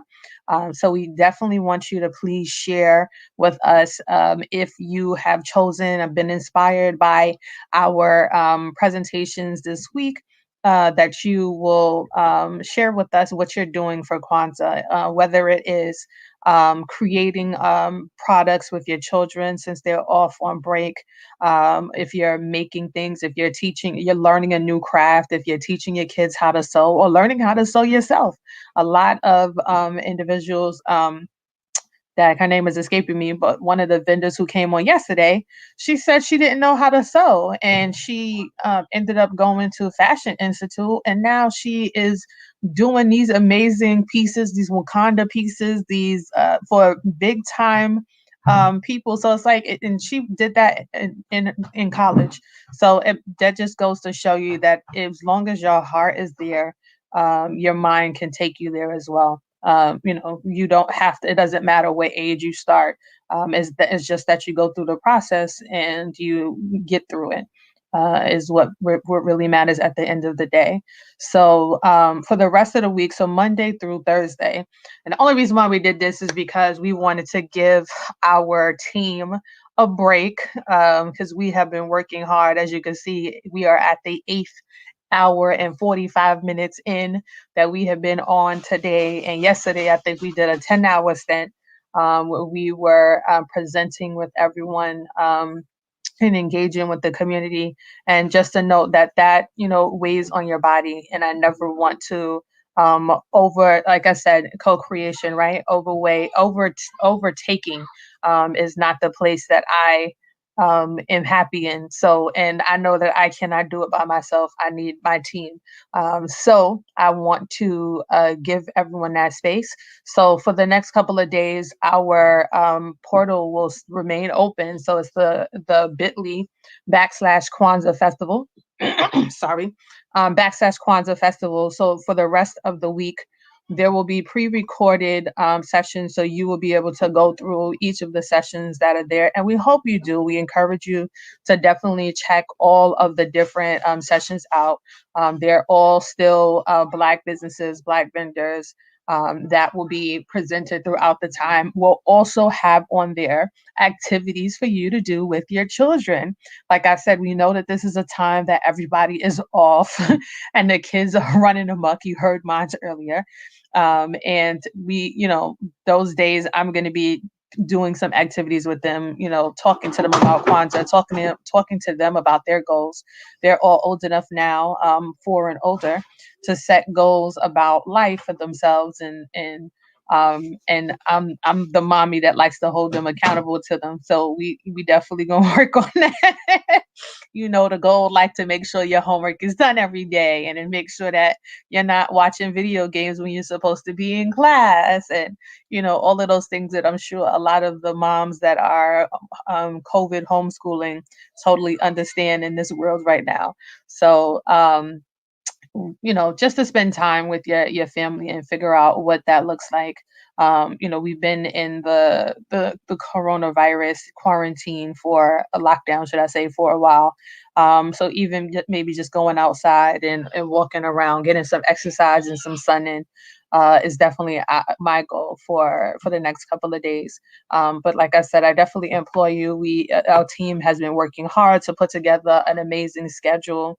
Don't leave yet, Zipporah. We have one more vendor that is going to present. So don't leave yet. We're just giving y'all a rundown. We still have to announce our winner as well for our game. I think we have like one more row too of questions to go as far as that is concerned. But I don't leave. Just want to make sure that everyone's aware what the process is for the day. So all you have to do is go into the calendar. Actually, let me just, I think I can screen share. Excuse me. Say something, Athenia? Sure, go ahead. While you All right. I just wanted to thank everyone, thank the community, thank Ruth, thank everyone for having me here today. I am going to be exiting. My iPad is on 1%. It has lasted me like a true trooper, and I'm so appreciative to it. But I'm afraid that I'm going to be in like mid-sentence or just on the screen in 1 second and then gone. And they're going to be like, oh, she looked like she was in the bathroom. Did she fall in the toilet bowl? You know, who knows? So I'm done. love you all. Thank you all for joining us today. Thank you, Athenia. And I'll be back next Sunday with a presentation. I haven't quite decided what I'm going to do yet. I might make some jewelry on screen. Awesome. If you guys have anything that you'd like to see, I do encapsulation. This is some cannabis in here, but I do flowers and all kind of other goodies.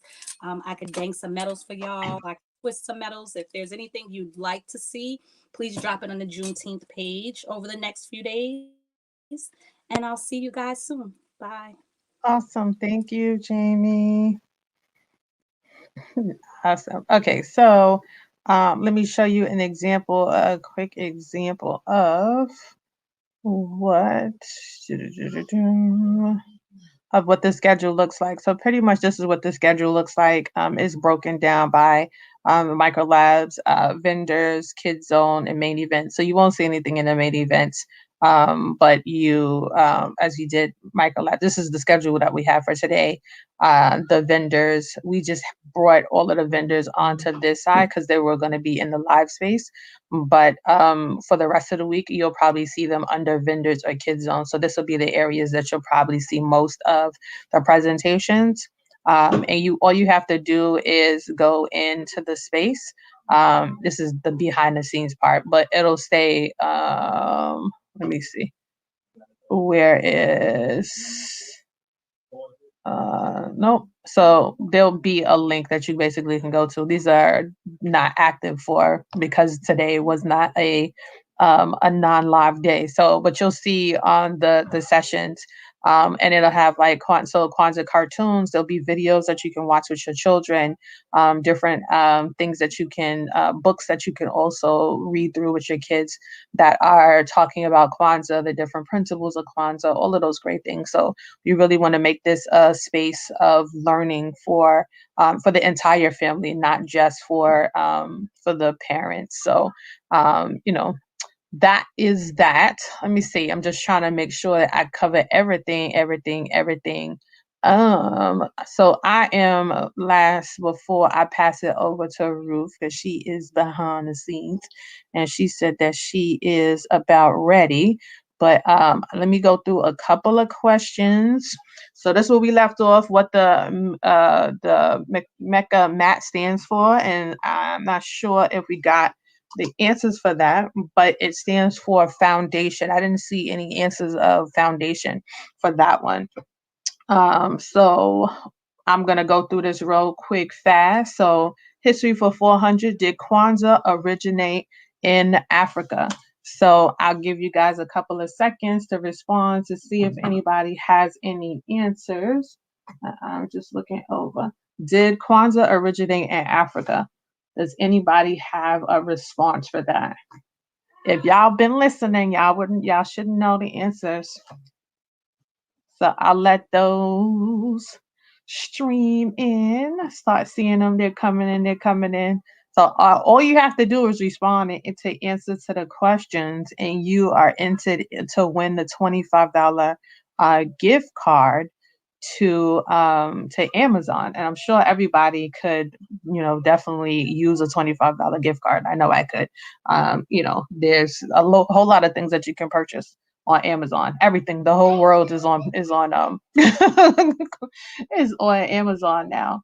Okay, some people said yes, it did originate in Africa. Okay, so I'm gonna say what the answer is, and the answer is no. So Kwanzaa did not originate in Africa. Its origins are from Africa, but it is an African American holiday. So it's a holiday that is primarily celebrated only in in America. Sorry, it's only celebrated in America primarily. So next is symbols for 400. So a placemat usually made of straw. So this was another one of those questions that a lot of people should have gotten right. I think we showed 2 or 3 videos today that had the answer to this. A placemat usually made of straw. Let me see and give some people a little time. No, okay. We'll go to the next time. What I had just shared, that was a question before, the Mikaka mat, or the Keika mat. Sorry, I'm pronouncing it. The M is silent. The Keika mat is the name for this one. Next one is principles for 400. So using your skills and imagination to places and things more beautiful than when you found them. Sorry, so you're leaving things. So using your skills and imagination for places and things. No, it should say using your skills and imagination to places that are leaving them more beautiful than before you found them. That's what it should say, but it's a little off. Any answers to this one? Go. So that's Kumba creativity. So one of the principles one of the principles of Kwanzaa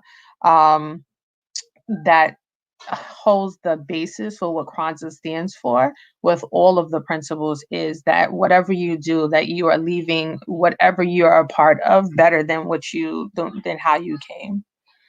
And next up we have Kujichagulia, which is today, and I've been saying it, I think, every time I've come on, except for this one. I didn't say it this time. But who knows what Kujichagulia is? Kujichagulia. And I'm just looking at my other screen because I can't see the front screen. Okay. All right. Got some comments coming in. Awesome. Okay. So Kujichagulia, and yes, you are correct. Kujichagulia is self-determination. Self-determination. All right. Next up, celebrations for 400. What is the last day of Kwanzaa called? Ooh, this is a good one. What is the last day of Kwanzaa called? I'll give you a couple of seconds for this one to respond. Okay, we got some responses coming in. Awesome. Okay. Yeah, we got some correct responses. Imani is faith. So the last day of Kwanzaa is called Imani faith. And definitely very relevant in a number of different ways when it comes to the Black community. All right, last up.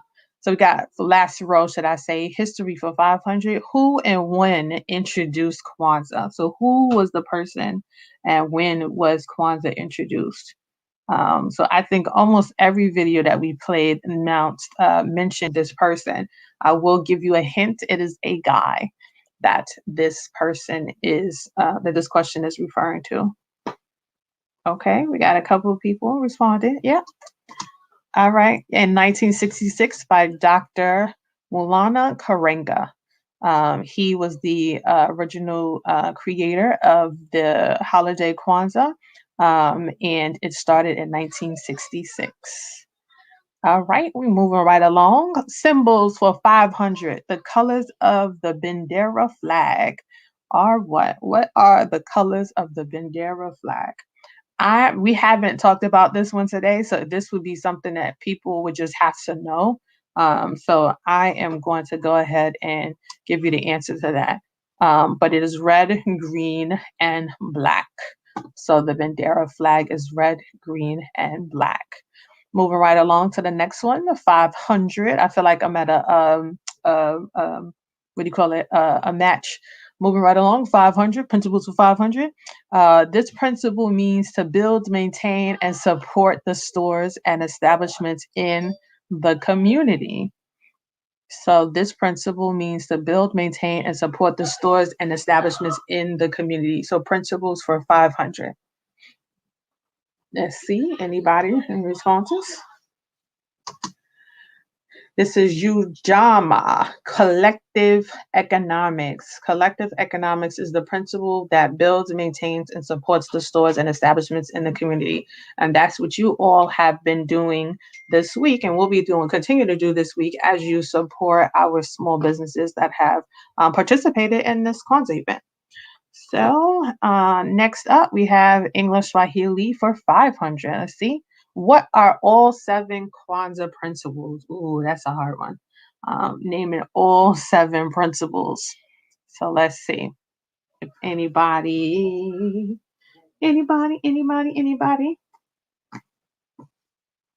Yeah, okay. I got you. I see. All right, people have been paying attention. I like that. So the principles are Umoja, Nia, Kujichagulia, Ujima, Kumba, and Imani. And next up, the last is celebration for 500. What is the cheer? What is the cheer? What is the cheer that's given 3 times during the Karamu Fest? Okay, what is the cheer that was given 3 times during the Karamu Fest? See, when you're doing stuff when you tired now, is what happens. You think you're writing something and it comes out a whole different way.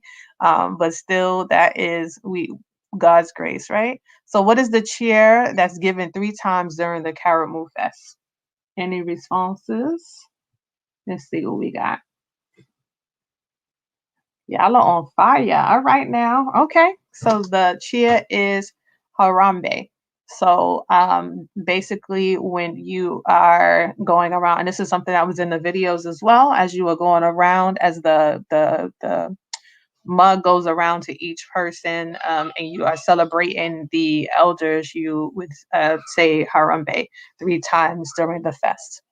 And is that all? I think that is all. So we will tally up the questions and the answers, those who responded, and we will tell you who our winners are after the Coco Pauline does her presentation. So I'm going to bring Ruth back on.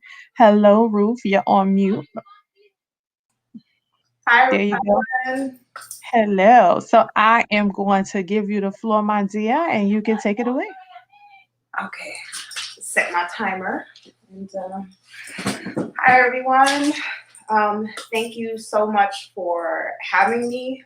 Thank you for allowing me to join this platform. I'm really excited and super nervous. If anyone was in the last section, you know, I definitely had to change my dress. The sweat patches was real.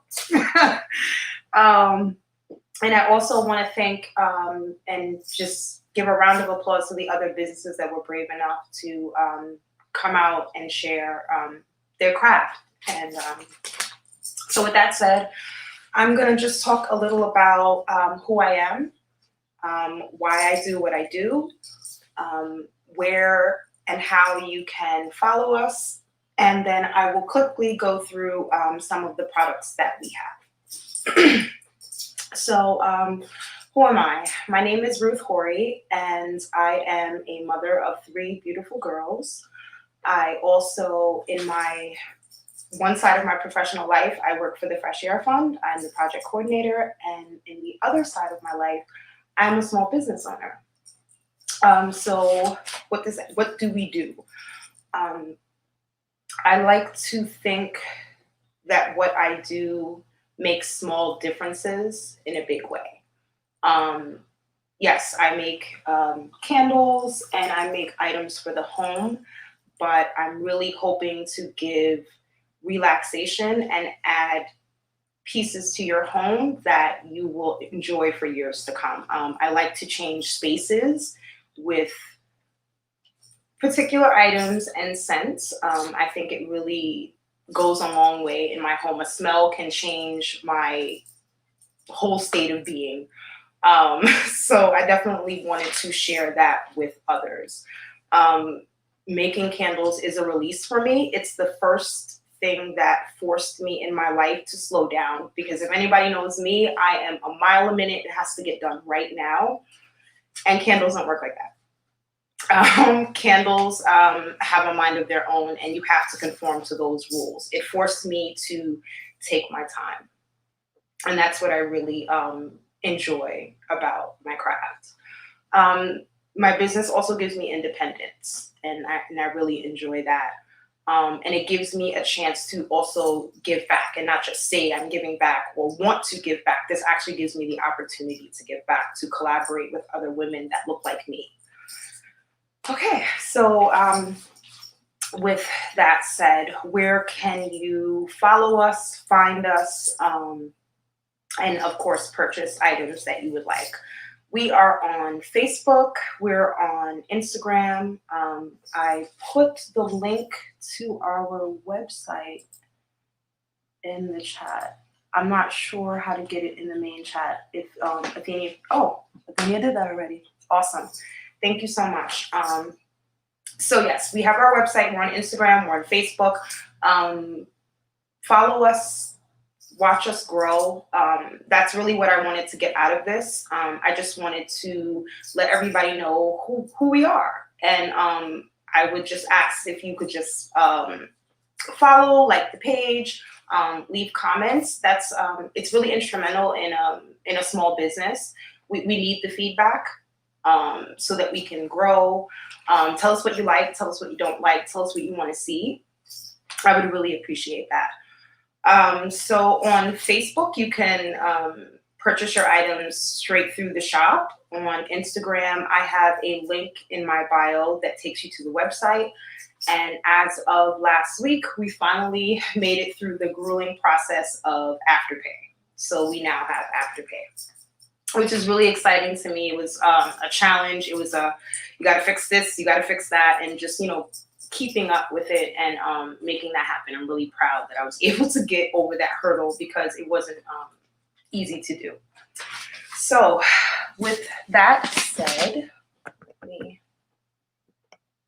check my timer. Okay, we're good. So now we're gonna go through the fun part, the products. So I'm gonna start off.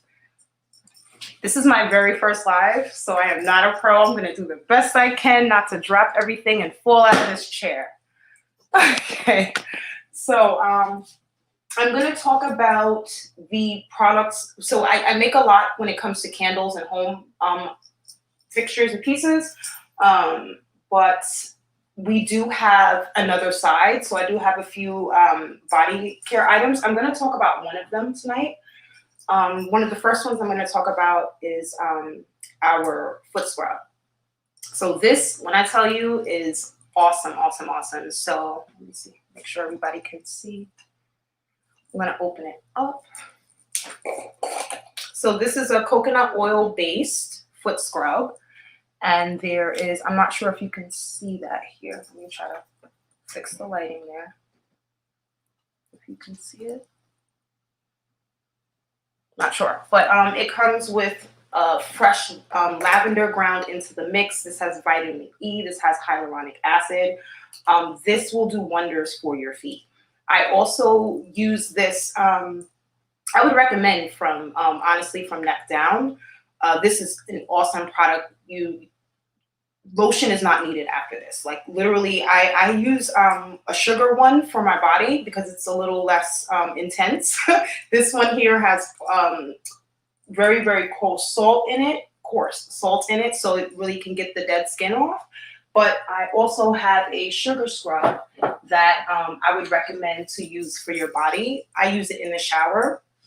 All of the scrubs come with wooden spoons so that you can get your products out without having to put your hands directly into it. I'm one of those people that have to have some type of utensil to get my products out. I don't like dipping my hand directly into the container. So those come with them, and you also get a pumice stone with your scrub. So I highly recommend the scrub if you want to have daily maintenance on your feet. This literally cuts out the pedicure. not for the painting of your toes, but I don't have to go. I just, every day when I get in the shower, scoop a little bit out into the palm of my hand, give it a nice rub, and then go in with my hands, literally on my feet. And I don't have those issues. I rarely have to use the pumice stone. So I would definitely recommend giving that product a try. So the next item I'm going to talk about are our room sprays. So we have fresh, organic room sprays in 3 different sizes. So we have here the 8-ounce spray. And I really like this one because, well, they come with just a black top on them so that they don't spill out during shipping. But I like this because it can actually close off. So you can choose how you would like it to spray, whether you want the stream or if you just want the direct shots. I use this on my bedding. So when I get up in the morning and I make my bed, I make sure I spray my pillowcases and my bed, and just the whole room. This is awesome. I would not recommend spraying anything with essential oils directly on your clothing. And I would also be careful with maybe lighter colored sheets, and that's with any essential oil. So we have this again in the 8-ounce. We have the 4-ounce. And this one's really cool because you can like see the flowers in the back. I'm not sure if you guys can see that. They are definitely pictured on my website and also on the store on EventMe. We also have them in a sample size, so if you just want to give it a try, these are my #1 seller is definitely the room sprays, but if you want to give it a try, we do have it available in sample size, and they do have fresh lavender and fresh lily inside of every one, including the samples. Okay. So now we're going to move on to the passion. This is where I find the most of my joy when it comes to making a product. These are the candles. So I have a few different sizes here, but I'm going to hold them up so that you can see them. So the first thing I want to talk about before I start talking about my candles are actual candle care. I am a candle lover. I am a diehard, I'm a diehard Bath and Body Works girl, and also Yankee Candle. I could drop some coins on some candles. So when thinking about making a candle, it had to match up to those things. If it didn't match that, then it wasn't worth making. So a few things I learned along the way while making candles was how important trimming or clipping the wick of your candle is. It makes all of the difference in how your candle performs. So many times I've gotten a candle and wondered why it was tunneling, or just there were so many things like, why is it not smelling? It smells great in the jar, in the container, but when I light it, it smells like nothing. So through my candle journey, I actually learned why some of the time those things happen. So when you get your candle, you should always clip the wick to about 1/4 inch. So I have this candle here. I'm not sure if you can see how high up the wick is here. So this is definitely about 1.5 inches. So you're gonna want to make sure I over the top. So I actually like to use the wick trimmers, but you can use a regular pair of scissors. The only reason why I like these is because, I don't know if you can see, but it has like an angle to it. So it can get in that jar easily, and it can trim the wick without you having to like finagle it. But scissors do the same job. Nail clipper, same thing. And by the way, these are also available on the website. So you want to get in there and just make sure that you clip to about 1/4 inch. Forgive my horrible camera skills here. Yes, so the reason why you want to do that is because if the candle wick is too high, it's going to burn out any scent that you would have had on the candle regardless. it creates like mushrooming on top. I don't know if you've ever noticed. You burn your candle and then you turn it off and it's got like this mushroom looking effect on top. It's like the wick has actually expanded. That's because the wick wasn't clipped. So another reason why you want to make sure you don't clip it too far down, because then the candle's not going to get hot enough and it's not going to be able to make a full pool around the edges of the container. And that's what we're going to go into next. So when you receive your candle, they come in these boxes here. You're going to want to make sure with any candle that you have, our candles, any candle that you buy, when you first light your candle, the first burn, you want to make sure that you let the wax melt evenly all the way around to the ends of the container. The reason why you want to do this is because these are 100% soy candles. And with soy candles, they have a memory, which is really awesome. So they remember the first time, the way that they're burnt, they will burn that way for the rest of their life. So if you light the candle really quick and just want to see what it smells like, I wouldn't really recommend that, because the candle will tunnel after that. Wherever the wax is heated up to, it's not going to go any further than that every time that you light it after that. So really important to remember so that you can keep your candles performing at their best. Inside your box, you get a little card that we've made to remind you of those things, to let you know how to clip your wick, to let you know to let the wax fully pool to the edges of the container so that you can have the best burn and get the best use out of your candles. Whew, that's a lot. So now that we've talked about the basic candle itself, I will go in to show you the other candles that we make. So we also have 5-ounce candles in gold tins. So we do wooden wicks, and we also do hemp wicks. So this candle here is in hemp wick. You can request when you make your purchase if you would like the crackling wood wick or if you would like the hemp wick. I prefer the crackling because it literally sounds like you're sitting by the fire. I love, love, love. Those are my favorite types of candles, are the wooden wicks. So the next candle we have here are the 12-ounce candles. And this here has a wooden wick. Okay, so again, these are customizable. You can say what you want your candle to smell like. I list a few scents on the website, and I also have a custom box. So if you would like to, if you have your favorite scent, this is what I like to smell, we can make that happen for you. If it's not in stock, it would take an extra 4 days for you to receive your candle, because I would have to make sure that I order that scent. Another thing I want to mention is we also have stone coasters. So I'm all about the cute and the accessory. So another thing that I worry about when I burn candles at times are the coasters.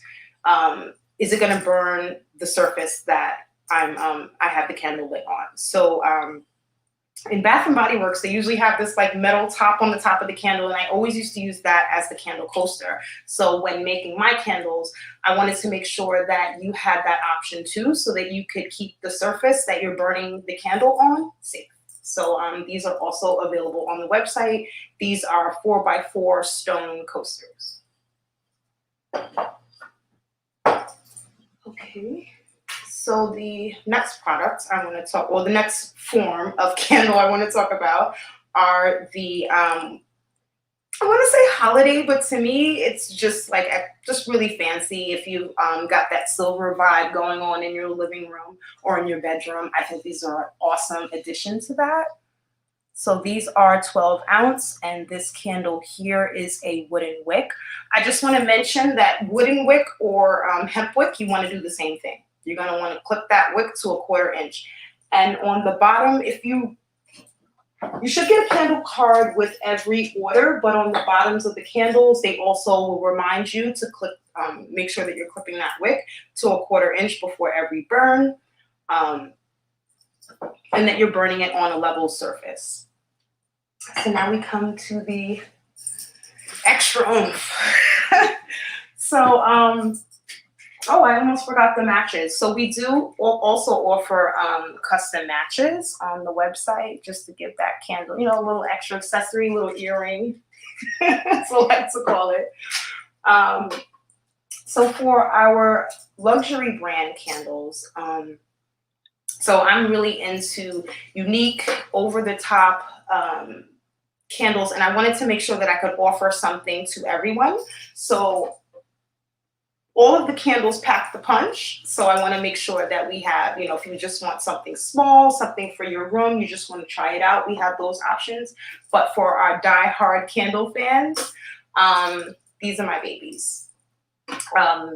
This and the next candle are the ones I'm most proud of. So these here are also 3-wick candles.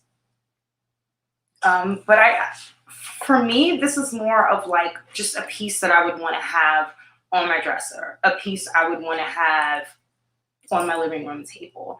I don't put labels on them because of that. So I don't want to, I don't know, like take away the value of it, or to me, I just feel like, and we are all about doing our part to reduce our footprint. So a lot of the candles have standard labels so that they don't have each scent on them, to try to do our part in that process. So again, yes, these come bronze, and they come in these awesome little boxes here. They have an extra layer of protection on the inside so that the candle doesn't get damaged. I love, love, love. These are over the top. These are amazing. I'm in love with these candles. And these burn forever. So I forgot to mention that all of our 5-ounce candles, 17-hour burn. Some between 15, this one here gave about 15 hours. So all of these candles are tried, tested, proved. You're definitely going to get your money's worth when it comes to getting these candles, and you're definitely going to get the smell payoff, because that's honestly all that matters. If the candle doesn't smell, you don't want it, and I don't want it either. So I made sure that you're definitely getting the quality that you would get at a competitor. So my next beauty here. This is beautiful. I really, really love this piece here. So I don't know if you guys can see, but they have a glass top that's removable. So again, we can do these in wooden wicks. I mean, as soon as I took the top off, I'm like, oh gosh, yes, this is awesome. We can do these again in wooden wicks. I forgot to mention that we can also do colors. So if you would like your candle to be a little tinted, we can also make that happen. But this is just a piece I would put everywhere, like in the living room. Even, I mean, I could see putting it in the kitchen. This is such a pretty, pretty, pretty candle. I almost like don't want to burn it. It's like one of those things where I would have to buy 2 so that I could burn one and then keep the other one. And they come in the cutest, cutest little boxes. Let me show you the box. Yes, isn't she cute? Yeah, so it's shaped like a hexagon to essentially, yes, who said ting? Yes, yes, love it. Thank you so much. These are awesome. The quality is definitely here when it comes to these candles. And the beauty as well. So we had to have both. So the last thing I'm going to talk about are, we also have what I like to refer to as candle homes. I have kids. So although I do love to burn my candles, I'm also always worried about safety and is the candle gonna, are they gonna touch the candle? Are they gonna turn around? Their ponytail is gonna get ignited. Yeah, there's a whole lot going on. So I would invest in one of these.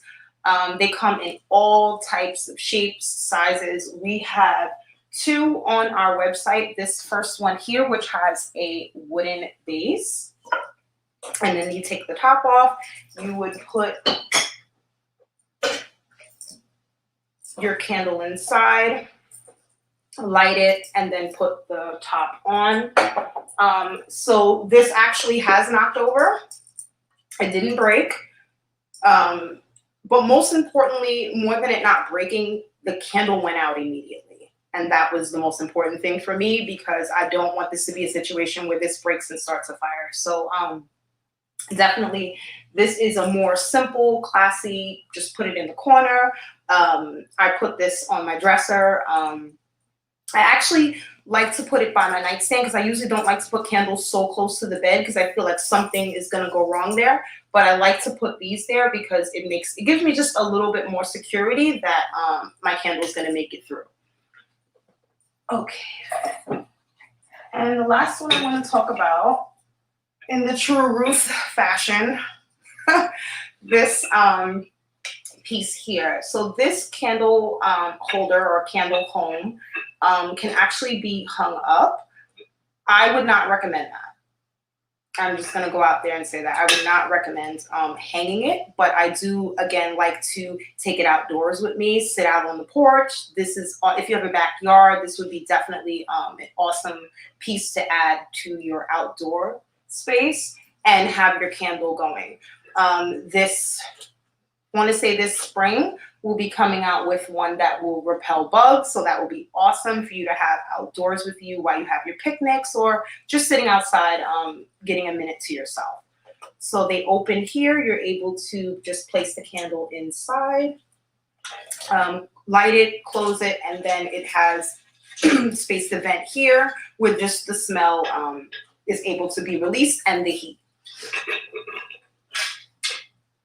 Okay, so that is what I had for today to share with you. Again, there are so many things, so much more available on the website. We do everything from gift baskets to candle sets and all kinds of customized items. We have merchandise. We have, merch like t-shirts. We've got some iPhone cases on there.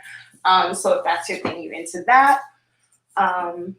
Yeah, so that is what we do. I'm really just want to thank everybody for coming out. I want to thank everybody who joined on Facebook. I'm saying that now. I really appreciate it. I'm super nervous, but my palms have stopped sweating, so that's awesome.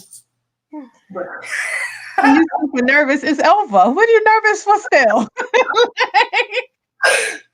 You did a great job. Oh my gosh. Thank you. I'm sitting here. I'm watching the Facebook the live, and people are hearting it and doing a whole lot of O's. Like I didn't know that could, like you could do that, or those. So you definitely dropped some wisdom and some knowledge on the community today. So thank you so much for sharing that. And I think you said you were talking about a newsletter or something that you have on, or some blogs that are on your page. Yes. So if you go to our website at the very bottom, we have a link to our blog. So definitely follow us so that you can just not buy, but learn, grow with us, learn about candles as I go on my journey, learn about how we're giving back to the community, learn about how we're making space for people that look like us. So definitely like, share, and join the conversation. Definitely appreciate that. I was, as you were showing and stuff, I was like, oh, I have mine. It's like, see, mine is all here. And I have my candles, and it's right next to my desk. Like this is, and this actually saved me, because a couple of since it's holiday season, everybody's doing all types of games and stuff like that at the house. And one of the holiday parties was like a scavenger hunt, and it was like, bring to the show me a candle. I was like, oh, it's right here. I already got it. Yes. So it is by my desk. It is my Friday ritual every Friday at like 5 o'clock. So an hour before my day is about to wind down, I light my candle for about an hour and a half. and I just kind of, decompress for the week. So I thank you for offering, for walking in your purpose, and I hope you are able to join Be the Tree, and be enveloped with all the women that are part of that program, because I think that you are already a very strong woman, and being a part of a sisterhood like that will just continue to help you broaden your wings and make you stand more proud of who you are, and give your children that much more to be proud of, because I'm sure they are already very proud of you. So thank you for joining us, Ruth. We really appreciate your time and your patience. You've been very flexible, because I think I've changed your schedule a million times today. So thank you so much. I also wanted to share, so yesterday, Ruth allowed for us the opportunity to be able to connect with an organization. So as you may or may not know, a lot of organizations are closing down their in-person locations. And there was a location that was in Wall Street, and they were looking for community members to donate full-on items to, from everything but a kitchen table. No, actually, there was a kitchen table. So there was everything but a kitchen sink. So they kitchen tables, chairs, couches. They had, anything that you would think that were at an office. They were giving away, not tablets, but screens and keyboards, mice. Not the real mice, but the Gotta be specific. The mouse, the electronic mice, things like that. I guess the pictures and picture frames on the walls, like amazing things, and that would not have been possible if it were not for you. A lot of schools, a lot of churches, a lot of community nonprofit organizations, and even some personal individuals were able to be a part of that, and that would not have happened if it were not for you. So I want to personally and publicly thank you for that opportunity to contribute to our community. You are doing a lot, and I don't want you to ever feel like you are not. Sometimes we just need someone to pour into us to know that that is our place in the world, and know that that is where you stand. So I appreciate everything that you do, and thank you. Thank you so much. Thank you. Thank you for pushing me off the ledge. I'm not gonna cry on this live, but thank you for pushing me off the ledge. Now I'm gonna cry. No, I'm sending you a virtual hug. Oh my Definitely, sis. I appreciate everything that you do, and enjoy. I hope that you get to see and people who were there yesterday are also sharing their things as well, who are joining the live. So really appreciate it. It meant a lot, and I will definitely share when a lot of people wanted to know how they could thank you guys. So I will share that with you once I get it as well. So thank you, Ruth. Enjoy the rest of your day. Enjoy the rest of your week with the babies and the kid. Well, not all of them are babies, because you got an older girl. So with the kids, well, she's still a baby. So enjoy your time. And we look forward to seeing you through the rest of the week, because you are doing, you should be having some recordings and stuff with us this rest of this week as well, right? Yes. So we will appreciate it. So thank you. Thank you so much for having me. You are welcome.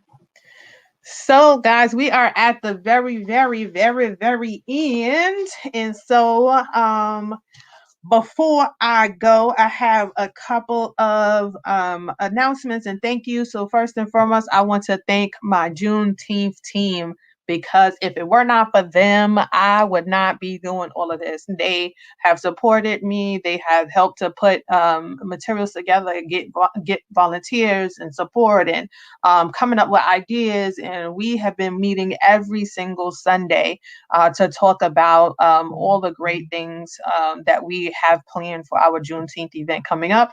They are also a big part of creating this Kwanzaa, getting the donations for the auction. They also have been a part of our monthly presentations, micro labs that we do every month where we are highlighting something that's going on in the community. So I want to give a special thank you to Jamie Lloyd, to Carrie Kirkella, to Hope Hughes, to Irene Treadwell, to Marjorie Vale, to Melanie Bissett, to Michelle Tolson, to Tanette Span, to Nadine Gale, to Sheba Simpson, and to Venus Sutton, who actually just joined us a little while ago and put up a post. And to my interns who have been working tirelessly the last couple of days, Ting Zhu, who is very new and just joined us literally the day before we went live with Kwanzaa, and she has been doing a great job. So I really appreciate you. And Aisha Wika, she has been doing all of the social media posts and connecting the vendors and doing all of those kind of things. So like I shared, what's up for the rest of this week, we will be having presentations that'll be ongoing. We will go live in the morning to talk about the Kwanzaa principle for the morning. And then at 12 noon each day, we have one of our home DJs, DJ Fame, who will be doing his lunch buddy mix. So he always does. He is a world-renowned DJ. He is amazing. I think he came in a little earlier and gave a little shout out and a hello. He usually is rocking with us each and every day, but because of the new restrictions that have been going on, they've been shutting us down when we play music. So he will be doing a live feed Monday through Friday during the week, and we will be streaming it live. Also, we'll be resharing it live through our platform. So between 12 and 1 every day, you should be able to see us here. And he is doing a New Year's Eve party virtually. So this is all very new for all of us. Everyone wants to celebrate and bring in the new year in a different way. And so from 11 p.m. to 1 a.m., he will be on Zoom doing a virtual New Year's Eve into New Year's Day party. So we will send that information out. We definitely implore you to please go to our site. I'm just going to put it up one more time so that you can register to receive information about all of the things that we have coming up. This is the best way to stay connected to us. So I am going to share it here. And basically it is bit.ly /Kwanzaa Festival. So actually I did not share it in all the destinations. Let me try it again. So that's bit.ly /Kwanzaa Festival. So please go there, register, so that we can share all of the links to all of the great things that are happening and all of the discounts that the vendors are offering to the Kwanzaa community. So I think that is it for me. Tomorrow is the third day of Kwanzaa, and it is Ujima, collective work and responsibility to build and maintain our community together and make our brothers and sisters our problems, and solve them together. So we definitely hope that you are thinking about how you will be representing Ujima in your year of 2021 with collective work and responsibility. How are you planning to work with others? So I want to see your responses tomorrow. Please definitely share.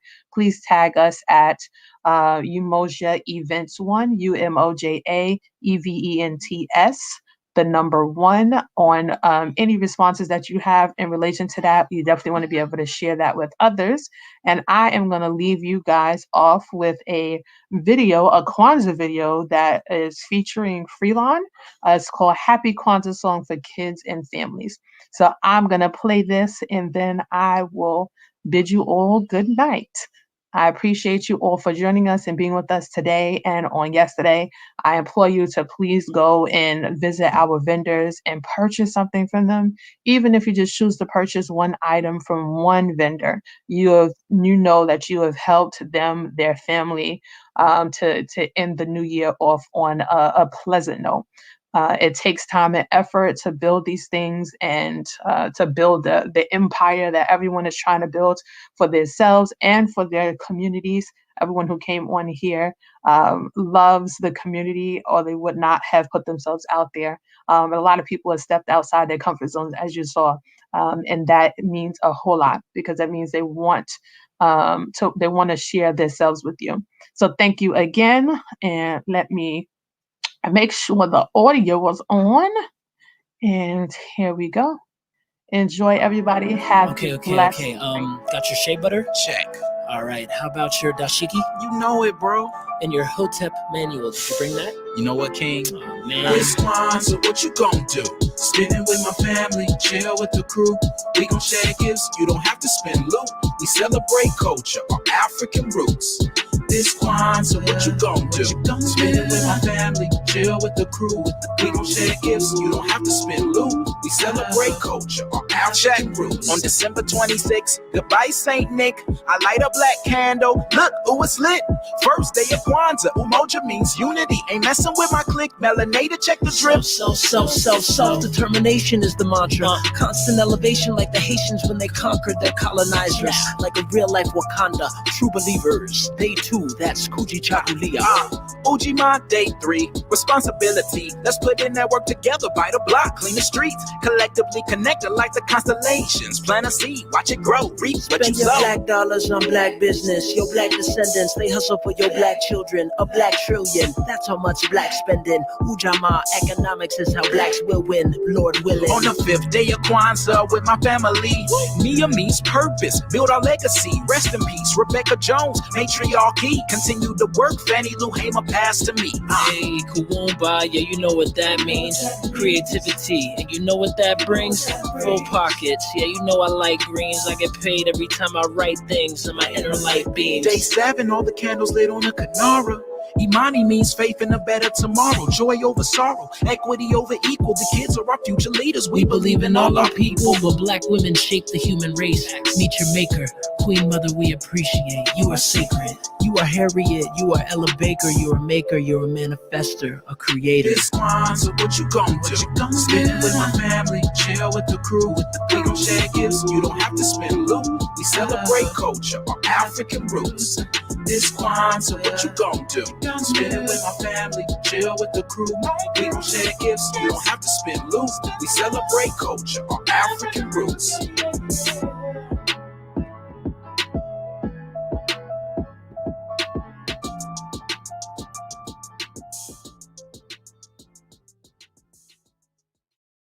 Thank you for watching. You can go print out my free Kwanzaa worksheet on my website, fuge.com/class.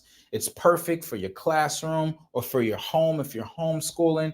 So make sure you go get that. And if you want to fill it out with me right now, you can pause this